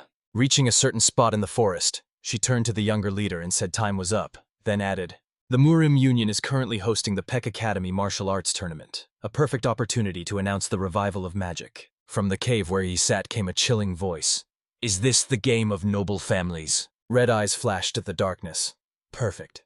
We've waited too long for this. We will destroy your peaceful existence." The man addressed the creature, remembering that Doc is currently teaching children at the Academy of Hell. The terrible voice grew even more menacing upon hearing the news. Great. He already suffered a fatal wound in the fight with the leader, and is out of the strong contenders. In that case, everything will become even simpler. We will kill his apprentice and announce the rebirth of magic to the world. Meanwhile, the hero didn't understand what had happened, and who exactly carried out this attack on them. He urged the attacker to stop hiding in the dark and reveal who he really is. And at that very moment, the stranger appeared. He reminded the hero of the old wounds he once received. "I remembered standing in the bushes, just like I am now." But the older brother wasn't going to wait. He decided to attack. His move was called the Palm That Tears the Heavens. A fierce dispute erupted between the two opponents. Their hands looked eerie as their attacks clashed. They managed to set up a block and completely stop the guy's attack. "See, we're talking," the voice said. "We are the bloody twin demons, no Gen and InGen. I am Gen, the one on the right." The younger brother couldn't believe they had so easily taken down the older brother's equipment. The sergeant turned to him and said, "As soon as you get the signal, run immediately." "Got it. I'll run and get the teacher to help." He asked the elder to hold on as long as he could. Meanwhile, the demon bastards started closing in. As soon as the younger one ran off, one of them caught up to him. And once again, the older brother steps in to protect. Sensing their ominous energy, he realizes they could be mage demons. One of them, hearing the guess, denies it and calls himself a warrior of the spiritual cult of Singe. But whoever they were, their power went beyond understanding. A lightning-fast white flash, the heavenly dragon. The attack was so devastating it felt like an atomic bomb had exploded. Even being nearby at the moment of impact was unbearably difficult. The younger one fell, covering his head, but one of the scoundrels approached, grumbling, "Don't run away like cowards." The older brother couldn't let his sibling become a victim, so he launched an attack. But his hand, full of incredible strength, was stopped effortlessly. And the next moment he was slammed into the ground. Damn, they're incredibly strong. The younger brother, worried about his sibling, ran up to him. The twins started arguing again. One blamed the other for failing to finish off the little one, who replied that playing with the prey can make you miss the moment. While they were arguing, the brothers managed to get up. The elder realized they couldn't handle it together, as these two were no weaker than their father.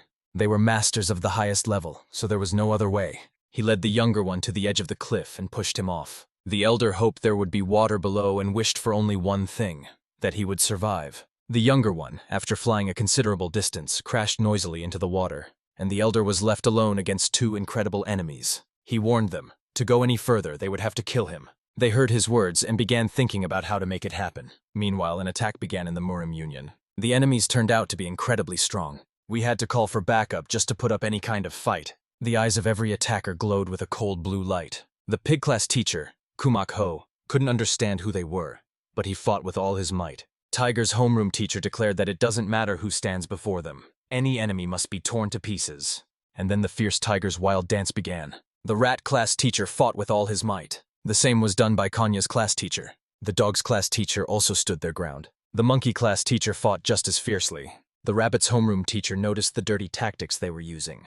The girl, confused, asked the teacher in front of her why he had acted that way. "I have no choice," he replied coldly. It turned out that the sheep class teacher was a traitor. His real goal was to kidnap them. He ordered everyone to follow him. And if not, he threatened to show his true power. The monk, seeing the dark energy in his hands, could only think how. And just then, like the sun breaking through the clouds, Doc appeared, instantly revealing the villain as a mage warrior. He expected nothing less from Queeman Doc, a legend of the great battle against the demons. He said he wanted to see his abilities but didn't get to finish. His head had already been severed by Doc. The doctor, concerned for others, asked if everyone was okay. The students answered in unison that everything was fine, but he couldn't understand where Namgun-mi had gone.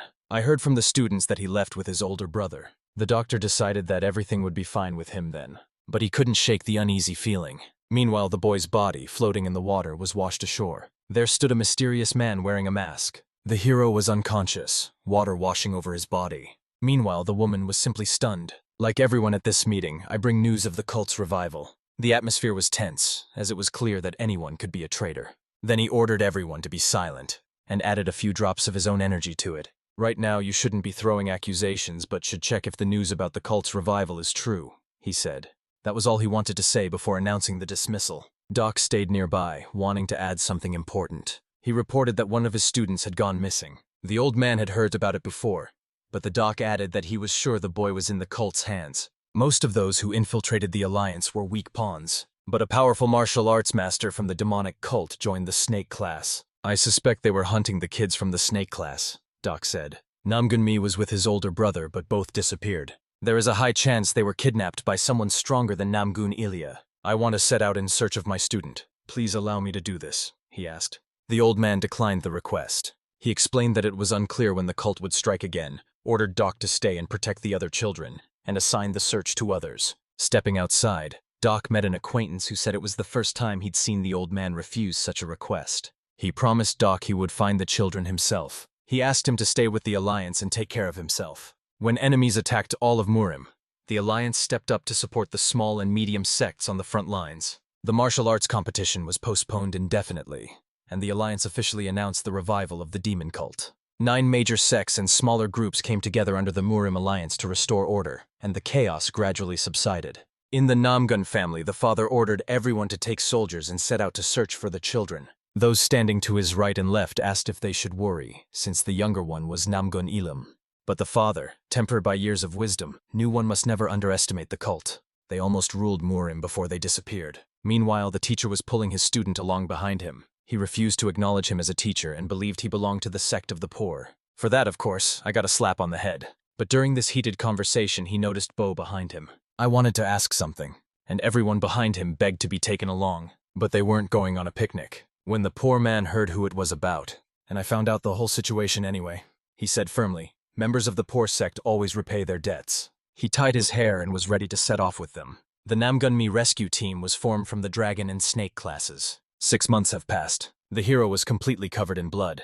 In the depths of an ancient cave, a fierce conflict erupted between 2 warring factions. Their bloody conflict centered around a mysterious box containing 4 mystical purple pills that radiated an aura of power and drew greedy eyes. Warriors on both sides burned with righteous anger, seeing their opponents as unworthy hypocrites who had no right to even touch such a treasure.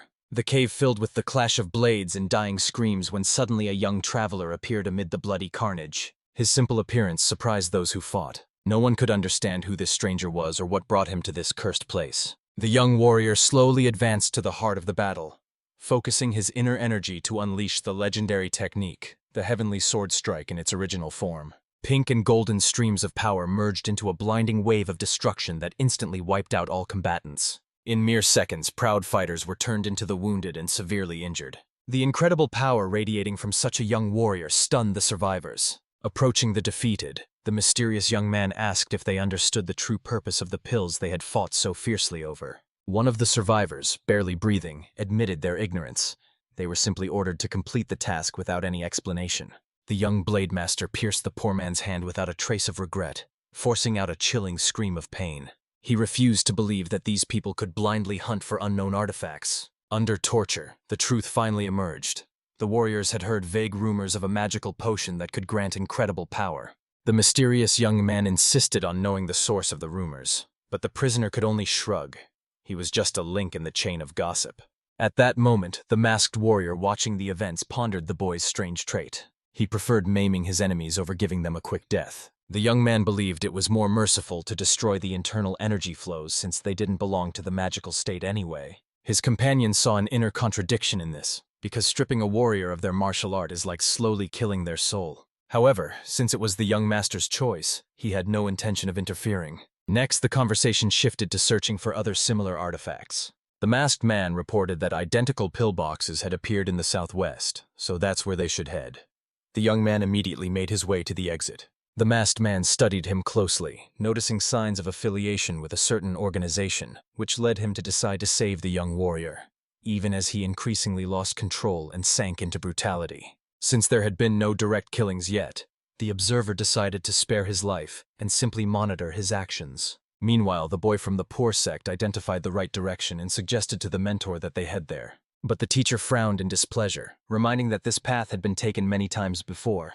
An irritated student turned to Stormblade, his strict mentor, for guidance on the right path. The man flared up at such a familiar address, once again demanding to be called teacher. However, skilled in reading the winds and clouds, he listened to the signs of nature. He pointed the way by simply tapping toward the first path he saw. His companions watched his methods with surprise, believing they should have gathered more information first. Unfortunately, no one knew where to find the necessary information. At that moment, the young man heard a gentle reproach from his companion. She reminded that someone like him should have the necessary knowledge in gathering information, given his affiliation with the relevant sect. The teacher immediately realized that the girl from the renowned Jeagle family fully lived up to their reputation as a strategist. Even the beauty thought it unnecessary to praise such obvious things. The mentor explained that due to new threats, all intelligence sects closely cooperate with the Alliance, making contact with them much more difficult. Then the young strategist suggested going to her home, where they could access a larger database. And so the entire group found themselves in the magnificent residence of the powerful Jeagle family. First of all, the travelers bowed to the girl's mother, the head of the ancient clan. The mother was clearly upset that her daughter had enrolled in the academy on her own and now returned without warning. The companions were shocked to hear this, as they didn't know their friend had enrolled in a prestigious school without her family's permission. But the wise matron did not get angry. She only hoped her daughter hadn't made any irreparable mistakes and was ready to hear the reason for the unexpected visit. The girl calmly explained that she urgently needs support and guidance from her family. The hostess anticipated this turn of events but had other guests at the moment, so she suggested postponing the serious conversation. She kindly asked Mr. Stormwind to accept their apologies for the inconvenience, but he just laughed, admitting they were to blame for the intrusion. They were stunned by the sound of heavy footsteps in the hall. Standing before them was none other than the respected elder of the poor clan. Meanwhile, the action shifted to the heart of the Alliance, the luxurious residence of its leader. The commander-in-chief tossed on the bed, waking from a sudden illness and coughing up blood. He had long noticed that the cycles of his illness were getting shorter, while the attacks grew more brutal, inflicting unbearable pain on his body. Suddenly, he heard the royal bird's cry and immediately opened the window. A majestic creature perched on his hand, carrying a tiny message on its paw. The report stated that the enemies, with their brutal frenzy, undoubtedly belonged to the sinister cult of Manga. For years, these villains operated in the shadows, remaining unseen by the forces of good. But now they have boldly stepped into open confrontation. And what's more, someone was helping them.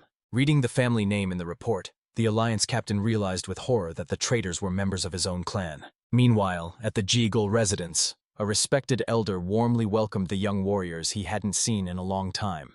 Everyone present was amazed, not understanding what had brought the esteemed master to these lands. The elder calmly greeted Stormwind, surprised that the warrior known for never staying anywhere longer than 3 months had remained in the Alliance so long. At that moment, the boy from the poor clan rushed to his true mentor. Stormwind was upset because, technically, he was the teacher of these students at the academy. The wise elder patiently explained that when children join the poor sect, they remain lifelong students of their first mentor, and this sacred law is unchangeable. Stormwind was completely dissatisfied with this arrangement. He believed that with his outstanding abilities, he alone deserved the title of chief mentor. Though the elder would surely object to these ambitions. Two masters began scorching each other with their gazes, until the head of the Jeagle family asked them to stop the dispute and settle everything peacefully. It was then that the venerable elder learned the shocking news. The Magyo cult dared to launch a direct attack on the Alliance. The family head believed the enemies had openly declared their return, and the very existence of this sinister organization, along with the child's disappearance without a trace, pointed to violent captivity. Moreover, Namjoon's family has already taken action, and the main goal of all righteous forces is to save the innocent child. Stormy Wind suggested first tracking down the cultists and even finding the poison they're spreading as a starting point for the investigation. A young member of the Jeagle clan knew about this deadly potion, used by killers escorting trade caravans, that greatly increased a warrior's strength but robbed their mind, forcing them to fight to the last breath. The boy also recalled seeing something similar at a previous competition with a student from Boka's class. The mentor was still amazed, hearing about such a drug for the first time. The wise lady of the family patiently explained that this potion is fundamentally different from ordinary elixirs, as it contains a malicious intent. During their own investigation, they discovered it had already been used in wars between small and medium factions, and is now secretly spreading throughout the Murim world. The elder was surprised that one of the legendary trio of Skymasters was so unaware of the events and decided to enlighten his colleague. 10 years ago, this potion, capable of unlocking hidden energy reserves, became known through the Chegan incident. Famous for his swordsmanship, he sought a way to overcome stagnation in his growth and discovered an unknown substance, seeing it as a great fortune. But after taking the pills, a bloody massacre began, which the Alliance stopped by sending their best warriors to capture the madman. That's when the potion got its current name, and recently it has been widely distributed by traders. At first, the Elder doubted that the mercenaries were using that cursed potion. But after seeing them post-dose, he felt a strong sense of déjà vu. He realized this was it, and it wasn't just one person spreading it, but an entire organization, an effort fitting the revival of the Magyo cult. So, the clan leader decided that both the Elder and the entire Poor clan have strong reasons to suspect Magyo of spreading the poison. At that moment, Stormwind telepathically suggested taking the children out of the hall. He understood that the adults would have to conduct many more investigations, as after the announcement of Magyo's revival, they had nothing left to hide from each other. But the children nearby were only trying to find their missing friend. And it was amazing. Above all, they remained warriors. Such challenges became invaluable experiences for them. He decided to protect the young fighters from deadly danger and asked the Elder and Matriarch not to worry about anything. At that moment, the young man from the sect of the Poor spoke telepathically. He reminded them that their goal was not to fight the Magyot cultists, but to find Namjoon's brother. Right after these words, both the clan leader and the Elder opened their eyes in surprise. It was hard to believe that an ordinary guy managed to overhear their telepathic conversation. This gift, available only to the chosen few of the Poor sect, was considered extraordinarily rare. Stormy Wind sprang to his feet, proudly praising his talented student. He expected nothing less from such a gifted young man. The art of telepathy is mastered only by the chosen, so the boy must have had truly exceptional natural abilities. Their calm conversation was suddenly interrupted by a breathless maid rushing in to report an emergency. An unknown soldier staged a bloody massacre by the iron gates of the estate. The guards tried to stop the madman, but they clearly didn't have the strength. Everyone immediately rushed to help. The situation was becoming critical. The defenders of the estate held back the attacker with their last strength, buying precious moments. The clan leader dispelled the tension and set out to deal with the bold challenger herself. The approaching old man noticed that the attacker had the same possessed look as those who had taken the cursed potion. So the lady loudly ordered everyone to act with utmost caution. The madman won't stop until he drains all life energy. He calmly said he was happy to see the greatness of the Jeagle family with his own eyes. He considered it an honor and politely challenged the leader to a duel. The old man realized with surprise that the attacker still had a spark of reason left. Even the children understood. This man was nothing like the mindless killers they had met before. Then the hostess asked if he knew about the potion's effects before taking it. The warrior knew well that this medicine could greatly boost his inner energy. Many talented fighters die without ever realizing their true potential. He faced the same fate, but now he has gained power surpassing the might of ancient factions and the 5 great clans. So he will not die like an ordinary soldier. Of course, to the hypocrites who monopolized martial arts and healing potions, it was a weak excuse. But his victory over so many enemies spoke for itself. They all attacked him at once, but didn't leave a single scratch. And now he wanted to show this power to the lady of the Jeagle family herself. The madman lunged at the woman with a bare blade. Without a weapon, she struck the attacker with one hand so hard he immediately passed out. The old man begged not to be killed, as he could provide valuable information, and the mistress understood this perfectly. At the last moment, the dying warrior mustered his final strength to give a deadly order. At that very moment, his body burst into a blinding light, followed by a powerful explosion all around. At the last second, the clan leader managed to raise protective barriers, shielding everyone present. That's when she noticed a scrap of paper in the air with a mysterious message about the martial art of haunts. Meanwhile, the boy from the Poor sect tried to fend off the massive boulders flying toward his friends. The woman who appeared out of nowhere was struck by his determination, despite the risk that an enemy might be hiding behind the rocks. Although the young man's manners were rough, she couldn't help but admire his courage. Everyone was amazed when the second heir of the famous Namju family appeared before them. She was known as the master of the clan's fire dragon. So the whole group came together and learned that the descendants of the mighty Namjoon clan had started acting on their own. The fiery mistress just laughed. She had no idea her younger brother had such loyal friends willing to risk their lives to save him. The girls knew that if their sister was already involved, their older brother was probably in on it too. She explained that her brother went to the Information clan, while she came to the Jeagle family for wisdom. But when she saw that the Jeagle family hadn't fully figured out the situation yet, she decided to join their investigation. The clan leader said she knows of those who lose their minds after the potion and fight to total exhaustion, blindly using all their strength. But this time, the man they encountered managed to keep a clear mind. And it was from him that the mysterious note about Hans's art ended up in her hands. Although the data was inaccurate, it seems the artifact is somehow linked to the potion's effect. She hoped the elder knew at least a little about him, but the honored master had never heard of such an art before. He, however, knew a man who might have the information, a certain Moxo. Meanwhile, the two young men finally returned home. The gathered data made it clear. The spreading poison belongs to the Magyo clan. The situation was confusing, so the masked warrior gave his friend medicine and put him to bed. The boy's condition was terrible. The disguised comrade even considered stopping him from taking part in this dangerous mission, but the boy believed his own weakness had caused his older brother's death. His gaze burned with determination, just like the fighters of the Black Flower once did. Perhaps that's why his comrade pulled him along.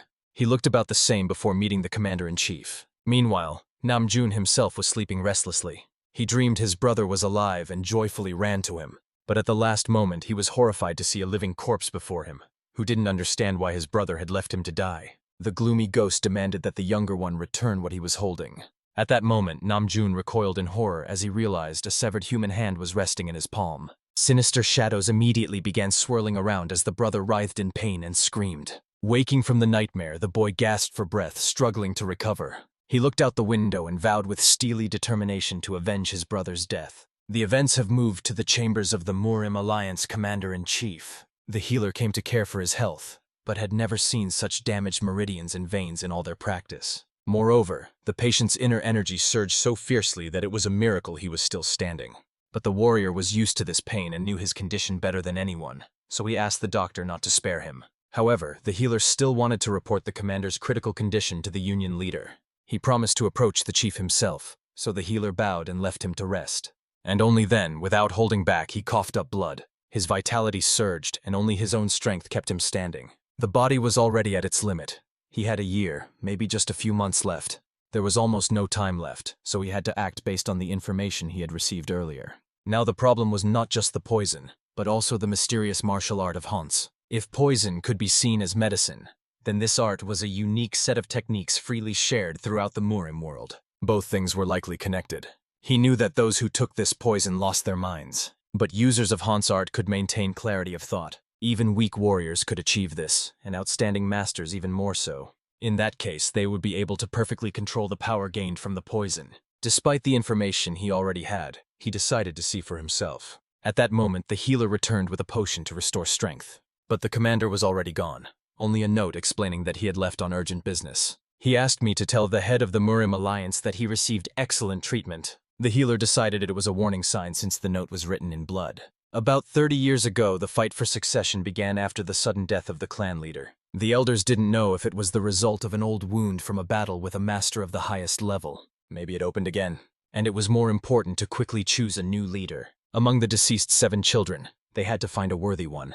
One elder suggested the eldest son, but he lacked the necessary skills, so most believed the second son was a better fit. If we only consider talent, the choice was clear. The younger son was perfectly suited for this position. At 14, he was already a genius who had mastered all the family techniques. Still, doubts remained. Was he truly the son of the late leader? His mother brought him in from the street, claiming he was the leader's child, so his origins were in doubt. Besides, he was very young, only 14. Although the former leader took charge of the clan at 20, he possessed exceptional abilities. In the end, each elder stubbornly stood their ground, and they never reached an agreement. So they decided to fight for the inheritance, a long-standing family tradition dating back over a century. Children killed each other, and the one who survived became the leader. It seemed this method was perfect for their ruthless family. Meanwhile, the little hero came home and found a cat visiting him. He tried to explain to her that sneaking into the residence was dangerous because she could be used for cruel experiments. But he still enjoyed her company, as no one except this cat came to visit him in this gloomy place. Suddenly, footsteps echoed, and the frightened animal darted away instantly. He was the second son of the family who decided to visit his brother, who spent his days alone. He calmly said he came without any special reason, just wanted to see me. But in fact, he intended to warn about the start of the fight for the inheritance, in which the younger son was also to take part. The naive boy didn't understand the true meaning of these words, and thought the brothers would simply face off in an honest duel, disarming each other. So the elder patiently explained the terrible truth.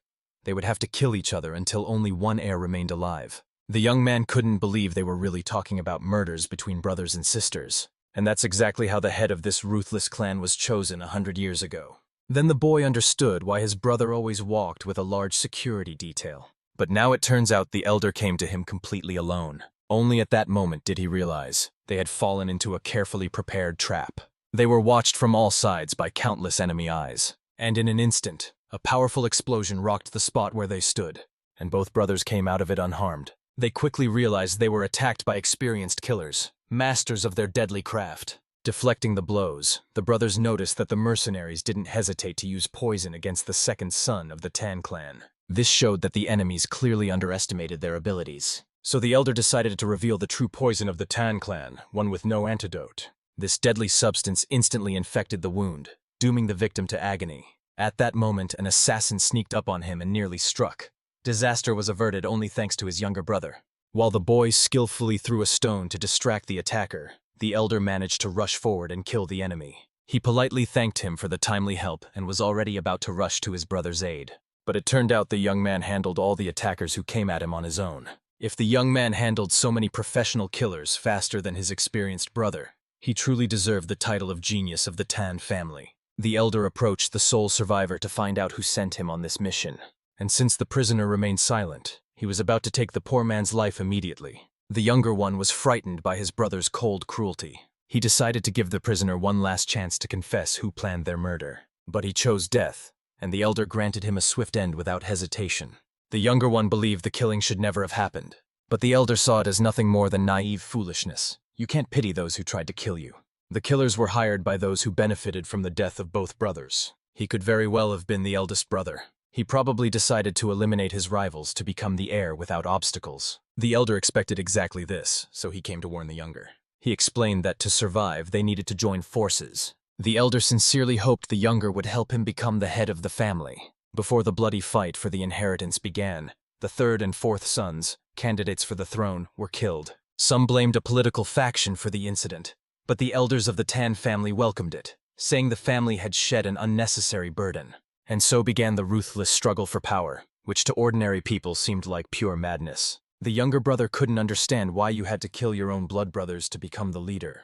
He didn't believe the others would just sit idly, waiting for their death. Perhaps the third and fourth were simply among those not destined to survive this bloody struggle. To save them all, the second brother took responsibility and promised to protect their lives. Later, the younger brother came to the eldest for a serious talk. It seems the firstborn wanted him to take his side. In that case, he was ready to generously reward him, or even offer him to become the head of the family himself. Then the boy remembered the first time he came to the Tan family home with his mother. Back then, everyone thought they didn't belong here, and after their mother's death, only the second brother came to the funeral. The firstborn explained that he had valid reasons for not showing up. He had to obey the elders, and his supporters opposed participating in the ceremony, so ignoring the funeral was not his own choice. The boy understood this. After all, they lived in the ruthless Tang clan. But he couldn't trust the one who killed the third and fourth brothers. Obviously, the firstborn was about to say something about their death. But at that very moment, a throwing blade struck him right in the head. He was killed by his second brother, who couldn't stand the eldest lying until the very end. Besides, he told the younger brother not to worry. The fight for the position of head ended with the elder brother's death. Soon, the second brother appeared before the elders, who welcomed him as the victor in the bloody struggle for power. However, they noted that the younger son is still alive. However, the elders understood that since his mother was of low birth and there was no official wedding ceremony, he was not considered a direct heir and initially did not qualify for inheritance. In any case, they congratulated the young man on becoming the leader. Now that the heir is chosen, we can move on to the clan's important tasks. The elders informed the new leader that since the mage cult's forces are spreading from the center and their clan has been defeated, it is urgent to strengthen internal power. They demanded that the leader immediately gather all the fallen brothers' forces and hand them over to the Council of Elders. But the young man understood that even by absorbing the energy of his fallen brothers, he could not undo the damage caused by their fratricidal battle. The elders irritably reminded him that all power in the Tan clan comes from them, and even as leader he is still worth nothing. After that, they instantly attacked him with a devastating poisonous force. In the end, the young man had no choice but to bow and promise to fulfill their will. In his chambers, he burned with anger. The elders looked down on him and sought to make him their puppet. The younger brother was nearby and saw the older brother's anger, so I carefully asked what he was planning to do. It turned out the new leader had his own sneaky plans. Soon he hosted a lavish banquet for the elders, who were grateful that he followed their orders. Watching this celebration, the elders were certain they had chosen the right leader for the clan. But he had one more special gift prepared just for them. The elders looked around with curiosity and eager anticipation, waiting for the surprise. Then suddenly poisonous fumes began descending from the ceiling, a deadly fog filling the entire hall. The elders were shocked that the young man dared to use the clan's real poison against them. They were sure this primitive toxin wouldn't affect them, but within moments they all started coughing, blood pouring from their mouths. With horror, the elders realized the new leader had used the forbidden deadly blood poison. The chief was surprised they even knew about this ancient poison. He was pleased. The arrogant old men writhed on the floor like pathetic insects, and he could barely hold back his triumphant laughter. In his agony, the elder reminded the rogue that he would die with them. There was no escaping this painful end. But the guy wasn't a fool. He prepared an antidote and had no intention of dying with the victims. Now, as the power of the Magyo cult grew daily, he decided to seize all the clan's strength to survive the trials ahead. He will make the Tan clan the strongest in the world, so the elders can peacefully close their eyes and rest forever. Through a bloody path, he gained absolute power and became the sole ruler of the family. Soon he came to his younger brother, handing him a special pill. He explained that to survive, they needed to join forces, so he decided to help. It was the secret poison of the Tan family, known as the Shadowless Venom, created for the relatives of the collateral branch. It was created so distant relatives would never have equal power with direct descendants.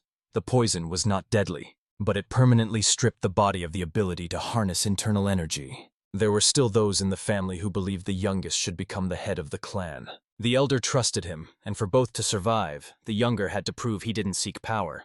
The boy decided to trust his brother, as he was the only one who truly cared for him. So he swallowed the ominous pill, unaware that this was exactly what the elder had been waiting for all along.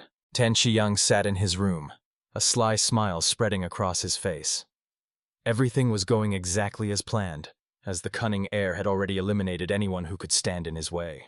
As the elders wished, he handed over control of all the younger brothers' forces to them. But the greedy old men didn't even check if any among them still remained loyal to him. So now, without any obstacles, the Tan family will belong to him completely. Tan Shiyen laughed mockingly. He never imagined it would be this easy from the very start. After the staged ambush, he took his younger brother under his wing. While he fought other enemies, the elder effortlessly got rid of the remaining weak and useless brothers. Meanwhile, the poison in the younger one's body was already beginning its deadly course, so Tan Shiyen just had to wait a little longer.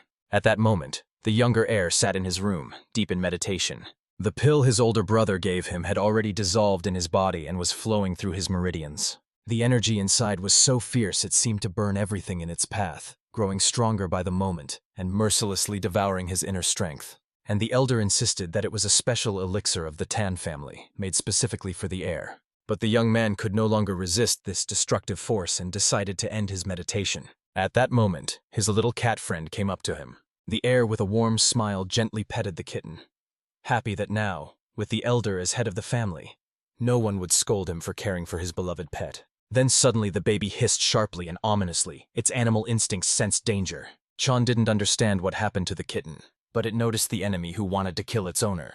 At the last moment, the young man managed to dodge the attacker's deadly strike. Unfortunately, he used up his inner energy too abruptly, and crimson blood spilled from his mouth. Meanwhile, the armed enemies grew in number and surrounded him from all sides. It was clear he couldn't break free, so he had to run immediately. The young man quickly pulled a vial from his coat and threw it to the floor. It contained smoke fluid that created a thick veil, giving him a chance to escape. A desperate escape turned into a deadly race as he leapt across the rocks, trying to shake off his pursuers. But after spreading the poison, using his inner power drove his body to madness. At that moment, throwing knives flew toward the fleeing man. Most flew past, but one struck his shoulder blade, causing him to lose balance and fall to the ground. The next moment, the enemy was already creeping up on the fallen boy. He was sure he had killed the young man and wanted to take his body as proof. But he deliberately pretended to be dead. Then he drew his blade straight from his own body and wounded the attacker, knocking him to the ground. The heir ordered the man to confess why he tried to kill him. But at that moment, he noticed blood flowing from the enemy's mouth. It seems he drank poison and took his own life to hide the truth. At that very moment, 2 more enemies were sneaking up behind the young man. They tried to stab him with their swords, but the hero easily dodged the strike. After that, he dashed off again, trying to disappear from the battlefield. Tan Shiyang watched the unfortunate boy whose body was once faster than lightning, but now lay powerless. Let him run as much as he wants. He's not meant to survive anyway. In the end, the exhausted boy realized he had completely drained his strength. His inner core was cracking under unbearable pressure, and suddenly he heard a familiar voice mocking his helplessness. Tan Shiyang, seeing his brother, wasted no time and immediately used the heaven-embracing rain technique. Suddenly, a hail of poisoned shells surged toward the defenseless boy. Soon, a powerful explosion erupted where he had been sitting. Almost nothing was left after the explosion. The surviving mercenaries suggested to Tan Chi-yan to find the body to be absolutely sure of the younger heir's death. But Tan Chi-yan saw no point in it. His brother couldn't use his inner strength and was poisoned. Even if he survived, he would soon die anyway. He remembered how everyone said his younger brother was the greatest genius in the family's history, and now he could say they were wrong, because he was the true winner in the end. Hearing this, his loyal warriors knelt on one knee, honoring the leader of the most powerful clan under heaven. But Tan Chi-yan just laughed mockingly, enjoying the sounds of their respectful greetings. And so everyone dispersed, and finally the knight's cries quieted. The younger heir managed to survive by using his inner energy at the last moment, but his body remained poisoned by the shadow venom. The power inside was literally tearing him apart. Only death lay ahead. Then suddenly he noticed silhouettes wandering around. The young man mistook these figures for killers sent by his older brother and tried to hide in the grass. At that moment, the people walking nearby were searching for something. When they loudly exclaimed that they had finally found what they were looking for, the boy's eyes widened in horror. But it turned out they were just ordinary hunters tracking rabbits. Finding one of the animals, they decided to hide it from everyone and eat it, as they hadn't had meat in a long time.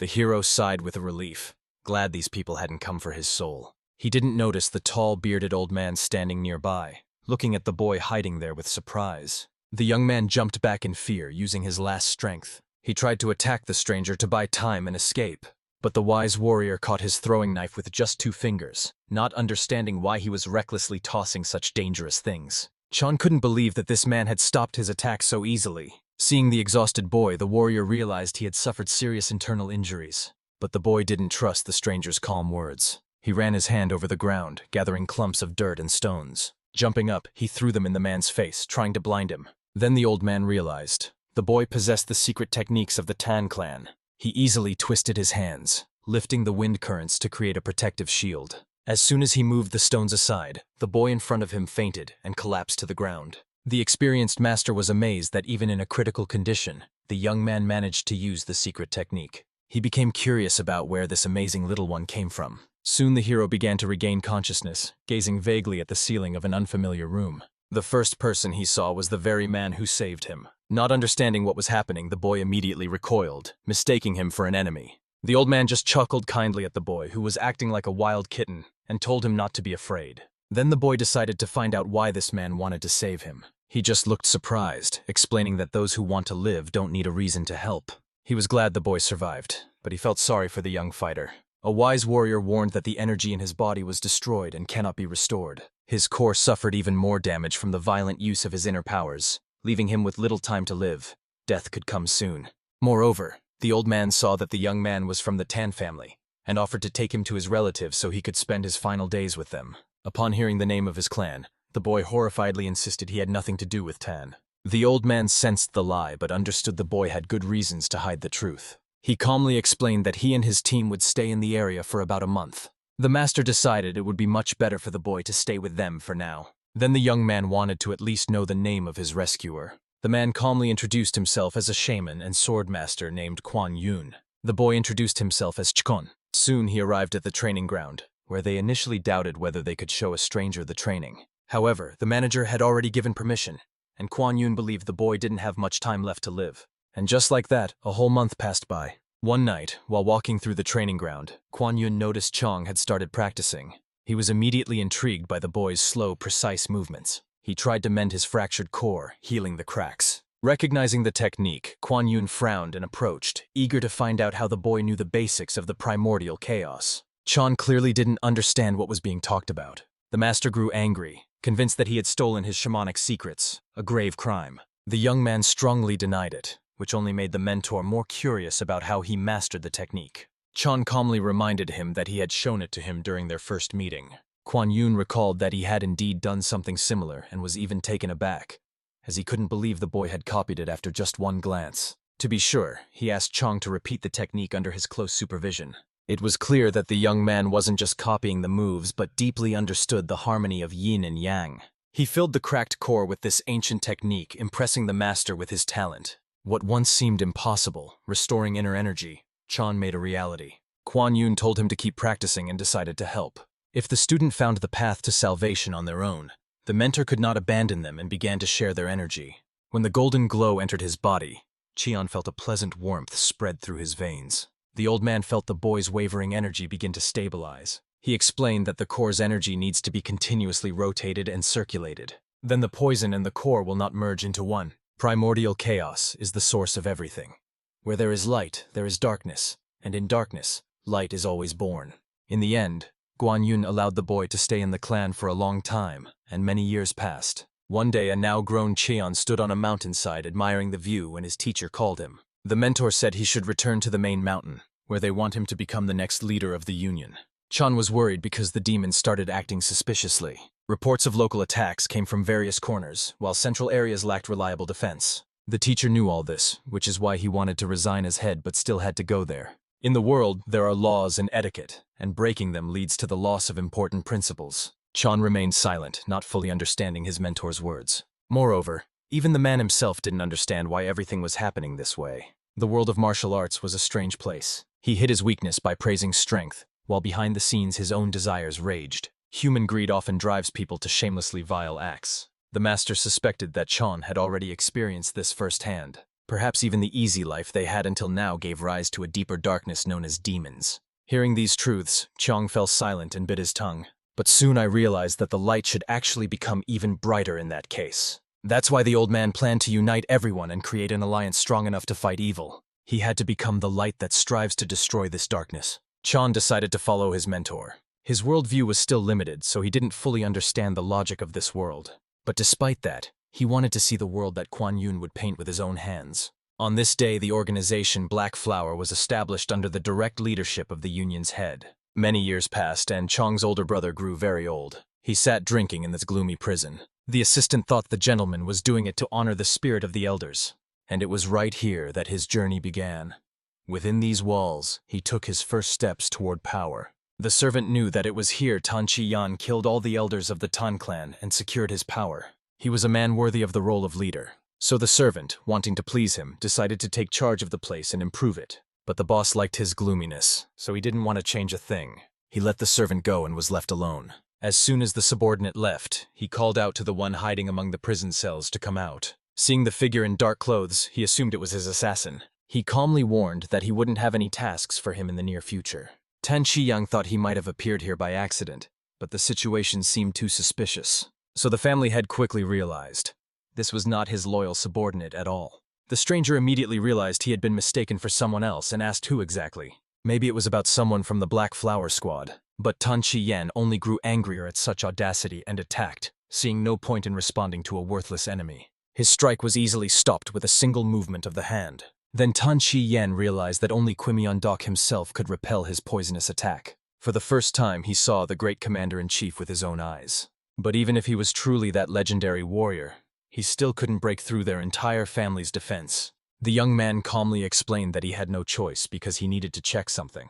It was about Pokyeolgi, which greatly surprised the head of the Tang family. He replied that they have already received the union's appeal and are also investigating the matter. He heard that the commander-in-chief had worked as a teacher at the academy, so he didn't understand his interest. The reason was that Pokyeolgi closely resembled the shadow poison of the Tan family. After hearing these words, Tan Chi-yan froze in fear, unsure of how to respond. He couldn't understand how this man knew about the shadow poison. The guest asked without a hint of doubt if the Tan family really created Pokyeolgi. Tan Chi-yang realized it was just a formality. The guest had already made up his mind. The clan leader was sure he was sent by the union chief, but the chief knew nothing about it. Tan Chi-yan had even more questions. Why did the stranger decide to conduct an independent investigation? Then the young man calmly explained that he had once also taken the shadow poison. After that, Chong took off his mask and greeted his brother. The elder's eyes widened in disbelief. How could Chon really be standing before him alive? The young man calmly recounted how he barely escaped death after the attack. But even so, he held no grudge against his older brother. It was precisely because of his betrayal that he met his mentor. Tan Chi-yang froze, unable to understand how his younger brother could use inner power while poisoned by shadow venom. It was impossible. So he didn't get rid of the poison's effect and is using something else. Or even despite his strength, he is already on the brink of death. Tan Chi-yang honestly admitted he didn't know how the younger one managed to survive and even harness his inner powers. But he still couldn't allow his brother to keep living. He promised to inform the union leader after his death, then immediately launched into the attack. Cheon easily stopped his older brother's strike with one hand. Then he calmly reminded that the head of the union had nothing to do with his arrival. and he was only interested in the connection between the Tan family and that poison. Tan Yen began to breathe heavily and flush with anger. Chan squeezed his hand tighter and demanded an answer with anger on his face. In the end, trembling with fear, the elder brother revealed that when he took control of the Tang clan, its power greatly diminished. They found themselves losing not only to powerful clans but also to weaker ones. At that time, the Great War broke out. All Murim forces launched a full-scale assault against the demons. He gave it his all. But this war became a great opportunity for their clan, as their medicine spread across all defensive lines, allowing them to rise again. Then they accidentally came across the Blood Demon's potion and began studying it. Chan knew well that the Bloody Demon was a remarkable potion that forcefully penetrates the soul and draws out innate power. It allowed for even fiercer battles, so this potion was the prototype for Pokyolgi poison. Tan Shiyang admitted that if the bloody demonic pill could be mass-produced, the entire central plane would fall into the hands of the demonic cult. That was the threat of the secret pill and the cult. He understood it immediately the moment he saw her. If the bloody demonic pill and shadow poison could be combined, it could completely change the balance of power in the world of martial arts. When their plan succeeded, they created prototypes and distributed them across the central plane, giving them to everyone from craftsmen to children. Here, Cheon realized the reason for Namjoon's condition and got angry. He felt his brother didn't even realize the chaos his greed had brought into the world. Only then, after those words, did he notice the poison slowly filling the entire room. When his vision began to blur, Tan Shiyan remembered the time when all the elders died together. He explained that his secret poison is spreading in the room now, a fog that captures the soul. Without an antidote, even a true commander-in-chief couldn't stand against him. He thought his brother was too foolish, as he could have kept living like a dead man. He wondered why he came here and made Tan Shiyan kill him twice. Chan, looking at his brother with confusion, remembered how their sick mother died after their father passed away. The only one who accepted him as family back then was his older brother, so he couldn't understand why the man not only decided to banish him, but also to kill him. After saying this, Tan Shiyan laughed ominously. He really took Chong's words as a joke. But the villain decided to explain that he hated his younger brother the very moment he first saw him. After all, he and his worthless mother were brought here by their father's own choice. This humiliating truth filled him with disgust, and he couldn't bear the shame. The reason he took in the hero was the boy's exceptional talent. He brought him in to make use of this precious gift. After their father's death, even before choosing an heir, Tan Shiyan had a chance. He was the second child. To become the head of the family, he had to ruthlessly kill all his brothers and sisters. Chan was just a dog who was meant to die long ago. Then the man suddenly coughed up blood, realizing the antidote had worn off. He desperately needed the antidote, or his insides would burn like Chan's, and he would die in terrible agony. But the moment the life-saving pill was in his hands, Cheon instantly destroyed it with his inner strength. Tan Shiyang was stunned to realize that his younger brother had been skillfully pretending to be poisoned all along. The young man calmly explained that the poison created by Tan Shiyan was indeed extremely potent. No poison had been able to affect him for a very long time, and all because his older brother once kindly fed him the deadliest poison.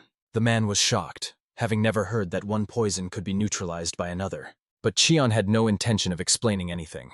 He simply coldly admitted that he knew Tan Shiyan had wished him dead since childhood, though he never realized the hatred ran so deep. From now on, he will treat him not as a brother, but as a subordinate commander, yet still give him one last chance to survive. He knew that Tan Shiyan was unlikely to have spread the explosive pill throughout the entire Murim on his own. Someone had to be behind this, controlling the Tan family. So he politely asked Tan Shiyan to reveal who had helped him. Now, using his inner strength, he could speed up the circulation of the poison in his body. In the end, the man, terrified to death, confessed that the one who helped was someone determined to change the world fundamentally. But he didn't finish speaking. Something suddenly pierced right through his head. Chan immediately realized that someone had used divine projection magic. The warrior immediately used a reverse reconstruction technique, destroying the prison roof above him. Once outside, he tried to pinpoint where the blow had come from. The distance exceeded 8 kilometers, but the equipment precisely struck Tan Shiyan's head. It meant only one thing. The person who helped his late brother was far more powerful than he had imagined. Soon, the Tan family heard deafening explosions from the building and rushed over. They quickly spotted the figure standing on the roof and decided to catch the bold intruder. Then Cheon realized, before raising a fuss, he needed to cleanse this filthy nest of vice. Meanwhile, the kids fought fiercely against the forest bandits. These bandits were a real obstacle for the young warriors, who needed to find that mysterious stranger. But if they ignore the bandits who hunted innocent civilians, they can no longer call themselves righteous masters. But there were too many enemies. so one of the girls seriously warned her friends to be careful to avoid serious injuries. The forest bandits themselves were amazed. These children worked remarkably well together, their diverse skills reflecting expert training from their mentor. Unlike ordinary bandits, this group moved in sync and with precision. Their maneuvers resembled the coordinated actions of trained soldiers. They were just prolonging the fight. The warrior noticed the first two-person squad moving northwest, while the fourth headed southwest. He knew perfectly well that to end the fight, the kids first had to grab the main target, and he was eager to see who would figure it out first. Although they were only secondary martial arts masters, so perhaps it was unrealistic to expect too much from them. At that moment, the sharpest medalist realized that if the fight dragged on, they would be the first to tire.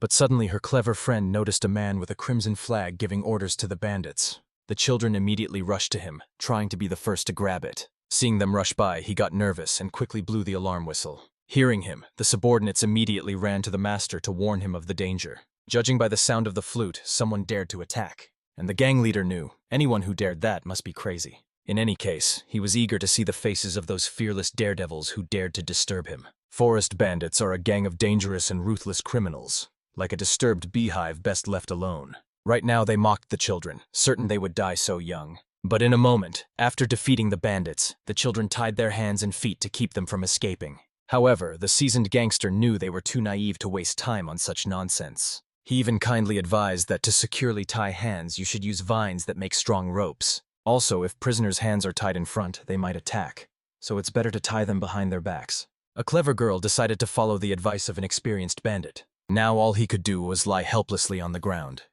In that position, he could only surrender. Seeing his submission, the children couldn't understand what was wrong with these bandits. One of the comrades even suggested sending them to the officials, although it seemed rather pointless. No sooner had she spoken than they were suddenly attacked. It was the fierce leader himself, determined to find out who dared to harm his people. He was clearly surprised to see young teenagers standing before him. The bandits were thrilled. The powerful gang leader had finally appeared. But the leader was deeply disappointed that his people lost to some kids. He fiercely scolded his incompetent subordinates. After all, he had personally trained them, so they had no right to lose. He promised to double the intensity of his training from now on, and they must be ready for tough consequences. Meanwhile, the children realized they were facing an incredibly powerful opponent whose oppressive aura showed he was far more dangerous than just a gang leader. Breaking away from the conversation with his subordinates, he asked whether to start the fight with someone specific or if they wanted to fight all together. The brave student of the notorious beggars sect was the first to step forward, ready to test his strength in a fair duel. He lunged at the man, who didn't even try to dodge. Rumor had it that the attacking palm of the beggar sect could defeat even a dragon, but this strike was good only for swatting flies. The young warrior was surprised that his attack caused no harm. The enemy's body was like steel armor. The man calmly pushed the boy away, explaining that he had trained his body to the limits of human capability. He admitted that for his age, the boy was quite strong, and now he understood why his subordinates lost. The beggar cult disciple turned out to be talented, so the leader even suggested training the body together. The other children understood their friend couldn't win alone, so they rushed to help. The man wasn't offended, understanding that attacking as a group was the smart choice for them. Finally, he decided to fight seriously and show what true power is. All the children rushed together at a single opponent, but soon they found themselves awake in a dark, unfamiliar place after a shameful defeat. They couldn't withstand even a single attack and ended up here, dragged in by the enemy. As it turned out from the conversations, this was a prison for forest bandits. For a prison, it wasn't bad at all. There was enough rice straw to sleep on and the humidity was comfortable. The beauty was annoyed by everything that had happened. They hadn't even properly dealt with the bandits before having to flee from their leader. A wise friend reminded them that the duty of a righteous martial arts master is to help peaceful people, so they could not avoid it. Soon, surprisingly, caring bandits came to feed them. Children need to eat well to grow strong. They brought delicious roasted duck meat with rice. They also explained that if the kids aren't full, you can ask for seconds. They'll bring more, including fresh vegetables. Everyone froze in surprise, not understanding why they were suddenly treated so kindly. The boy from the beggars sect immediately believed these people couldn't be evil. After all, there are no bad ones among those who share food. Soon everyone was seated, enjoying the exquisite dishes served. The beauty was upset, not understanding why her friends were so careless, even thinking they trusted those forest bandits too quickly. But my friends thought the main thing now was to fill our stomachs properly. They knew well that the leader of this place was a seasoned and cunning man, so they needed to regain their strength and devise an escape plan from this lair. Then suddenly a familiar voice sounded behind me. They even thought it might be older Namjoon and immediately started calling out to her. The beauty rejoiced, thinking the mentor had come to save them. But it turned out she was in the neighboring cell. The craftswoman had also been captured by the forest bandits. She wasn't upset at all because the food here was amazing, simply divine in taste. Laughing, the woman said she had a great fight with the gang leader but ultimately lost. The student was amazed, as even the Fire Dragon Master couldn't defeat him. He had far exceeded all expectations. The woman called it a great stroke of luck to have met her bride here. The embarrassed lady quickly pointed out that she and Namjoon Mi were just old childhood friends and nothing more. Suddenly, a familiar man appeared behind the lady and greeted the group members. Everyone shouted in unison, not understanding how he ended up in this dungeon. It turned out that upon learning about the young master's disappearance, he secretly fled the military academy. Meanwhile, he heard that forest bandits were causing chaos in these parts, so he came here to carry out a daring attack but ended up captured. He knew well that there was no time to waste. They had to get out of here quickly and find the young master, and with so many allies, their chances of escape were much higher. There were only 2 guards in the dungeon who checked on the prisoners every 2 hours, and since they had just arrived, there was plenty of time. Looking at the iron bars, the girl realized they were made of strong steel, and breaking them would cause a loud crash. Then suddenly they heard footsteps approaching. It couldn't be inspectors. It hadn't even been 2 hours yet. The prisoner was certain that the guards would come only after 2 hours, as they had done until that moment. But something had changed in their routine, which worried her even more and made her nervous. The man looked carefully at the prisoners and informed them that the gang leader wanted to see them now. There was no option to refuse, and no one would just share food with them if they planned to kill them. Soon the boys were walking tied with a rope. One of them was still chewing food. He insisted that even a dog is not taken anywhere when it hasn't finished its portion, so they could also be given time for this. The boy could not calm down at all. After all, they were not allowed to finish eating. The man who accompanied them to the boss ordered them to be silent and not to address him anymore. The girl was curious why the leader of the robbers wanted to see them. The prisoners were led up a steep slope along a narrow path. They realized that the main headquarters of the bandits was located in a strategic place, the approaches to which were very difficult to pass in case of an attack. Before them was a large valley planted with trees and vegetation, which would be very difficult to pass in case of an attack. Such a favorable location provides reliable protection from attackers. The girl analyzed the question of whether there was a special strategist in this place who managed the camp and its preparation for an enemy attack. Nearby, she heard a strange noise of many voices. Soon, a bandit camp was set up before them. The men behaved confidently and were not nervous about anyone visiting them. They all drank and ate. It seemed they were celebrating something. The arrival of the newcomers did not stop them for a moment. They focused only on continuing to drink. One of the men believed that they were simply being mocked, forced to keep drinking. A man, a strange-looking man, sat at the table with the leader of the bandits. He pleased the chief, and the latter tried to establish relations and friendship with him. It seemed that the men were simply having fun. Finally, Chvan addressed all the guests. He announced that he had decided to release the children just like that. They would be free today, although they were the first to attack. So now it is worth resting and eating before the journey. The guest laughed loudly. He said that the leader actually had a sincere good heart. After all, these kids should not have been harshly punished. They made a thoughtless act, which they probably regret now. However, everything is not so simple. The bandit leader pointed at the girl and Lady Ai-rin and said that everyone would be free except these 2. He liked them very much and did not want to let them go. Nam Gun-sun could not tolerate this. She said she did not agree to such conditions. After all, she was the eldest daughter of her family and never intended to surrender to a stronger opponent. Lady Ai-rin assured, calmly sipping tea, that she could not stay here. After all, she had a faithful fiancé who would be waiting for her all this time. So she simply had no right to force him to do this. The leader became angry. Energy released from his fury swirled around his body. The man clenched his fist and promised that it would be as he said, because in this place his word was law. The guest addressed the bandit leader, asking why such a great leader as Chanun could not release the girls as well. After all, he was stronger than his desires and base instincts that usually control people. Chanun looked carefully at his guest, whom he liked so much, but who still could not agree to help him. Yet he proposed to settle everything with an arm wrestling competition. Soon the men sat opposite each other. The main condition was to use pure physical strength, but not to apply internal energy or mana reserves. The men had to demonstrate the strength of their physical bodies. However, The guest was not afraid. He rolled up his sleeves and was going to show his opponent who he really was, and that physical exercises and body endurance were not foreign to him either. Chanun immediately became interested to see his opponent's skill. When the guest stood before him, the leader could not restrain himself from showing his admiration.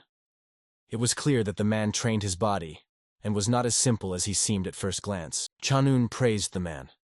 He said that it was men like him who inspired his respect and admiration. It was immediately clear that the guest had unwavering strength of spirit and physical power that was supposed to help him. The man asked his opponent why the bandit leader needed these two women. After all, they were not exactly beauties to fall in love with at first sight.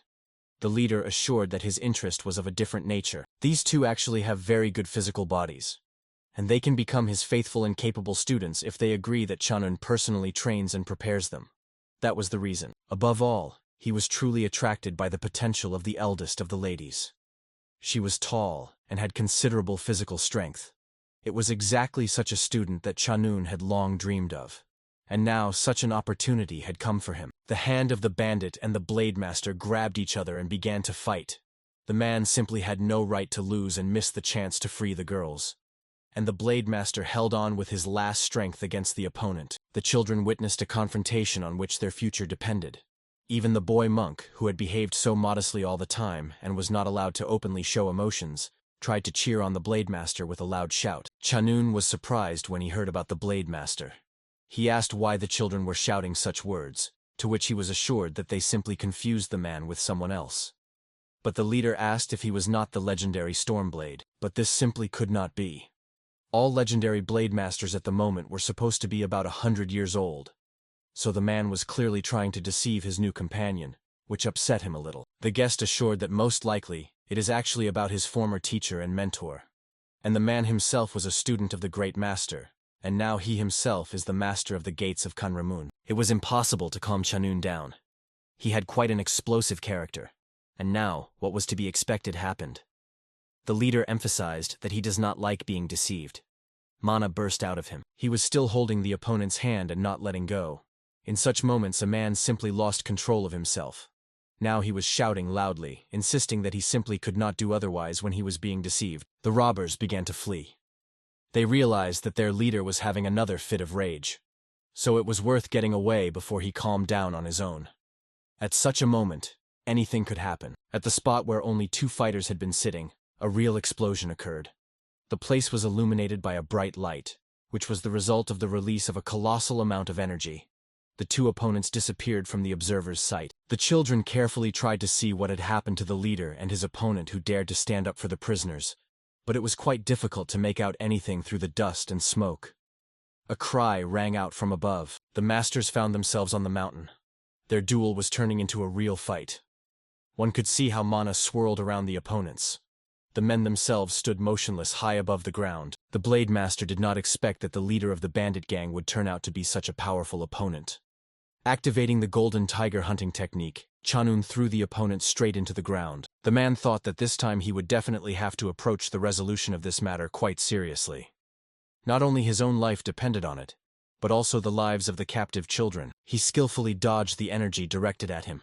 It seemed as if he was moving on the crest of a wave, but in reality, the blade master was mastering a new technique and studying the opponent's fight. The man's eyes suddenly lit up with a golden glow. He finally decided what he should do with the opponent who had truly fallen into a battle frenzy, and to whom rational arguments would definitely not reach. The blade master found himself above his opponent, who was blinded by his own rage.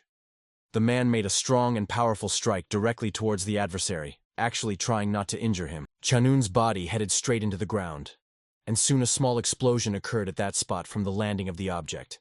The blade master only looked down from above at the result of what had happened to the enemy. It finally became clear that the opponent would not get out. The master did not want to look at what might have been left of him. He only glanced over his shoulder, saying that he really felt sorry for the man with such potential. Yet behind his back he heard a voice praising him. It was clearly Chanun. He explained that he was now truly beginning to believe that he was dealing with a real martial arts master. From the dust and darkness approached Master Chanun himself, the leader of the bandits of the Green Forest. In fact, he promised that you cannot defeat the truth's vein in him just like that. so it was worth focusing on the fight. The guest himself was thinking about how the opponent managed to survive such a powerful blow. He could not allow him to suspect anything, so the Blade Master explained that he had not deceived his comrade. The children watched their protector attentively. They themselves could not believe that their protector could not finish off the bandit leader with the first strike. They became scared of what future awaited them. Meanwhile, Chanun rushed into attack. He moved simply like lightning. The man explained that he would not give up and would not forgive the enemy until every vein and muscle in his body recognized the truth of his words. The Blade Master stood still. He understood that he simply could not leave such an opponent behind. First, it was necessary to put an end to his attempts to attack and resolve the matter from a position of strength. At first, he kicked the ground, and a real wave of earth and stones rolled toward the enemy. He did not expect such a turn of events, and therefore failed to dodge the enemy's equipment in time, and the next moment he broke through the thicket of stones and earth. His body actually turned out to be very strong and little vulnerable to environmental factors. This surprised his opponent. The Blade Master switched to passive defense. He still wanted to discuss the situation that had arisen and find a way out of it. The man dodged quick and lightning-fast attacks. He wondered how to make Chanun believe him. The leader was close to him, and the latter's fist was approaching the enemy's face. He emphasized that it was worth proving one's point with a blade that a true master should wield. The master no longer waited. He swiftly drew the blade from behind his back and struck the opponent with it. The force of the blow was so powerful that Chanun simply sprawled on the ground, unable to withstand the hit. He watched the opponent carefully, who turned out to be so easy to defeat. The Blade Master asked his comrade why he had not said right away that he was aiming for exactly this. After all, then much could have been avoided. The master still stood over the body of the defeated opponent. He did not think that the leader of the legendary Green Forest could be defeated so easily without using powerful combat techniques. Former prisoners watched the master with admiration. They were amazed at how easily he managed to finish off the opponent, whom they could not even touch just like that. And they could be free. But it turned out to be too early to rejoice. The chief bandit began to move. He was not going to lose to anyone just like that. Otherwise, he definitely would not have become who he was at that moment. The man slowly rose. He explained that from the very beginning he had not taken this duel seriously enough. But the master's skills still could not be the same as the skills of the leader of the squad of warriors. After the previous clash, when the first master won seemingly with ease, his opponent only smiles and shows no signs of fatigue or pain. The children could not believe their own eyes. They saw how powerful their defender's attack was. But it only temporarily delayed the man. Now their fate was once again hanging by a thread. And the enemy was gaining momentum. Mana was swirling around Chanun. He was not going to hold back his potential, but to punish the enemy for humiliation and insult. It was worth teaching that impudent one a lesson, and showing him where his place really was. This moment causes anxiety in the first master. He could not help but notice how his opponent, although already fighting without strength, remained calm and ready to continue the fight. He did not want to reveal his hidden resources. With this thought in mind, the first master approaches the next round much more cautiously. He begins to lose confidence. Every move of the opponent seems more dangerous to him. The girls notice strange features in the forest leader. They look at him carefully and begin to compare him with Master Kui Mendok. Both think that the leader of the forest bandits could have been from the Black Flower organization. The young monk tries to support their conversation so as not to remain on the sidelines. But at the moment he was trying to understand what the Black Flower organization was and why it was being mentioned now, at such a dangerous moment. Namgun could not stand it. She struck the boy on the head with force and emphasized that Master Kui Mendok was actually the head of the Black Flower organization and had led it for a long time. The master of the battle blade decided to talk to the opponent before the fight, so as not to make mistakes beforehand. He asked the opponent if he knew Master Kui. The opponent inquired if they meant the squad commander. Chanun guessed that they were talking about the great Master Kui Mendok, who at the moment was teaching the basics of martial arts at the military academy. Many usually simply called him the mentor, but at the same time, he emphasized that many actually called the man a fake, because he had been hiding somewhere for a long time. His whereabouts were hard to even imagine. His close associates also knew nothing. However, the Blade Master surprised the opponent. He said he knew the truth about him, and that he had actually been quite close all this time to control everything and possess operational information. Chanun asked not to talk with him anymore. He was not going to discuss questions regarding the teacher and mentor of the Black Flower. since he could not even verify if the Blade Master was really in front of him. The girl suddenly intervened in the situation. She told that Master Kwime Doc actually does not like beans, and only those who knew him closely could know this. This made the commander think. He threw off his combat shawl for a moment and asked how the situation with cucumbers was in that case. The girl assured that the master really likes cucumbers and always tries to find them to add to the diet. This short conversation made the bandit leader think and postpone the fight. He asked to be given the opportunity to ask one more question. He was interested in whether the master still goes crazy over stewed mala meat. The boy came to help his friend. With a serious face, he said that the great mentor still loves mala. These words put an end to the long dispute. After all, it meant that the children really knew the teacher. Chanun sat down on the ground. He believed the guests and former prisoners. After all, the teacher simply fit everything they told about, and this meant that he was still at the military academy. Soon, they were all sitting at a sturdy covered table. A cozy atmosphere prevailed around. The leader asked to be given the opportunity to introduce himself again. He turned out to be the commander of the 3rd Detachment of the Black Flower. He also asked to forgive him for such a reception. It turned out that when they were the commander's students, they were also his students. That is, they were his younger brothers and sisters in the School of Martial Arts. Now he asked them not to worry about anything, but just to call him older brother. He was pleased that the teacher's cause was still alive, and that these young people managed to defeat the band of robbers in battle. The Blade Master praised the leader for preparing his people. The man immediately found it strange that the forest bandit gang turned out to be so well prepared that from the outside it seemed like an army detachment. The man explained that when he first met the bandits, they told him their story. A local rich man drove them out of their homes, and they were forced to band together and become bandits in the forest expanses. He became their leader by accident. He was hired to get rid of them for a reward. Merchants and people who suffered from rare but brutal raids of the gang hired him. He felt sorry for them when he saw the gang. Under his command, they were to become experienced and skilled fighters. Much time and effort was put into this by him. After all his attempts and efforts, the bandits recognized him as their leader. Chanun explained that all his combat techniques were actually focused on utilizing external factors. That is why he always emphasizes physical training and the body's capabilities. This was supposed to be an ideal lesson for many people who could have gone down the wrong path. It is also worth mentioning this in the context of the Ami sect and the Namgun family, who could have switched to the enemy's side. Lady Airy handed the duck dish to the little boy and offered it to him, as she did not want to eat, and the boy was quite hungry. He looked at her in surprise, not daring to take the dish. The boy was surprised. He did not expect that they would share this precious food with him. After all, up to this moment, the woman had never shown him any kindness. His heart began to beat faster. Until this moment, he had never felt anything like it. It seemed that this could be the strange feeling he had often been told about. It was called love and passion, and it awakened suddenly. The leader suddenly jumped up on the spot. He leaned his hands on the table and assured that he was ready to do anything for his juniors to help them. So he only needs to say or express a request, and Chanun will do everything. The girl volunteered first. She guessed that the man could help them in their search. She asked if he knew the man named Osmond. Chanun asked if they meant the black cinnamon flower. The girl was surprised by the other name of this stranger. After all, it turned out that he was also considered a member of the Black Flower Squad. This could change a lot in their future plans. Chanun Dogvo remained silent. Finally, he began the story. According to him, the old man, who was called that, was once a member of the organization. However, because of his love for money and silver, he was expelled.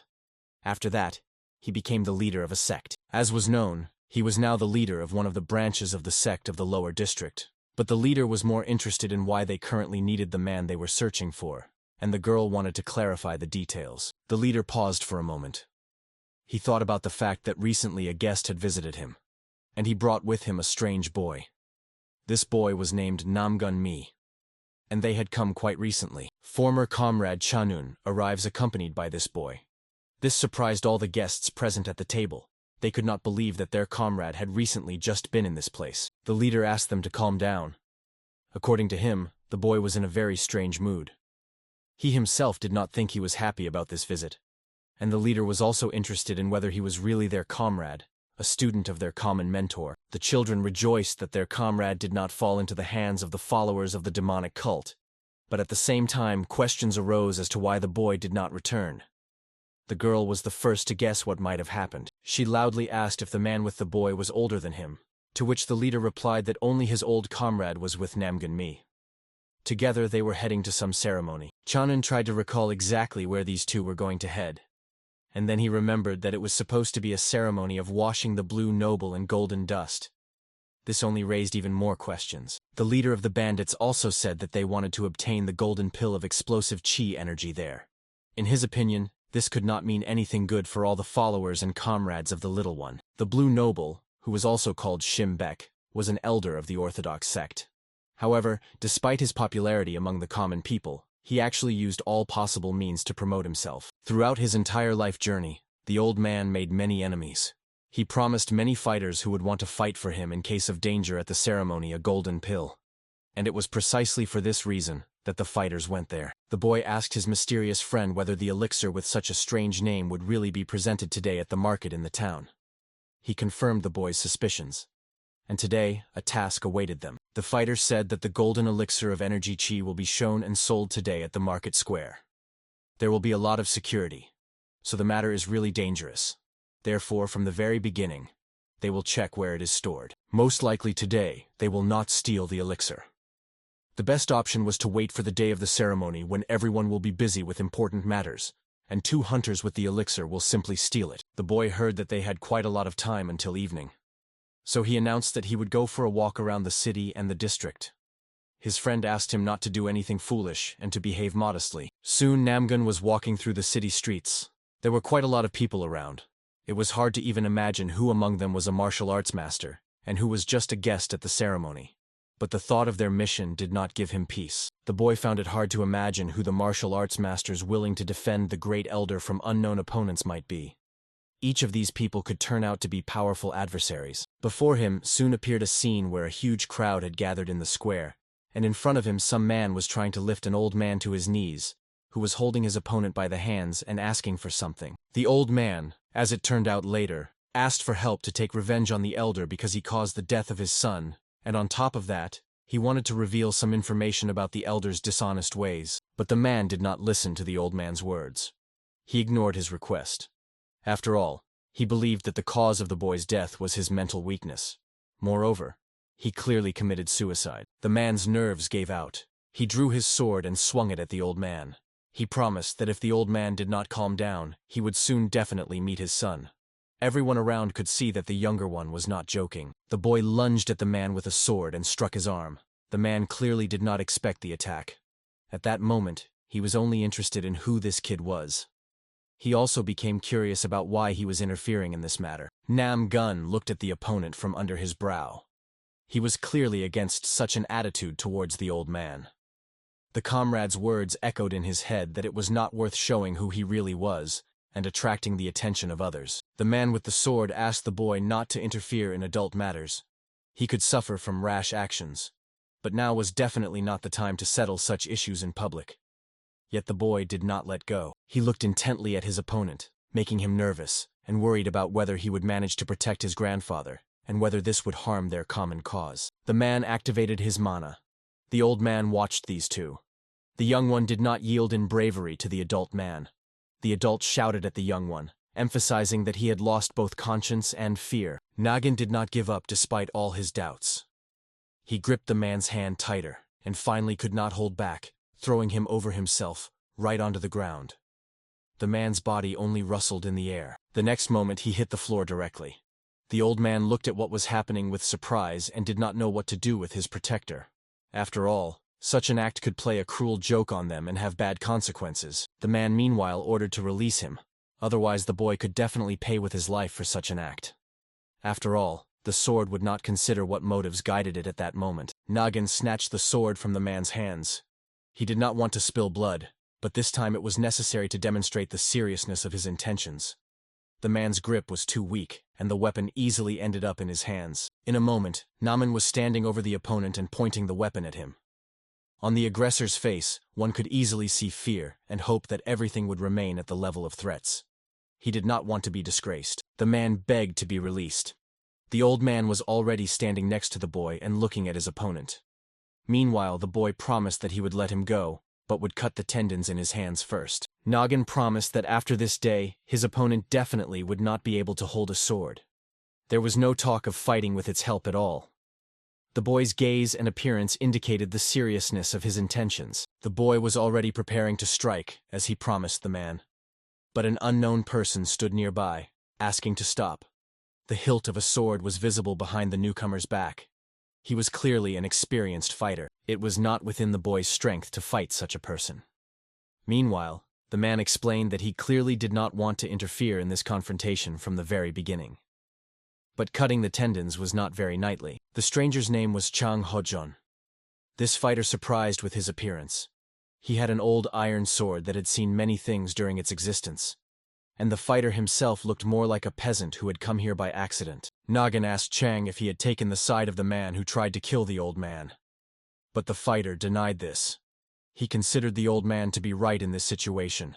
But killing the scoundrel was too much for this case. Chang emphasized that he could not remain indifferent because of his affiliation with the Hainan sect. Namin tensed. He tried to recall where he had heard about this sect. But at the moment, it was impossible. The old man stood between Namin and Chang. He asked them to calm down and not cross the line of what was allowed. The boy guessed that the best option now was to get out of here immediately. The boy walked across the square. The old man still tried to call out to him and urged him to stop. The man was grateful for the rescue. Namin himself thought that there was no need to thank for the rescue from that scoundrel. At the moment, the boy was more interested in the story of Chang, who defended the old man so fiercely and at the same time did not allow the man to be injured. It was hard to expect such behavior from a guy with such a deadly look. The night before the ceremony came, Nagin and his partner arrived on the roof of the building where the stash of golden dust and the elixir itself were most likely located. They had to carefully inspect the area and develop a plan. In front of him was the palace courtyard where the ceremony was supposed to take place. At the same time, somewhere nearby, the chi energy pill itself was supposed to be stored. So they needed to inspect the entire area overnight, without attracting attention to themselves. A procession appeared from the gate of the nearest house. People in hoods and cloaks down to the ground accompanied a cart drawn by horses. It seemed that the cargo was truly important and precious. The elder himself soon met the escort. He praised the soldiers for the effort they had put into getting here. Their diligence would be generously rewarded, and the praise would spread throughout the city. The commander of the newcomers thanked for the warm welcome, and inquired whether he could profit now from the precious item that had brought them here. The leader of the guests turned out to be quite young, and was almost the same age as Namgin. The boy found the faces of the guests strangely familiar. He tried to explain this to himself, but he could not. His partner advised him to wait and see what would happen next, and who the guests would turn out to be. When Namgun looked more closely at the group of newcomers, he noticed a boy who had thrown off his hood. That boy turned out to be Tang Wei Zhong. The boy tried not to show his surprise to his partner, yet the partner carefully watched the reactions of his new friend. Namgun thought about how his acquaintance managed to bring the pill with him, the one he and his mysterious partner were hunting for. There was no point in hiding his knowledge about the identity of the guests, as it could greatly affect their mutual trust. So Namgun revealed that the boy was a descendant of the Tang family, who had been expelled from the military academy. The boy's partner wondered whether the Tang family could be involved here in this way. It was worth paying attention to what would happen next. But now, there was no opportunity to stay here. The courtyard could be guarded. Soon the descendant of the Tang family was at a reception in the office of the Blue Noble. The boy was accompanied by 2 guards. He congratulated the elder on the ceremony, but the elder was not so pleased about it. The man assured that he had no need to congratulate the old person on retirement. But now he was still interested in the details of the preparation for the ceremony. And first of all, the question of the safety of all the invited and present, but he was definitely not worried about that. After all, with the help of the magic pill Tsi, he would receive support and protection from many fighters who agreed to fight for him. The volunteers were becoming more persistent every day, yet the credit of the Tan clan in this was very significant. The young man modestly noted that it was just a humble help from the clan. But the main thing was respect for the elder and his glory and good deeds. The elder sat upright, just as he had decades ago when he accepted his first students. His hair had turned silver, but his posture remained unbreakable. In his gaze was the calm of a person who had lived a life of discipline and honor. The elder looked attentively at the guest. It was this clan that many years ago took his side in difficult times when the school almost fell apart due to internal strife. Their support then saved the tradition, but suddenly the old man squinted cunningly. He ordered his guests to prepare for what they least expected. The boy and his escort tensed. He ordered the servants to open the doors and let them in. By them were meant a group of girls and young women, nicely dressed. They displayed all their forms openly, letting it be known that they were not against having fun. The elder jumped to his feet and suggested that everyone have fun today and enjoy the gifts of earthly life. In fact, he wanted to show the guests and the women that he was still capable of something. Meanwhile, the servants of the newly arrived guest and the servants of the estate owner were unloading the cart they had brought with them. It was clear that this was the location of the much-desired artifact. But there was one question. Namguna was troubled by the fact that the artifact was delivered by Tan Vijun. He did not want to believe in the existence of a secret connection between the Tan family and the demonic cult and its followers. But everything pointed to the contrary. The partner realized that there was a connection between his ward and this newly arrived boy. And now he asked whether they knew each other and what kind of relationship existed between them. These questions did not please Naguna. Namgun replied that those were old relations, which were hard to call friendship. But now he was more worried that the Tan clan from Sichuan could easily establish contact with the followers of the demonic cult. Partner Tamgun Mi said that they can get answers to all questions from the black cinnamon flower, with which they will talk later. Their priority at the moment is the Chi energy pill artifact. Namgun perfectly understood that he was their primary target. But there was one problem. The heir of the Tan clan kept standing in his way. Last time, he also obstructed Namgun's plans. The day of the ceremony arrived. Everyone was captivated by what was happening on the city streets. People enjoyed the beautiful fireworks. The pyrotechnicians truly did an excellent job, but still, the group of men felt perfectly fine outside any kind of celebration that was taking place on the street. They were all talking loudly. One of those present asked his interlocutor if he was really from the Windstorm Hotel. Another guest reported that all the main heroes of their region had gathered in this place. He did not pay attention to the fact that they all came here only for the reward. Many of them did not respect the elder that much, but the invited guest himself perfectly understood what had brought this whole crowd here. All these heroes shared one trait, namely, they were very greedy. They all had many chances to get rich, but all of them were actually risky and unsuitable for ordinary people. One of the so-called heroes reported that he saw no threat to the ceremony, and as a result, he will receive the coveted artifact. Namgun Mi carefully listened to what the guests of the ceremony were talking about. He imagined that all these people could become his potential opponents. It is hard to imagine that they all defend a corrupt official. The moment came for the elder's speech, whom everyone around was seeing off to a well-deserved retirement. He spoke about his feeling that he had not lived his life in vain. The respect of the guests was above all for him. The excited crowd rejoiced at the praise directed at them. Men and women simply could not believe it, that such an outstanding man remembered them and even mentioned them at such a moment. And the old man was glad that the latest manipulation had succeeded, and Blaharodny told about his first time when he visited the Zhanghe Valley. Then he did not even hope that he would become one of the most respected representatives of the Orthodox sect of this region. He earned the title of Blue Noble by traveling for years and showing his heroism, trying to help and protect everyone who was near him. He was also grateful for the respect shown. The crowd chanted the nickname and rank of the old man. He enjoyed it, for such a moment was the goal of his entire life. People and their troubles usually became just a tool for the old man to achieve his goals. Soon, he asked to be silent and calm down. The old man emphasized that no matter how righteous his path was, he still intended to wash away the sin and all the negativity that had accumulated in him over the years of life. The nobleman pointed to a golden cup next to him. He asked all those present who had negativity or malice towards him to say it now directly to his face. This would help him come to terms with his negative traits, and in order to retire and not leave behind an unpleasant impression and negativity, he bowed to those present and asked forgiveness for all his sins and bad behavior. After that, he was going to finally retire. The crowd was silent. It seemed that the old man had lived a charitable life, and no one had any claims against him. Everyone was silent and waiting for the man to finally start the ceremony for which they had gathered. Suddenly the silence was broken by a man. It was Chang Hojun, from the Hainan sect. He asked forgiveness for his speech, but he had something to say, after which he would definitely calm down. More precisely, Hojon wanted to ask the nobleman a question. Everyone around looked at the man in surprise, who was still standing in the middle of the crowd.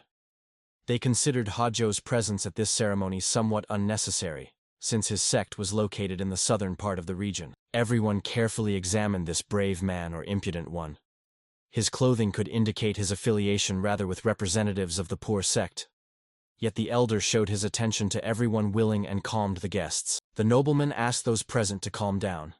He thanked the representative of the Hainan sect for overcoming such a long journey to attend the ceremony.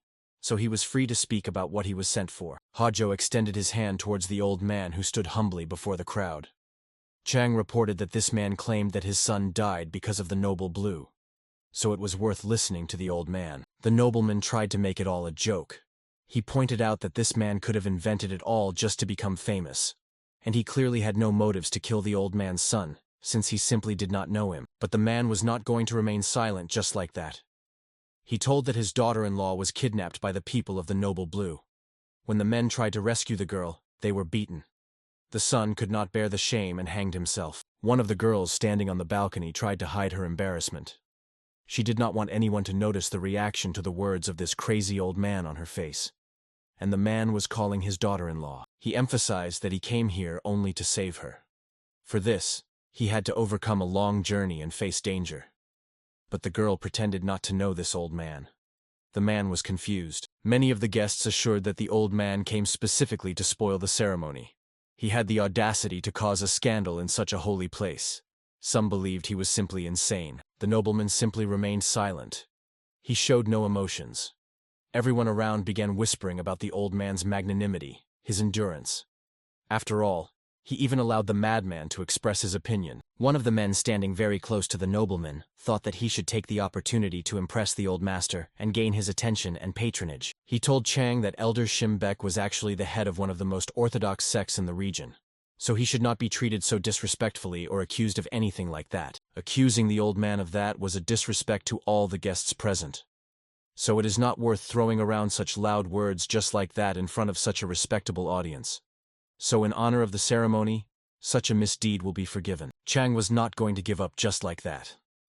He asked for a moment of attention, because he had very important news for all the guests. Last night he conducted his own investigation and obtained independent results. The face of the noble changed for a moment when two men wrapped in rope appeared before his eyes. These two, according to Chang, confessed to him after interrogation that they were carrying out the orders of the Blue Elder, and these two confessed that they were carrying out the old man's orders to kidnap the old man's daughter-in-law. So Shimbek can no longer deny the fact that he hired people for the kidnapping. The defender of the old man approached Chang and asked if he really believed that those present would take the words of the two bandits as proof that they were involved in the kidnapping of girls for Shimbek and his palace. The old man did not get confused. He knew perfectly well that the best defense is defense. He asked the young men if they knew him. This trick was aimed at proving to the public the empty words of Hojon. The man stood over the captive. He asked once again if he knew the old man's name and if he had ever heard of him. The captive assured that he had heard of him before. The man assured that he did not know the old man. Then the elder addressed everyone present. He asked, "How can the man's words weigh as evidence? Words can change depending on the situation, but the main meaning remains in the presence of a respectable community. So now, Hojon has lost his evidence. After all, a respectable person cannot deceive people." Hojon wanted to say that the elder of the Orthodox sect is currently speaking the words of a scoundrel. The noble Blue informed everyone that today is a unique day. After all, he is going to retire. So all questions of this nature must be finally resolved today, because he wanted a peaceful old age. The elder also told everyone present that he perfectly understood the mood of the old man who came with accusations. Yet he wanted to talk with him alone after the solemn ceremony so that no one would interfere. Hojon suspected that such kind words must hide something, but he did not believe the old man. Yet in public he praised the elder, and said that his nobility could only be compared to his glory. The ritual was meant to allow all grievances and similar quarrels to be let go. However, this time the misunderstanding could negate the entire essence of this sacrament. The nobleman did not fully understand what his younger opponent meant. Hojon explained that if the quarrel concerned two martial arts masters, then the quarrel could be settled by a duel, and since the old man who came with the problem was a civilian, it was worth turning to the emperor's officers for a fair trial. They would help resolve the problem in the proper course. Again, The sycophant wanted to defend the old man.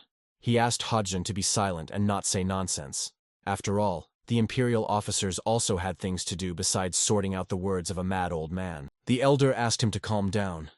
He said that the emperor's officers indeed have the right to intervene in Murim affairs. But it was shameful for a martial arts master to turn to them for help. They themselves constituted a serious military force. But their intervention was allowed only when the masters could not resolve the issue among themselves. The men were nervous about this. The noble addressed all those present with a statement. He will make the investigation of this complaint an official matter of Murim, and will fight a duel to prove his innocence with his skill. The crowd understood that the blue noble was full of wisdom. He was to help his people cope with the troubles that had befallen them. He would not allow anyone present to fight with the officers. The old man, whom Hodjan defended, asked if he was not afraid of the consequences. Chang himself asked the old man not to worry about such matters. He was doing this consciously, and with the intention to restore order. The man decisively opposed the old noble, who only pretended to be one. He promised that he would accept the challenge, not fearing who would side with the elder, or even if he himself decided to fight. Meanwhile, Namgun and his accomplice, who was disguised as an old respectable lady, analyzed the situation. They were devising a plan on how to steal the artifact they needed from the enemy. The elder addressed those present again. He asked if there was anyone else who wanted to say something to him or accuse him of anything. After all, he was about to finally start the ceremony and do what he had long desired. The noble emphasized that if anyone approached him with accusations after this ceremony, they would be treated as enemies of all Murim, so it was worth considering. Chang understood that this was a retirement ceremony for the old respectable man. But rarely do such events happen just like that, without unnecessary noise and misunderstandings between parties. The man named Gok Hukwan was considered the Iron Fist. He was a master of combat and said that he owed a great debt to the elder Shino Shimbek, and he was ready to fight for him for the sake of justice. Everyone around was delighted that the young master decided to side with the elder.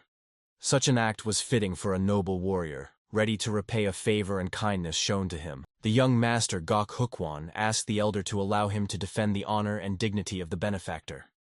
The elder assured him that it would be an honor for him when a fighter of such a level fought for him in a duel. This martial arts master was noted for possessing a unique technique.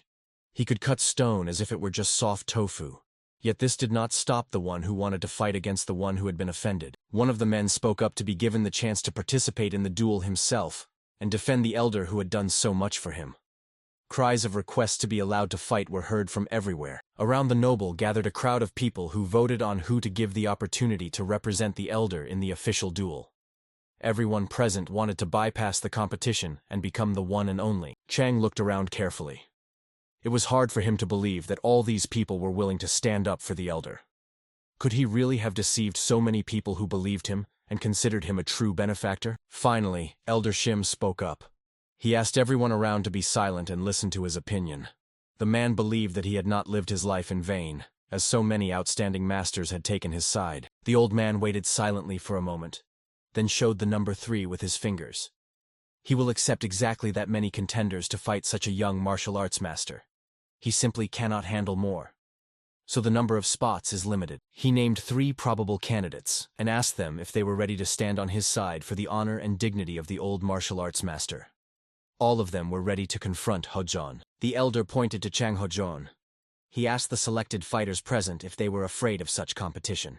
They were serious and ready to start the fight right now. The boy himself assured that the waves of the southern sea never retreat before the shore, but always reach the shore despite obstacles. He will not give up either, and will not even think about such an act. Hojo himself recalled how once, when he was very young, he trained on the seashore with a sword. He honed his movements and techniques from early morning until noon, not allowing himself to rest between techniques. His comrades and brothers could not understand what the boy wanted to achieve with this. They believed that such a lack of love for oneself would lead to nothing good, and enlightenment would not come any faster. But the comrade asked to leave him alone. He himself believed that when the brain is too dense, the body will suffer. So there is no point in worrying about someone else's stupidity and getting nervous about it. Yet it was still a bit embarrassing that they were students of the same sect. Changa was distracted from training by the appearance of his older brother. He asked why he trained only while looking at the ocean. The younger one clearly did not know what to answer him. Yet he still did not want to be impolite. The elder looked at him attentively. The boy felt awkward. After all, He had always treated him very well, and greeting in such a way was not very good manners for a boy.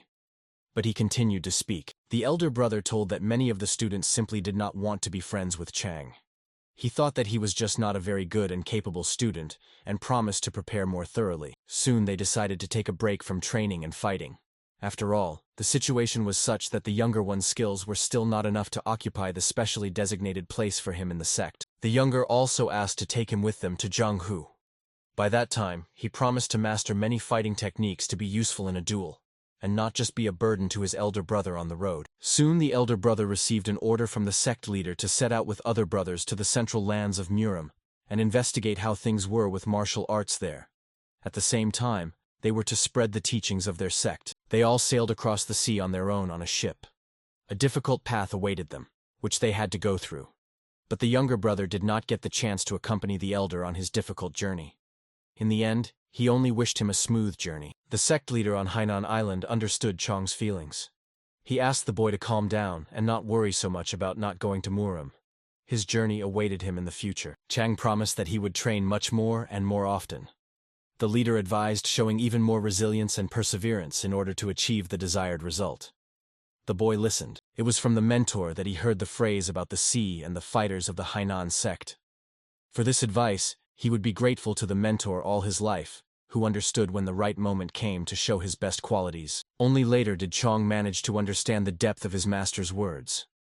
It was then that he himself got the chance to travel the middle path. The chi energy mastered by him gave wide opportunities for fighting and duels. He tried for a long time to learn the fighting techniques of the Shaolin temples. However, later he realized that a complete enumeration of these techniques could make a whole mountain of books and manuscripts. The monk's teachings changed people. It was then, still on the island, that the idea crept into Chang to meet the greatest martial arts master on the continent. He was undoubtedly the Blue Noble. So the meeting with him became a guiding light for the boy. For a long time the boy practiced on the shore of the very same ocean. In fact, he was mastering a secret technique shown to him by his brother. Finally, the exercises with the sword that could create a wave ended. Chang was satisfied. 3 months have passed since the elder brother set off for the continent. The younger waited for his return and met every ship on the shore. He wanted to show his achievements, but great sorrow awaited him. The next ship that arrived at the island brought the bodies of people. The workers tried to handle them very carefully so as not to disturb the peace of the dead and not to trouble them. The ship's captain ordered his subordinate to prepare for the journey and deliver the news to the sect leader Hainan. He was to report that the bodies of their brotherhood members had been delivered. Chang hurried to the commander. He asked what had happened and what needed to be reported to the chief, as he himself was a faithful servant of the mentor. The captain told that all followers of the Hainan sect who went to the continent were brutally killed. The mentor suffered when the bodies in coffins were brought to him. He tried in every way to calm down, but grief took his mind away. He received 5 corpses from the great land, but none was the elder brother. The old man could not tell Chang anything clearly. He only knew that the corpses of his students were collected and handed over here by the followers of the Orthodox sect, whose martial arts masters tried to convey something this way. Chang promised that he would make every effort to find the body of the older brother. Perhaps in this way they will gain the opportunity to learn the details of this incident and identify the culprit. The younger brother asked for permission to go to the Middle Lands. He intended to find out who shed the blood of his brothers and was responsible for this atrocity. At the same time, he would search for the older brother, alive or dead. The Iron Fist Master collapsed powerless onto the floor. He tried until the last moment to understand how he lost so easily to the boy. But Chang's victory was indisputable in this case. The enemy's body loudly fell to the floor, raising dust. Everyone around silently watched what was happening. No one could believe that this invader so easily dealt with the young martial arts master. Kong respectfully bowed to the opponent lying right in front of him. He always respected his opponent and did not take his abilities lightly. The boy thanked for the duel and the match. The men around wondered how the rustic managed to so easily defeat the young master. And although the Hainan sect was actually an ordinary sect, it could produce such a skilled and masterful fighter. Chang meanwhile paid no attention to what was being said around. He asked those present who would be his next opponent. He simply had no more time to delay. It was necessary to finish as soon as possible. The young man carefully looked around at the noble elder and asked whether his defenders would continue to participate in the duel, or now disgrace the old man with their spinelessness and cowardice. The next defender of the Blue Noble was called Tak Yugom. He was a skilled swordsman. He used the technique of thunder and lightning. Therefore, he hoped that the opponent would voluntarily admit defeat. Chong heard about this fighter. The rumors said that this guy tried to get into the top 100 fighters of the Muram region at any cost.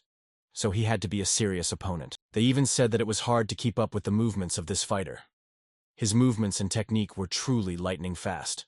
So with caution, Chong had to accept the challenge from this master and deal with him. Kong respectfully addressed his opponent and asked him to be a full-fledged fighter with him, to show no mercy and not even give hope of the possibility of defeating him in an honest duel. A difficult trial lay ahead. Nam Gun and his partner in disguise arrived at the place they considered a hideout for the elixir. They were not mistaken in their calculations. Their task was to sneak in unnoticed. There were no guards around. Everyone present in this building had gathered in the arena. Therefore, getting to the cellar was quite easy. First, it was worth finding the plaque with the explosive energy chi. After a brief conversation about what to take from this place, and how to respond in case of danger, the partners split up, having agreed beforehand on the place where they should meet. One of the soldiers, who still did not dare to leave his post and go watch the fight in the ritual arena, managed to notice the robber. Namgun knew immediately how to act in such a situation. Soon his opponent was lying on the floor. It seemed that he did not leave his place for no reason, and was guarding exactly here. There were no windows or doors around. Nothing resembling a safe was observed either, and having examined the walls a little, Namgun managed to find the place where the secret door was. He easily opened it and peeked into the room behind it.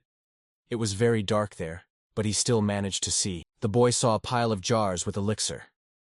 He found it hard to believe that he had reached this place so easily. But something still stood in the way. There was security in this place after all. From the darkness emerged someone hidden by shadow.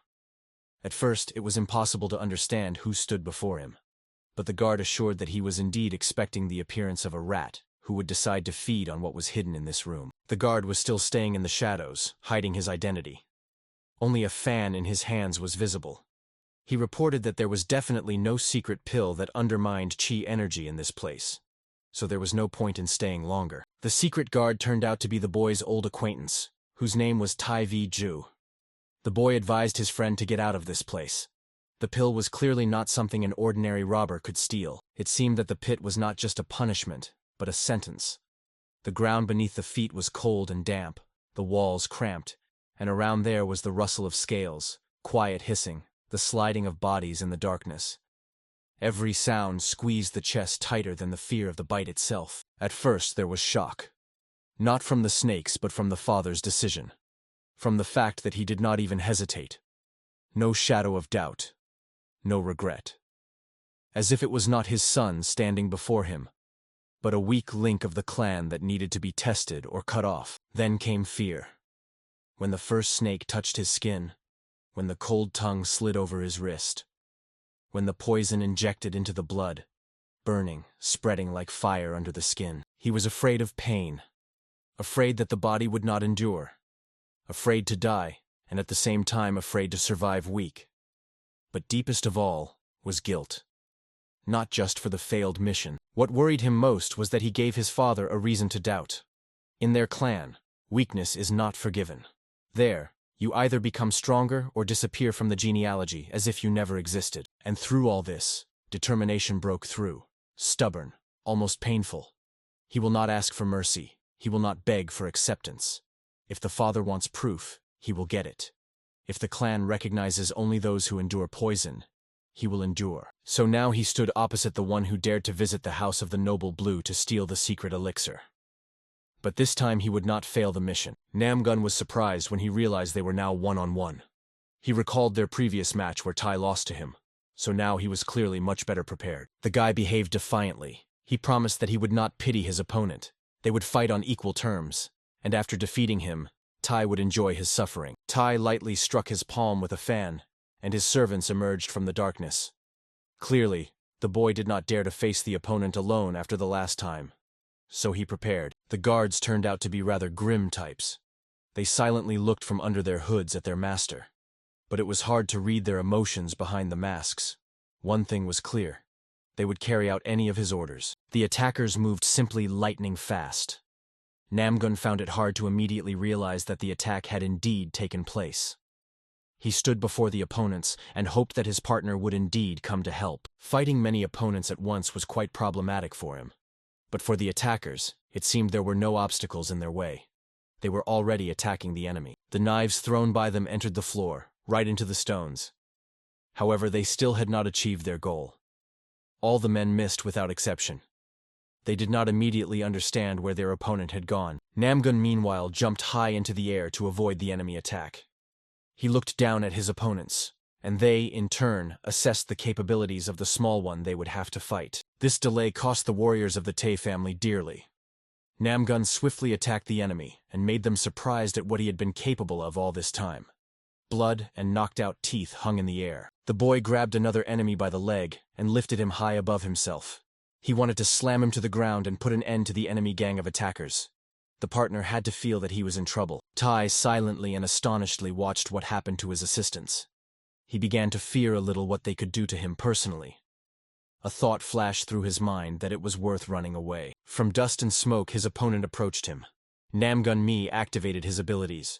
He decided to finally settle the matter with this annoying guy who constantly stood in the way. Namgun used the technique of the Twin Dragon Whirlwind. He was already confident in using it, and was capable of defeating the most dangerous enemy with this technique. Tai carefully examined his opponent. He could not believe that the boy had mastered it. After all, it required quite a lot of skill and mana to use it in battle against a real opponent. Meanwhile, the boy's partner was nearby in the corridor. He heard a strange noise from there, more like a vibration. The partner immediately realized that something might have happened to his comrade, but he did not rush to go. Later, people from the Tai family ran out of the corridor. They did not immediately understand that the grandmother could become their next opponent, although the master warned that only robbers would be present nearby at that time. The partner guessed on his own that hiding his identity would be a mistake, so he also began to transform.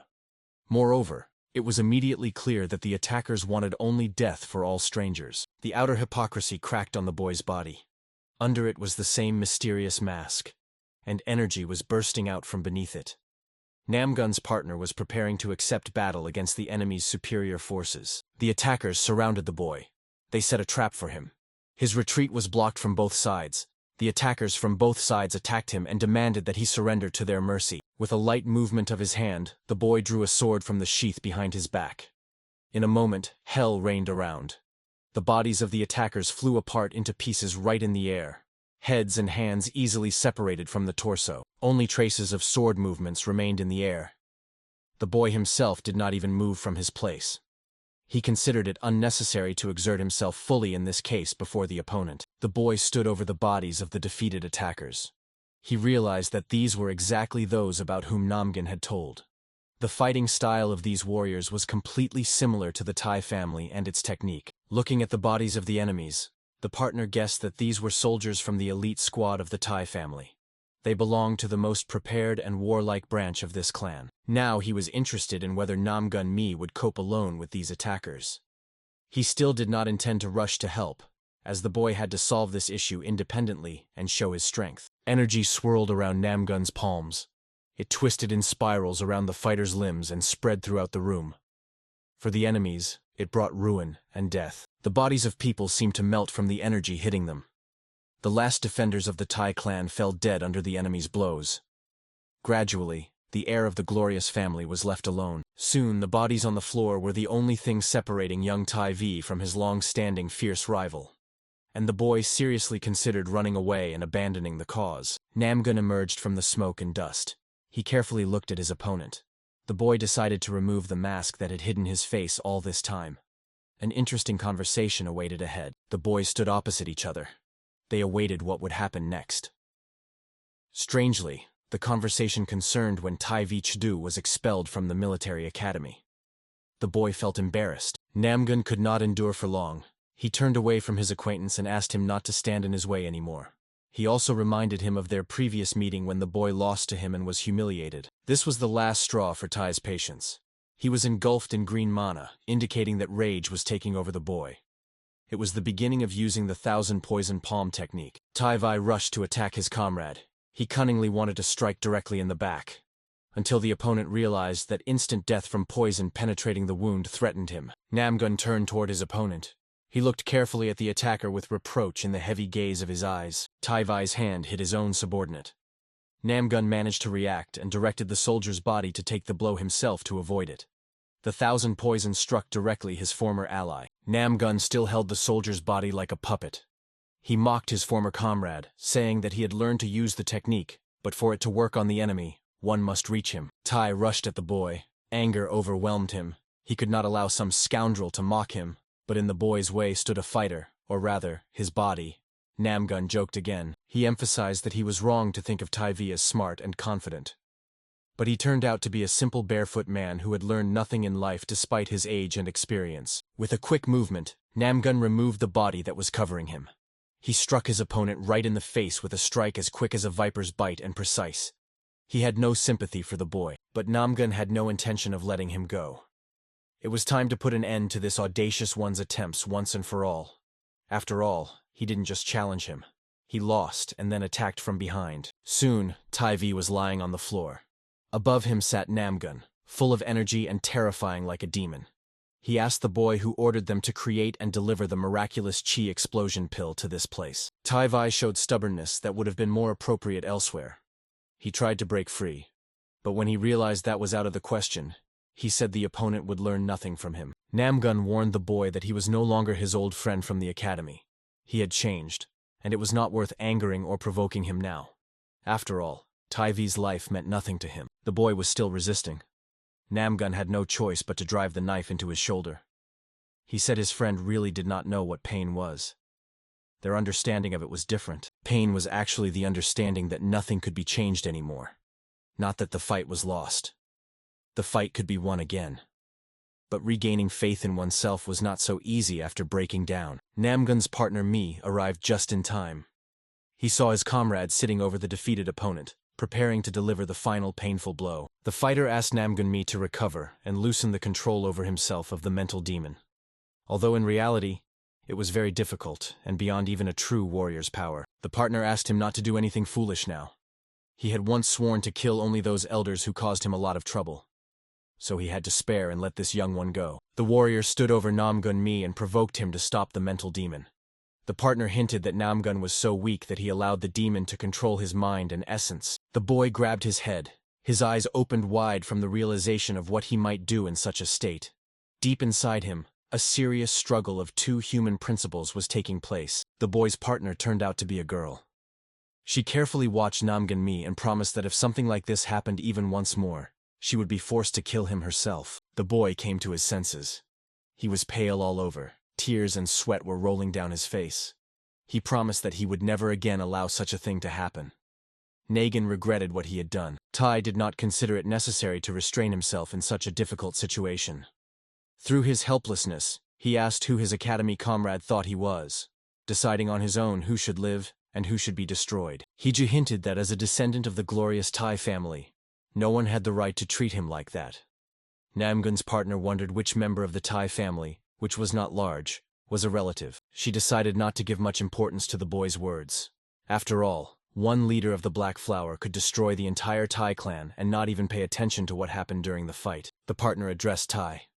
She ordered him to calm down and be grateful that he was not destroyed. After all, he was still very young and had seen little in this life. The moment came to shift attention to what interested more than the life path and family of Tai. In the corner, in the very darkness, rows of elixirs stood. It was worth thinking about how to take all this with them. The partner leaned over the jars. Namgun asked what she was doing. Meanwhile, the girl said she was thinking over a plan to take all these precious treasures with her. Nothing could be left for the enemy. One of the options for dealing with the elixir that could not be taken with them was a grenade. Such a substance should not exist in this world, especially in the hands of scoundrels. In the sacred arena, which today was to be the place of a grand ceremony, a sacred duel was now taking place, defending the honor of the elder benefactor and the noble. Another contender for the role of the old man's protector surrendered before the opponent. The master of the lightning sword sat on the floor, covering a wound in his shoulder. Chong stood silently over him. The boy clenched a sword in his hands. He thanked his opponent for being a good rival and for showing himself with dignity, without resorting to any tricks or scams in the fight. Chong was noted for this. More and more people supported him and expressed their defense. They had already realized that their sympathies for the old man might have been a mistake. It was pleasant that people were beginning to awaken from the sleep of reason. The elder addressed the next fighter who was to defend his position in this duel. The man had to give his all, because besides himself, no one could protect the elder from shame. The fighter warned that he was beginning to truly fear his opponent. He was a powerful fighter. The elder thought to manipulate. He asked if the fighter really considered Chong his equal. The warrior, praise and honor to him, answered honestly. He considered Chong a slightly stronger fighter than himself, but he was surely tired after 2 matches without rest. So he was supposed to defeat him. The elder's face did not change. However, something sinister flashed behind his smile. He ordered not to try to win, but to definitely defeat the opponent. After all, he was the last chance of the noble. The old man asked the fighter if he had mastered the secret technique that the elder had tried to teach him so long ago. The warrior assured that he would use exactly that to win over Chong. The noble extended his hand to his fighter. On his palm lay a small pink ball. The warrior immediately guessed that it was an explosive chi energy pill. The master assured that taking it was safe. The warrior bowed. He promised to justify the trust placed in him, and the noble emphasized that it would become invincible after combining his technique of demonic chaos and the explosive chi pill. An old man approached Chong. He was the one Chong had defended in a fair duel. The old man asked what the fighter desired. After all, he was probably tired after fighting 2 opponents in a row. The youth assured that nothing terrible would happen to him. In any case, he had to win against the opponent. That was his personal goal. And the situation with the old man became a good opportunity. The boy recalled the last letter from his brother, which said that he planned to meet with the great master of the Orthodox sect, the Great Blue Noble. After that, Chang disappeared. Chong tried to win not to take revenge on the great master. He had a number of questions for him, the answers to which only the old man knew, so it was worth reaching him despite everything. The last opponent of the boy was named Ding Mujan. He bowed to Chong, as befitted worthy opponents. The boy also greeted him, as 2 worthy opponents should. The warrior raised his weapon above himself. He warned Chong not to count on his youth. After all, the fighter was experienced, and would not give the opponent the opportunity to attack first. Soon he was behind Chong, wounding him with his sword. The young man did not even have time to understand what had happened to him when the enemy broke through his defense. The member of the Hainan sect became nervous. Chong tried to pull himself together. He understood that the opponent's sword was much faster than his own weapon. On top of that were the previous battles. The boy guessed that he was a level weaker than Ding Mujan, yet he managed at least to stop the next attack and prevent the opponent from achieving his goal. Chong felt weak. Notes of doubt crept into him more and more deeply. Ding jumped around him and moved simply lightning fast. The man assured his opponent that death awaited him if he did not start moving and try to fight back. Ding Mujan's attacks gradually became more powerful, just as the boy's strength began to slowly leave him. Ding turned out to be not only strong, but also a very fast fighter. Meanwhile, Chong thought about how his battle brothers were right when they advised him to leave the local sect and go see the world, and learn as many martial arts as possible. Chong simply dodged the next attack. His opponent did not expect such a turn. He missed and began to ask the boy why he was starting to run away from him like a rat. The opponents stood facing each other. Ding Mujan asked why Chong was not attacking him but just watching. If he expected the enemy to become weak and tired, he was very mistaken about that. Chong avoided the opponent's strikes. However, he began to understand that something was definitely wrong with him. After all, over time he was only getting stronger and faster. The young fighter began to suspect something. The opponent's center of mass also shifted. And this despite the fact that he continued to launch crazy fierce attacks that had no adequate real basis. Kong recalled the basics of martial arts, which he actually squeezed out during the journey. They were all based on studying the mastery of the center of gravity of one's body. But his opponent was now making colossal mistakes. Despite this, his attack and attack tempo did not decrease even a little. There was a gap in strength and skills between them, but Chong did not think it was too big, and at the same time, he believed it could be mastered. Meanwhile, the opponent decided that it was time to end the fight. He swung his sword and attacked in an open lunge, the goal of which was a risky but deliberate infliction of maximum damage. Chong ducked under the strong blow. From the opponent's swing, the wind just passed through the hair on his head. Yet he still saved his head from the sword's strike and instant death from it. With a lightning-fast movement, Chong struck the opponent with his sword, throwing him off balance. The strike was so fast that few immediately guessed what had happened. Blood splattered from a deep wound on the side. Rage took hold of Mujin. He could not believe that this cheeky young man attacked him and dared to strike first. It seemed that the man would explode from anger right before everyone's eyes. Chong prepared for an incredible and senseless attack from the opponent. He took a fighting stance. Yet hope was born. Victory was possible. And despite this, he was a little nervous. Meanwhile, the man was simply burning with fury. Energy swirled around him. It seemed that he began to lose control over it. The cause was the chi energy pill he had taken, and its excess in the body. Chong guessed that the excess energy led to disharmony in the opponent's ability to control the sword and mastery of martial arts. So now was the chance to put an end to it. The boy used a technique taught to him by his older brother. It was the one he had been practicing all the time on the ocean shore. The opponent thought such a simple technique would not impress him. The swords of the opponents met. Energy swirled around. The mana of the two fighters simply hung in the air, demanding that this battle finally end. Everyone around held their breath. Chong used the same technique again, but the opponent paid no attention to it. He even began to mock the boy who so confidently wanted to win. Mujin was losing control. He began to look like a madman. But still, it was not worth stopping the fight and surrendering to the mercy of the enemy because of this. Anger and rage were bad allies in the matter of conducting a duel. Meanwhile, Chong intensified his pressure. He used the same technique. But after such repetition and frequency of attacks, the young man began to feel that he was gaining the upper hand over the opponent. Mujin could not endure.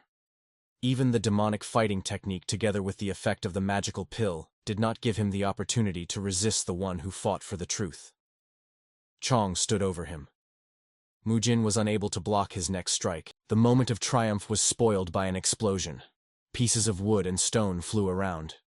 The explosion occurred at the warehouse. There was nothing there that could have exploded.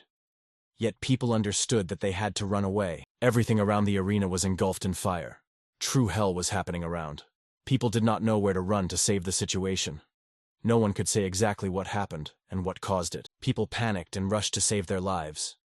Now everyone no longer cared even about what would happen to the great noble who caused this celebration. People only thought about their own salvation, and the great blue noble himself thought only about the fact that his secret warehouses with key energy pills had exploded. The only thing that could have happened was an enemy sabotage. And little Tai turned out to be right. To the remnants of his own guard and loyal soldiers, the noble ordered to set out in search of anyone who had survived. At the same time, it was necessary to find out what exactly had happened in that place. 4 soldiers came to the ruins left from the warehouse. Nothing was visible around. Searching for something under the rubble was also a futile task, so it was worth returning. But from the darkness and dust came the sounds of footsteps. 2 people were talking. One of them emphasized that it seemed they would not be able to escape. The soldiers ordered them to identify themselves and explain what the strangers were doing there. The partner did not consider it necessary to explain who she was. The only thing she told was that the elixir, which the masters present here so desperately needed, was destroyed by her hands. The elder was stunned. He was still gathering his thoughts and trying to understand what had just happened. He felt very unpleasant that someone dared to disrupt his retirement ceremony. He gave orders to the martial arts masters who were still under his command. They rushed at the enemy, trying to defeat him by crowding and get rid of the annoying uninvited guests. But they met the same fate as the predecessors from the Tai clan. The remains of the bodies still hung in the air. The sword blades extended and enveloped the bodies of the opponents. Blood splattered in all directions. Shim was amazed that with one strike the attacker finished off the martial arts masters, who were not just ordinary warriors. They were the ones who deserved the chi energy elixir through their service. And yet the elder remained alone at the moment. He tried to make out those who were hidden in the darkness. Fear began to creep into his heart. Shim just wanted to survive after this evening. 2 silhouettes appeared in the darkness. Clearly, they could not belong to adult men. The thought that the martial arts masters were defeated by girls or simple youths seemed crazy now. Namgun recalled a conversation with his partner. He was curious why she called herself the warrior Kui Men Dok. After all, she could provoke many people with that. The girl was silent for a long time without explanation. Later, she finally answered. The partner said she had been looking for a master since the very beginning when their organization Black Flower was disbanded. But she failed to find any trace of the outstanding master. When the boy told her that Kui Men Dok was now a teacher at the military academy, the girl paid no attention. She simply assured that the man could not be her master. Namgun decided it was not worth spoiling relations with his partner now. Yet the question of whether that man was Kui Mendok did not give him peace. The girl wanted to find the master, and that was all. The problem was also that no one could properly see the leader. He usually wore a mask or hid under a hood, so talking about him being a teacher was nonsense. The only time she managed to see his real face was when the girl accidentally witnessed the master's morning washing. It was then she saw the man's face, as if from a drawing. It turned out that only she truly saw his face in person, and she was very proud of it. However, such knowledge gave her no chance to find the master. The only thing she can say now is that the man at the military academy was a fraud, and he clearly could not be trusted. The teacher turned out to be fake, and this could have been a disappointment for many. The partner explained that such secrecy of the mentor allowed her to use his name to deal with murderers and villains, and no one suspected anything against her personally. The operation with explosive QE energy pills was actually supposed to put everything in its place. The real Kui Mendok could not miss such an opportunity and not come to see the result of her work. Corrections to her plan were made by the meeting with the boy. When she found him on the riverbank in the water, his energy was very similar to the energy of a master mentor. So it was necessary to try. Then she scanned his body and internal energy, and realized that the boy had partially managed to use the coordinate shifting technique, and her partner guessed that Namgun was a clue to finding the master. The boy wanted to tell this girl about something, but he held his tongue in time. He wished she would help find those he wanted to take revenge on for his brother. But the price could turn out to be quite high. To find 2 elders, it was necessary to first find elders who became followers of the demonic cult. The boy also wanted to make a deal so that their help would not be based on mere words. Namgun proposed to the girl to make a deal. According to it, they must be partners. The boy will help her find a master. The partner, in turn, will help him take revenge on the elders for the insults and for his brother. The boy thought that his brother should be grateful to him for the memory. He recalled something from their past life. The guidance and teachings of the elder were useful to him in life, so the revenge was worth it. Now the masters and guests of the ceremony carefully examined these 2 strange guys. They thought that this could be the real Kui Mendok. The master was considered to be this strange stranger in a mask and black clothes. The elder asked not to believe everything that appears before the eyes of the masters and guests, as rumors have long been circulating that the alliance is looking for a fake Kui Mendok who can organize a sect around himself. Some of those present doubted. After all, the master was supposed to be older, as he was considered a veteran of the war with the demonic cult. But in reality, the struggle for people's minds was beginning in this arena. But more than anything, it was surprising that this stranger, who tries to present himself as an outstanding warrior of the past, dared to attack during the retirement ceremony and disregard the presence of a large number of warriors. Finally, one from the crowd could not stand it. The man called to unite efforts and attack the enemy. Together they would definitely be able to handle him. Yet not everyone agreed with him. It was known what these strangers were capable of. The initiative was taken by Mujan, still charged with victory. He clenched the sword in his hands and burned with the desire to avenge his defeat by the sect member from Hainan Island and to regain his authority. Everyone around agreed to this. In fact, some hoped that a personal meeting with these 2 would not happen. So they loudly ordered the fighter to definitely confront these intruders and insolent ones. Chong stood before the opponent. He assured that the latter could not face the new challenger. After all, their duel was still not over. So his opponent did not understand the complexity of the situation in this sacred arena. Namgun recognized Chong. The boy was surprised how he managed to hold out so long, and why he did it. After all, he was not a fighter of the strongest level, yet risked his life for the old man. And enduring 3 fighters was a miracle. Mujan became angry. He forgot that he was fighting for the honor of the elder, so he ordered the young one not to be an obstacle to him. So now they had to settle everything between themselves first and finish the fight. The swordsman again used the technique of demonic chaos. Dark energy swirled around. The chi pill was still working. But during this time, the energy had calmed down and finally returned to normal and did not interfere. Their swords met again. Each movement was impressively precise, almost imperceptible to the untrained eye. The ringing of metal spread in the air as the 2 swords crossed in a lightning-fast contact. The masters, like predatory shadows, mercilessly tested every turn, every chance for attack. Their movements were perfect, each strike the result of decades of training and honed reflexes. and Mujan was stronger. His eyes burned with cold fire. There were no doubts in them, only the desire to win at any cost. The muscles of his body seemed to work twice as fast, and from each of his movements unnatural power was unleashed. The second master, the one who preserved his honesty, seemed, by contrast, slowed down. His strikes looked less precise, his retreats not so fast. He felt his body growing tired, his strength leaving him. It seemed that the battle was soon to end in Chong's defeat. He was losing strength after being wounded. But suddenly, the hand of an unknown fighter stopped the blade of the sword. It seemed to have simply broken it. Namgun intervened in the fight. He broke the sword blade that was meant to kill Chong with a strike of his hand. The boy himself did not even guess what made him intervene in this duel. But this time he saved the fighter's life. Mujon got angry.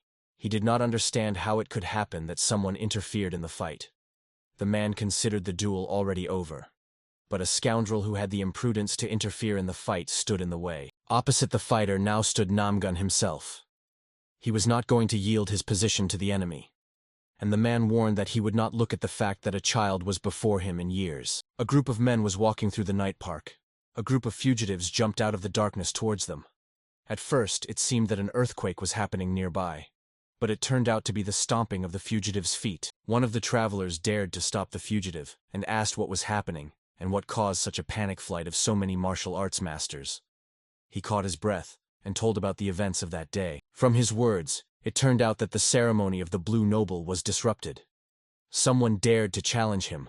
A series of duels took place in the sacred arena. And at the same time, an elixir warehouse exploded. The Blade Master, accompanied by his young friends, decided to visit that place and see with their own eyes what had happened. They felt they might finally come across a trace of the master they were seeking. The old man tried to understand what had happened. He found it hard to believe that someone had dared to disrupt his ceremony, and on top of that, destroy the secret warehouse where the elixir supplies were kept. And he was even more frightened by the prospect that none of the masters who had sworn to protect him in exchange for the elixir could handle the opponent. The mysterious man in the mask was simply tearing the opponents apart. Finally, the stranger in the mask addressed the Blue Nobleman. He ordered the man to repent his sins before the people, for he had been exploiting the spread of the energy pill Psi for his own interests. The old man became worried, but the stranger continued. He assured the elder that if he voluntarily repents and asks for forgiveness and accepts punishment, then he will allow him to stay alive now. Shimbek became angry. In his life, he never allowed anyone to speak to him in such a tone. And here this weirdo stands against him publicly among dozens of present masters and accuses him of this. The old man attacked his opponent. The mana that had been swirling around the elder's hands just now was breaking free. The man activated the ability of the magical palm of purification and wanted to punish the culprit. Scenes from the past appeared before his eyes. Then he was still very young, but had achieved great heights in the art of dueling. His mentor and uncle praised the youth, saying that he would become the pride of the Shim family. The boy guessed that if he behaved properly and secured the support of the Shim clan, he could achieve great heights in his life. So later it would be very difficult to stop him from ascending the mountain. Even then, Shimbek was noted for using his position. He demanded things he liked from his peers. And even when one time the boy said he would not give up the item because it was a memory of his parents, he did not stop. Shimbek hit the boy and took the item. Before that, he mocked him and assured him that in that case the item would become much more necessary to him. From such moments began the life of the future elder. When his interests remained unsatisfied or someone tried to oppose him in open confrontation, the boy always hid behind the power of his clan and resolved everything by force. Often the elders who disapproved of such behavior tried to punish him for this. Yet the boy only pretended to be obedient and loyal to his clan. In reality, he was waiting for the right moment. The clan elder once promised to hide the boy's deeds from the public. But at the same time, the boy himself would need to take all this more lightly and not do foolish things. After this conversation, Shimbek made conclusions. But they did not quite coincide with what his mentor and clan leader had in mind. The boy decided that he could continue further, but he must not get caught. A turning point was one situation when Shimbek remembered the elder's order and did not take the item from his peer. On the contrary, he handed the pipe to the boy and assured him that he would not take it away. The boy tightly gripped the thing that was returned to him. He was glad that everything turned out that way. But he could not understand what exactly had happened, because Shimbek had never behaved like that before.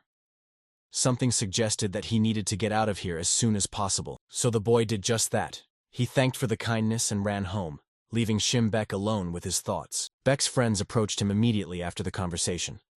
They were guys who had a bad reputation in the village and were ready to do a lot to earn money. They asked Shimbek what to do with the boy. Shim ordered to catch up with the boy and break not only his favorite thing, but also several limbs of that boy.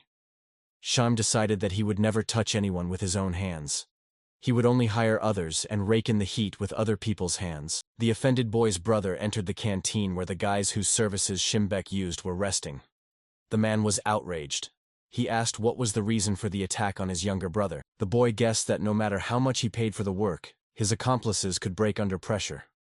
So he asked the elder to calm down, as a mistake could have happened, and innocent people suffered. But the man was not going to calm down.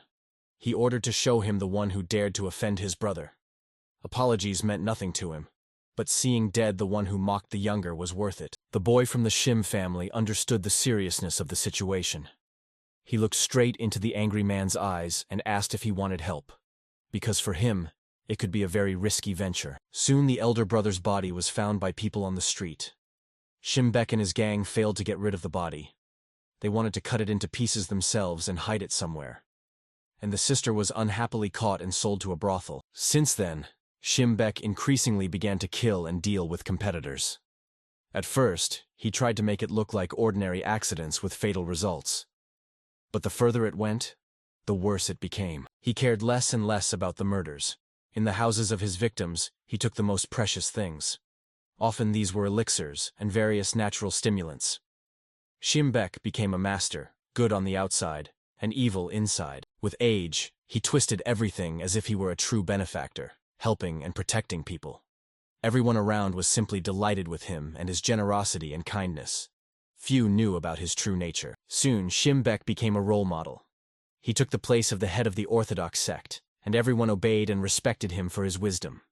His influence grew stronger over time, and penetrated deeper into people's hearts, and now he did not know how to act with the opponent. Until this moment, he had always either chosen a weaker rival, or used elixirs. But the chi energy of the stranger was stronger than his even with pills. The old man thought for a moment that before him could really be Qui Mendok.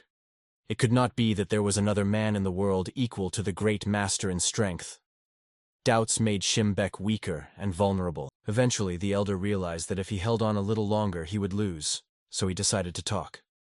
He was interested in whether the opponent really belonged to the Black Flower organization, which gathered the strongest masters. Everyone around was whispering. Believing in the existence of this organization at the moment turned out to be quite difficult. After all, it was rumored that all its members were completely destroyed during the war with the Orthodox demon worshippers. The old man guessed that now many would begin to doubt. And the stranger himself could tell a lot. Shimbek emphasized that this fighter's style was more like a follower of the demonic path. The elder threw away the pill balls and ordered the fighters not to let the demon in human form attack him. That would be a shame for all of them and deprive them of the opportunity to advance further in their lives as fighters and masters. The man ordered to immediately take these pills and put an end to the demonic followers. The issue needed to be resolved once and for all. Before the fighters was clearly an evil man, and there was no reason to delay. Fortunately, there were still fighters and warriors who doubted whether it was worth taking the drug to fight.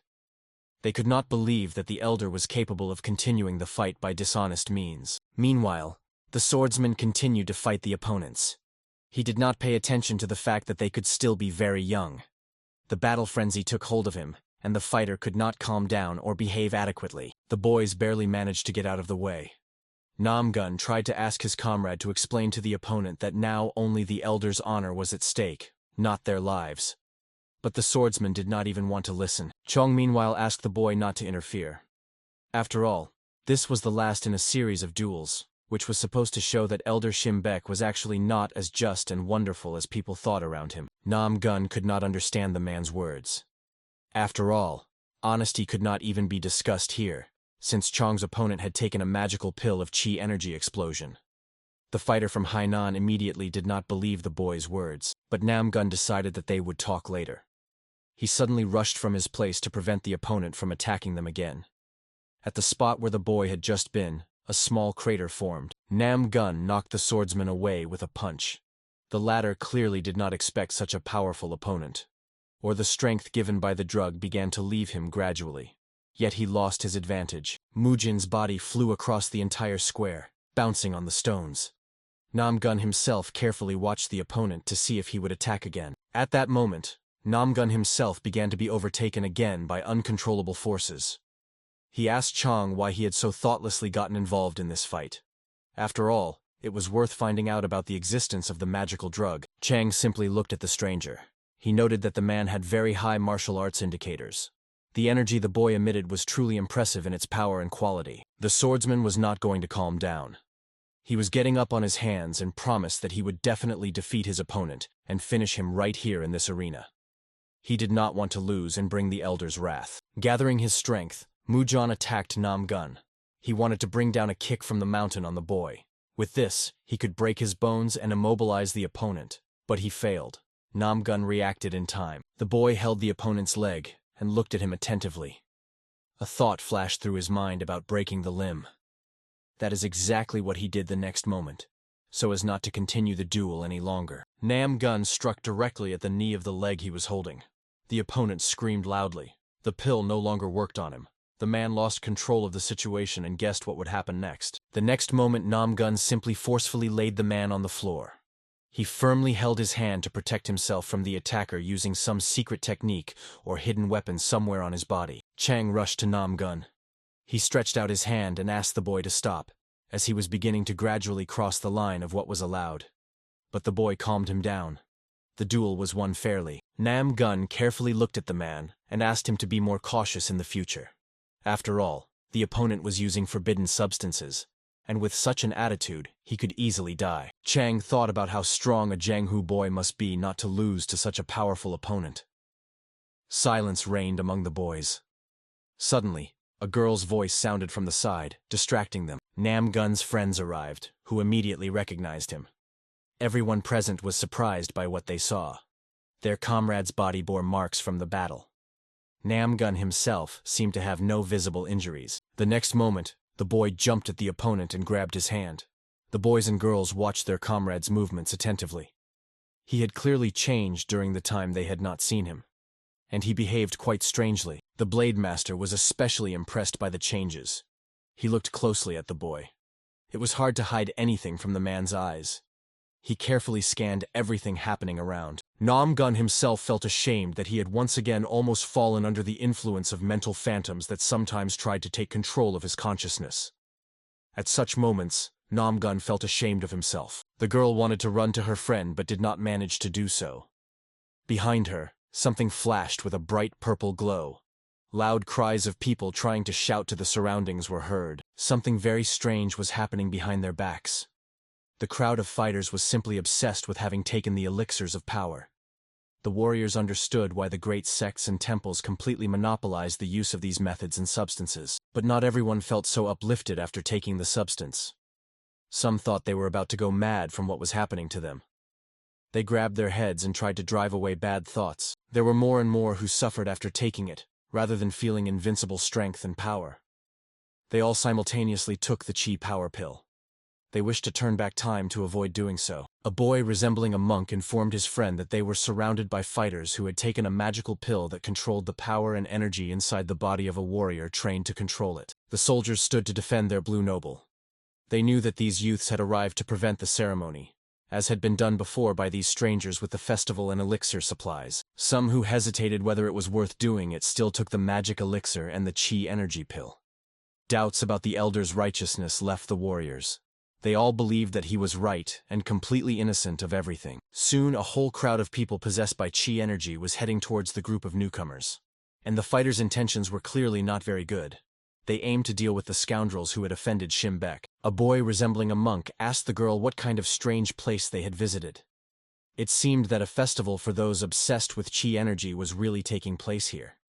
It was worth getting out of here as quickly as possible. The Blade Master took command. He gathered the youth around him and ordered them to be cautious in this battle. The enemies attacked from all sides. They, of course, hindered each other more than they helped. The group of newcomers launched an attack. They repelled the assault of those possessed by Qi energy. Human bodies flew everywhere.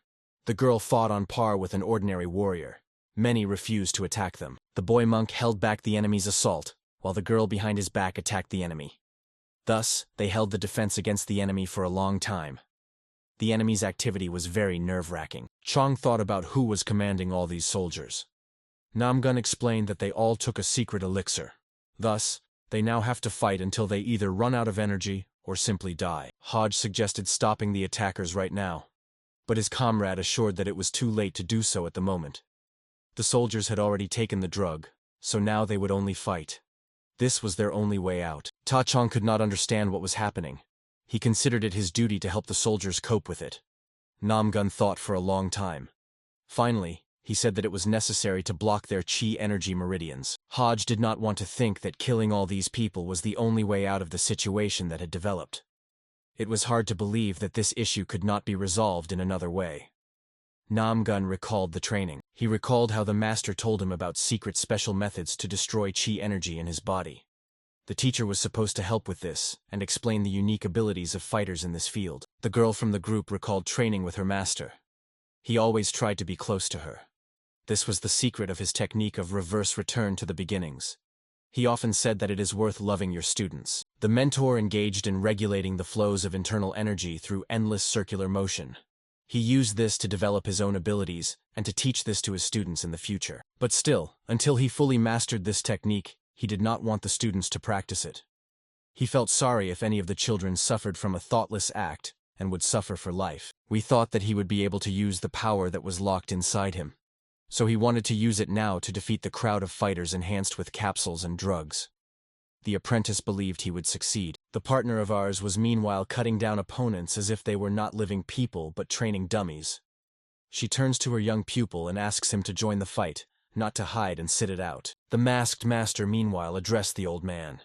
He promised that once he dealt with those cursed fools who used the drug, he would take care of the leader of this evil army himself. The partner emphasized that if Shimbek belonged to some normal sect or group, he could have been left to the mercy of fate for his vile and insidious deeds. The elder was angry. The old man found it hard to believe that this one fighter could so easily handle the fighters. They were, of course, much less trained than he was. However, they were enhanced by the effects of pills and drugs. Meanwhile, the mentor continued to anger the elder, trying to provoke him. He emphasized that Shimbek was actually very cowardly and did not deserve to be called a great elder and noble. The last straw was the appeal stating that the blue noble no longer had the blue clothing that alone supported his status. Moreover, the elder was powerless even with the use of a pill. Nam Gun Min told the interlocutors that this time his younger heir would participate in the competition. Everyone around wondered how such a small child would take part in the contest. Nam Gun Cho was indeed small. However, he had long been called a genius. So now he had to prove to everyone around that they were not mistaken and that he met high standards.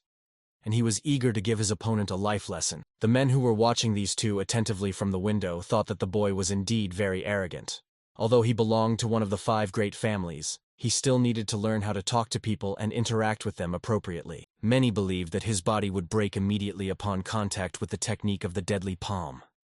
Even the fame of this boy would not help him defeat skilled, strong warriors in the arena. The young man looked at the Namgun family and thought that it was worth teaching the boy a lesson before the competition began. Although he belonged to an ancient famous clan, he could not be allowed into the arena. Shim Bek, who was the young man in blue clothes, believed that it was worth involving his subordinates for this.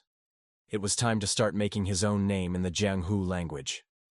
So soon, there would be work for the guys. The boy hinted that he did not wish harm to this boy. However, he considered him unworthy to fight. After all, then he would become even more proud and begin to mock and treat everyone around quite arrogantly. His subordinates still did not understand what their master really wanted. Meanwhile, they were already sitting at the table discussing that their master should finally become a man. And no one but him would win the contest. Everyone around met this proposal with approval. They all wanted the young master to show himself and make it so that their sect also had a true dragon. The men raised mugs and glasses in his honor. Shimbek himself took this not very seriously. He wanted to show himself, and until that moment, he had never been able to stop himself from getting what he so desired. Finally, the selection for the contest began. The young representative of the Namgun family defeats his opponents and gains further admission. Opposite the boy on the floor stands an opponent who treated this stage of the trial lightly. It was then that Shimbek felt that strange feeling he had never encountered before. He lost to this boy so easily. And now his comrades could not come to his aid. The boy wanted to cry and sink from anger. The young Namgun impressed Shimbek. The boy's movements were precise and calculated. A feeling of helplessness possessed his opponent from the very beginning, as he could not even touch the boy with a finger. Namgun was truly the genius everyone around considered him to be. His level even now impressed experienced masters. He was predicted a very good future and fame as a strong warrior and just soldier. After the fight, the boy extended his hand to his selection partner. He asked the boy to forgive him for smearing his clothes and damaging them in some places. These words struck Shimbek. They sounded humiliating. Even then, the boy harbored a deep grudge against his opponent. He swore to take revenge on him for the shame and humiliation. It seemed as if his internal organs had gathered into a tight knot. He wanted to sink through the ground. The boy felt embarrassed that Shimbek was looking at him like that. He did not want victory at such a cost, but his humanity cost him dearly. At that time, he did not know what consequences that day would bring. The wounded boy lay on the ground. Blood was flowing from his mouth. The young man tried to get up, but his strength was leaving him. He only wanted to find out whether his comrade would really leave him like that, and why he had treated him that way. The boy wiped his hands with a rag, looked carefully at the defeated comrade, and asked if his friend had regretted it then. That day he seemed not to have asked himself that question. Now the time for reckoning had come. In front of Shimbek lay the bodies of several more young men. He dealt with the young masters. After all, defeat in the selection had haunted him all these years. The pain that he would not be able to rise above Cho did not give him peace, and he was even angrier when he thought about the existence of other masters who were much stronger than him. So he would dedicate his life to avenging them and remaining the only famous fighter. From now on, the young man made a decision. He will become a great blue noble and start his life anew. No one will know about his deed, and he will remain a secret. To hide evil and show his good. From now on, his goal. This time the old man again recalled events of the distant past when he threw away his dirty clothes and turned into someone else. And even more vividly surfaced in his mind was the thought, a memory of the events at the competition selection. The partner thought about how she should get out of this place as soon as possible before everything gets much worse. Now she had unsettled the old man, but he would soon gather his thoughts and attack, and the blue noble was currently examining his hands. Anger and rage began to overwhelm him. He considered himself a personality admired and feared by everyone around. He was the leader of an orthodox sect. The partner thinks that the old man is losing his mind. She did not even suspect how deep layers of consciousness were touched. And Shimbek recalled his childhood years and burned with rage and helplessness. The impossibility of revenge. He shouted angrily and asked how such kids could now ruin such an important farewell ceremony with his fans. He believed they were trying to destroy and take away everything he owned. The old man made the only decision he thought was right. He would use the magic pill. At this moment, it was the adequate solution in his view. Today, he must win at any cost. Energy spread from the old man like a whirlwind that could scare a lower-level fighter. But it made no impression on Namgun's partner. She rather felt sorry that the elder had stooped to such a thing. But this also meant that there were no more pills left. And one could kill the old man with a calm heart and get rid of the evil he could continue to spread. The girl also activated her energy. The old man attacked. He heard thoughts about the girl's intention to kill him.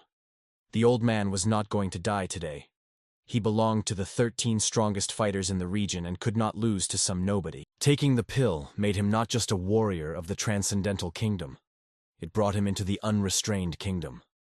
Blows rained down on the mysterious stranger at a speed hard for a fighter to imagine. Yet over time, the situation evened out. The girl pointed out that she was personally at the initial stage of this kingdom. So soon their powers would finally be equal. This angered the old man even more. He did not even want to think that he had equal chances with the unknown fighter. Shimbek was losing control of himself from anger. This was exactly what was to be feared. Thus, he could not concentrate on the fight. The partner took advantage of this. She reached out to the man's chest and activated a skill that was supposed to end this duel. Shim did not immediately realize. He did not even have time to close himself, for which he paid. The elder was thrown away. Blood splattered from his mouth. He spread his arms and legs wide. At that moment, he thought that such a thing was previously considered impossible. He could not stop the opponent even after taking the pill. The opponent believed that although the energy level was the same, its quality was completely different. And nothing would ever change because of this. The elder would never reach the level of higher mastery. It was hidden from him forever. The elder tried to get up from the floor. He was overwhelmed with emotions. He was afraid, ashamed, and very angry.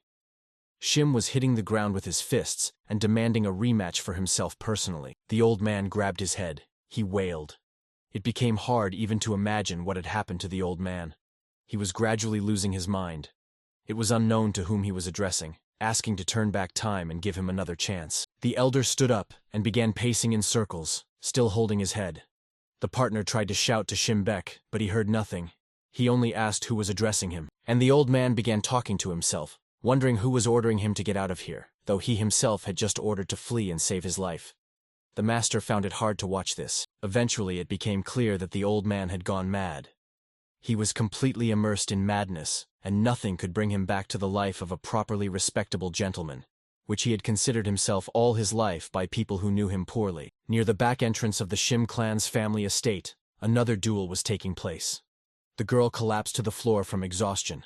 She was stunned by the skill level of their new opponent. He was too strong for her and her comrades. Bodies of people lay around. An unknown master in a mask carefully watched what was happening around. He saw no threat from anyone. Everyone lay motionless before him. Someone lost consciousness. Someone was just pretending. Finally, the stranger stopped over the girl's body. He felt a unique energy from the girl. He had seen something similar once, but he simply could not believe that he had met it again now. Yet curiosity prevailed. An image arises in his head that he had not encountered for a long time. The situation was gaining momentum that he had never even been able to predict before. It was becoming more difficult to control the situation. Namgun's partner stood over the elder, who still had not come to his senses. And it was hard to believe that this would happen. The cause could have been the chi energy that had gotten out of control and destroyed the old man's spirit. A blue-colored bullet tore him away from his thoughts, flying past him at tremendous speed, nearly injuring him. Still, blood splattered from the wounded shoulder. Only one master could use this technique. The girl tried to press the wound with her hand. She was waiting for the one who tried to finish her off in this way to appear. But the enemy stayed somewhere in the shadows and did not show up yet. Finally, he came out. The master's river blazed blue. The girl wondered why this idiot was here now, and the opponent was getting closer and closer. This meeting could be a turning point. The stranger was about to generate a new lightning bullet. His figure was clearly visible against the night sky. It was hard to imagine what would happen when the power overwhelmed the old man, and he lost control of himself. The Blade Master even distracted himself from the fight to look at the mysterious stranger who so skillfully formed energy bullets and threw them. This opponent became the #1 priority for everyone. Suddenly the stranger dashed off with a lightning move. It was hard to track where he would direct his attack this time, but soon, everything became clear. He decided to take out the most likely dangerous opponent from the fight. The stranger attacked Namgunmi's partner, who barely avoided being hit by the enemy's energy sword. The girl was confused and somewhat tired from the fight with the fighters, and the elder himself. The girl managed to fend off the enemy's attacks. Their movements merged into a single field of energy and mana. The enemy's strikes were very fast and rained down on the girl like hail. The opponent's power also exceeded the ordinary. The opponents finally recognized each other. The partner named Black Plum Flower asked the opponent named Black Orchid what exactly brought him to this place today. The girl asked, "Could it be that the Black Orchid managed to find a new master? After all, he rarely acted independently. Coming here was hardly an act of his own thought and will." Their hands met halfway to the goal. Both used the same technique. It was clear that they had known each other for a long time and were very well versed in the techniques used by their opponents. It was precisely thanks to this that the girl managed to jump away in time from the beam of energy that burst from the index finger of the Black Orchid. It was a devastating technique that was forbidden to be used in many cases. The partner was not going to go headlong this time. She wanted to resolve the issue voluntarily, and so she attacked the enemy herself. He clearly did not expect anyone to manage to avoid his signature technique. The opponents clashed again in battle. The Black Plum Blossom decided to attack from the air. It moved around the opponent, trying to unbalance him. Moreover, it made it harder for him to use destruction techniques, but he already guessed how to immobilize the girl and end the duel. He activated the bullet on his pinky. This was supposed to be the decisive blow for today. The Blade Master immediately guessed what his opponent had planned. He rushed at him with a speed that was pleasantly surprising.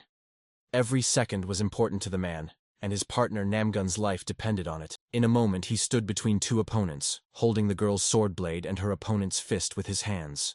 Thus he stopped their fight and ordered them to wait, as some details needed to be discussed. Both opponents looked at each other carefully and silently. They were thinking about what to do at the moment. Neither of them wanted to continue fighting now. So they decided to listen to the Blade Master. He looked slyly at both and asked if he would be mistaken to ask if they had ever been friends, since it was clear they knew each other quite well, and whether he was right to intervene in time. The stranger looked at the man. He called him a Stormblade, which meant their once-forgotten acquaintance. The man replied that they now act without need and simply waste their strength in vain. The man emphasized that if these two do not stop fooling around now, he will be forced to deal with them as one should with children.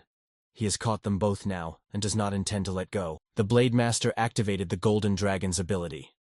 He turned out to be not as simple a fighter as he seemed at first glance.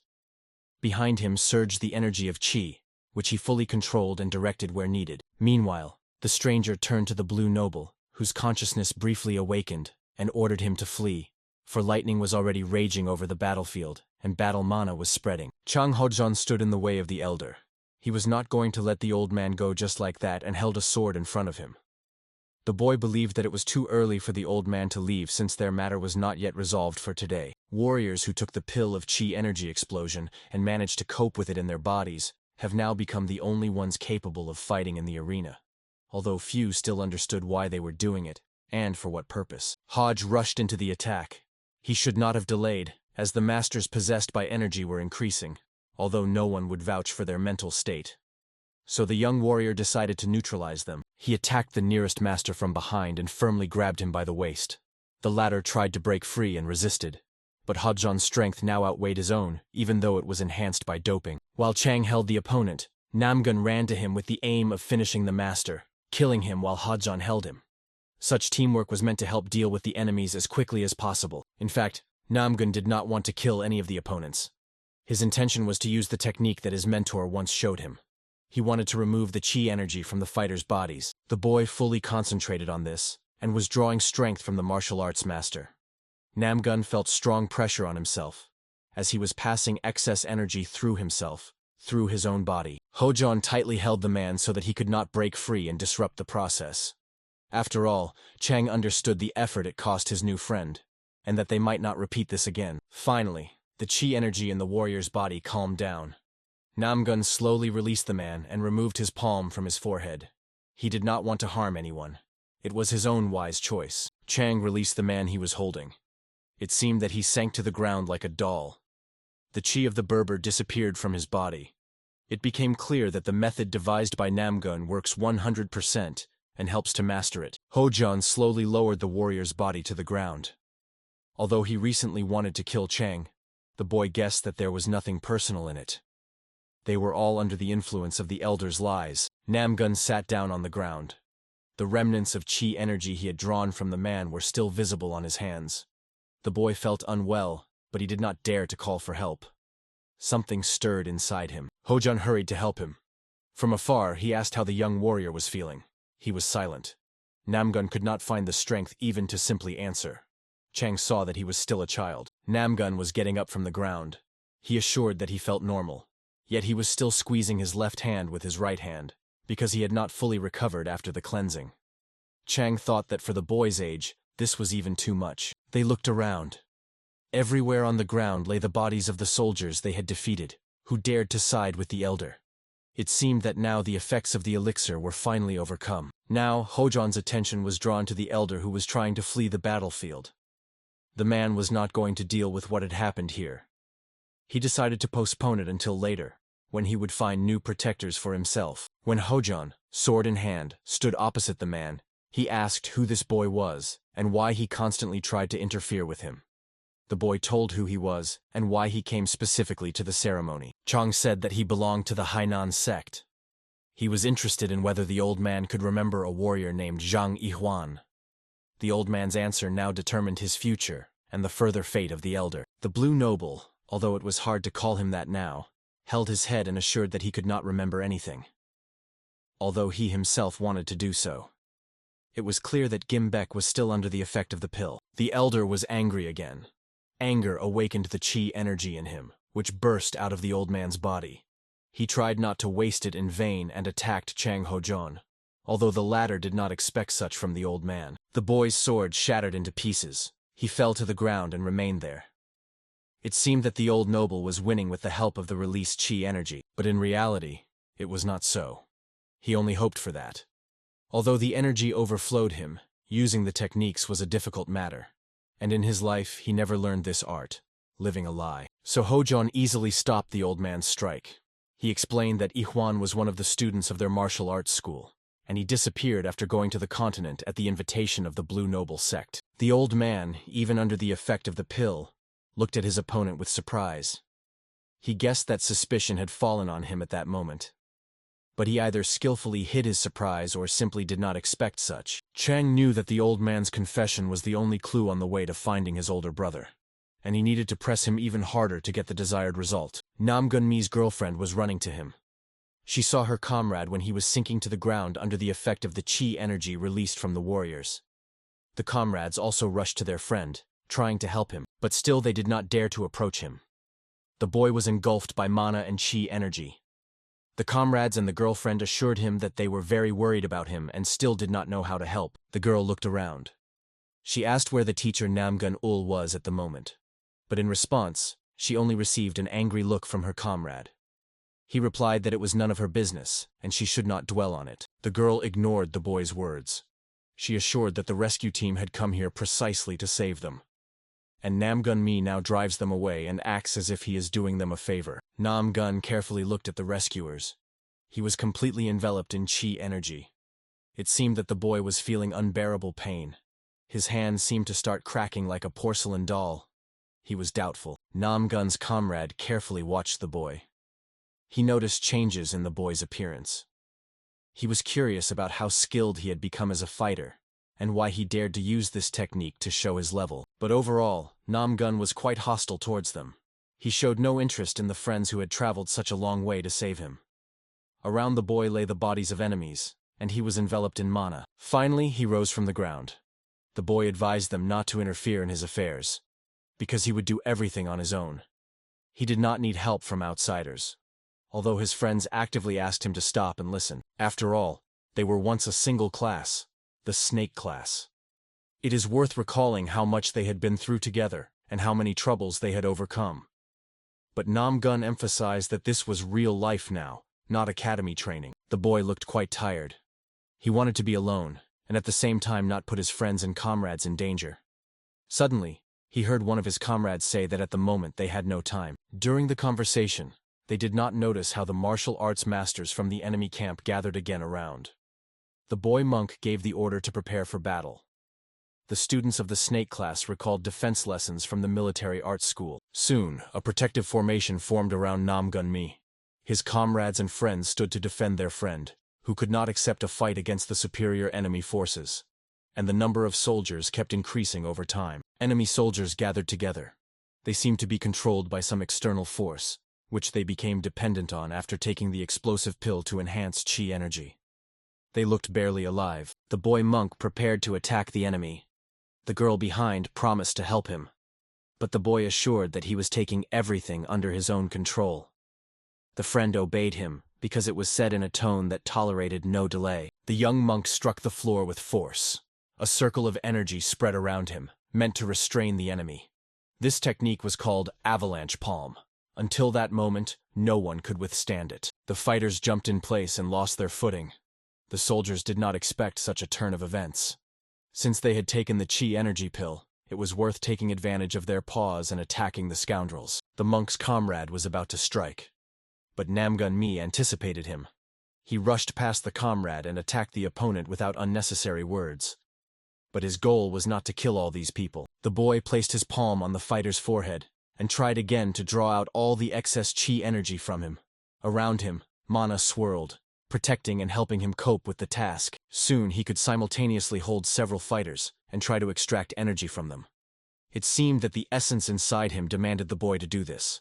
Not mercy, but precisely thirst for it. Friends anxiously watched what was happening. It seemed that they should not interfere in what was going on around. Their help at first glance was not needed by the boy. Meanwhile, Namgun absorbed energy into himself. He did it just as Kui Mendok once taught him. In this situation, the resemblance to the teacher became increasingly obvious. But something demonic flickered in the child's image. The girl understood what her comrade desired. She called on friends to help cope with this. So now their whole company had to go to help the comrade and protect him from a side attack while he was busy. Finally, Namgun stood next to the girl. At first glance, it seemed that everything was over. The girl guessed that it would not be resolved so easily. But a situation arose when it was worth listening to the comrade. Then what no one could even imagine happened.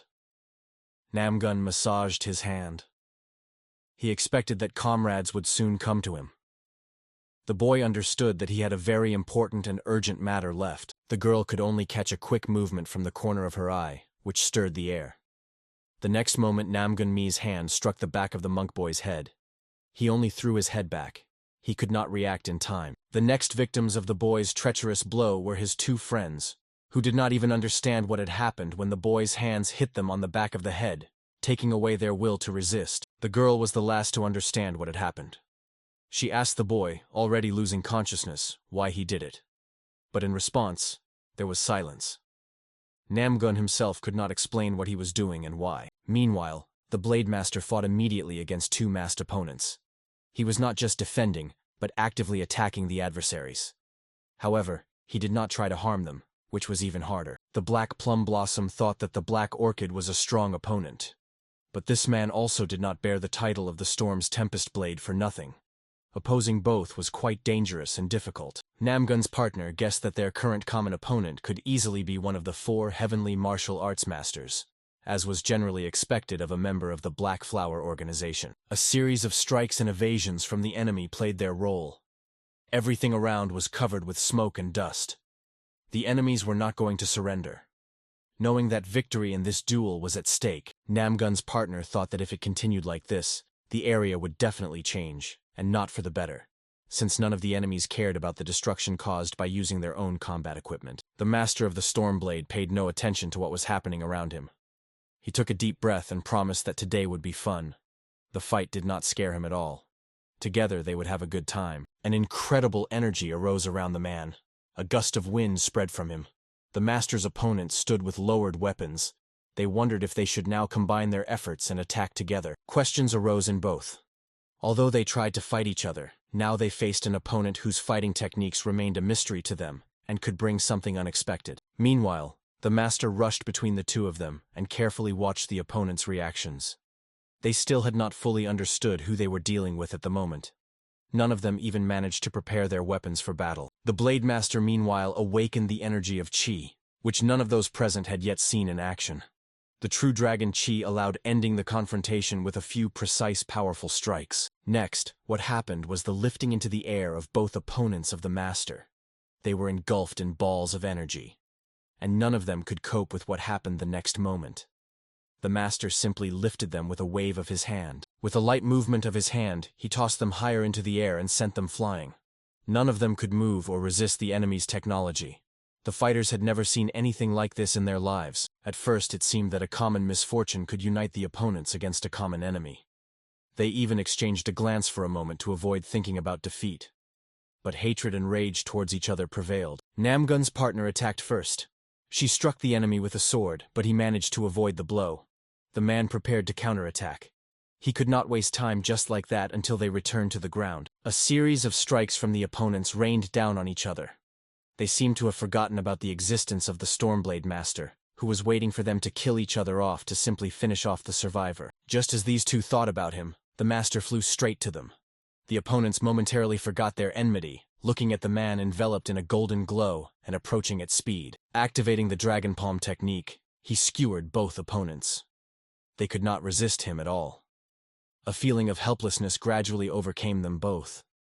The idea of uniting did not seem so absurd. The master only watched as the opponent flew into the ground with force and exploded at that spot like meteors that fell to the earth. After that, the duel usually simply ends with his victory and capitulation. Namgun's partner was coming to her senses. She thought the fight with the Black Orchid was too much. But when the Stormblade Master joined the fight, she thought that was too much already. The girl thought that it was worth retreating in this situation. She looked at the sky with fear, from where the enemy was supposed to appear. who would definitely try to finish off her and the Black Orchid. Black Orchid also tried to regain consciousness after this powerful attack.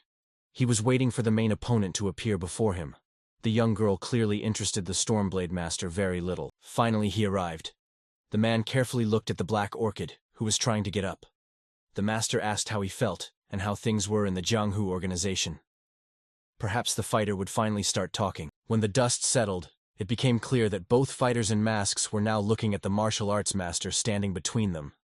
They could not believe that the Stormblade was interested in the organization's affairs. Black Orchid asked why it was so important for the master. After all, he belonged to a sect that did not participate in the confrontation with the sects of followers of the demonic path. However, the master remained silent for a while. He addressed his interlocutor with the question of whether he had understood his question from the very beginning. And as long as these two remain in such a position, he will speak only from his position of strength. The master was truly curious about what could have happened for two Black Flower warriors to be against each other and fight so fiercely. That could be found out later, but now he awaited an answer to his question. Black Orchid finally answered. He wanted to activate his equipment and attack. After all, such an opportunity had now arisen. He replied that he was not going to respond to some stranger. A beam of energy burst from the fingers of the Black Orchid. He gathered all his strength to punish that ignoramus and insolent person. Remnants of earth and dust hung in the air. The Blade Master became completely invisible. The master managed to dodge the enemy's attack. He jumped aside, amazed at how quickly the fighter recovered. This could mean that he possessed information that was not supposed to reach outsiders. The man stopped just in time. Before his face hovered the blade of his partner, Namgunmi's sword. The master realized that his opponents had indeed decided to combine their efforts and deal with them. The black plum flower hung in the air above the Stormblade Master. The girl ordered to get out of her way because she would be the first to question the orchid for the necessary information. The man closed in time. The sword blade flew past. He prepared to catch the enemy's weapon to close the distance and move to close combat, where his technique became much stronger. The Blade Master grabbed the enemy's swords and spun the girl around. She could not stop the opponent's counterattack. The wild dragon whirlwind never failed the Stormblade Master. The Black Orchid heard the defeated enemy addressing her. The man was curious why she was still trying to find the squad commander. But the girl decided to remain silent. She did not consider it necessary to respond. She herself believed that the man betrayed his commander despite the oaths and promises to serve faithfully and truthfully. But after he betrayed, he switched to the enemy's side and tried in every way to harm the allies. The girl attacked the former ally. She launched the attack suddenly. No one expected it. The balance of forces and opponents on the battlefield changed very quickly. Yet the Black Plum Blossom attacked as if from the sky. Using the three-finger technique of the divine power of infinite killing, Black Orchid deflected the attack. He met the enemy's sword tip in the air, and this simply threw the girl far away. Blood splattered Namgun's partner. She expected such a turn of events, but after the Blade Master's attack, she believed her main rival was incapable of resistance. She miscalculated. She became afraid. Black Orchid assured that there was no more room for weaklings in the Black Flower. After all, he became the new commander of the organization. He began to create his own structure, which was different from what existed. She was interested in listening to the enemy's boasting, for from it, the girl learned that the Black Flower had been reorganized or simply changed its structure. Perhaps if angered, the enemy would reveal even more about its plans. Suddenly, the master of the Stormblade himself pounced on the Black Orchid. He ordered not to stop but to tell more. After all, this information would be useful to him, help in the search, and orient him in what was happening. The master's fist reached the mask of the Black Orchid. Part of it chipped off and fell away, revealing part of the traitor's face. He looked surprised, as no one had ever managed to do the same to him before. For a moment the master stopped. This look reminded him of something. Although the man refused to believe what he saw until the very end. He seemed so familiar and close to him. This added determination to act to the man. He used the secret index finger technique, but the opponent also activated his abilities. The rivals met together in a deadly duel. Energy was swirling around. The atmosphere was tense. Everyone breathed deeply as if sensing the energy around them tightening. This was not an ordinary duel. Unique techniques were being used here. The mighty strike of the Black Orchid cut through the nearest rock to him, slicing off the mountain's cap. The Blade Master miraculously escaped this attack. The girl stood aside and just watched what was happening right in front of her. Energy was swirling around, stones were falling. The master attacked the opponent, trying to shut his mouth so he would not reveal the secret. The master of the Stormblade emerged from darkness and dust. He assured the Black Orchid that continuing their fight could change the surrounding landscape beyond recognition. Either they must stop or resolve the matter as quickly as possible. The Blade Master himself believed he was activating his most powerful techniques. He used up all his own chi energy reserves, unlocking for himself the 5th level of the Dragon Path. He learned this art in the secret sect Kanrenmun. It is there that fighters practice opening and ascending to a higher gate level to unlock their own abilities. The limit for fighters is the 6th gate of knowledge. The master himself possessed the 5th level, and Namgun's partner now guessed that soon she would see the true account of one of the heavenly masters. It was equivalent to observing a captain. The master of the Stormblade released all the energy available to him. He activated the Dragon Strike, and the arrow of fire approached the Black Orchid, risking simply burning him on the spot, leaving no trace. Around raged a true flame of fire. No one could survive in this hell. The master himself hoped for exactly this result. It was time to finish fighting this scoundrel. When the smoke cleared, the man carefully surveyed the area around. He could not see the body of his opponent anywhere. The probability that he managed to escape was approaching 0. Yet there was still a percentage of doubt, but soon he found him. The Black Orchid was beaten and looked quite humiliated. He stretched out his hand in front of him. The man emphasized that this was exactly how he imagined the outstanding master and his techniques. The girl followed the master of the Stormblade. She heard about the new Black Flower clan, about the new clan mentor. It all began to surprise and unsettle her. She was also interested in what the man had planned. Looking at the beaten yet still alive Black Orchid, the master thought about the level of fighters in the secret organization led by the man. After all, surviving such an attack was beyond the strength of an ordinary warrior. The Black Orchid thought that Shimbek had probably already fled. There was no reason for him to stay with these two. He had nothing more to do with them.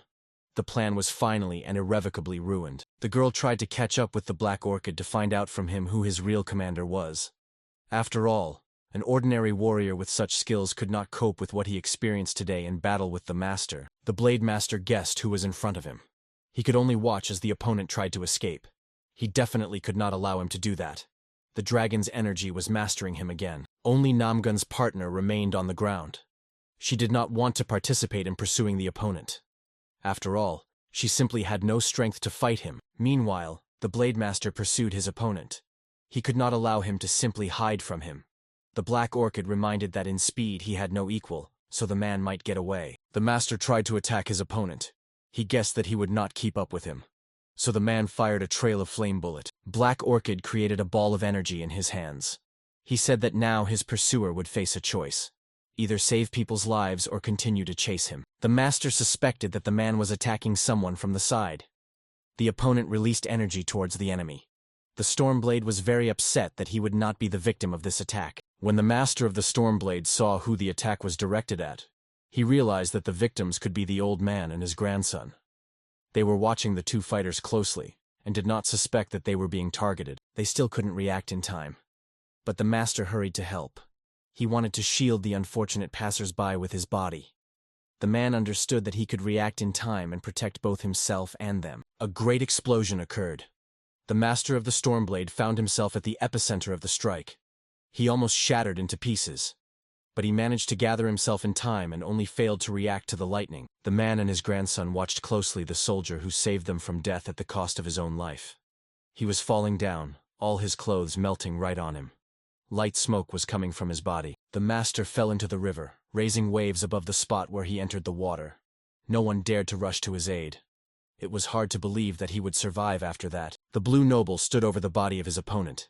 He was waiting for Chang to surrender and let him go. But the boy wanted more than anything to find out what happened to his older brother and who was responsible for his death. Shimbeku was tired of listening to all this. He raised his foot over the poor man, trying to crush him. He was no longer going to listen to all this from Hojo, who had already ruined his ceremony. Chang endured blows and beatings. The old man laughed. He emphasized that the Hainan sect reminded him of something funny from his youth, and now he will tell about it to intensify the suffering of the poor fellow. The man said that not long ago he met a guy very similar to Chang. He was just as stubborn. And when it came to the test, he turned out to be quite strong morally. He was handed over to the followers of the demonic cult, for it required sacrifices.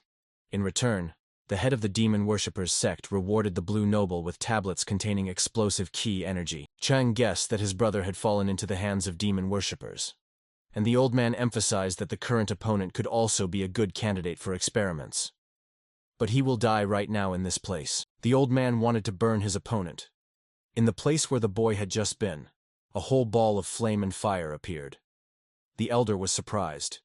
He wanted nothing more than to destroy this scoundrel. Namgun stood up to defend the boy. He was still holding two spheres that blazed in his hands. The boy asked if he had heard correctly that cult worshippers were involved here. He felt fierce hatred and malice towards them. He immediately recalled two old demon elders who killed his brother. They were called the Bloody Demon Twins, exactly as Namgun imagined them, and he felt they were the sources of the explosive CI pills. The boy attacked the old man. He demanded that he tell him the whole truth about the demonic cult. Shimbek did not know how to properly deal with this. His strength was leaving him, and he was weak and uncertain in his technical skills. The old man was not going to endure beatings from this scoundrel. He attacked him in response. After all, he wanted to teach him good manners and show that it is not worth immediately throwing insults and disrespecting elders. The old man's strikes were quite powerful. Namgun realized that no matter how skilled his current opponent was, after taking the CI pill, he had overcome the limitations imposed on him by his physical shell. Chang wanted to come to help. He said he had an important matter for the old man. After all, he still told little information about his older brother. But Namgun asked him not to interfere. After all, he only got in the way. Meanwhile, Gun was thinking about how to act next. After all, with his current skills, he was no match for the old man enhanced with doping. Events from his past life came to mind. He did not want a repeat of a similar scenario. Once he stood the same way before his current partner. Then he also came to her out of the understanding that he did not have enough strength for revenge. He asked her to teach him and prepare him for the next confrontation. The girl then told about belonging to a secret organization called Black Flower. It was a covert military organization of the Alliance. However, it specialized more in covert assassinations. After that, long training sessions began. The fights were quite serious, as it was worth doing them under real combat conditions. The girl emphasized that they must also react to rapidly changing conditions. When the boy found himself in a difficult situation with the sword near the Adam's apple, the girl emphasized that avoidance was not a good way out of the situation. Every attack has several steps, and it is worth knowing them to counteract. To be a normal fighter, it is worth learning to anticipate the enemy's moves in advance. And for this, you need to have flexible thinking and be ready to react to rapid changes in the situation. Already after this, it is necessary to learn to combine various types of movements and techniques.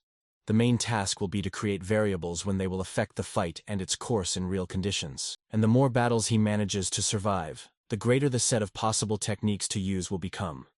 It is only necessary to learn to combine experience and skills inherent to different situations and opponents. The girl thought that it would be difficult to retrain her new student to use new techniques, because when he initially trained to master the fist, learning to master the sword was very hard. After she taught him from the very beginning to use techniques of change and imitation of the opponent's techniques, he learned a lot even from his opponents.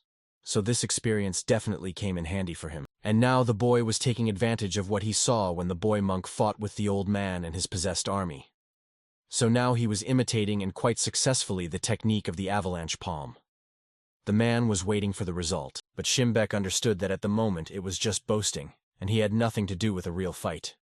So now he would use the palm cleansing technique. He had nothing to lose. Demonic techniques never failed him. And the teachers did quite a lot so that the elder had the opportunity to defeat opponents and make new material for research out of them. The current opponent turned out to be quite fast for him. Namgun used speed techniques that he had seen before in his other opponents. This greatly surprised the old man and made him nervous. Namgun used reverse gear technique. He released a whole bundle of energy at the enemy. The fire struck the elder directly from his hands. It seemed that he definitely would not withstand such an attack and would surrender. The boy carefully watched the consequences of his attack. At the spot of the fire beam in the ground was a whole track left by the energy. He wanted to believe that the end of this confrontation had finally come. The old man was nowhere to be seen. Namgun looked carefully around. His opponent was nowhere to be seen. But the words of his mentor echoed in his mind. She emphasized that even after the fight, one must always remain attentive and cautious. The girl also always taught to search for the enemy's body after the fight to make sure he is completely defeated, and no one will strike you treacherously and cold-bloodedly in the back. So now, no matter how exhausted Namgun felt, he decided to go into the darkness and dust to find Shimbek's body, and make sure the elder would no longer carry out his dark deeds. The advice to the partner was needed this time more than ever. A purple bullet flew out of the darkness. It was concentrated chi energy, which someone had launched at the boy. He barely managed to dodge it. The bullet did hit the boy in the shoulder. He narrowly avoided a more serious hit purely by chance, as he did not think the enemy was still capable of defending themselves. Moreover, he was even ready to go on the offensive against the opponent. The old man looked carefully ahead. Very little of the noble's grandeur remained in him. However, now he was gradually beginning to show his true nature. He emphasized that he was mistaken in taking the young one for a beginner. But the biggest problem for the old man was the voices in his head. He did not want to obey them, and they all ordered him to run away. But Shimbek was not used to doing that. He had never in his life simply left the battlefield. Eventually they fell silent. Namgun felt a little sorry for the old man. But knowing what he was capable of and how much misery he had brought to people during his life, the boy decided not to pity him or think of any mercy. A moment of hesitation cost Namgun dearly. The elder launched a lightning-fast attack. He pressed his hand against the boy's face. The man shouted loudly. He accused the boy of ruining the ceremony. The elder insisted that because of the boy and the one he came with, the ceremony of returning the old man to normal life was completely ruined.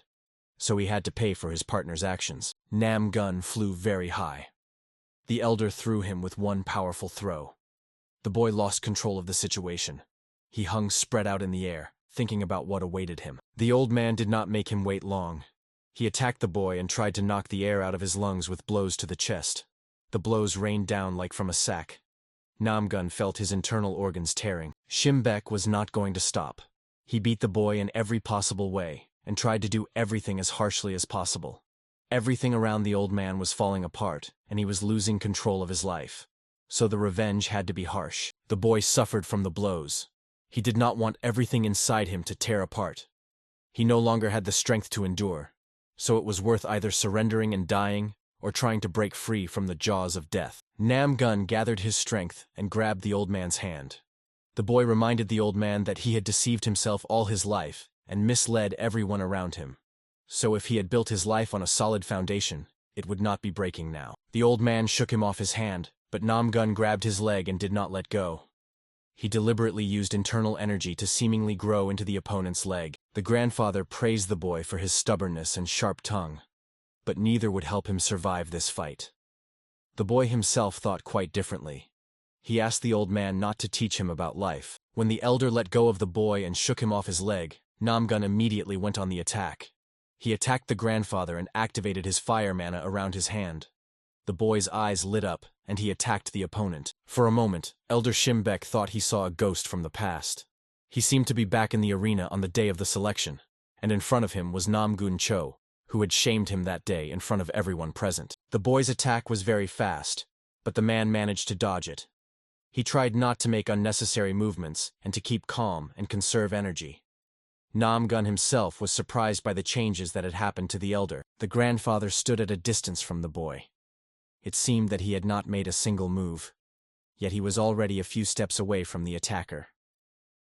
Shimbek asked if the boy was from the Namgun family. This was a strange question for the boy. The old man told about that day at the competition.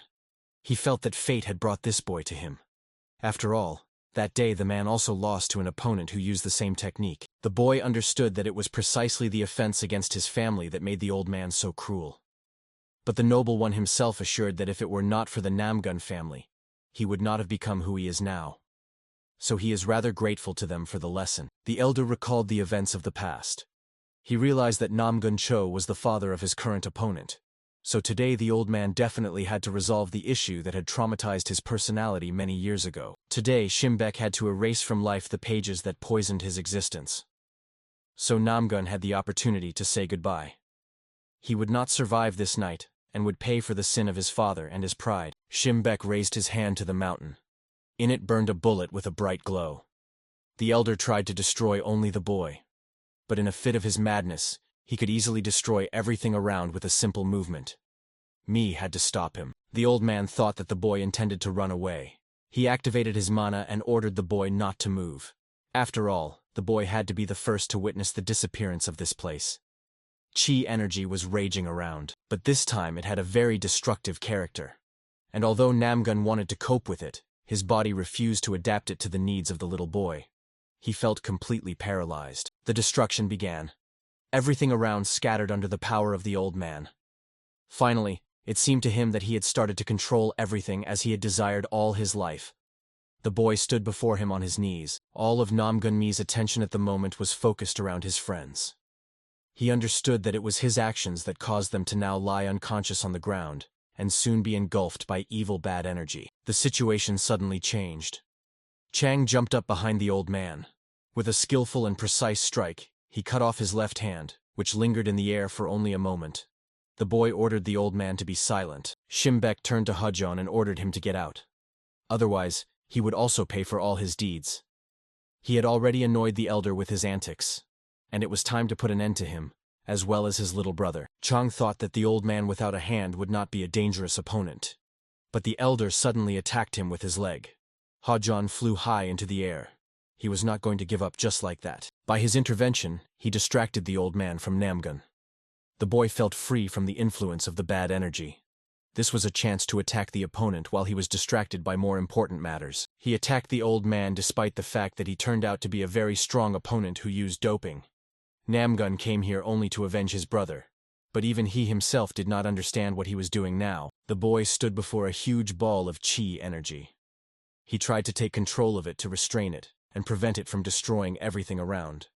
But he realized that his own strength might not be enough for this. One look at his friends lying on the ground and not reacting to what was happening around was enough to awaken a second wind inside him, and he took advantage of the reverse transition. The guy felt control over the situation. He had mastered the energy and restrained it. The difference in the level of energy control between him and the old man was significant, but for now, the friends were giving strength to the protector. He held on with his last strength. After all, behind him at a distance of a few steps lay his friends. He himself condemned them to death, for he did not know that Shimbek would decide to destroy everything around in his madness. Namgun recalled his training. He then realized that the enemy could be easily destroyed by cutting all the meridians of chi energy. Then the person definitely would not be able to use martial arts. However, after this, a person will be able to live a completely normal life of an ordinary person, so it is not worth thinking so unambiguously. Namgun felt that his physical training had almost reached its maximum, and he could defeat anyone in a duel. To the teacher's question, he answered that he considers it worthy of a true master. Now pride in his achievements and the fact that he is different from ordinary people who simply exist spoke within him. The mentor hurried to disappoint him. He told about the training rules in Jianghu, and with such a level of physical fitness and spiritual development, the boy would be killed there after a few training sessions, and this will be quite natural for such a braggart. He emphasized that strength is not in the muscles. Strength is not in blows that destroy, nor in techniques that break. True strength is the strength of control. Strength is not only what you can do, but also what you restrain yourself from doing. The mentor advised to think about how ordinary people from the province live. Their lives consist of working and simply performing tasks assigned to them by the owners or feudal lords of the province. Power without responsibility is like a gust of wind that tears everything in its path. It destroys, not builds. A true master does not use their power in every fight. A true master understands when to limit power and when to direct it. The boy assured that he does not consider himself a god capable of deciding who should live and who should die. But he knows what it is like to live as weak when no one takes you into account. And the strong are allowed many things in this world. The teacher said that everyone can have a lot of power, but if you do not have the wisdom to use it, you will become dangerous not only to your enemies, but also to your loved ones, to those you love. And following the boy's logic, the master, having better training and more power, can easily destroy the meridians of chi energy in the boy's body and deprive him of the ability to become a skilled warrior. The mentor explained that the logic of his student's thought is very different from the logic of a true warrior. It is very mistaken. After all, he ordered the boy to develop his own principles, not to be guided by the right of the strong. The boy pondered. Finally, he admitted that he defended rather controversial principles and ideas. He was interested in how to understand when not to use force, and how he could know if it was the right moment, or if he should wait. The teacher was pleased with such questions. He emphasized that it is precisely the understanding of one's own weakness that gives the opportunity to move and develop further. So ahead of them was a lot of work on their own selves. The great master emphasized during their personal meeting that true strength lies in understanding whom you are going to protect. This was the foundation of knighthood and the kindness of a warrior. After that, Namgun understood the path of the warrior. True strength is restraint. It gives you the possibility of choice. Choice is your responsibility. If you want to have strength, then you must be ready to bear this burden. Because being a master is not only about winning, but also about protecting. Now Namgun restrained the energy that was supposed to destroy his friends. He thought that if knowing whom you want to protect adds strength, then why was he unable to cope with protecting his brother at the time? The hostile chi energy began to overpower him. But the boy gathered his strength. He no longer wanted to give up and lose anyone else from his loved ones or friends. Because of his weakness, he did not want to lose anyone. His friends were still lying before him. He could not allow their death. And the old madman could not calm down and come to his senses. The elder himself could not understand how this boy managed to resist the pressure of his liberating energy.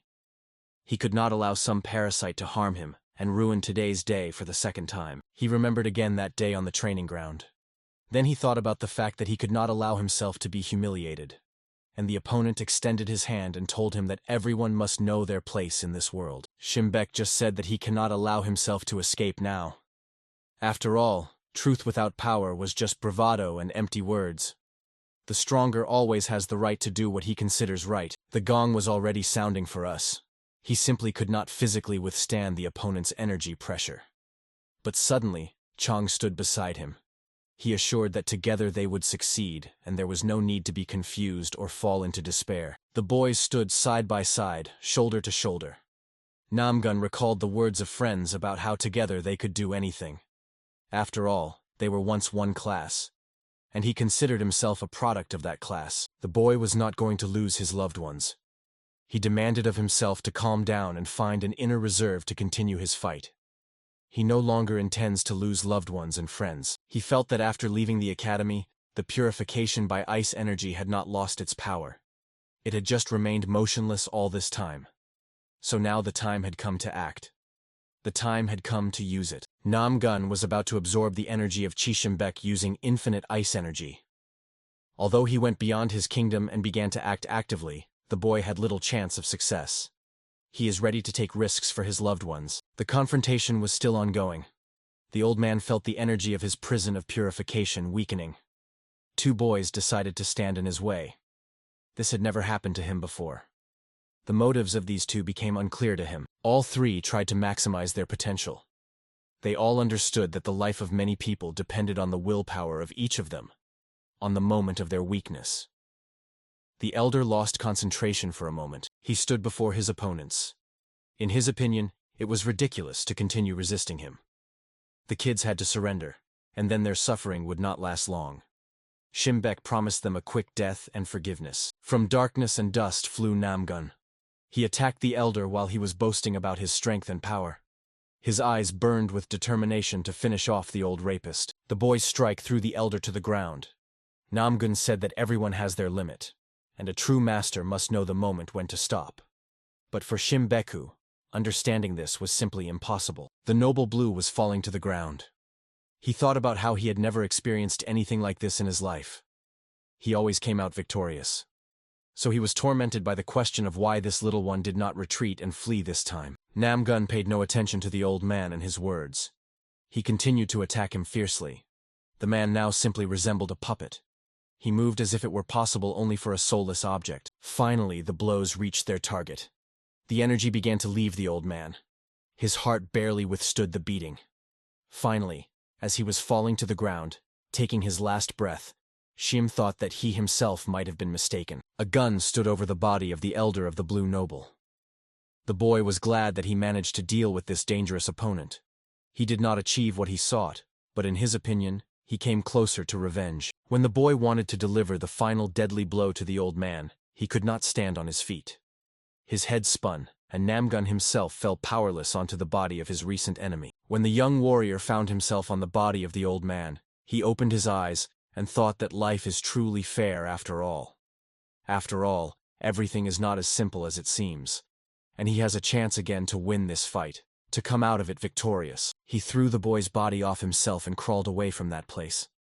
In his mind, the thought still lingered that he could start everything from scratch.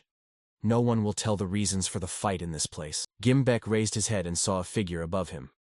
It was Chang, who was just waiting for the moment. He looked with pleasure at the old man, who instantly lost all his hopes and expectations. Hodge looked carefully at the old man and asked if he really intended to run away. When the man remained silent, he wished him to rest in peace and do nothing more to avoid unnecessary trouble. The elder grabbed him by the pants. He begged to be forgiven and given a chance to make amends and fix the situation. The elder wanted to live. He pleaded for mercy. But Chang himself considered it too late a request. He raised his hand and struck the old man. The latter no longer tried to beg for mercy. His final hour had come. Chang missed the punch. His fist hit the ground a few centimeters from his opponent's head. The old man looked at Hodjon with fear. He couldn't believe he was still alive. The boy stood over the man. He emphasized that giving in to a moment of weakness and killing the old man would mean becoming just like him. So the better option was simply to restrain himself. Chang said he would not kill the old man. He will be judged by the Union with its fair judges and masters. The master's strength lies in his cold mind and impeccable technique. Matters of life and death are not always decided by him. Hodge turned around and walked away from the old man. He did not want to become like Shimbek. He did not want to be the one who goes through the world breaking everything in his path. The noble one took part of the school, part of our principles. At the last moment, the old man thought about his life. He felt terrible now. He wanted to become as great as the masters of martial arts. But he remained as if naked before them and their court of nobles. Life gave him a chance to meet his true self back then, in youth, when through Namgun Cho he was made to understand the true essence of martial arts and to reflect on his behavior, principles, and purpose. And now, at his 80 years, he received a second and last chance. The old man in blue, the noble, managed to meet himself. But unfortunately, it was too late to change anything in his life and the lives of those who believed in him. Chang approached Namgun, who was lying on the floor. He felt that his brother was right. Jianghu is really very vast. It has room for all kinds. But it is worth remaining a person and a warrior in any situation. Namgun woke up in a bright room. He was lying in bed. It was quiet and very clean around. The room looked like some kind of infirmary or hospital. Voices of people could be heard nearby. He quickly got out of bed and crept to the nearest door. Behind it was someone's shadow. The boy had no idea whose house he was in. But life had taught him to rarely trust people in unfamiliar places. Someone tried to enter the door. The boy only noticed a shadow now. He did not bother to figure out who it could be. After all, hesitation at such moments could mean almost losing one's life. He took a combat position, and when a stranger entered the door, he attacked. Fortunately, tired and powerless after the fight, he was losing the ability to strike with full force. His leg crashed into someone's body. It was strong and resilient. The opponent was clearly physically developed and trained in martial arts, as he reacted to the strike by relaxing his muscles. When the person entered the room, the boy recognized Lady Erin. She looked at him with a sparkle in her eyes. In her gaze, one could read many feelings and overall attitude towards what had happened. Lady Erin was glad that the young master had awakened, and the boy was more interested in how this respectable lady ended up next to him. Both were happy to see each other. Such a meeting was a true miracle. The woman was holding the little one in her arms. However, considering her strength, the boy even got a nosebleed. He asked her to be a little gentler because it even became painful for him to breathe. But she paid no attention to his words. The woman stopped. She asked to forgive her foolishness. The boy in her hands was like a doll. The woman called everyone around, announcing that the young master had awakened, and soon everyone could talk to him. The children at the table were just having breakfast. The news about Master Namgun Mi awakened them all from their activities, and made them ask for a meeting with the boy. After all, everyone had to thank him for the rescue and congratulate the hero. They all rushed together into the boy's room. The girls and comrades eagerly offered their services to him and thanked him for the rescue. Namgun Mi himself was still trying to come to his senses amid this noise and commotion. Chang entered the room. He asked everyone present to calm down and leave the boy alone for now. After all, he needed more time to rest and recover after the tough battle. He shared the joy that the young hero had regained consciousness and was with them again. but his body was very weak at the moment. He could not yet fully receive guests, especially such a crowd. When they finally remained alone, Chang was glad for the company of the young hero. He had a serious conversation for the boy, but considering his condition, it was worth postponing it.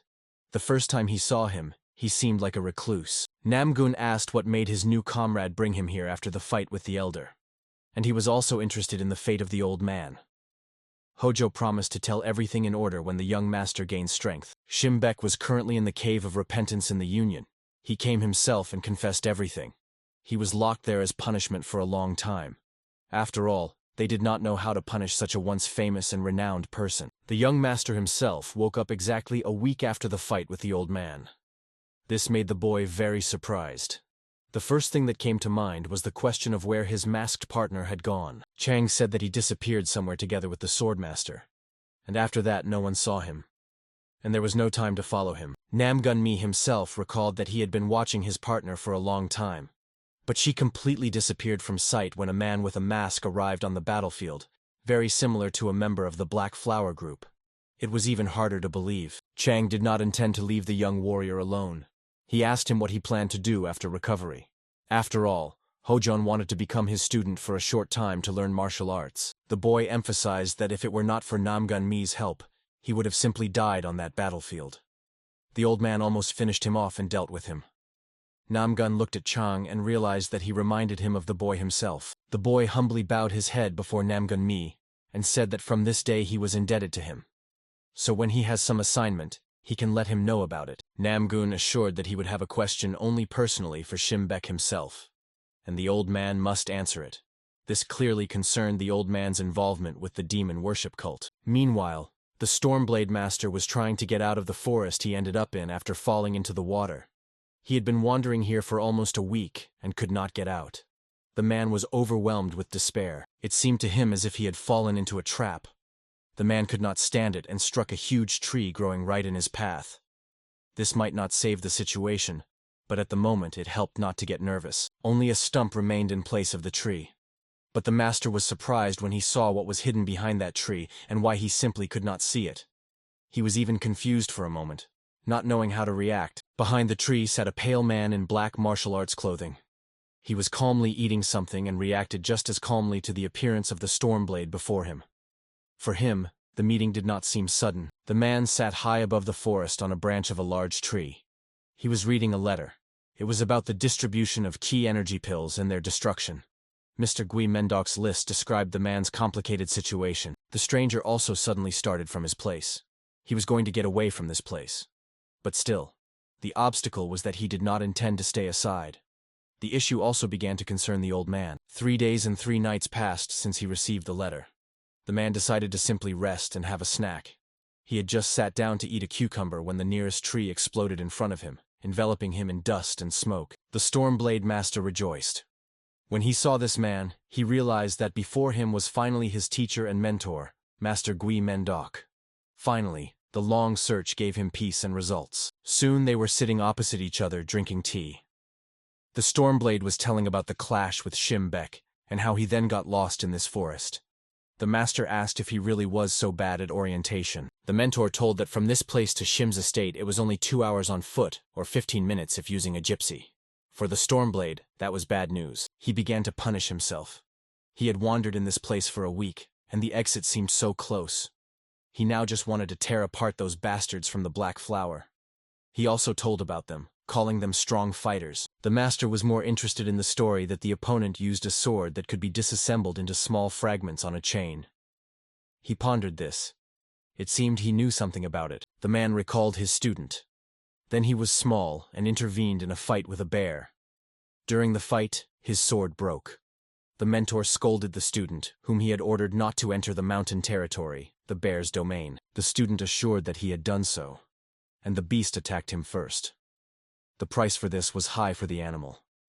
The bear lay dead on the ground with a fragment of a small sword sticking out of its head. The student, who turned out to be a girl, engaged in a fight with a dangerous opponent only to save 2 small puppies. The mentor did not intend to shout or scold his ward. Instead, he held a lightweight sword in his hands, just right for the girl. He explained that true strength is hidden not in the sword, but in her body and its flexibility. so this sword would come in handy, and she would use it. The girl held the sword in her hands. It did not impress her much. She assured the master that she was capable of fighting with various swords and had mastered the technique of using cold weapons.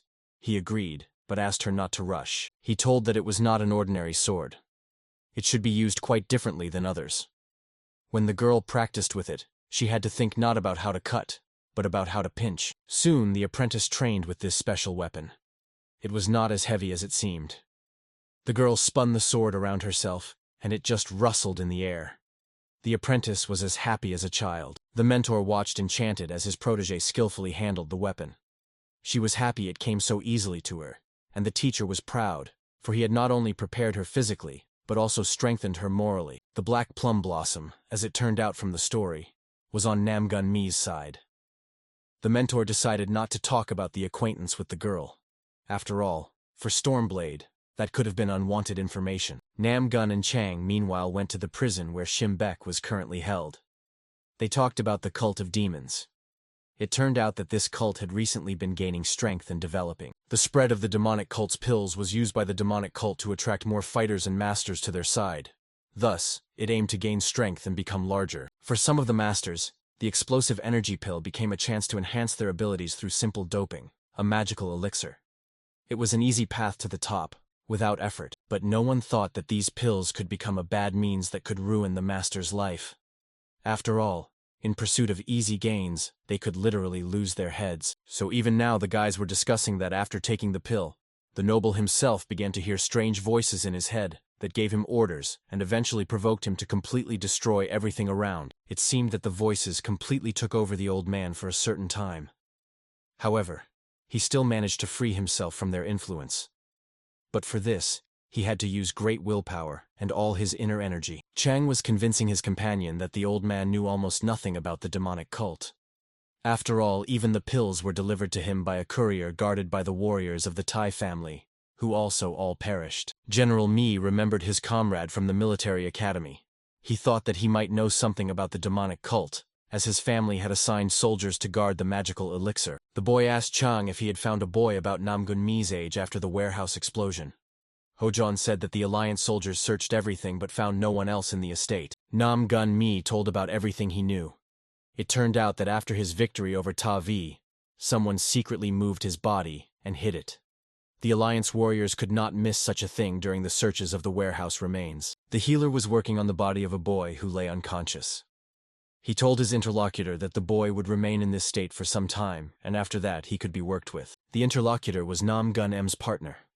Her hand was broken and in a bandage.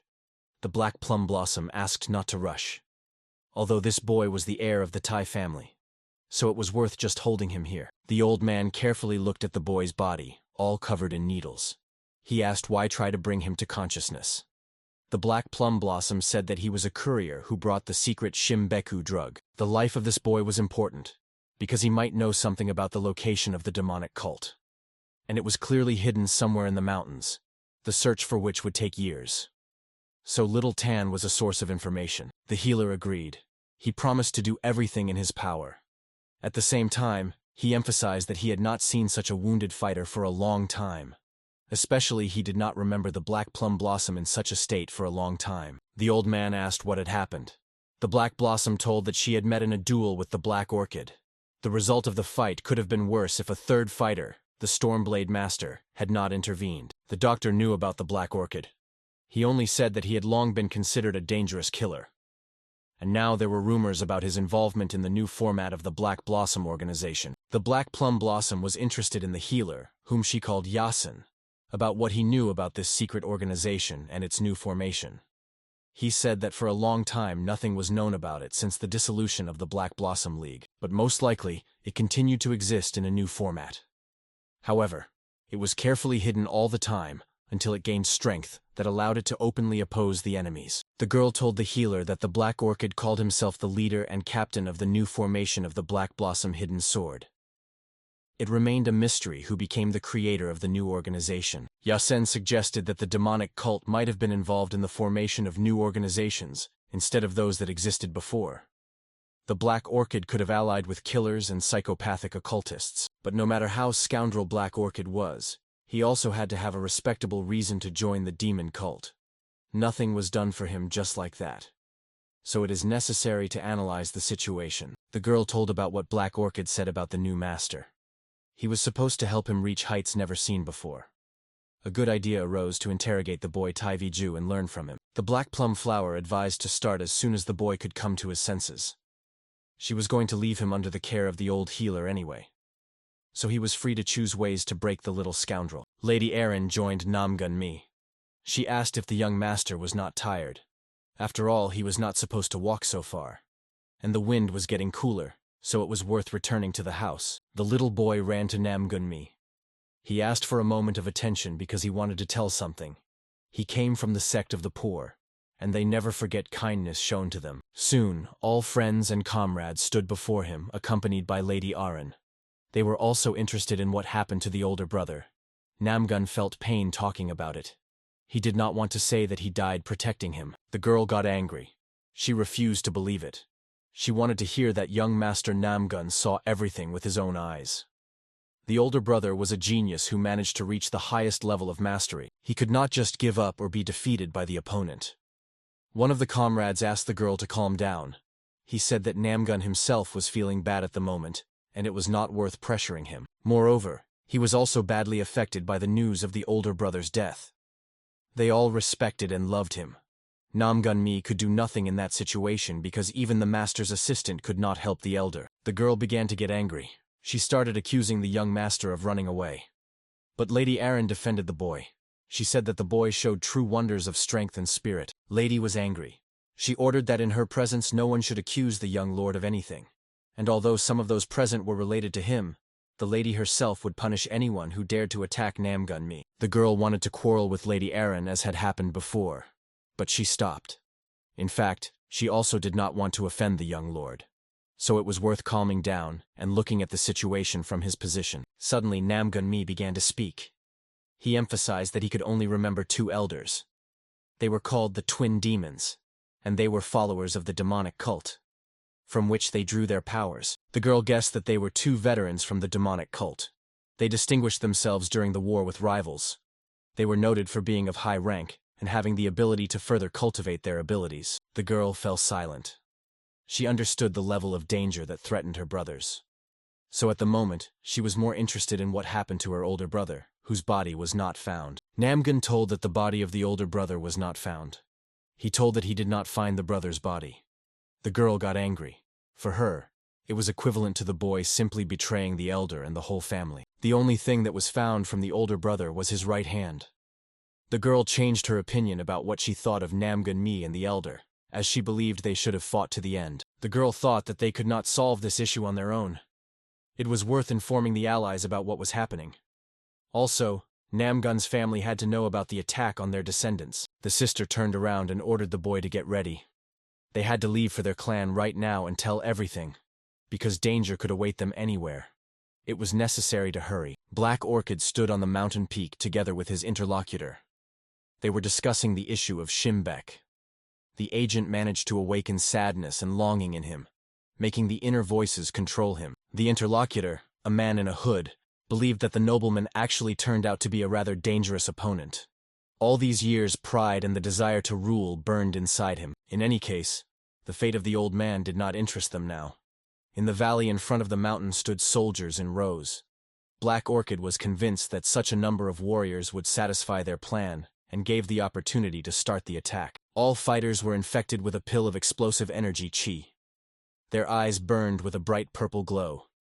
The revival of the cult of demonic captors was a near phenomenon, and it was time to start interfering in the affairs of the kingdom. At the end, Black Orchid asked the interlocutor about how the experimental units were feeling, because it was time to report to the chief about the situation with them. The interlocutor assured that everything was fine. When the Black Orchid left on business, the man carefully looked at the nearby cave and thought that they needed to be awakened. It was hard to imagine who those test subjects were, but the desire to approach the cave was completely absent. Deep inside the mountain, where this cave led, lay on tables resembling surgical ones the bodies of the boys. They were bare-chested from above. They were the experimental units and were waiting for activation. Lady A. Rin and the boy watched attentively from behind a tree the young master, Namgun. He was completely consumed by grief and was in deep apathy. In this state, he could also be a good person. The boy found it hard to watch how the lady was delighted with Namgun-mi. After all, the boy himself next to her was simply delighted with her. He thought about how cruel fate sometimes is to its subordinates. Meanwhile, the sister met the young lord and asked him how he dared to make an important decision on his own. After all, he risked everything. He did not think about what would happen to the other clan members, and his interference at the ceremony also fell under the category of an attack on another clan. After all, the Shim family was not ordinary. Its members could seek revenge and retribution on anyone who acted similarly towards Shimbek. But what angered even more was that Namgun had turned them all off without warning. And then he had to defend their lives before a mad old man who tried to destroy everything around. Sister Chegel assured that after that incident with the older brother, Mi should have turned to the adults, or at least to his friends. That was the way to conduct searches on fresh tracks and solve the problem. Namgun-mi was tired of listening to how they scolded him. He called to face reality. After all, even together they could not do anything. Because there was a problem with their capabilities. The girl next to him was simply a medic who understood treatment. But in battle, she provided little support. It was only necessary to make sure she did not get hurt. The boy monk, in his opinion, was just a rascal from the temple who ran away from his mentors under the pretext of wanting to help. The company was worthy enough to go and ruin the plans of the demonic cult. His sister was actually just an outstanding intriguer who mastered the art of pitting sides against each other and creating alliances that many found hard to believe. But this was of little use on the battlefield. Against Namgun, Mi spoke a boy from the group. He asked the master to calm down. After all, he could be angrier at himself than at any of those present. These words surprised the youngest master himself. He looked carefully at the boy, not knowing how to respond to such bold words, which touched something inside the young master and made him think about his sadness and apathy. The boy meanwhile told what he had usually kept silent about until that moment. He lost his older brother, who tried to protect him. Because of his own weakness, the older brother died and perished. The young man recounted that he was in approximately such a state. But help came to him in time, and in this case, Namgun-mi himself helped him. When the two met in battle, the young man saw himself in his youth. The older brother could also look at him and evaluate his qualities. That is why he turned to Assistant Namgun-il. He simply accepted everyone as they were. He was ready to support at any moment. The boy came to Master Namgun-mi. He placed his hand on his shoulder and asked him to trust them. After all, they are not his burden and weight. They are his friends who are ready to help at any moment. The Blade Master and Master Mi-Dok set off on a long journey. Stormblade asked if his mentor knew the right way. He assured him that he had been here many times and knew the way better than his partner. Before them was a long journey, but the mentor assured that it was worth crossing the mountain and they would arrive at the place. It was a short path to the set goal, and the Stormblade had to trust him and relinquish command. Eventually, they really found themselves at the place. Before them in the valley lay a small town. It was nestled between the mountain slopes and was quiet, as if awaiting guests who had arrived so strangely. Soon, both men entered the room. They were already awaited there, and the joy of their arrival knew no bounds among the students, who could not even imagine that they would soon meet their mentor. The kids were just eating when Mi-Dok and the Stormblade arrived. They were distracted and could not believe their glorious eyes. Their search finally came to an end. They found the teacher. The children rushed to Mi-Dok. He barely stayed on his feet as they just flew into him and hugged him. The man was very pleased, and he barely held back from showing his true emotions. The Stormblade also entered the room. He expected that they would now rush to support him and rejoice about their return. But his only student silently looked at him and asked where he had been for so long. The man could not endure this. He shouted loudly. He scolded the student, who did not even suspect what trials the man had to go through before he returned. Mi-Dok was glad of his devoted students. But he suddenly wondered who among them decided to leave the academy and stay in this place. After all, they were exposing themselves to danger. The matter with the demon cult is very serious. He endured a minute-long pause and asked why they should not return back to the academy, since they had no matters here they could handle on their own. But the children did not agree with him. The healer girl spoke first. She asked if he really thought they would stand aside when their friend and comrade's life was at stake. Such an attitude surprised the man. The boy Shaolin said that they actually found Namgun-mi there. He did not want to say this, but the situation with the mentor forced him to say it. The presence of Namgun-mi was not supposed to be a surprise. The attention was drawn by the servant who brought dishes for the guest, beneficial for recovery. He asked the children where their companion had gone, as the room was empty. The companions and friends did not know what to answer. Last night, Gun decided to leave this place. He stood on the roof of the house and looked around. Only the moon and a light breeze kept him company. The boy stood and thought about his own. He recalled the words of friends about their significance to him. They were not his burden. They were his help. And only at the military academy could he learn the realities of life. Only there could one feel joy for the growth of your comrades. And the mentor could become a guide to the future, showing the true essence of a martial arts master and the spirit of a fighter and warrior. Namgun felt responsible that his comrades had no right to suffer after him. He recalled how he tried to break through the crowd of demon captors. The appearance of Chung Hojo distracted him from his thoughts. After all, he guessed that the young master was going to run away. He asked him to stop and talk to him. But the boy came not just to say goodbye. He handed the young master a bag with items necessary for the journey. Namgun thought that this boy was different from his other acquaintances. After all, he did not arrive to stop.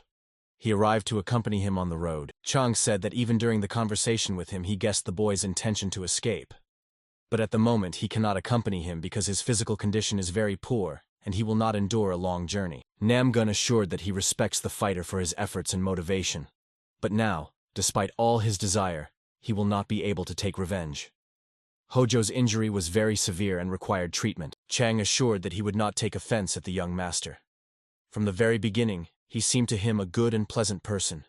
From that moment, they would be friends, and Hojo would come to help at the right time. The boy turned around and walked away from his new companion.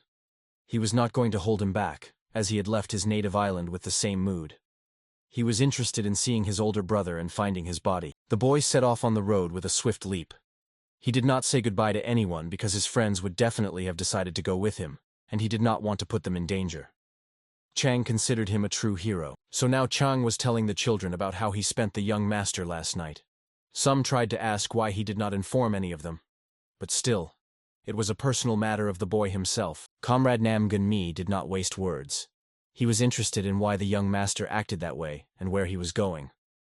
After a brief moment of reunion, they parted ways again and dispersed. Meanwhile, the girl asked Chang Hojun why he had not told about the farewell with their comrade. In the worst case, he could have tried to stop the boy and make him wait. Chang pointed at himself and asked how he could try to stop a great warrior in such a state. After all, he had little chance even in normal condition. And at the moment, he was clearly no match, and not on the level of Namung. Behind the children, a voice sounded. It ordered them to calm down and pull themselves together. They all turned as if on command and looked at the entrance to the room. Their teachers from the academy stood on the threshold. All the children wondered what could have caused a visit to their place. Teacher So-gu was very worried and looked concerned. Clearly, they were in a hurry to get here, anxious not to be late. The female mentor addressed the children with a request not to resist. Suddenly, a ring of soldiers appeared around them, who were now to guard them and not let them go anywhere. The mentors reminded them that it was dangerous around. The woman emphasized that she has a firm intention to capture all of them and deliver them to the academy, where she will conduct an educational talk. At the same time, this also concerned Master Guimi Dok, who will also go with them since it is an order from the Union. The girl assured that they did not run away from the academy for no reason. They were trying to find Master Namgun-mi. The mentor listened to them carefully and asked where he was then. The children were confused. The mentor assured that there is no longer a need to continue playing the comedy. She is taking all of them to the academy. This also applies to the mentor Mi-dok himself, although he replied that he currently has a more important matter. The master of the Stormblade asked the mentor not to do anything foolish. After all, if the head of the Udan Union himself wants to talk to him, he will be punished for disobedience. Old Udan can cause him trouble. Pan So-gun asked the Blade Master if he could help them return Guimi Dok to the academy, so that he would have no foolish thoughts about disobeying and doing as he pleased. The Stormblade replied that he does not intend to take anyone's side in this confrontation. He might end up on the bad side of the great mentor. So this matter concerns only the mentor and the academy leadership. The teacher's companion assured that most likely at the moment they would have to do everything on their own. The woman remained silent. She did not expect the matter to take such a turn. The man turned to Master Gvi. He asked him not to do foolish things, but to go with them amicably. Besides, everyone around was saying that he was in poor health, so it was not worth making it worse. Guimidok was drawing something with a twig on the floor. A comrade asked what he was doing. The mentor said that his opponent seemed to work as a mentor at a military academy. Therefore, Gui did not want to cripple him or hurt him. Mentor Givi asked to comply with his request and under no circumstances to cross the boundary. Otherwise, he would be forced to use force. The man was outraged. He asked not to abuse the good attitude of the union leader. The woman took Guimendok's warning very seriously. She asked her companion to calm down and not do anything foolish. But he was determined. He was tired of humiliation. He attacked. After all, he did not consider that the great mentor was once the head of an organization specializing in high-level assassinations, and therefore, it would be wise to be cautious with him in a no-rules fight. Midok easily dodged the opponent's strike, who hoped to end the man's attempts with one lunge.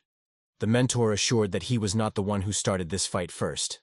And now, the opponent will pay. Comrade Namgunmi woke up. He could not understand why his friend also did not wake him this time. But suddenly he heard voices from downstairs. It was very noisy there, and curiosity quickly got him out of bed. He saw friends surrounded by soldiers from the academy. Mentors and teachers from the academy were also present there. He immediately guessed that if they were surrounded, they would return to the academy and their mission would fail. Meanwhile, a group of teenagers were thinking about what the Red Flower League planned to do in this place. The girl explained that the entire Murim was now on high combat alert due to the threat of invasion by the demonic cult. The boy was going down the stairs. He asked his sister Mi who all these people were. The girl assured him that it was not worth making hasty conclusions. She told him that these were people from the Murim Union. She told that they were surrounded by fighters of the Red Flower League. The boy asked her what they were doing here and why they decided to take their group with them. He was also curious where Namgun Mi was. A soldier stopped the boy who wanted to join the group. He asked the boy not to cross the line of what was allowed. The boy assured that he had the right to do so, as he also came from the Namgun family. And his name was Namgun's son. The soldier explained that they had arrived to return the children to the military academy. And the best option at the moment would be not to interfere in their affairs, but simply agree with the mentor and leave. The boy tried to buy time. He agreed with the man. Considering the situation in the region, it would be much better to agree and leave under escort. For him, the main thing was that his brother was okay. The children could not understand what their comrade was pursuing with these words. They all looked at each other and seemed to mentally discuss a plan of further actions. As if on command, they rushed in all directions. The soldiers were confused. They could not immediately figure out what was happening. In the end, it was necessary to catch them all and return them to the mentors. Soldiers ran after the fugitives with all their might. Soon the room, crowded with people, was completely emptied. Only the dust from many pursuers' feet remained. Meanwhile, the master instructors of the military academy were fighting in the street. Midok emphasized that he had tried to avoid this fight. He wanted to prevent the opponent's rash action, but now he had crossed the line. The man grabbed his opponent's leg. He did not expect that. He understood that he had started a fight with the former head of a powerful martial arts organization. But his strength and techniques made him think twice. Midok meanwhile activated a strange technique unknown to the mentor before. She recalled that in the Black Flower organization, there were special fighters assassini who dealt with such matters. Even Master Gvi's opponents had heard a lot about what a powerful fighter the mentor was. But now he was demonstrating wonders of hand-to-hand combat. It was simply difficult for a fighter of his level to even reach him. Soon the mentor fell beside the female mentor. She looked at him attentively and asked if she had not warned that Master Gui was a true specialist and a top-level fighter. He fought against demons themselves. Finally, they did come to a common understanding that they must combine their efforts to confront such a powerful fighter. Although none of them liked it, they made the decision themselves. The man attacked the great master from above. He wanted to deliver a devastating strike called the Hidden Horse Strike. But the master did not even move from his place. He was not going to engage in a duel with a weakling. With a light movement of his hand, he flipped his opponent right in the air. The latter did not immediately realize what had happened. Gui himself believed that there was no need to waste energy just to dodge the enemy. The mentor meanwhile attacked the master. She directed fiery fists at him, which were supposed to destroy the enemy's defense and break through him. But it happened quite differently from what the mentor wished. The master easily dodged. He asked the woman to inform the great chief of the Union that he would explain everything to him later. But now he had a matter much more important. The enemy GV ordered him not to move even from the spot. After all, the orders of the great commander of the Union were sacred. No one had the right to discuss them or doubt their expediency. Midoku got tired of listening to empty chatter. With a powerful knee strike directly to the head, he sent his opponent to the ground. GVI begged him to stop, as he did not want to continue the beating. The woman attacked Master Gui again. She asked him to stop resisting. After all, they just had to follow the order of the Union chief. So she had nothing personal against Master Gui. Doc ordered not to continue the fight. Otherwise, he would be forced to make sure no one would stand in his way anymore. With a wave of his hand, he activated a special mana, and his opponents hung in the air. He looked carefully at the opponents. He explained that his subordinate had serious problems, and they arose because of his fault. So he must help solve them. GVI hoped that this would be understood. He directed his hand toward the woman, and her consciousness gradually began to empty. Darkness enveloped her more and more, and she hoped it would end soon. Gui had no time for this. People on the street watched attentively at what was happening around. Children ran down the street trying to escape from someone. Surprised passers-by watched them. The girl ran among the people, looking back fearfully so as not to miss any of the pursuers. She tried to act in a way that would keep her out of the soldiers' hands and eventually find Namgun-mi. The boy almost flew over the heads of passers-by. He tried not to lose sight of his comrades, who were sticking together. They thought that the pursuit might not give up and they would have to fight. The soldiers did not lag behind. They understood that the authorities would punish them very harshly regarding the fact that the members of the Red Flower might not manage the group of children. Above all, it was necessary to act quite cautiously among the civilian population. The boy monk asked his friends where they were running to at all. The girl assured that soon they should be in a safe place, and she pointed to the slopes of the mountains nearby. It is in the forests on those hills that they will hide. Finally, they broke away from the chase. Everyone was tired and certain that they had not broken away from the chase for very long, so they could not linger in this place. Behind the little Shaolin monk appeared a boy who belonged to the Namgun family.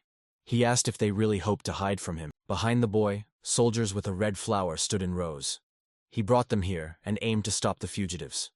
Although from the very beginning, he thought he was doing everything right. The girl thought that their abilities at the moment would not be enough to fend off. But at the same time, they cannot run away forever. From the bushes nearby, the head of a boy popped out, who called his sister. That boy, after a detailed inspection, turned out to be Lady Erin in person. But behind her, a boy appeared. He said that their joint efforts with Lady Erin would hardly be enough to help escape. Yo Mujin was actually a talent found by the old fighter Honso Golem from the sect of the poor. He put maximum effort into training this boy. From the very beginning of the training, he did not show too great abilities. But over time, he revealed his abilities. He showed that he possessed unique abilities. In particular, his height and anthropometric data. The mentor showed techniques that were quite difficult for the boy's level of development. He caught everything on the fly and easily repeated everything the mentor showed him. His development was colossal. Now, a real battle was taking place in the forest. Namgun used the double palm technique. The opponent barely avoided the fire hitting him. The power of the technique was simply impressive. The young heir of the Namgun family could not believe that someone managed to simply avoid collision with his fire stream technique. The depth of the Namgun family impressed many. But this boy did not give up. His thoughts were interrupted by Lady Erin's attack. The woman attacked the young one with all her might. The level of attack of the lady and the boy was actually very high, and against these two, he might not withstand. He wondered whether it was worth continuing. The young man guessed that now he had no choice but to use the technique he tried to get rid of his older brother Ilya with. Although this technique was forbidden, the boy and his partner stopped. They looked in surprise at what was happening before them. Both understood that the fight would be serious, but did not guess it would be this much. With the use of forbidden techniques, the entire figure of the boy was enveloped in a bright glow. He was preparing to attack the opponents. The essence of this duel changed drastically. No one at the beginning wanted to destroy the opponent. Soldiers of the Red Flower pursued the enemy. The children tried to escape again. The girl thought about how to deal with the chase. After all, they had no time to fight such an enemy, so it was worth somehow shaking them off. The soldiers were so caught up in the pursuit that they did not notice the Stormblade Master watching them from behind a tree. He tried to hide to avoid revealing his side. The soldiers begin to disappear or get distracted from the chase one by one. One of them received a treacherous blow right in the back which stopped the pursuit. Another soldier of the Red Flower was immobilized by an unknown person with a powerful blow to the neck and forced to surrender before the pursuit. Finally, when the last pursuer was neutralized, the master exhaled with relief, for he was not used to acting covertly so that no one could notice his efforts. Eventually, the master of the Stormblade carefully looked at the people lying on the ground before him. It was the entire detachment of the Red Flower. The man was only wondering where the boy had gone. The mentor thanked the heavens for their help, and he now believed he had repaid the children and Master Gui enough.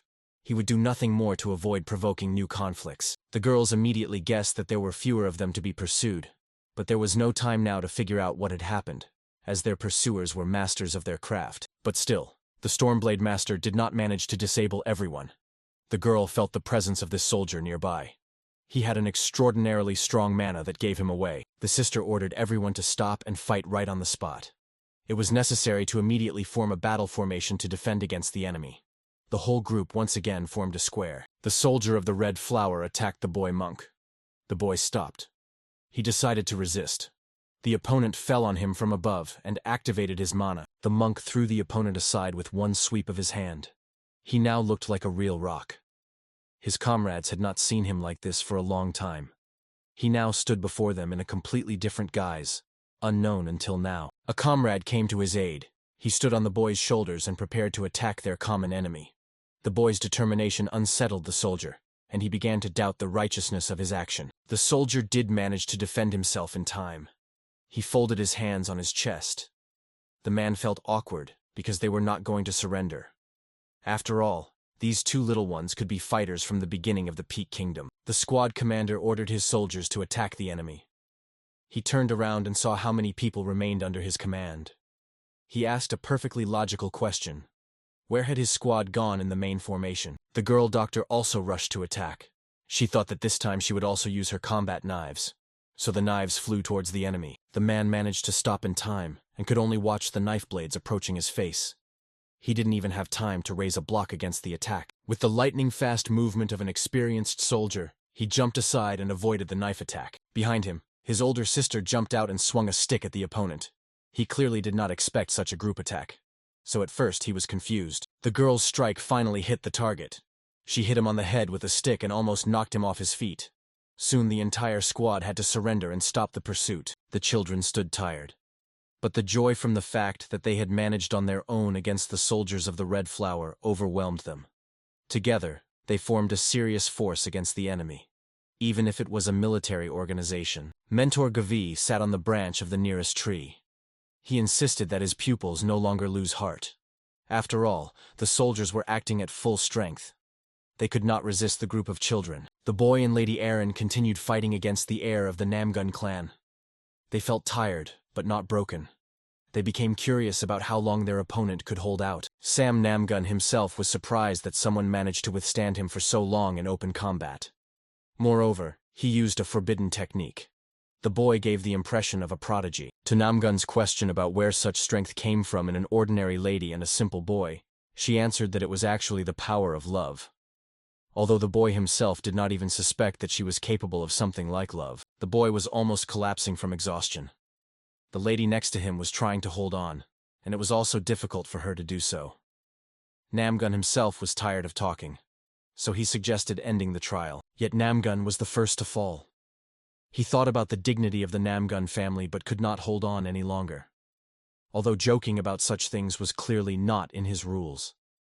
But he was not going to restrain himself any longer. The mentor landed right in front of them. He praised his pupils for resisting such a dangerous opponent. Yet he advised them to always be on guard, as at this time no one could be trusted. The girl immediately noticed that both teachers were gone, although the last time they were seen was when they entered into battle with the great mentor. It was clear that they had indeed been defeated by him. She recalled their farewell. Even then, inside the house, he emphasized that they had to get to the academy. It was then that he also tried to transfer them to the Peck Academy. But something had changed in his behavior at this moment. Suddenly, the children also gathered into battle formation. The girl, the older sister, ordered not to lose vigilance. After all, She could not believe that the teachers were tied up and simply surrendered to the opponents. Gui immediately guessed that his plan had been uncovered. He looked at them carefully and thought that they had already figured everything out for themselves personally. So there was no reason to hide his true motives any longer. He put on a mask and immediately transformed. Before them now stood not an ordinary martial arts master, but a creature trained to fight and struggle. Doubt about whether they could cope made it frightening. The children prepared for the attack. They were ready to fight for each other, and only team spirit kept their desire to fight alive.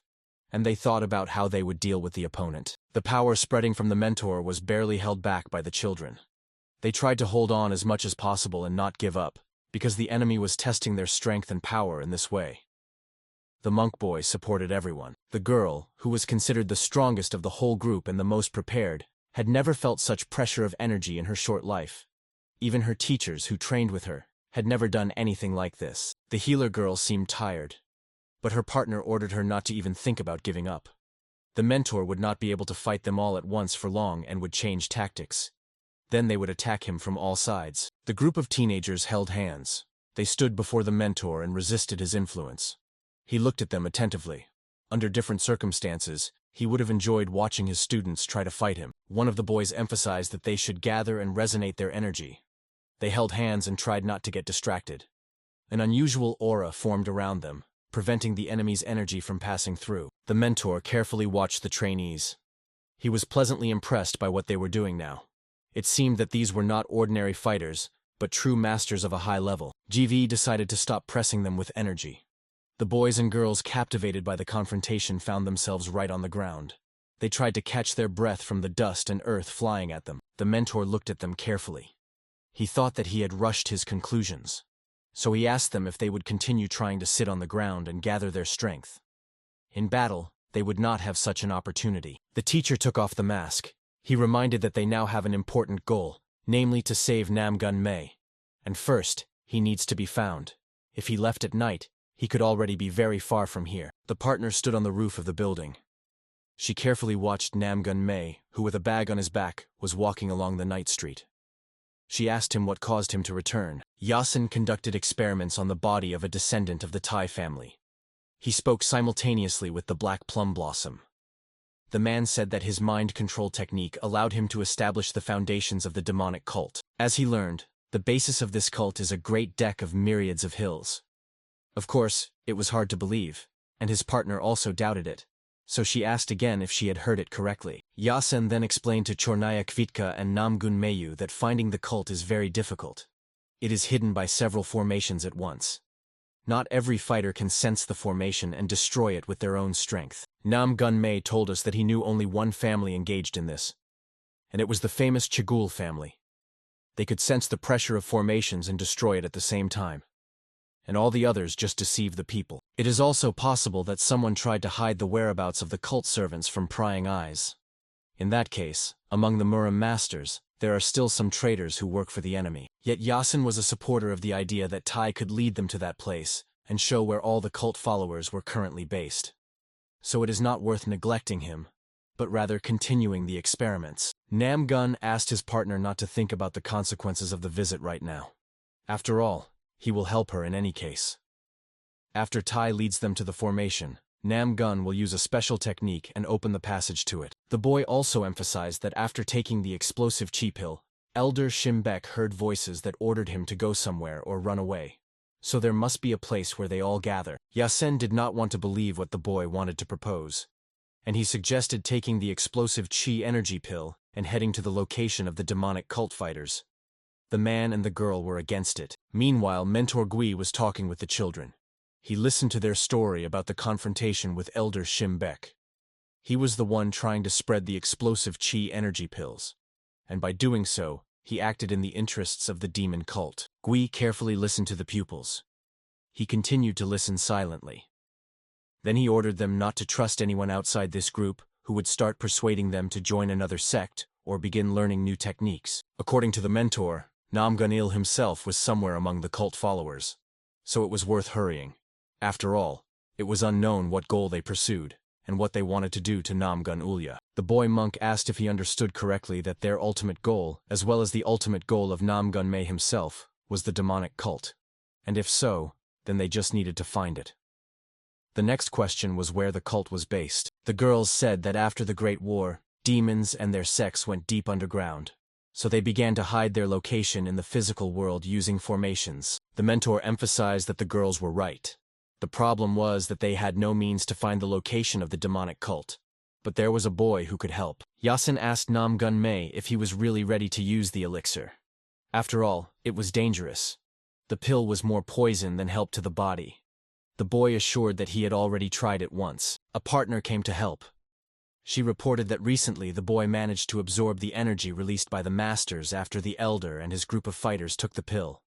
So Namgun knows about its effect. Yasin emphasized that the girl and her partner should rest before departing to the location of the demonic cult fighters. And before that, they should also prepare, as the journey might be long. The black plum flower asked the boy to give her a minute. And they talked on the roof. She asked what was the reason for his return to this place. She suspected that he met his friends there, so now she was interested in why he abandoned them to their fate. The boy replied that he was driven by revenge and the desire to destroy those who defiled his brother after that fight. So his desire is stronger than anything. That time when he fought the elder, dark desires almost took over him, and the essence possessed him. Without the timely intervention of the partner herself, he could have become a demon of revenge and harmed everyone around. The boy bowed to her. Only now did he realize that he had behaved very rudely and she saved his life. So he asked for forgiveness and promised not to return to that. The partner assured that after that incident she does not trust him. So Namgun will have to make a lot of effort to rehabilitate himself in her eyes, and the words that she could have personally killed him. Not a joke. Namgun said that he desires revenge, but at the same time not to change, to remain as he is. The reason he was on the verge of change was that he himself was angry at his weakness and unreadiness. Then it seemed to him that he failed to save his brother. He thought that he was alone. He changed his point of view after meeting with friends. It was they who instilled faith in himself. And he understood something. The older brother was not his only person. It was the comrades who awakened faith in himself and his surroundings in his heart, which was supposed to change the fate of the person and his attitude to everything around. The heart became more sensitive to suffering. The boy now said that he does not want to harm his loved ones, so he listens to the words of his partner. He is grateful to her for telling the truth about what was happening to him at such moments. Finally, he said that she can kill him right now. But then she would hardly find the demonic cult, and whether she could break through to it. The girl praised him for the gift of speech. Morning came. Namgun stood before his comrades. He held a box with a chi pill in his hands. Master Yasin emphasized that if the boy began to lose control, he should immediately signal him. He and his partner would be able to remotely drive out the chi energy using their own energy. So it was not worth being heroic and acting in a way that would cause harm due to his stubbornness and boastfulness. The boy began to change very strongly both physically and mentally. He felt that he could do a lot right now. However, at the moment he controlled himself and did not intend to give up. The mentor knelt before a large waterfall. He was speaking with someone, using the water as cover. The man was conveying information regarding the influence of mage growing every day, as ordered by the chief. Behind the water, a silhouette of a man could be seen. He inquired whether the story about Hajon and the battle with him was true. The chief wanted to see results from his efforts. The mentor recounted his fight with Hajon. After all, he stood out with his combat characteristics among others. But for the Black Orchid himself, he showed nothing extraordinary. The master of the Stormblade was only at the initial stage of mastering the knowledge of the Ganran teachers. So in the future, he would become a powerful warrior and skilled fighter, posing a serious threat. The mentor assured that next time he could destroy the opponent. After all, he still had the gift of the Lord in reserve, to which the silhouette asked not to delay. There were no limits in his gift for Gui. The man asked his interlocutor when the great event was supposed to begin. He silently began to move beyond the waterfall. He slowly approached, and his contours became clearer. Especially visible were two burning eyes. Soon a dark figure stood over the man, on which only two burning eyes could be distinguished. He gave the order to the head of the organization to attack Murim with all forces along with all his subordinates and subjects. The mentor and his subordinates bowed to the chief. He promised to carry out all his orders precisely, as the entire future of their joint cause depended on it, so no one would delay. Namgun suffered greatly. He tried to control the energy that began to rage inside him. Images of men started to swirl before his thoughts. They were trying to attack someone. They attacked in even rows. Their number was unlimited. They were all fighters and strong warriors. It was clear that they were controlled by the evil will of someone else. Someone stood behind all these fighters. Suddenly, an image of a man in a hood appeared before him. He stretched out his hand and controlled all these fighters. Somewhere beyond the vision, the voices of Master Yasin and his partner were heard. The boy held on. He was clutching his head with his hands. Friends stood over him. The boy said that he heard voices from an unknown leader, and he ordered him to go. Yasin was interested in whom the voice ordered to attack. Something strange was happening around. The floor and the roof were simply tearing apart. They were going to find out what was happening. Master Yasin began to get nervous. The black plum flower promised that it would now determine the causes of this phenomenon. Soon she found herself on the roof. Before her, the walls of the city were visible, engulfed in flames. Someone was attacking the city. The fire was growing every moment. It turned out that someone was trying to break through to the real physical world. The old man asked Namung where exactly the enemy was going to attack. In response, he heard that the enemy was going to attack all the roads leading to Muraman. The soldiers were already ready and approaching. The boy asked for help. He was losing strength and losing the ability to be human, instead of turning into an evil demon. He asked the old man for help. Yasin activated his power and ordered to absorb it. Namung felt great pain. Everything inside him was tearing apart. He no longer wanted to be who he was called. But the enemy attacked stronger. The boy had to try the technique he had used once. He saw a group of men possessed by energy attacking ordinary people. There was a real massacre in that place. The warriors were insane. They were losing control over their bodies. They were possessed by a demonic entity. An old man rushed to defend the civilian population, wanting to protect everyone around. He was a master of the Yanfei sword, and once his art was of quite a high level, but those times had long passed. He barely held back from a blow by a possessed mid-level fighter. The old man was surprised. After all, he was sure that he would succeed and handle everything. Despite his madness, the enemy recognized the technique used by the old master. He named it correctly, and that meant he had skills with which he would counterattack the old man. The warrior began to fence very fiercely. He did not allow anyone to get close to him, and it was quite difficult to repel the attack of such a master. The old man was defeated by a fighter who took advantage of the fact that the man simply did not possess fist-fighting techniques. The wolf-wind fist rendered the old man helpless before a storm of lunges toward the opponent. The old master watched what was happening around him. He wondered why ordinary people suffered from attacks by trained soldiers. Lost in thought, he did not see the enemy attacking him from the air. At the last moment, a wall seemed to rise before him, stopping the enemy's attack. The old man could not understand what was happening, but he heard someone's voice from the side calming him down. That was Namung-mea's partner.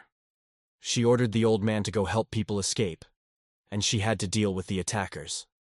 Old age could not resist obsession, and the black plum flower was preparing for battle. Soon the sword was singing right in the air. Enemies simply scattered before him. Limbs and body parts hung in the air.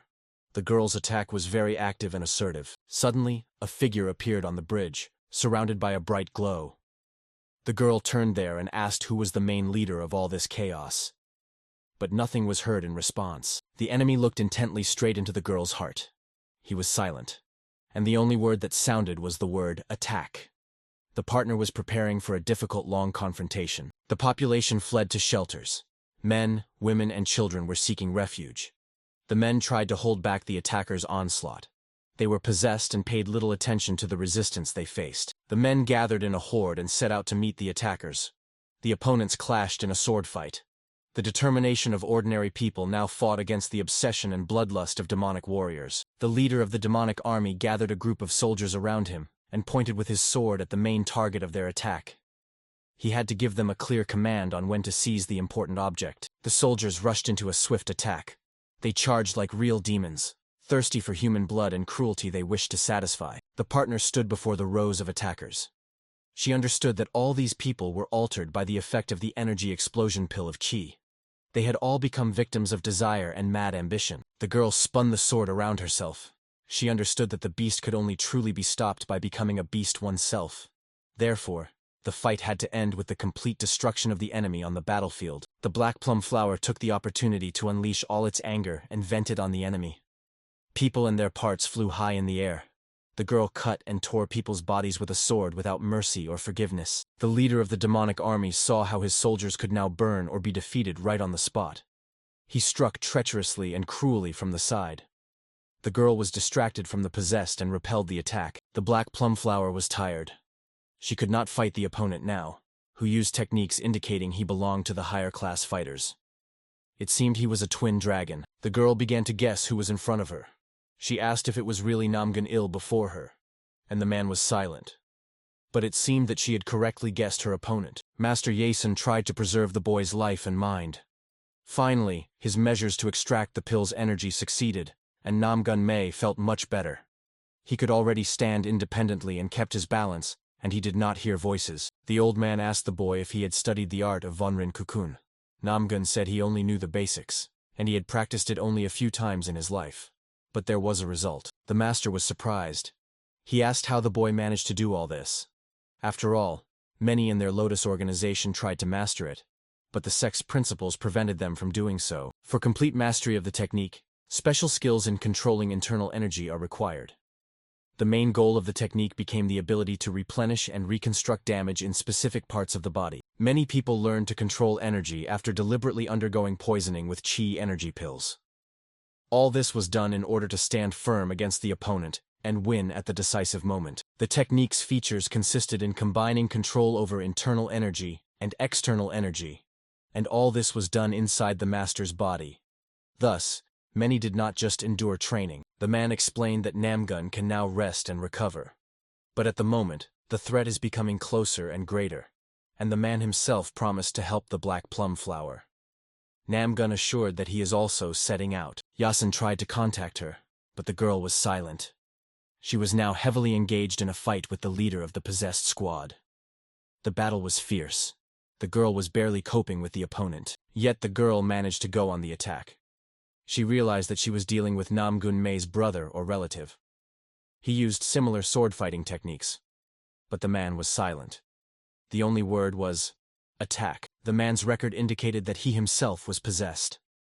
The man held on, but it became obvious that he was controlled by a force from somewhere on the side.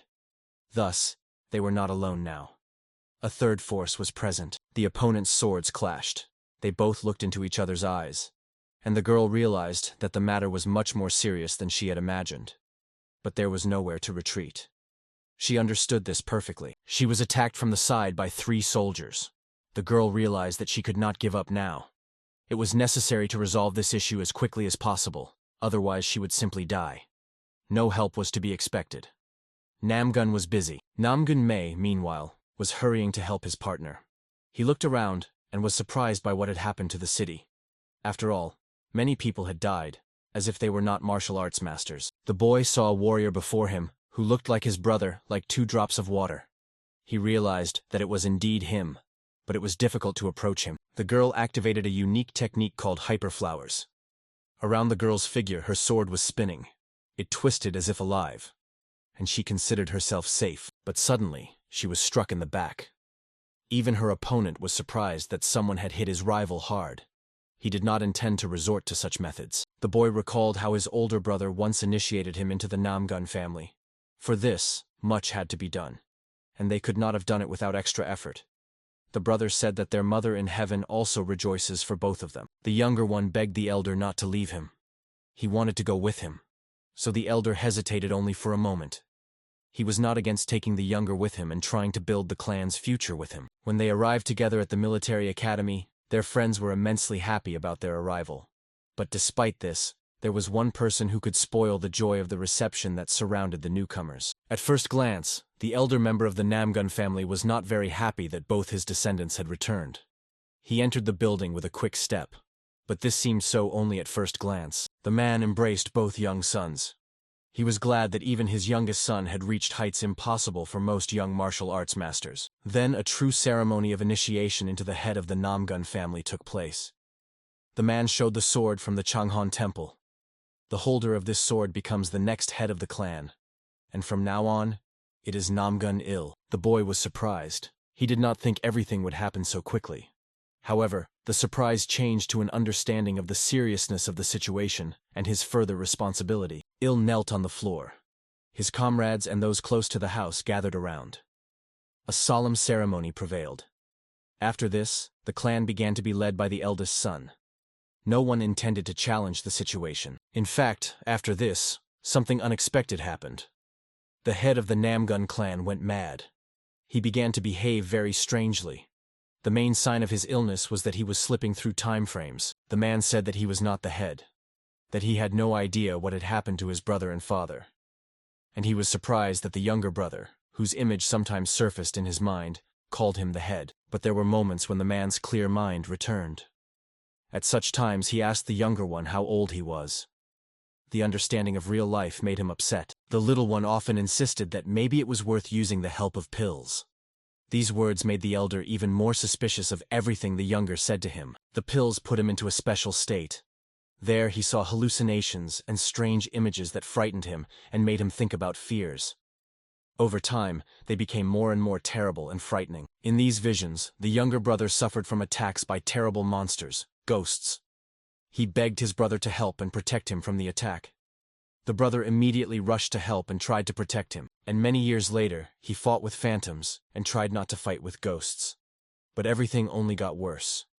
Those who manipulated his consciousness began to penetrate more and more into the mind of the elder Namgun. Now, before his eyes, the younger brother, who was hurrying to him, was struck in the back by a rival in a mask. The boy threw his head back over his shoulders and was almost falling, hit treacherously and hard. The elder brother seemed to have broken through a mental barrier, but realized what had just happened before his eyes. He shouted loudly. His scream was full of pain and a curse directed at those responsible. Meanwhile, the black plum flower grabbed the little one and carried him on her back. She called the little Namgun an idiot because he thought she wanted to kill his brother and took the blame instead of him. The boy opened his eyes and assured that he was actually worried not about his brother, but about her. After all, she definitely had no chance of winning against him. So she partly owes her life to him, because Il was ready to finish her off. Namgun Mei knelt down. He assured that he felt very reckless and had to deal with it. But that would be much later. Now his goal was to finish off, or somehow otherwise resolve the issue with his brother. The girl warned that the elder Namgun was now in a very bad state, and approaching him was dangerous. However, the younger one assured that he would save Il just as he once saved him. The boy asked not to worry about him. And besides, he had a plan of action. His main condition was that no one should worry or distract him from the duel. The girl understood this. Mei stood against his brother and addressed him. He perfectly understood that obsession could only be broken by direct appeal. He extended his hand and said he was glad to see his elder brother. The little one asked his brother to forgive his action. After all, he would never have done such a thing in his life. But not everyone is so loyal to their own family and defends its rights like that. Il rushed to his brother. Now a dual nature was fighting inside him. He could not cope with it on his own. So the younger Namgun decided to help resolve the issue with it. He was preparing to use a technique. When the brother approached him, he twisted 2 coils of energy in his hands, preparing to tear apart the nets inside his brother. He flew quite far, thrown back by the power hidden in Namgun Mei's technique. Now the elder stood on the ground. He was gathering his strength, trying to understand what had happened, and who dared to stand against him in battle. It seemed so. His gaze became more thoughtful. Events from several years ago came to mind. Back then, he was a sparring partner for his younger brother. They were preparing to enter the fight. The confrontation from that time was continuing right now. The younger one was trying to use energy to push the elder away and force him to surrender. The matter turned to hand combat. Blows rained down on the opponents from all sides. Namgun Mei was forced to admit that his brother remained a great warrior even when under hypnosis. Every move of the elder was precise and deadly. Presumably, he had trained his techniques many times. And this happened under the influence of a special drug that granted extraordinary abilities. Il's hand reached the opponent, passing through all his blocks. He struck his brother with force, and the latter was so surprised that he couldn't even curl up. He barely managed to stay on his feet. Mei stood opposite his possessed brother and spoke to him. Blood flowed from the younger one's mouth, and he kept talking about their mother and the brother's childhood. It was then that the elder always protected him and took his side in quarrels. Unfortunately, the conversation did not have the effect the younger one hoped for. He thought his brother would come to his senses. Instead, the elder kicked him in the face. The force of the blow was insane and impossible for an ordinary mortal. Il continued to trample his younger brother. His mind was confused again. The man was trying to destroy the enemy. The hypnotist ordered him to do so. Il lost touch with reality once more. The younger one gathered his strength and grabbed his brother's leg.